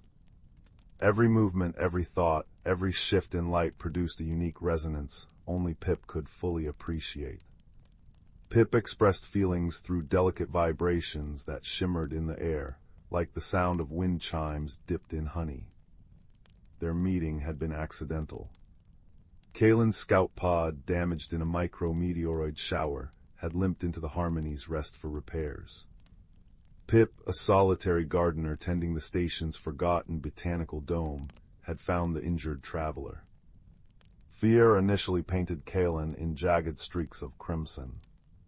Pip, startled, emitted a discordant, high-pitched trill that made the ferns shiver. But Pip saw the distress in Kalen's flickering core light and offered a single, perfectly spherical, bioluminescent berry grown in the hydroponics. The gesture, a universal offering of peace, calmed the crimson streaks into softer pinks. The dome became their shared sanctuary. Kalen, fascinated by the living green, helped tend the plants. His cool touch seemed to soothe the more temperamental ferns, and his presence encouraged the moss to glow brighter. Pip, in turn, showed Kalen the hidden music of the station, the rhythmic thrum of the life support systems, the melodic drip of nutrient solution into the tanks, the complex symphony of the plants themselves breathing and growing. Kalen learned to hear Pip's emotions as subtle shifts in the ambient hum, while Pip began to see Kalen's feelings as beautiful, silent light shows.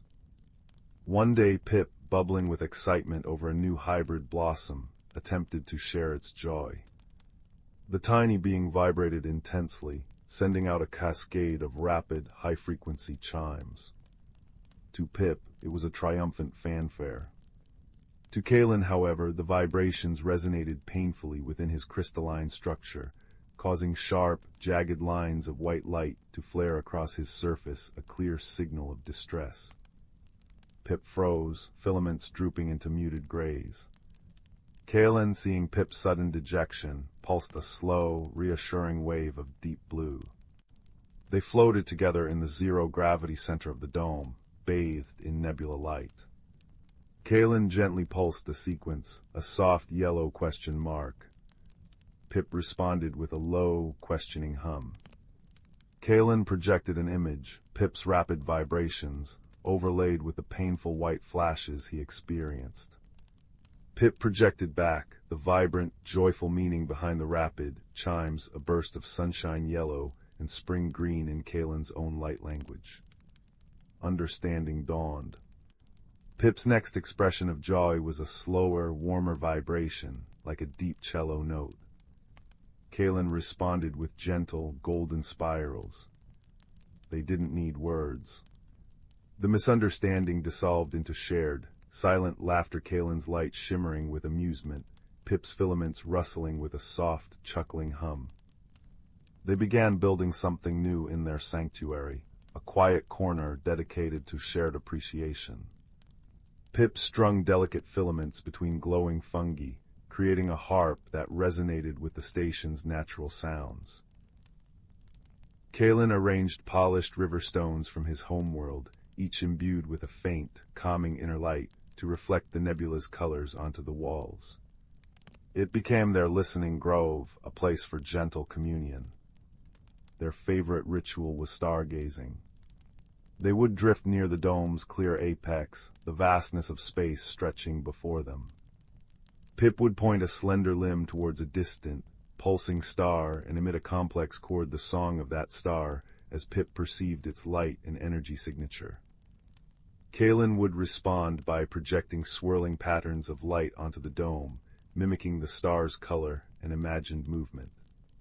They shared memories this way, Kalen painting the swirling auroras of Lyra 7 with shimmering ribbons of green and silver light, while Pip hummed the deep, resonant song of Gleeza's churning ocean currents. In the profound quiet, punctuated only by the station's gentle breath and their own non-verbal exchanges, they found a deep, wordless peace. The infinite distance between their worlds shrunk to the space between them in the listening grove, bridged by the shared wonder of the cosmos. One quiet cycle, a minor crisis, arose. A power fluctuation caused the temperature regulators in the dome to falter. The ferns began to wilt, their vibrant green fading. The luminous moss dimmed. Kalen pulsed anxious shades of orange and gray. Pip emitted a worried, wavering drone. Panic threatened. But then Pip remembered the ancient Glesian practice of communal resonance for healing. Focusing intently on the drooping ferns, Pip began a low, steady hum, a vibration tuned to the frequency of growth and vitality. It was a sound felt more than heard, a deep thrumming that seemed to sink into the very roots. Kalen watched Pip's filaments glow with concentrated effort. He understood the intent. Drawing on his own connection to light and energy, Kalen positioned himself near the struggling plants. He focused his inner light, not in bright flashes, but in a warm, steady, golden radiance, bathing the leaves and soil. It was like concentrated, gentle sunlight. Pip's hum deepened, harmonizing with the faint life pulse of the plants themselves. Kalen's light pulsed in time with the vibration. Slowly, miraculously, the ferns perked up. Their leaves regained their sheen. The moss began its soft, green pulse once more. Relief washed over them. Kalen shimmered with pure, bright gold gratitude. Pip vibrated with a warm, contented purr. They hadn't fixed the regulator yet, that required a maintenance bot, but together, through their unique forms of care, sound, and light, they had nurtured their sanctuary back to health. The shared effort, the combination of their alien gifts, created a bond stronger than any translation matrix. The nebula outside shifted, the rose hue deepening as a nearby star ignited its evening glow. Kalen drifted towards the listening grove, projecting a soft invitation, an image of the two of them beneath the star-painted dome. Pip followed, settling onto a cushion of soft moss. Kalen began to project slow, swirling patterns onto the stones, not depicting a specific memory, but an abstract feeling, deep contentment, profound friendship, the quiet awe of the universe. It was a tapestry of deep blues, gentle golds, and shimmering silvers. Pip responded not with a complex chord, but with the simplest, purest sound, a single, sustained, clear note. It was the note of peace, the note of home found. It resonated softly through the grove, mingling with Kalen's light dance, filling the space with a palpable warmth. As the harmony's rest drifted silently through the painted cosmos, its small botanical dome glowed like a beacon. Within it, two beings from unimaginably different worlds, speaking no common tongue, shared a universe of understanding. They had built a shelter not just of glass and steel, but of kindness, patience, and the shared language of a starlit heart. The gap between stars, between species, between ways of being, seemed insignificant beside the simple, resonant truth humming in the listening grove. That connection, born of gentle curiosity and unwavering kindness, was the most universal language of all. And in that shared silence, bathed in nebula light and the soft pulse of their sanctuary, they watched the distant stars bloom together. The fire crackled softly, painting dancing shadows on the walls as the scent of cedar smoke mingled with the cool night air drifting through the slightly open window. Outside, the moon hung like a silver coin in a velvet sky, watching over the slumbering world. Now settle back, pull the quilt a little higher, and let your mind drift to the village of Meadowbrook, nestled amongst rolling hills that whispered secrets to the wind. There lived a boy named Oliver, whose heart held a quiet yearning for things to stay just as they were.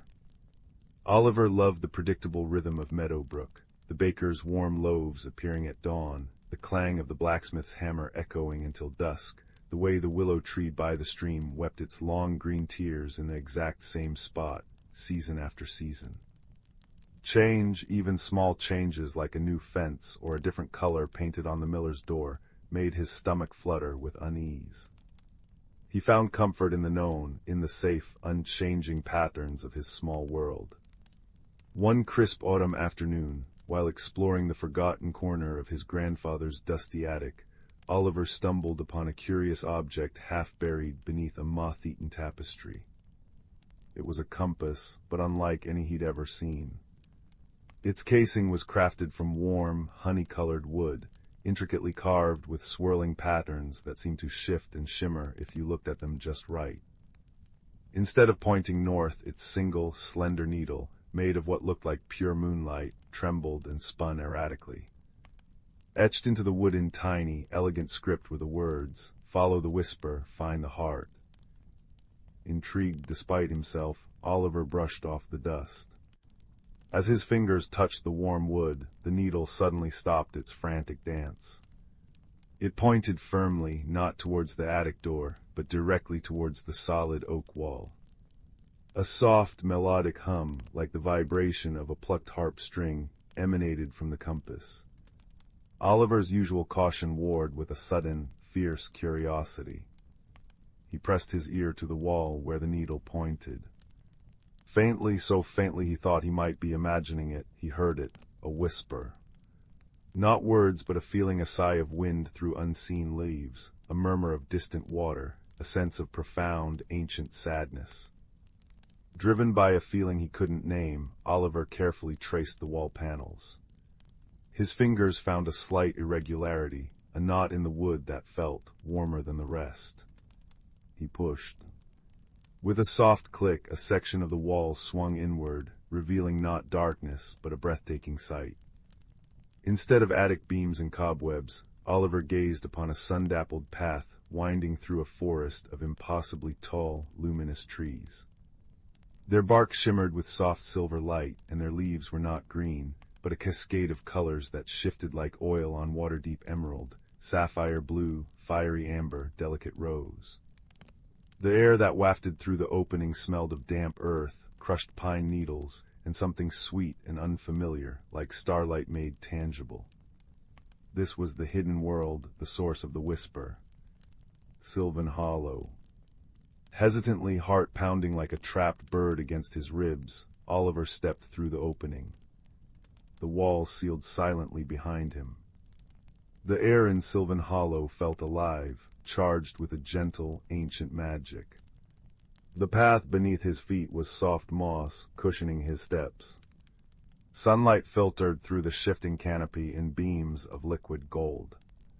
It was beautiful, overwhelmingly so, yet beneath the beauty, Oliver could still feel that thread of sadness, woven into the very air, carried on the breeze that rustled the kaleidoscope leaves. The moonlit needle of the compass now pointed steadily down the path. He hadn't walked far when a soft rustling came from a thicket of ferns glowing with a soft, internal light. Out waddled a creature that made Oliver gasp. It was a hedgehog, but its spines weren't brown. They shimmered like spun amethyst, catching the dappled light. Its eyes, large and dark as polished obsidian, regarded Oliver with surprising intelligence and a hint of weary sorrow. Around its neck it wore a tiny, braided cord threaded with a single, perfectly smooth, milky white stone that pulsed with a soft, warm light. "Lost are you?" the hedgehog asked, its voice surprisingly deep and resonant, like stones shifting in a gentle stream. "Not many find the hollow gate these days, especially not ones who carry the whisper compass." Oliver stared, too astonished to speak for a moment. You can talk, and you know about this." He held up the compass, its needle still pointing insistently forward. "Thistle is my name," the hedgehog replied, giving a small, dignified bow that made its amethyst spines chime softly. "And yes, I know the compass. It finds what is needed, not what is sought. It led you here because the hollow needs you." Thistle's dark eyes fixed on Oliver. "The heart is failing. The whisper you hear is its sorrow." "The heart," Oliver echoed, the compass humming softly in his hand. "The heart of Sylvan Hollow," Thistle explained, his voice grave. "It is the source of all life and magic here. It spins the seasons, tends the roots, sings the wind into being, but its song is fading. The seasons, they are falling out of balance, losing their way. The whisper is its cry for help. The compass sensed your presence, your quiet strength, perhaps." Thistle tilted his head. "Though you seem rather anxious for an adventurer." Oliver flushed. I don't like change or surprises or talking hedgehogs usually. This is a lot. He looked around at the shimmering, alien beauty. What happened to the heart? A shadow fell, Thistle said simply, sadness deepening in his eyes. A creeping cold, not of winter, but of forgetting, of fear. It touched the heart, and now the seasons are adrift, lost in their own realms, unable to flow. Without their dance, the hollow withers, and its sorrow bleeds into your world too. Haven't you felt the autumns growing colder, the springs arriving later, the summers losing their vibrant hum? Oliver thought of the strange, lingering chills in Meadowbrook, the way the flowers sometimes seemed hesitant to bloom. He nodded slowly. So, the compass is leading us to the heart. To the places where the seasons are trapped, Thistle corrected. To mend the heart, we must first find the lost spirits of the seasons themselves and remind them of their purpose. Only then can the shadow be lifted. It is a journey through realms out of time, Oliver. Dangerous, perhaps. Are you brave enough to face the unknown? Oliver's instinct was to say no, to turn back to the predictable attic.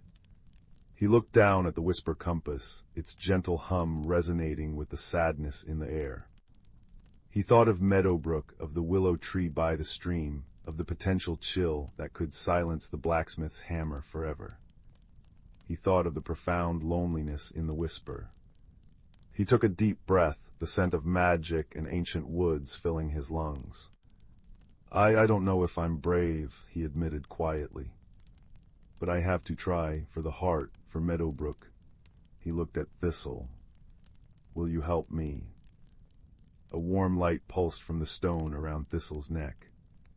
The compass brought us together, Oliver. Where it points, I shall follow. Friendship is the first step in mending any broken thing. He nudged Oliver's ankle gently with his cool, velvety nose.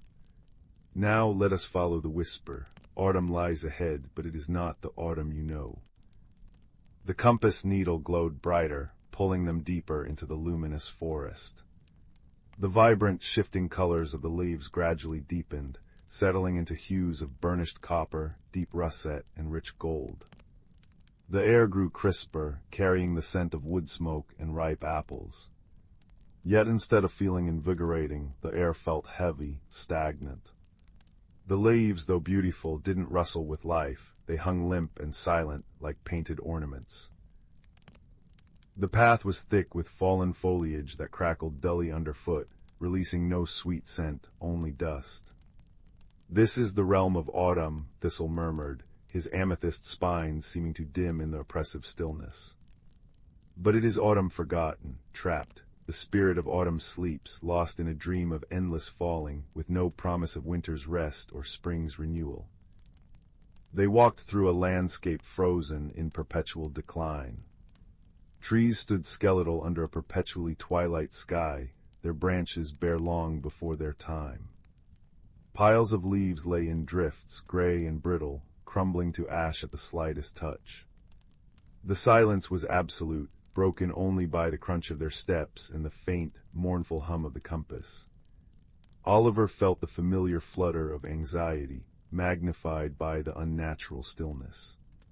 Where was the vibrant energy, the harvest joy, the crisp promise of autumn? Deep within a grove of ancient, gnarled oaks, their bark like wrinkled silver, they found her. The spirit of autumn wasn't a fearsome creature, but a slender figure woven from wind and light, curled asleep on a bed of gray leaves. Her form shimmered with the colors of fall amber, ochre, crimson, but they were muted, fading. Her hair was a cascade of dry, brittle strands like dead grass. Her face, even in sleep, held an expression of profound exhaustion and sorrow. A faint, grayish mist clung to her, the visible manifestation of the shadow Thistle had mentioned. The shadow feeds on despair, on the fear of ending, Thistle whispered, his voice barely audible in the heavy air. It whispers that falling is failing, that letting go is loss. It has lulled her into this endless, joyless sleep. How do we wake her? Oliver asked, his voice tight. The spirit's sadness resonated with his own fear of change, of things ending. Remind her, Thistle said simply. Remind her of the beauty in the fall, the purpose, the harvest, the preparation, the necessary release that makes way for new life. She needs to remember the dance. Oliver looked around at the desolate grove. How could he remind her of beauty when all was decay? He knelt beside the sleeping spirit, the dry leaves crackling beneath him. He closed his eyes, pushing past his own discomfort. He thought not of endings, but of beginnings hidden within endings. He remembered the smell of his mother's apple pie baking on crisp mornings, the golden light slanting through the village windows, the satisfying crunch of leaves under his boots on the way to school, the way the geese honked as they flew south, a promise of return. He focused on the feeling of warmth from shared harvest suppers, the coziness of pulling on a thick sweater as the evenings drew in, the vibrant tapestry of colors that painted the hills before the sleep of winter. He didn't speak aloud at first. He poured these memories, these sensations, the scent of cinnamon and apples, the feel of cool air on warm cheeks, the sight of 1,000 fiery hues into his thoughts, directing them towards the sleeping spirit. He imagined the joy of jumping into a pile of raked leaves, the sound of laughter echoing in the crisp air. He thought of the quiet dignity of trees letting go, making space. The whisper compass in his hand grew warm, humming louder. Its gentle light pulsed, washing over the spirit. Thistle beside him began to hum a low, resonant tune, a melody that sounded like wind through ripe grain and the crackle of a welcoming hearth. The stone around his neck glowed brighter. Slowly, the gray mist clinging to the autumn spirit seemed to recoil. A faint sigh escaped her lips. Her eyelids fluttered. Oliver leaned closer. "It's not just falling," he whispered, his voice surprisingly steady. "It's flying for a moment, it's sharing warmth before the quiet. It's making room, it's beautiful, it's necessary." The spirit's eyes opened. They were the color of molten gold, filled with ancient wisdom and a dawning recognition. She looked at Oliver, then at Thistle, then around the desolate grove.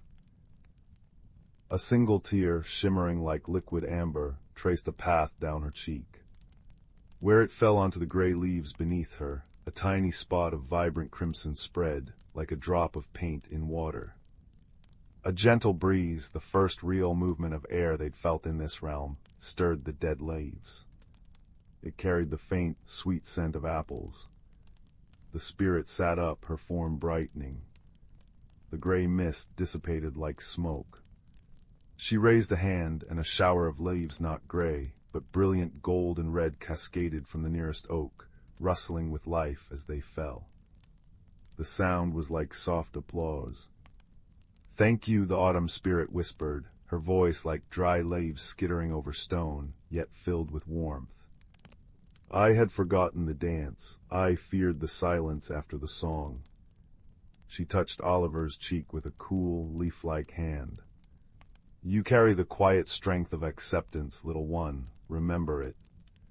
With a swirl of color and a sigh of wind, she dissolved into a shower of vibrant leaves that spiraled upwards and vanished.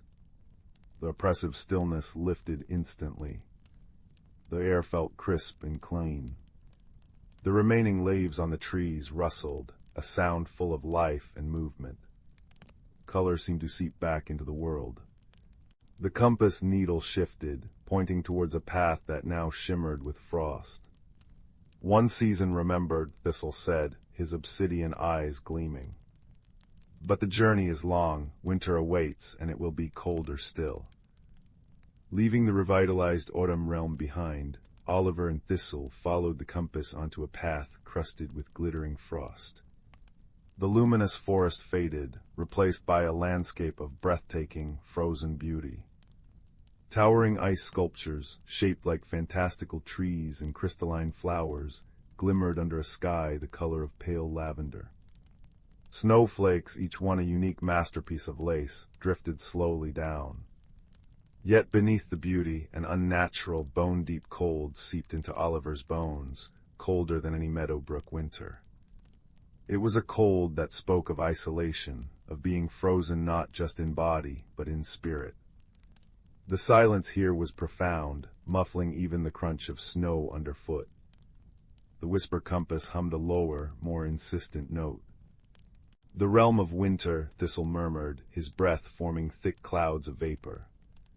"Trapped not in sleep but in stillness, the spirit fears the thaw, the vulnerability of change. The shadow whispers that warmth is weakness, that movement brings danger." They trekked through valleys sculpted from blue ice, past frozen waterfalls suspended in mid-cascade. Everything was perfect, pristine, and utterly lifeless. No birds sang, no creatures stirred beneath the snow. The cold gnawed at Oliver, making him long for the warmth of the attic, for predictability. This frozen perfection felt like a prison. They found the winter spirit in a vast, open plain of unbroken white. She stood tall and regal, her form sculpted from ice so clear it seemed like captured starlight. Her hair was a cascade of icicles, her gown woven from snowdrifts. Her eyes, the pale blue of glacial ice, stared unseeingly into the distance. Around her feet, the snow was hard and glassy. A shimmering, almost invisible barrier of pure cold radiated from her, pushing everything away. The shadow here was a subtle distortion in the air, a lens of frost that warped perception. "She builds walls of ice," Thistle said softly, shivering despite his thick spines. "She fears the melting, the softening, the letting in. She believes stillness is safety." Oliver felt the spirit's fear resonate with his own desire to keep things frozen, unchanging. How could he convince her to embrace the thaw? He approached cautiously, the cold radiating from her biting at his face. He stopped a few paces away, the barrier of cold palpable. He didn't try to push through. Instead, he knelt in the snow, ignoring the icy sting through his trousers. He scooped up a handful of pristine powder.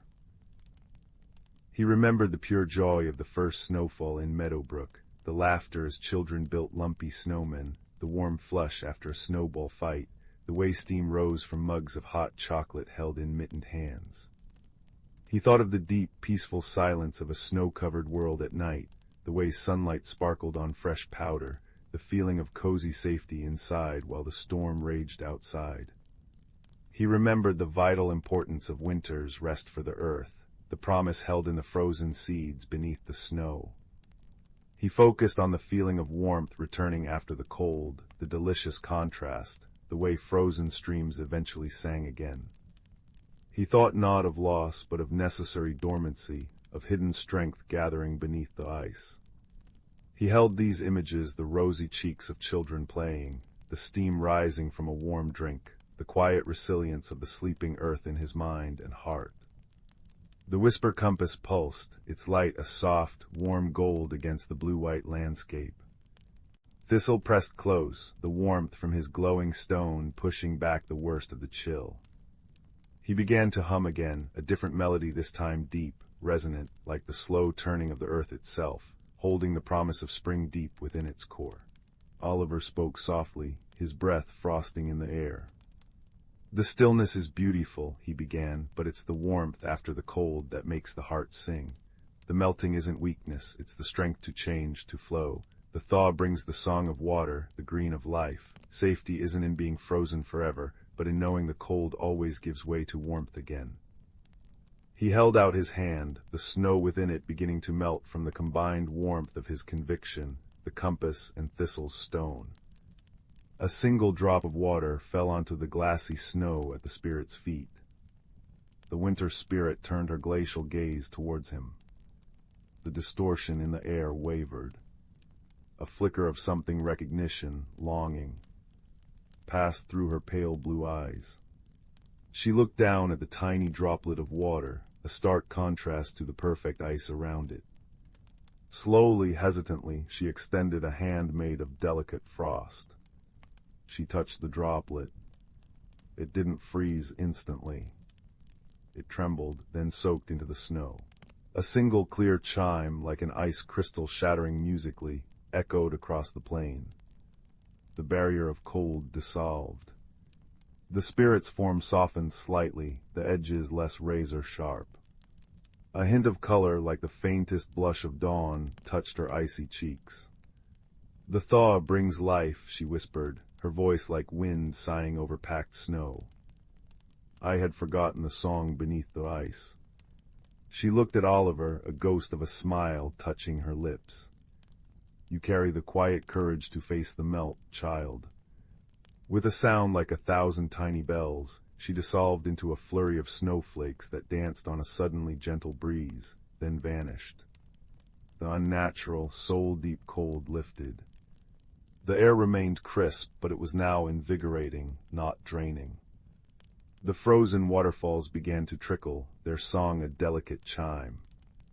The compass needle swung again, pointing towards a path where the snow melted into damp earth, and the scent of rain and growing things began to mingle with the crisp air. "Winter remembers the flow," Thistle said, relief warming his voice. "Now comes spring, and its spirit is lost not in sorrow or fear, but in panic." The path led them out of the frozen wastes into a realm of chaotic, overwhelming growth. Vines snaked across the path with alarming speed, thick with thorns and oversized, garishly bright flowers that released clouds of suffocatingly sweet pollen. Trees burst with leaves in every shade of green imaginable, but they grew in tangled knots, branches twisted and straining. Bushes exploded with berries that glowed unnaturally, dripping sticky sap. Rain fell in sudden, warm downpours, only to be replaced instantly by bursts of intense, humid sunshine. The air buzzed frantically with oversized insects. The whisper compass hummed a frantic, high-pitched note, vibrating in Oliver's hand. "The realm of spring," Thistle shouted over the din of buzzing wings and rustling, hyperactive foliage. Trapped in frenzy, the spirit is terrified of missing its moment, of not growing fast enough, strong enough. The shadow whispers of failure, of being left behind. It drives it to madness. Navigating the chaotic jungle was perilous. Thorny vines whipped out, trying to snag their clothes. Puddles appeared and vanished underfoot. The constant, frantic energy made Oliver feel jittery and overwhelmed. His fear of chaos, of things spiraling out of control, surged within him. This was change run wild, terrifying and unstoppable. They found the spring spirit deep in the heart of the tangled growth. It wasn't a single figure, but a whirling vortex of light, leaves, petals, and buzzing insects. It darted from flower to flower, causing them to bloom explosively and then wilt instantly. It zipped through the trees, making branches sprout and twist at impossible speeds. Its form constantly shifted, a blur of green light, a shower of pink petals, a swarm of glittering beetles radiating pure, undirected panic. A dark, thorny vine seemed woven through its light, pulsating with the frantic energy. "It cannot slow down," Thistle yelled, dodging a suddenly sprouting mushroom the size of a stool. "It fears stillness as death. It believes only constant, frantic doing is living." Oliver watched the terrified whirlwind. He understood the panic of needing to be perfect, to do everything at once, the fear of stopping and failing. How could he calm this storm? He took a deep breath, trying to find his own center amidst the chaos. He remembered the gentle unfurling of the first crocus in Meadowbrook, pushing bravely through the last snow. He thought of the patient growth of seeds in his mother's garden, the slow greening of the hills, the first tender buds on the willow tree. He focused on the quiet strength in roots growing deep unseen, the importance of rest between bursts of growth, the simple beauty of a single dew-kissed leaf at dawn. He didn't chase the spirit. He found a relatively clear spot, sat down on the damp, fragrant earth, and closed his eyes.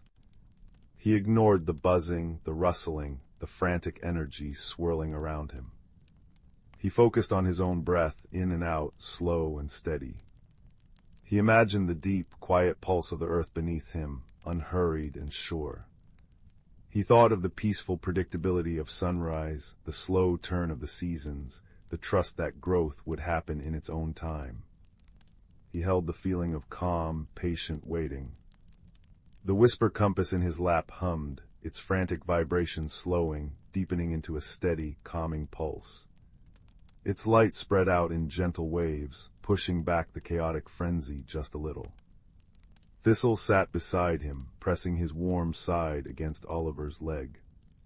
The stone around his neck glowed with a soft, steady light.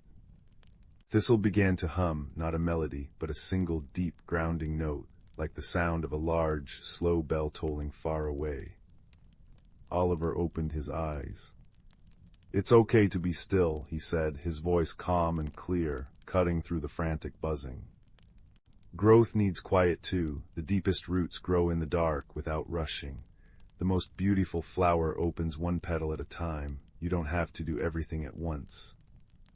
The whirling vortex of spring slowed. It hovered for a moment, a confused cluster of light and leaves.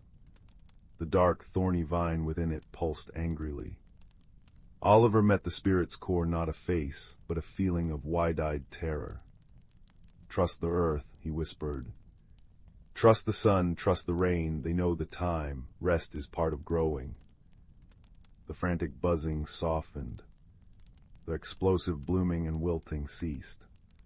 The spirit condensed, swirling slower and slower, until it resolved into a figure of soft green light, shaped like a slender sapling. The dark vine withered and fell away, crumbling to dust. The spirit looked around at the chaotic jungle it had created, its expression shifting from panic to dawning horror, then to gentle sorrow. It raised a hand, and the tangled vines began to loosen. The oversized flowers shrank to normal size, releasing a gentle, sweet fragrance instead of choking pollen. The buzzing insects settled onto leaves, their wings folding. "Stillness is not emptiness," the spring spirit whispered, its voice like new leaves unfurling. "It is gathering strength. I had forgotten the quiet pulse beneath the rush." The spirit touched its own chest of green light, then bowed its head towards Oliver. "You carry the quiet wisdom of patience, young one, tend it well." With a sigh like a gentle breeze through new grass, it dissolved into a shower of soft green light that sank into the earth. The chaotic jungle softened, the growth becoming lush and vibrant, but ordered, peaceful. Gentle rain began to fall, warm and nourishing. "Spring remembers the rhythm," Thistle said, relief evident in his voice. "One season remains, summer will be fierce." The compass needle now pointed towards a path drenched in sunlight, so intense it felt like a physical weight. The air grew thick and hot, smelling of hot stone and parched earth. The gentle rain of spring faded, replaced by a blazing sun in a sky bleached of color. They entered the realm of summer. It was a landscape of extremes. Sunlight hammered down on cracked, red earth. Rivers ran low, their beds exposed like bleached bones. The few trees that stood were bent and gnarled, their leaves small and gray with dust.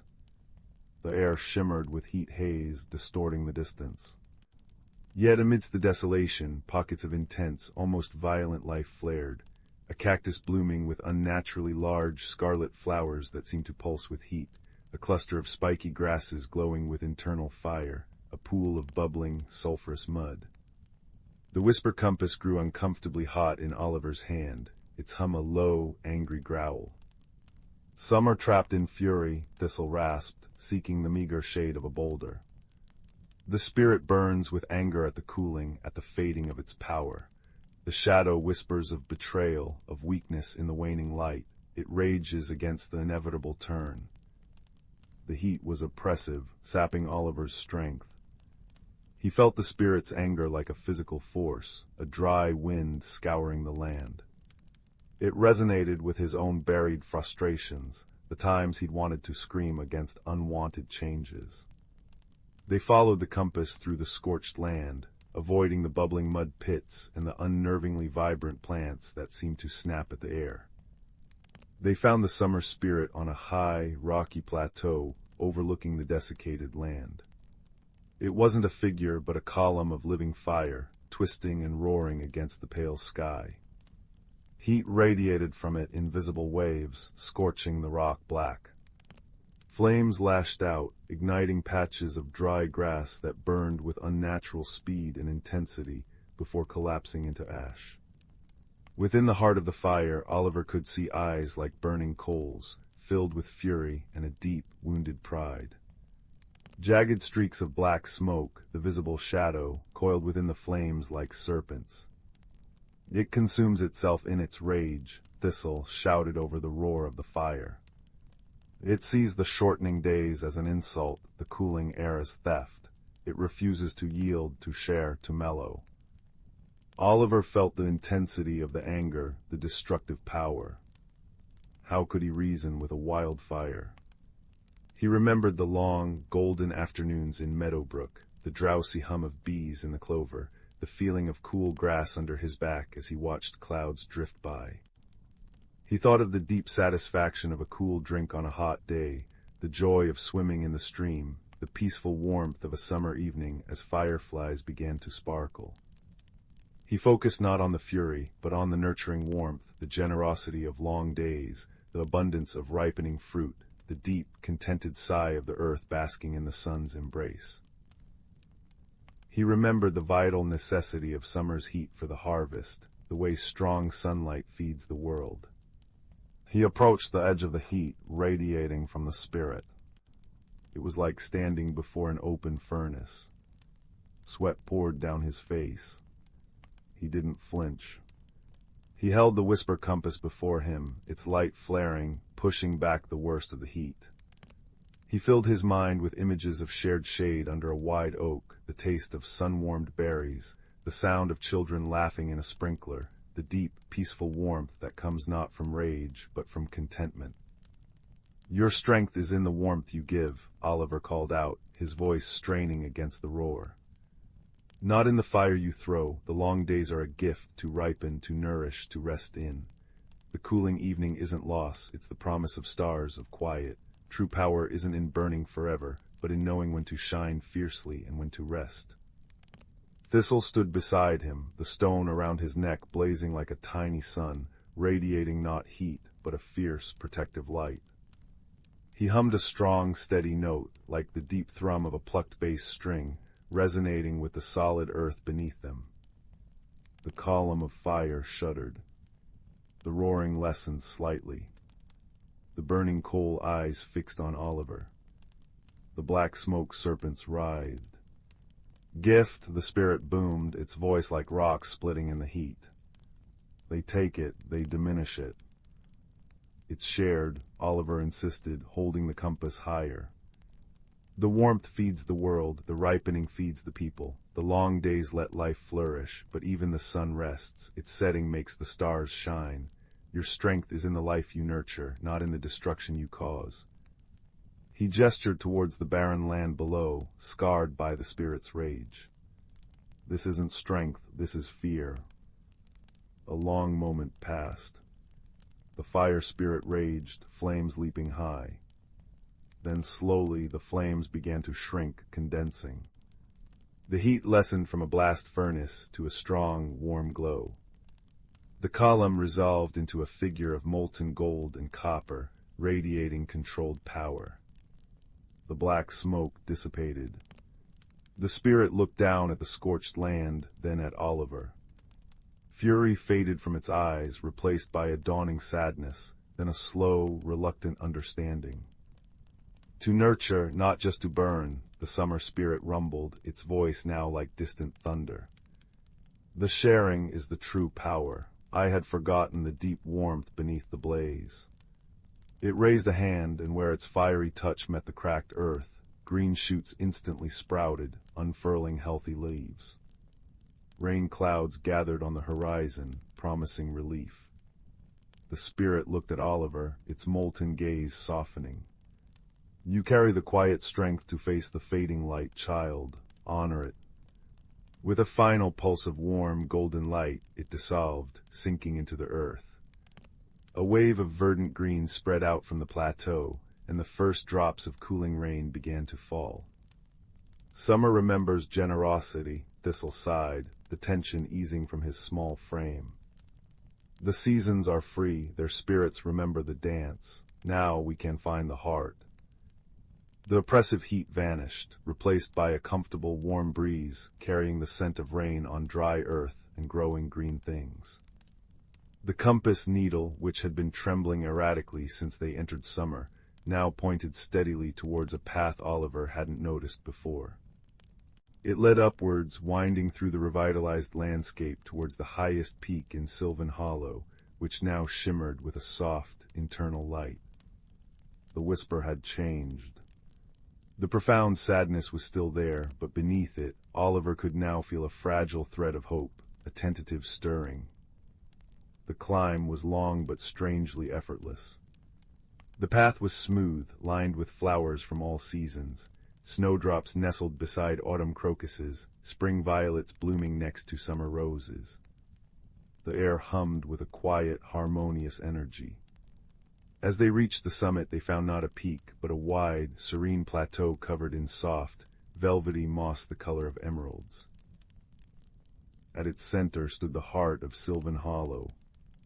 It was not a physical organ, but a magnificent, ancient tree.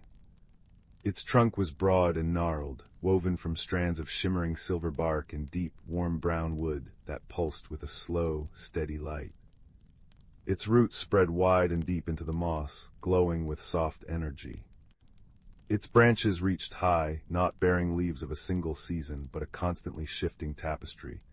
Buds swelling and bursting into spring green, unfurling into summer's full canopy, blazing with autumn's fire, then gracefully releasing leaves that turned to gentle snow before vanishing, only for the cycle to begin anew. The air around it vibrated with a deep, resonant hum, the true song of the hollow. But the song was weak, faltering. A deep, ugly crack ran through the center of the massive trunk, pulsing with a sickly, dark violet light, the core of the shadow. Tendrils of the same dark energy snaked around the roots and branches, constricting them, dimming the pulsing light. The whisper compass in Oliver's hand blazed with pure, white light, its hum resonating powerfully with the heart's own weakened song. The needle pointed directly at the crack. There Thistle whispered, his voice filled with awe and sorrow. The wound, the shadow took root in fear of change, fear of ending, fear of vulnerability, fear of loss of control. The season's imbalance weakened the heart further. How do we heal it? Oliver asked, feeling the immense, ancient presence of the heart, its pain echoing in his own chest. The compass led you here, Oliver, Thistle said, looking up at him with his dark, wise eyes. It sensed the quiet strength within you, the strength to face the very fears the shadow feeds upon.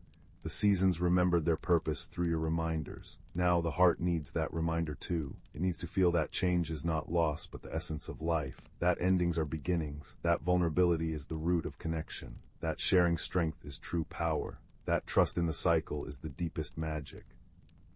Oliver approached the great tree.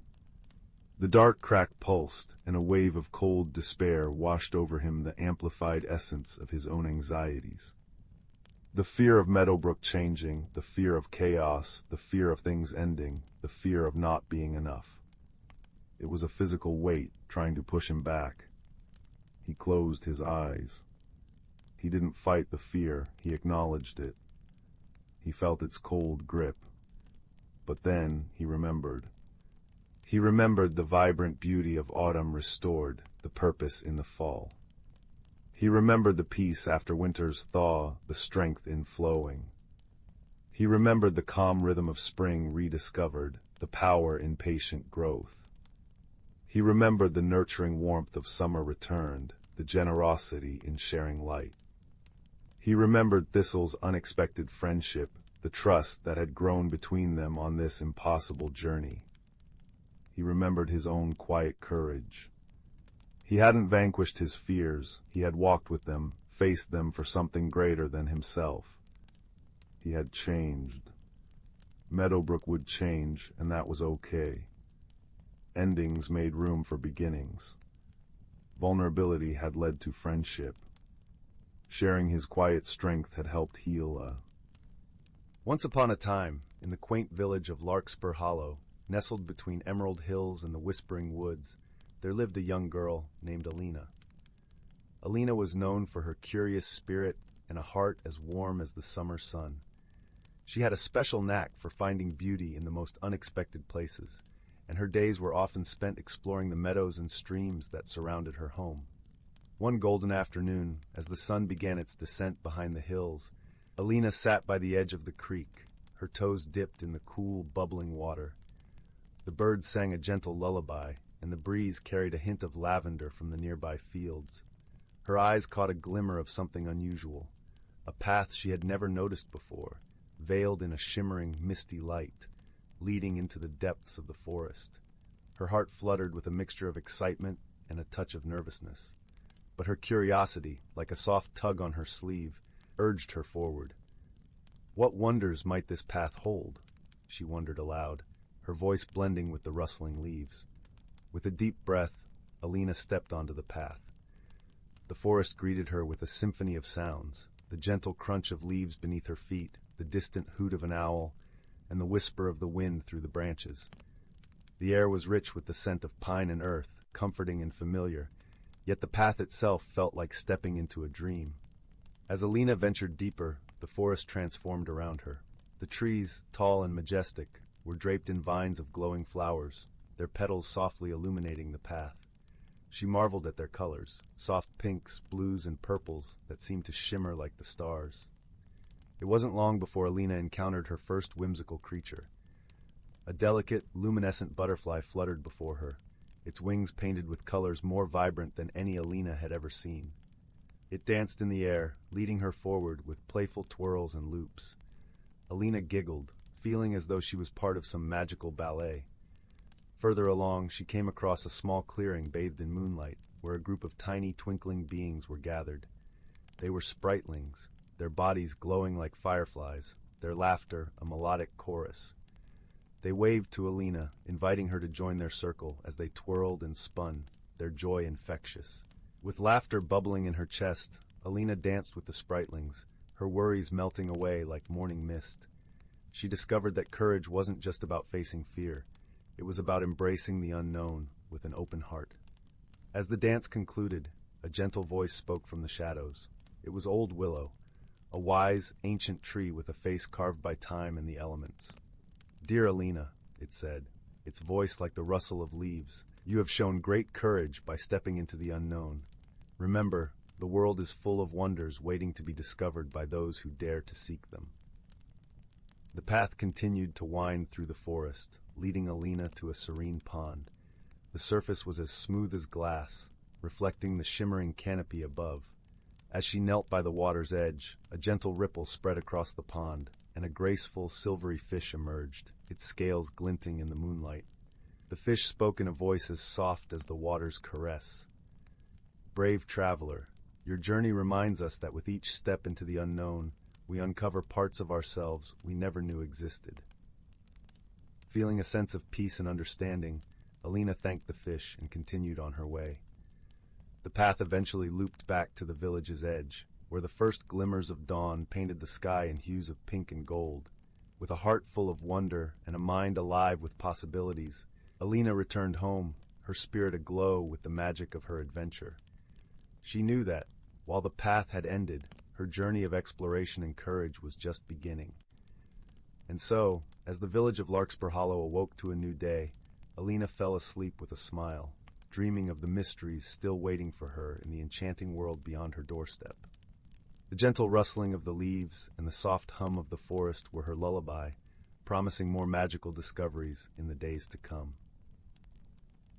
The evening mist curled around the cottage like a contented cat, silvering the cobblestone path and muffling the distant chime of the village clock. Inside, young Clara traced the frost feathers on her window pane, her breath fogging the glass. 10 years old, with hair the color of chestnuts and eyes holding the quiet depth of a forest pool, she felt a familiar restlessness stir. Her world, nestled between the whispering pines of Eldergrove Forest and the sleepy village of Willowbrook, felt too small, too known. She longed for the rustle of unseen leaves, the scent of unfamiliar earth. Beneath her bed, tucked inside a worn wooden box beside a smooth river stone and a robin's blue eggshell, lay her most precious secret, the whisperwood acorn. It wasn't like any other acorn. Larger than her fist, its cap was etched with swirling silver patterns that seemed to shift in the lamplight, and the nut itself pulsed with a deep, warm amber light, like captured sunset. She'd found it months ago beneath the oldest oak in Elder Grove, its glow drawing her through a thicket she'd never dared enter before. Since then, its gentle thrum against her palm was a constant, silent companion, a promise of something more. That night, unable to sleep, the acorn's pulse felt stronger, almost urgent. Slipping on her softest woolen cloak, she crept downstairs, past the snoring form of her grandfather in his armchair by the dying embers. The front door opened with a sigh, releasing her into the cool, pine-scented embrace of the night. The full moon hung low, a luminous pearl bathing the world in silvery light. Instinctively, Clara drew the whisperwood acorn from her pocket. As moonlight touched its silver-etched cap, the swirling patterns ignited. They spun faster, glowing brighter, casting dancing shadows on the mossy ground. Then, with a soft chime like distant wind bells, a beam of pure amber light shot from the acorn's tip, striking the gnarled trunk of the ancient oak. Where the light touched, the bark shimmered and dissolved, revealing not wood, but an archway woven from living moonlight and tangled roots, leading into profound, inviting darkness. Hesitation flickered, then dissolved under the acorn's warm pulse and the archway's silent call. Clara stepped through. The air changed instantly. It was warmer, thicker, laden with the perfume of 1,000 unknown blossoms and the rich, damp scent of ancient soil. Moonlight here wasn't silver, but liquid gold, filtering through a canopy of leaves shaped like stars and teardrops. Giant luminous mushrooms, glowing softly in blues and violets, lined a path of velvety moss. She stood in the whisperwood, a hidden world nestled within the heart of Elder Grove, revealed only by the key she held. Awed, Clara walked the glowing path. Fireflies larger than sparrows and shimmering with opalescent light drifted past. Trees whispered secrets in rustling tongues, and unseen creatures chirped melodies that felt like laughter. The peace was profound, yet beneath it, Clara sensed a tremor, a faint discordant note. The golden light seemed thinner in places, the vibrant colors of the giant flowers slightly faded. The joyful chirping held an undercurrent of worry. Rounding a bend where luminous vines cascaded like waterfalls, Clara stumbled upon a sight that made her gasp. A large, grumpy-looking badger, his coarse fur striped silver and obsidian in the moonlight, was wrestling with a tangled mass of shimmering, thorny vines that seemed intent on engulfing a cluster of tiny, trembling star blooms. He huffed and grumbled, snapping at the vines with surprising ferocity, but his paws were clumsy against the stubborn growth.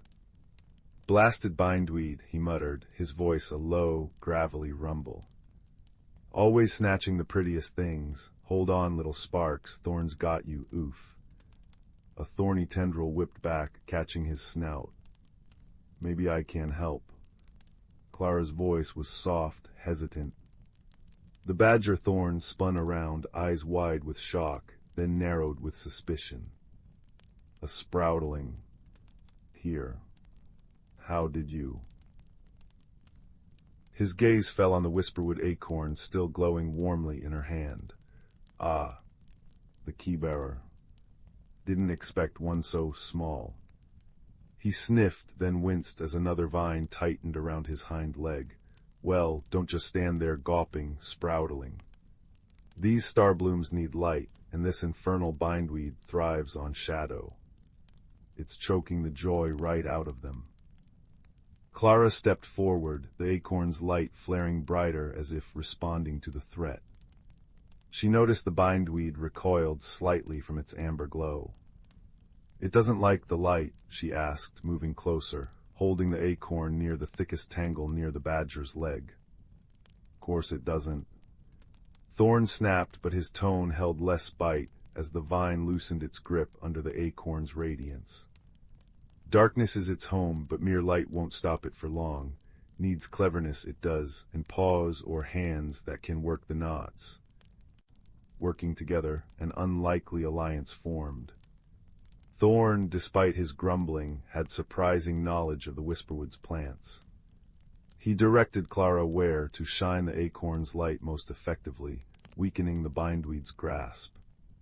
Clara, with her nimble fingers, carefully untangled the complex knots the vines had formed around the starbloom's delicate stems, using the acorn's light as a guide and shield.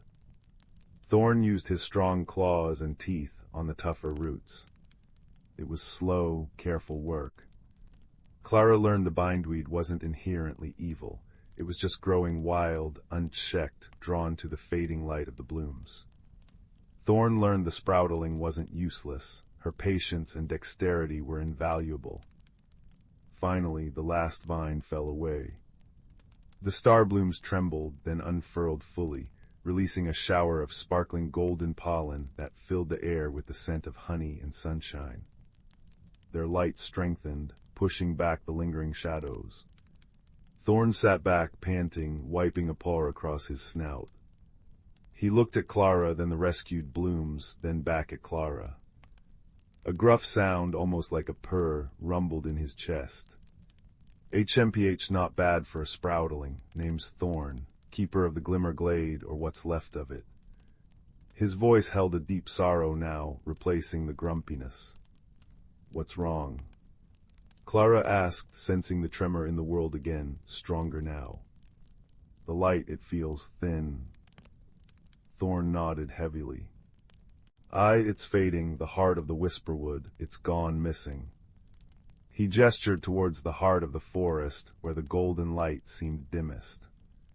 Deep within the crystal caverns, a great crystal, warm as summer sun, bright as 1,000 fireflies, it's the source of all light and life here, without it.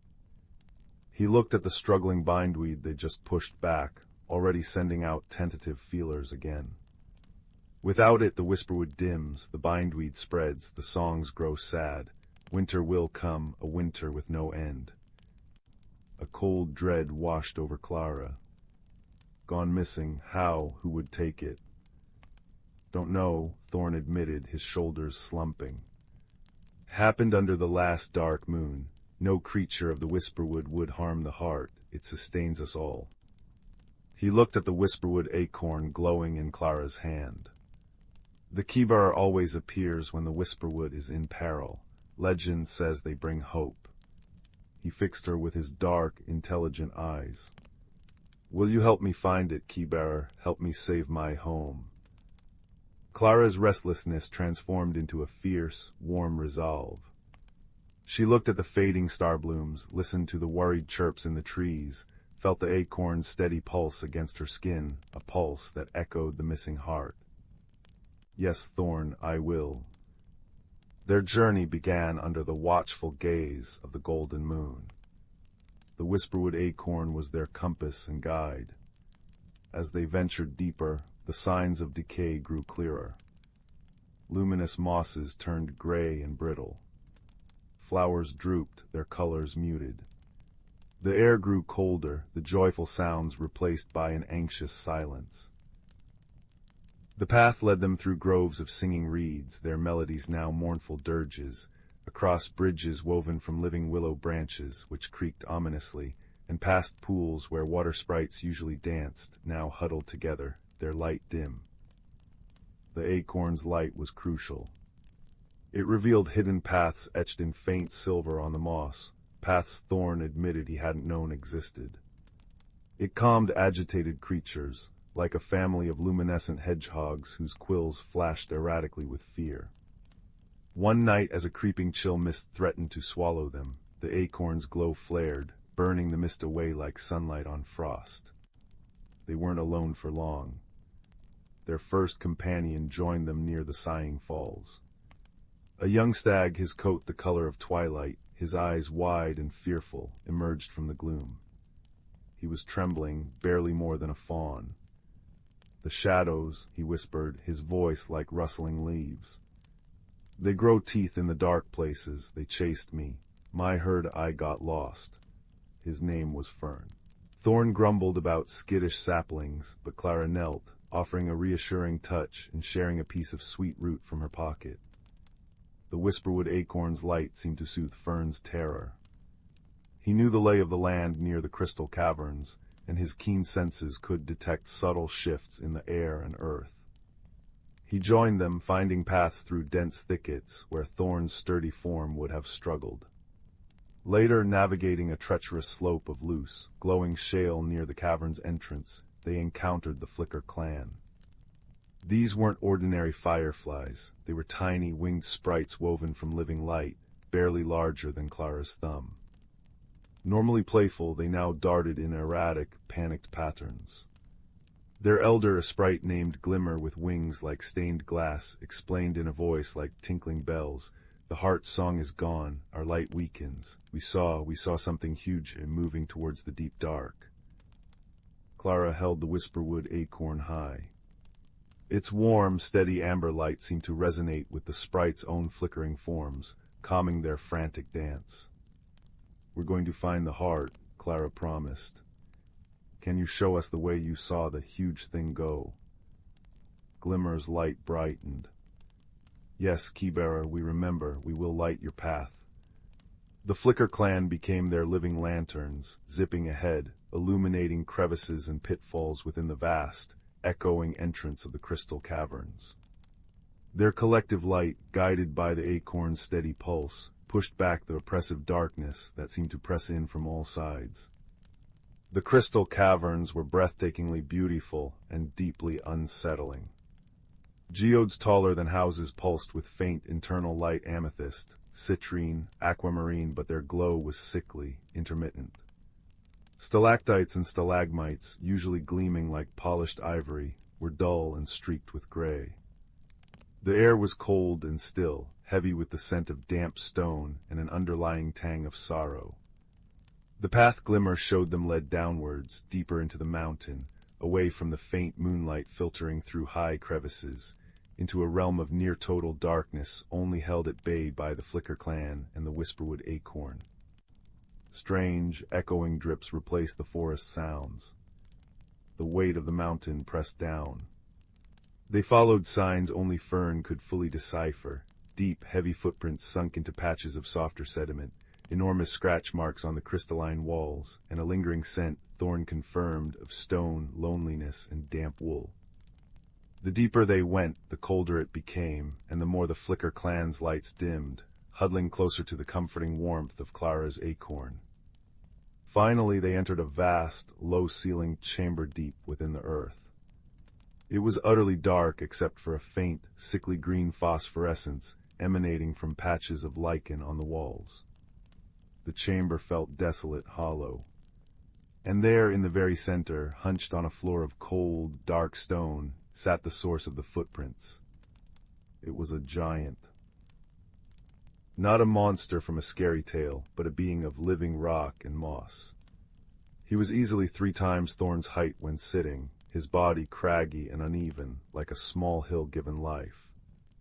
Patches of grayish lichen grew on his stony shoulders. His head, resting on massive knees, was formed from rough-hewn granite, and his eyes, when he slowly lifted his head at their approach, were 2 deep, dark pools reflecting the faint light from the acorn and sprites. They held an ocean of sadness. In his enormous, stone-knuckled hands, he cradled something that pulsed with a weak, struggling light, the heart of the whisperwood. It was a large, multifaceted crystal, its usual vibrant gold now a dim, flickering amber, its light barely illuminating the giant's sorrowful face. Thorn bristled, a low growl starting in his chest. You stole the heart, you're killing the whisperwood." Fern trembled behind Clara, and the Flicker clan dimmed their lights fearfully. The giant flinched at Thorn's accusation, his stony features crumpling further. He didn't speak, but a deep, resonant sound emanated from him, like boulders grinding together under immense pressure. It wasn't words, but Clara felt its meaning resonate in her bones. Loneliness. Cold. Darkness. Wanting light. Clara's anger at the fading forest melted away, replaced by a wave of profound understanding. She stepped forward, placing a hand on Thorn's head, calming his growl. She held the whisperwood acorn high, its light steady and warm. "Hello," she said softly, her voice echoing gently in the vast chamber. "My name is Clara. This is Thorn, Fern, and the Flicker clan. We came from the Whisperwood." The giant's dark eyes fixed on her, then on the acorn. He made the grinding sound again, softer this time. "Lost. Cold. Found light. Took it. Didn't know." His massive finger, rough as uncut stone, gently touched the fading heart in his hands. "You didn't know it needed to stay in its place?" Clara asked gently, moving closer. The giant shook his massive head slowly. "Dark here. Always dark. Light, warm. Wanted it close." Clara understood. He wasn't a thief driven by malice, but a lonely soul trapped in the deepest dark, drawn to the only warmth and light he'd ever encountered. He hadn't understood the consequences. "The light from the heart," she explained, her voice filled with compassion, "it needs to be free. It needs to shine for everyone in the Whisperwood, the trees, the flowers, the badgers, the deer, the firefly sprites. Even the bindweed needs a little light, though not too much." She offered a small smile. "When it's trapped down here, it fades. The whole forest is growing cold and dark. The creatures are scared." The giant looked down at the heart in his hands, its weak pulse reflecting in his deep eyes. He made a sound like a sighing mountain. "Hurting. I hurt them." Genuine anguish filled the resonant sound. He looked at the struggling light, then at Clara, Thorn, Fern, and the flickering sprites. He saw their determination, their fear, and Clara's unwavering kindness. Slowly, ponderously, the giant rose to his full height, making the chamber seem smaller. He looked from the fading heart to Clara, then to the dark passage leading upwards. He made a questioning rumble, pointing a massive finger towards the surface. "Yes," Clara said, relief washing over her like warm sunlight. "It needs to go back to the crystal caverns, to its proper place. Then its light will be strong again for everyone." The giant nodded, a slow, heavy movement.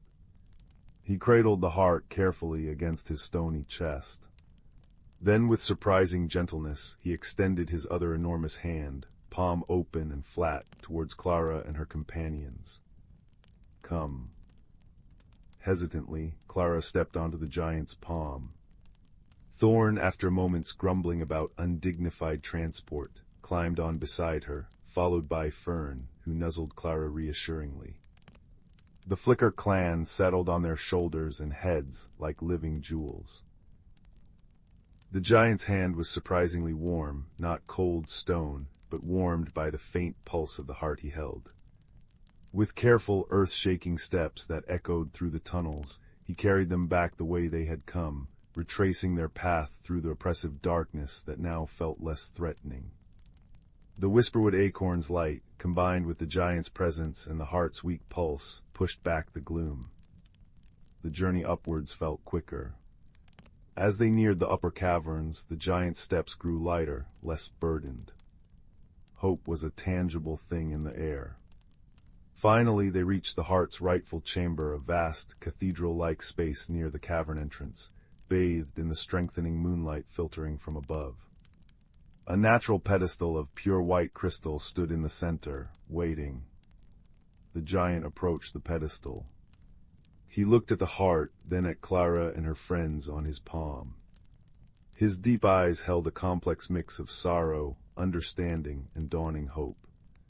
With infinite care, as if placing the most fragile bird's egg, he lowered the Whisperwood heart onto the crystal pedestal.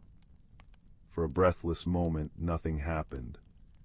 The heart lay there, its light still faint and flickering. Then a single pure note rang out, like a crystal bell struck deep within the earth. The heart flared. Not weakly, but with a sudden, blinding burst of pure, golden light that filled the cavern, washing over the walls, igniting the geodes within. Amethyst burned violet, citrine shone like captured sun, aquamarine glowed with the depth of tropical seas. The light pulsed outwards, a wave of warmth and energy that flowed through the caverns, down the tunnels, and out into the whisperwood beyond. On the giant's palm, Clara, Thorn, Fern, and the Flicker clan felt it wash over them, a wave of pure, revitalizing joy. Outside, they knew without seeing, the gray moss turned emerald and luminous, the star blooms burst forth in radiant showers of gold, the bindweed shrank back, seeking only the dappled shade it preferred. The trees sighed with relief, their rustling now a chorus of pure delight. The songs of unseen creatures rose, not in worry, but in exultant harmony. The giant stood bathed in the heart's restored golden light. He looked different. The patches of gray lichen on his shoulders seemed greener, more vibrant. The deep sorrow in his eyes hadn't vanished, but it was softened, overlaid with wonder and a profound sense of peace. He carefully lowered his hand, allowing his passengers to step off onto the warm, glowing floor of the cavern. The Flicker clan zipped joyfully around the chamber, their lights now blazing like tiny stars. He looked at Clara, then pointed towards the whisperwood beyond the cavern entrance, bathed in the restored golden moonlight. He made a soft, questioning rumble. Go back. Clara understood. The whisperwood is your home too now, she said gently. The light is for everyone, you belong here. The giant looked around the cavern, now alive with light and color, then back at the vibrant forest visible through the archway. He made a sound like distant, contented thunder. Home. He slowly settled himself near the pedestal, his massive form seeming less like a lonely hill and more like a protective mountain basking in the sun. He would watch over the heart, not take it, but share in its light. Clara felt a profound shift within herself. The restlessness was gone, replaced by a deep, warm contentment. She had journeyed into the unknown, faced fear and misunderstanding, and found wisdom and friendship in the most unexpected places. She had learned that light, to be truly strong, needed to be shared, not hoarded. That kindness could unlock even the hardest heart. That home wasn't just a place, but a feeling of belonging, woven from connection. Thorn nudged her hand with his snout. Well, Keybearer, he said, his gruff voice thick with an emotion Clara had never heard in it before gratitude. Seems you found more than the heart. You found a friend for the whisperwood and quieted an old badger's fears. Fern nuzzled her shoulder and the Flicker clan settled on her head, their light warm against her hair. It was time to go home. The whisperwood acorn pulsed warmly in her hand, no longer urgent but content. It had guided her, illuminated her path, and now it felt like a promise kept. They walked back through the whisperwood, transformed. The golden light was stronger, richer, than even when Clara first arrived. The air hummed with life and song. Creatures peeked from blossoms and branches, their eyes bright and curious, waving tiny limbs or rustling leaves in thanks. Emerging through the moonlit archway, woven by the acorn back into Eldergrove, felt like stepping from a vivid dream into a familiar, yet subtly changed reality. The ordinary forest seemed imbued with a deeper magic, a quieter song. She could now hear the rustle of leaves holding secrets, the scent of pine carrying whispers, the moonlight feeling like a gentle embrace. The archway shimmered and faded back into the solid bark of the ancient oak, leaving only the scent of honey and starlight lingering in the cool air. Clara slipped back into the quiet cottage. The embers in the fireplace glowed warmly. Her grandfather still snored softly in his armchair. Everything was as she left it, yet nothing was the same. She placed the whisperwood acorn back in its wooden box beneath her bed. Its pulse was slow, steady, peaceful. It had done its work. Climbing into her own bed, the soft quilt pulled up to her chin, Clara looked out at the moonlit forest. she no longer felt the ache of the too small world. She knew the vastness within it, the hidden light, the unexpected friendships. She knew the giant, Borin, for that was the name that resonated in her heart for him, was watching over the heart, sharing its warmth. She knew Thorn was patrolling his glimmer glade, grumbling contentedly. Fern was safe with his herd. The Flicker clan danced in the restored light. She closed her eyes, the scent of star blooms and warm earth faint in her memory. The echoes of the whisperwoods song a gentle lullaby.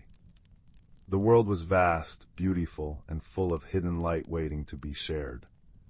And she, Clara, with a heart full of wonder and a small, glowing acorn beneath her bed, belonged to it all. Sleep came swiftly, deep and peaceful, carrying her into dreams woven with golden light and the gentle rumble of a mountain finding its home. Outside, the first true dawn of the restored whisperwood began to blush on the horizon, promising a day filled with the quiet, enduring magic of connection. The distant hum of the Stardust Weaver's engines was usually a comfort to Kip, a small, fur-covered botanist from the mist-shrouded planet of Glimmerfell. Tonight, however, it felt thin and strained against the backdrop of the unfamiliar void. Kip clutched a sprig of luminous moon moss, its soft blue glow reflecting in their wide, dark eyes as they studied the ship's other occupant, Borvan. Borvan hailed from Xerxes Prime, a world of scorching sands and towering mesas. He was easily 3 times Kip's size, his body covered in plates of smooth, heat-resistant stone that shifted subtly with his movements. His eyes, deep-set in obsidian black, seemed to absorb the light. He was the ship's engineer, a stoic figure who communicated mostly in low rumbles and practical actions. They'd been assigned together for this deep space survey mission, Kip to catalog exotic flora, Borvan to maintain the ship, and the journey had been quiet. Too quiet. Kip found Borvan intimidating, his silence misinterpreted as disapproval. Borvan, in turn, found Kip's constant nervous fluttering and tendency to communicate in soft, complex patterns of bioluminescent flashes across their fur utterly baffling and slightly alarming. Approaching survey coordinates, System Zeta-7, the ship's comm AI announced. Planetary body designated Whisper shows promising atmospheric readings for non-sentient botanical life. Kip perked up, their fur rippling with hopeful green streaks. Finally, Whisper is said to have cryoblooms that survive in absolute zero. Imagine the adaptations. Borvan merely grunted, a sound like pebbles tumbling down a slope, and focused on the console. He tapped a sequence, and the ship shuddered violently. Warning lights flared crimson across the bridge. Gravimetric shear detected. The AI's voice lost its calm. Structural integrity compromised. Brace for impact. The universe tilted. Kip let out a high-pitched chirp, instinctively flashing frantic red patterns of fear. Borvan roared, not in anger but in effort, wrestling with the controls. Metal screamed. The viewscreen showed a swirling vortex of ice and debris. They'd hit an uncharted asteroid field, cloaked by Whisper's perpetual ice storms. With a final, sickening lurch, the Stardust Weaver slammed into something unforgivingly solid. The lights died, replaced by the harsh, intermittent strobe of emergency beacons. Silence descended, thick and cold, broken only by the hiss of escaping atmosphere and Kip's terrified whimpers. Borvan was the first to move, his stone plates scraping against the buckled deck. He located Kip huddled beneath a collapsed console, trembling violently, their fur pulsing erratic, frightened reds and oranges. Borvan reached out a massive hand. Kip flinched, flashing a bright, defensive yellow, a Glimmerfell signal for back off. Borvan froze. He misinterpreted the flash not as fear, but as aggression, a warning flare. On Xerxes, bright lights often signaled danger or territorial challenge. He rumbled low in his chest, a sound of confusion and frustration. He needed to get them both off this dying ship, but this tiny, flashing creature seemed determined to hinder him. "Cold," Kip managed to whisper, their voice thin. So cold. Their breath misted in the rapidly dropping temperature. Whisper lived up to its name, a frozen ball of ice and howling winds. Borvan understood that word. He looked at Kip's thin fur, then at the jagged tear in the hull, revealing a landscape of blinding white and razor-sharp ice spires. Survival here required cooperation, however baffling his companion might be. Heaving a sigh that sounded like grinding rocks, he pointed a thick finger towards the emergency locker, then mimicked shivering. He then pointed firmly towards the exit hatch. Kip, teeth chattering, understood the gesture, if not the rumbling. Survival. They needed to get out. Nodding shakily, their fur dimming to a wary, pale blue, they scrambled towards the locker. Inside were thermal suits. Kip struggled with the bulky, human-sized suit. Borvan watched for a moment, then, moving with surprising gentleness, knelt and helped Kip fasten the seals, his large, stone fingers surprisingly deft. Kip flashed a hesitant, grateful turquoise. Borvan blinked, unsure what it meant, but the lack of aggressive yellow was a relief. Outside, the cold was a physical blow. The wind screamed, laden with ice crystals that stung like needles. The wreckage of the Stardust Weaver was already half buried in drifts. Borvan, his stone body naturally insulating, scanned the desolate landscape. Kip, bundled in the suit, pointed a shaky hand towards a dark smudge on the horizon, a cliff face, perhaps offering shelter. The trek was agony. Kip struggled through deep snow, their small frame battling the vicious wind. Borvan moved steadily ahead, breaking a path. Kip fell repeatedly, each time flashing bursts of exhausted purple and embarrassed pink. Borvan, glancing back, saw only confusing flashes. He mistook the purple for distress signals he didn't understand and the pink for something else entirely unknown.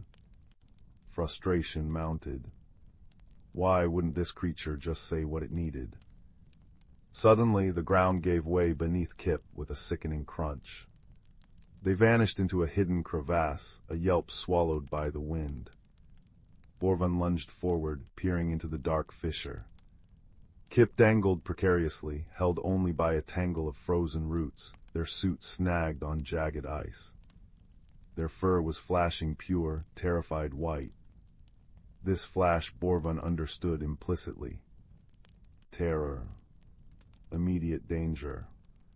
Without a second thought, he lowered himself, bracing his immense weight on the unstable edge. Ignoring the biting cold and groaning ice, he stretched his long arm down. "Grab," he bellowed over the wind, the single word thick with urgency. Kip looked up, seeing not the intimidating stone giant, but a lifeline. They reached, their small gloved hand grasping Borvan's massive stone fingers. With a grunt that shook the ice, Borvan hauled Kip up, cradling them against his surprisingly warm chest plate for a moment before setting them down on solid ground. Kip's fur pulsed with warm, steady gold, the glimmerfell color for profound gratitude and relief. Borvan felt a strange warmth spread through his own core, unrelated to the cold. He hadn't been thanked like that before. He nodded stiffly. "Careful," he rumbled, the word softer this time. They found the dark smudge the entrance to a vast ice cavern. Inside, the howling wind faded to a mournful sigh. It was still bitterly cold, but sheltered. Kip immediately spotted what Borvan had missed, strange, gnarled roots snaking across the walls and floor, glowing with a soft, internal light. Cryobloom roots. Kip breathed, their scientific fascination momentarily overriding fear. They generate heat, not much but some. Working together in silent, newfound understanding, they gathered dry, fibrous sections of the roots. Borvan used his strength to break off larger pieces. Kip used their knowledge to find the driest, most combustible parts. Borvan tried striking sparks from his stone knuckles. Kip, remembering basic survival training from their multi-species academy, pulled a small emergency igniter from their suit pocket. Soon, a small, precious fire crackled in a makeshift pit scooped from the icy floor. The warmth was meager but life-saving, painting dancing shadows on the cavern walls. As they huddled close, the shared fire became a bridge. Kip, emboldened by the rescue and the warmth, pointed to their own fur, now glowing a calm, steady blue. Safe, they explained softly. They then flashed the earlier defensive yellow. Scared, not angry. They pointed at Borvan. Borvan stared, the pieces clicking. The flashes weren't nonsense or aggression, they were words. Feelings. He rumbled thoughtfully. He pointed to Kip's earlier golden glow. That when pull up. Thank you, Kip said, flashing the gold again. Big thank you, friend. Friend, Borvan repeated, the word unfamiliar but the warmth it sparked undeniable. He tapped his own chest plate. Borvan thought light danger, on Xerxes bright light bad, mean attack. Kip's eyes widened. Oh no, on Glimmerfell light is talk, like sound for you. Red is scared, blue is calm, gold is thanks, green is happy. They demonstrated small, gentle pulses. Borvan watched, fascinated. He tried to mimic a rumble, but it came out as a gravelly purr. Kip giggled, a sound like tiny bells, and flashed cheerful green. Borvan found himself making the purring sound again. Communication wasn't just about words spoken. It was about listening with more than ears. Over the next few cycles, measured by the dimming and brightening of the cryo blooms, not the unseen sun, they faced the frozen wilderness together. Borvan used his strength to carve ice blocks, building a windbreak around their fire.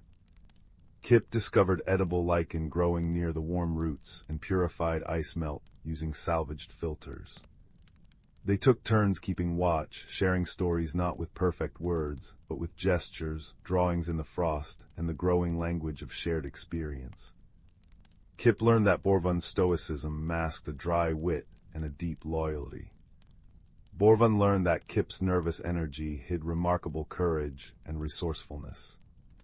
One day, while searching for more fuel, Kip ventured deeper into the cavern system.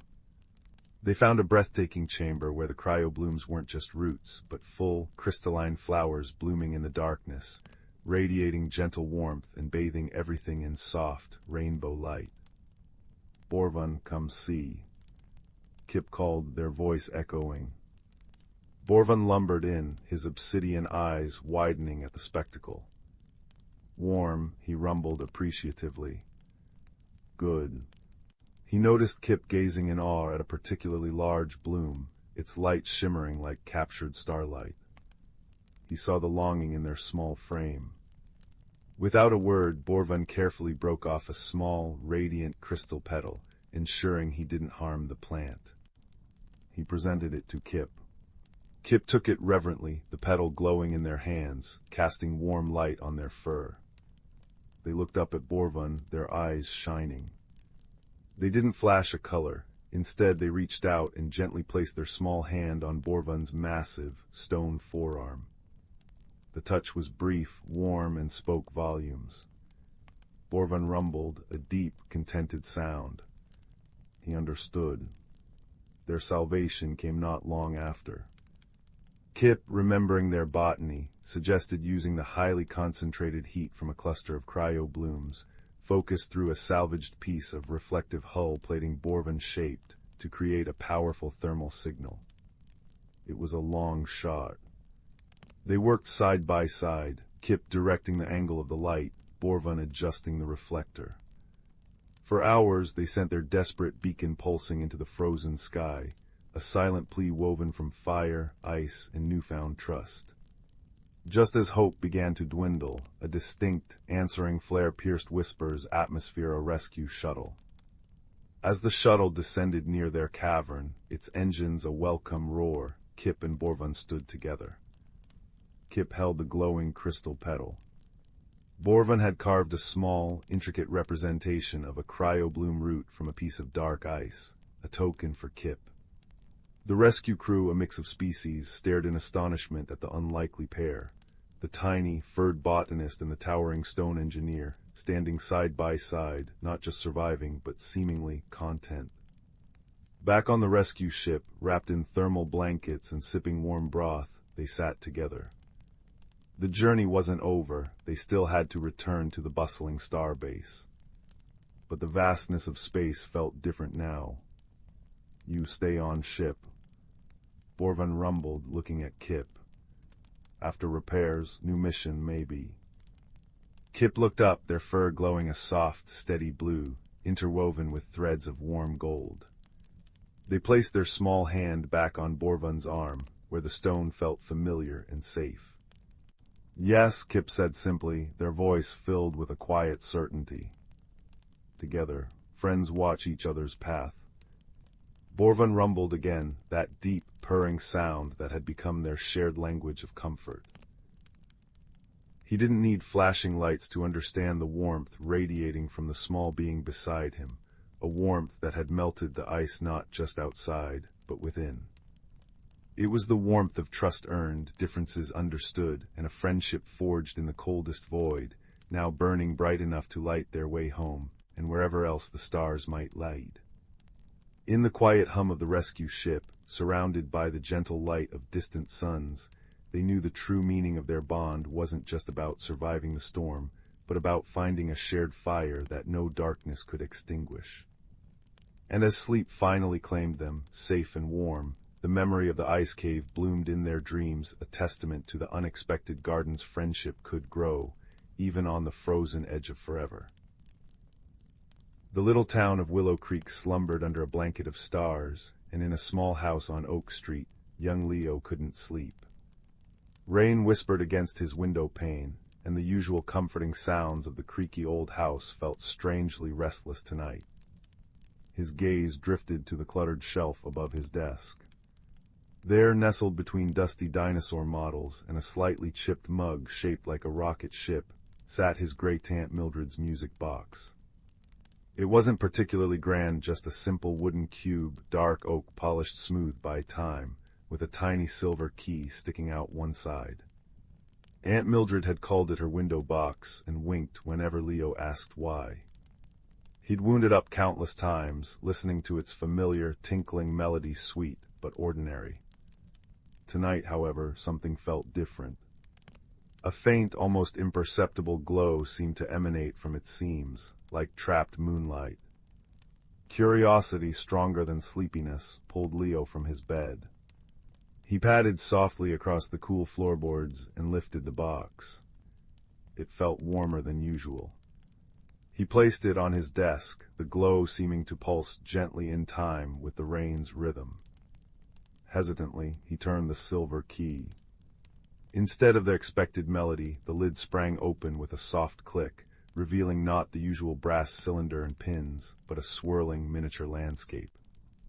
Tiny, perfect trees swayed in an unseen breeze, and a path of luminous pebbles wound towards distant, snow-capped mountains no bigger than Leo's thumb. A scent like damp earth and wildflowers filled the air. Leo gasped. Before he could even blink, a powerful, gentle suction pulled him forward. He tumbled headfirst, not with a crash, but with a soft whoosh, landing on moss so velvety and green it felt like a living carpet. He was inside the music box. He stood barely taller than the tiny trees, in a world both impossibly small and breathtakingly vast. The air hummed with a low, resonant sound, deeper and more alive than the box's usual tinkle. It was the sound of the miniature world itself. His journey began there, beneath towering blades of grass that glistened like emerald towers. He felt a pang of fear. How would he get back? But it was quickly replaced by wonder. As he stepped onto the luminous path, a small figure darted from behind a clover leaf. It was a mouse, but not like any mouse Leo had seen. This one wore tiny spectacles perched precariously on its nose, and carried a satchel overflowing with minuscule scrolls. "Ah, a traveler," the mouse squeaked, adjusting his spectacles. "Most unexpected, Bartholomew Quill, chronicler of the Whispering Vale, at your service." He bowed deeply. "You've arrived at a rather dissonant time." Bartholomew explained that the music box wasn't just a container, it was the heart harp of Willow Creek. Its gentle melody normally resonated with the town's quiet joys, its sorrows, its sleeping dreams, weaving a harmony that kept the ordinary world feeling safe and solid. But the mainspring, deep within the glimmering caves beneath the mountains, had fractured. The true music was faltering, replaced by that low, anxious hum Leo had heard. Without repair, the town's spirited sense of wonder, its quiet resilience might slowly fade. Leo's heart clenched. He had to fix it. Bartholomew, with his encyclopedic knowledge of the Vale's geography and his nervous, twitching energy, became his first guide. Their path led them through forests of luminous mushrooms where fireflies danced complex patterns, across streams that sang with the voices of 1,000 tiny pebbles, and up slopes of fragrant thyme. Near a waterfall that fell like liquid crystal, they met their second helper. Serafina was a snail whose shell wasn't just a home, but a swirling galaxy of iridescent blues and purples. She moved with agonizing slowness, but her voice was like warm honey. "Haste scatters understanding, little traveler," she murmured, watching Bartholomew fret about time. "Listen to the stones. They remember the true rhythm." Serafina taught Leo patience, pointing out how the humming changed pitch near certain rocks, how the wind carried faint, mournful notes from the direction of the caves. She spoke of balance and the deep, slow pulse of the earth itself. The journey wasn't easy. They navigated the shivering bog, where ground that looked solid turned treacherously soft, its sucking mud humming a deceptive lullaby. Bartholomew's maps fluttered uselessly in the damp air. It was Serafina's calm observation that saved them. "See how the reeds bend, they lean away from the deepest sinkholes. Follow the bend, not the map." Leo learned to trust subtle signs over frantic plans. Deeper into the vale, they encountered the Whispering Willow's ancient trees, whose leaves rustled secrets and warnings in a language Leo couldn't understand. The hum here was a discordant wail, making Leo's teeth ache. Bartholomew hid behind Serafina's shell, trembling. The trees seemed agitated, their branches lashing like angry arms. Force was impossible. Charging through would be disastrous. Wisdom was needed. Remembering Serafina's lessons, Leo closed his eyes, blocking out the frightening sight. He focused only on the sound beneath the wail. He listened past the discord deeper, until he found it a faint, trembling thread of the heart harp's original melody, tangled and lost within the noise. It sounded scared. "Stop." Leo called out, his voice surprisingly steady in the cacophony. He didn't shout. He spoke with the calm Serafina had shown him. "We hear you, we hear the fear. We're here to mend the spring, to bring back the true song." He hummed the fragment of melody he'd found, pure and simple. The lashing branches slowed. The wail softened to a confused murmur. A single willow leaned down, a gnarled branch brushing near Leo. He felt its fear of the silence, fear of the broken harmony. "We understand," Leo whispered. "We're going to fix it." The trees rustled, not angrily now, but with a sigh of weary hope. They parted, creating a path lit by the soft glow of their leaves. Finally, guided by the now clearer sound of the fractured spring's distress, they reached the glimmering caves. The entrance was a jagged tear in the mountainside, pulsing with an unhealthy, flickering light. Inside, the air vibrated painfully. At the cave's heart lay the source, a magnificent, coiled spring made of pure, resonant crystal. But a deep crack ran through its center, and instead of singing, it emitted that jarring, painful hum. Wisps of shadow seemed to gather around the crack, feeding on the discord. Bartholomew consulted his scrolls frantically. The scroll of mending, it speaks of starlight and spider silk, or was it moonbeam and moss? Oh dear, oh dear. Seraphina inched closer, her shell glowing brighter. The crack drinks the light, she observed softly. It fears harmony. Leo looked at the fractured spring, feeling its pain echo in his own chest. He remembered the whispering willow's fear, the deceptive bog, Bartholomew's anxious energy, Seraphina's deep calm. He remembered the true sound of the heart harp, the feeling of safety and quiet joy it had always given him, even before he knew its magic. He thought of Willow Creek sleeping peacefully outside the box, unaware of the struggle within. Force wouldn't mend crystal. Wisdom whispered something else. The music box's magic wasn't about loudness, but resonance. It wasn't about fixing the crack with material, but reminding the spring of its own true song. He needed to harmonize with it. Ignoring Bartholomew's panicked squeaks and drawing on Seraphina's deep stillness, Leo walked right up to the fractured spring. He placed his small hand gently against the warm, humming crystal, right beside the crack.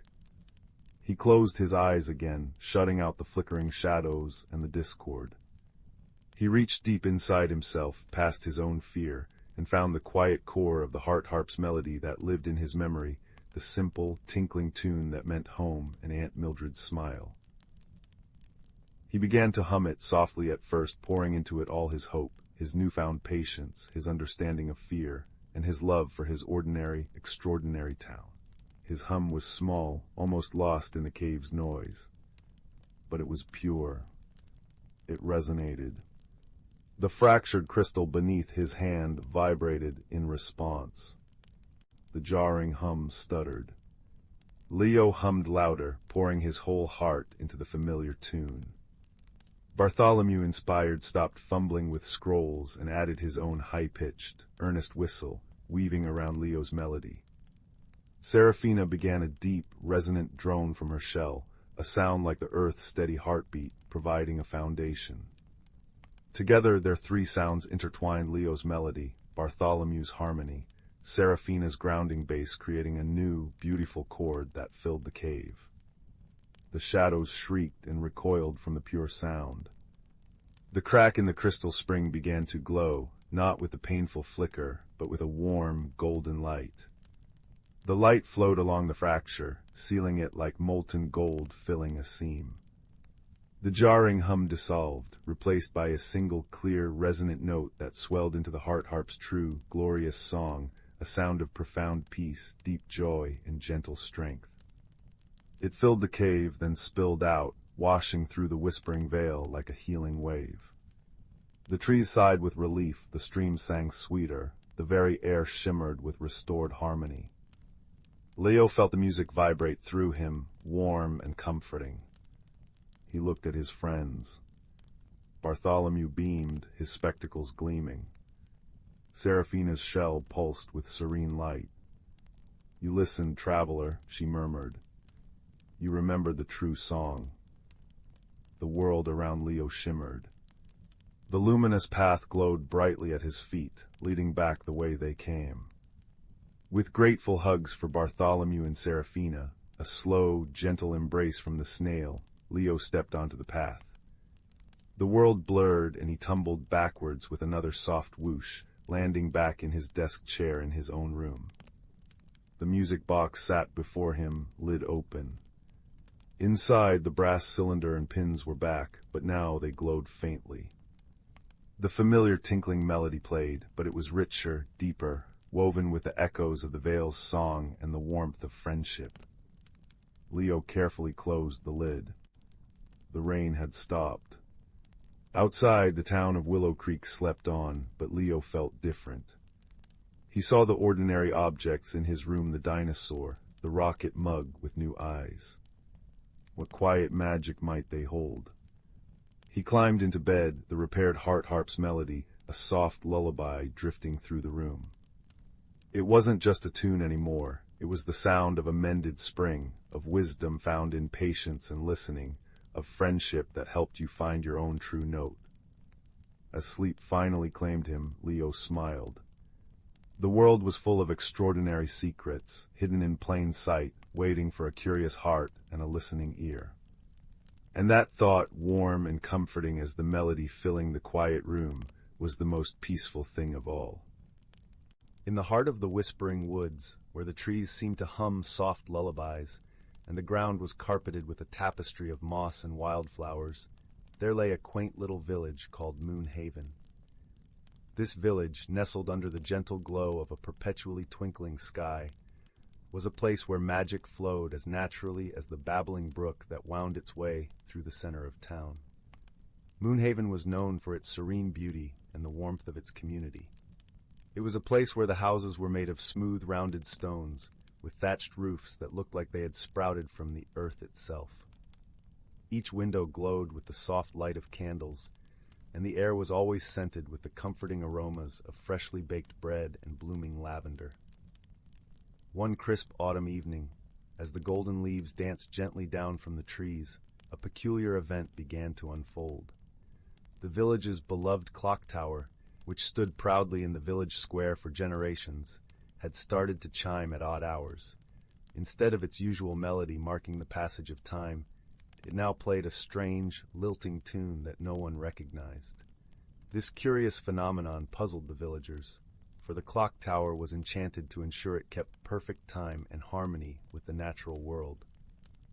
The villagers gathered in small groups, whispering under the glow of the street lamps, their breath visible in the cool evening air. Among the villagers was a young girl named Lila, known for her keen sense of curiosity and her love for solving puzzles. Lila lived with her grandmother, Eleonora, in a cozy cottage at the edge of the woods. Eleonora was a wise and gentle soul, whose knowledge of the old ways and stories of the forest was unparalleled. After the clock tower's melody drifted through the night once more, Lila turned to her grandmother with eyes wide with wonder. "Grandmother, what do you think could be making the clock tower chime so strangely?" Eleonora smiled softly, her eyes twinkling with the light of 1,000 stories. "Ah, my dear, the world is full of mysteries, each waiting patiently for the right heart to uncover them. Perhaps it is time you seek the counsel of the forest's guardians." Encouraged by her grandmother's words, Lila set out the next morning, her heart light with excitement. She followed the winding path through the woods, where the sunlight filtered through the leaves like streams of golden syrup. The forest was alive with the sounds of rustling leaves and the distant call of birds. Lila soon arrived at the ancient oak tree known as the Heartwood. This tree was the oldest in the forest, its trunk wide enough to hide an entire family behind. It was said to be the dwelling of the forest's guardians, the elder tree sprites, who were wise creatures of gentle magic and deep understanding. As Lila approached, she noticed faintly glowing figures emerging from the bark of the tree. They were the elder tree sprites, their tiny forms shimmering with an ethereal light. Their eyes, like polished stones, watched her with curiosity and kindness. "Greetings, young Lila," they chorused in voices as soft as the rustle of leaves. "What brings you to the Heartwood today?" Lila curtsied politely, a gesture she had learned from her grandmother. "Wise sprites, the clock tower in our village has been playing a strange melody at odd hours, and we cannot understand why. I seek your guidance to unravel this mystery." The sprites exchanged thoughtful glances, their forms flickering like candle flames. "The clock tower's melody is the song of the wind harp," they explained. "It is an ancient instrument, once played by the winds themselves. It seems the melody is calling out for something lost." Intrigued, Lila asked, "What could be lost that the melody seeks?" "The wind harp's song is woven with the essence of harmony and balance," the sprites continued. "Perhaps it seeks the return of something that has tipped the scales." Thanking the sprites for their wisdom, Lila made her way back to Moonhaven, her mind alight with possibilities. As she walked, she pondered what might be missing from their village that could upset such a delicate balance. Upon her return, Lila went to visit the clockmaker, a gentle old man named Mr. Thistle. His workshop was a treasure trove of gears and cogs, where the air was filled with the comforting tick-tock of timepieces. Mr. Thistle, Lila began, have you noticed anything unusual about the clock tower lately? The clockmaker nodded, his expression thoughtful. Indeed, young Lila, the clock's song is different, as if it sings of longing. Do you recall anything that changed before the melody began? Lila inquired. Mr. Thistle scratched his head, his brow furrowed with concentration. Now that you mention it, a few weeks ago, a little bird's nest was found empty beneath the clock tower. The nest had been there for years, but the birds have vanished. Lila's eyes widened with realization. Perhaps the birds are what the wind harp song is calling for. They are part of the harmony that needs restoring. With newfound determination, Lila set out to find the missing birds. She followed the path that led deeper into the woods, listening closely for any sign of their song. The forest, with its tapestry of sounds, seemed to guide her steps. As she wandered, she came upon a clearing bathed in dappled sunlight. There, perched on the branches of a young maple tree, were the missing birds, their feathers shimmering like jewels in the sunlight. They chirped a sweet, melodious tune that seemed to echo the clock tower's strange melody. Lila approached gently, speaking softly to the birds. "Oh, little ones, the village misses your song.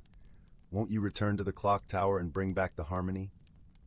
The birds, understanding her gentle plea, fluttered their wings in agreement. With a joyful trill, they took flight, leading Lila back to Moonhaven. As the birds returned to their nest beneath the clock tower, the strange melody ceased, replaced by the familiar, comforting chimes that had marked the hours for generations. The villagers gathered to watch in awe as the birds settled in, their presence restoring the balance that had been missing. That evening, as the stars twinkled like diamonds in the sky, the village celebrated the return of their feathered friends. Lila, her heart full of contentment, sat by the fire with her grandmother, recounting her adventure. "You see, my dear," Eleonora said, wrapping an arm around Lila's shoulders, "sometimes the answers we seek are found by simply listening to the world around us. Balance and harmony are treasures worth nurturing." As the fire crackled softly and the night wrapped the village in its gentle embrace, Moonhaven drifted into a peaceful slumber, its harmony restored. And in the heart of the whispering woods, the clock tower stood tall, its melody a testament to the power of friendship and the wisdom of listening to the whispers of the world.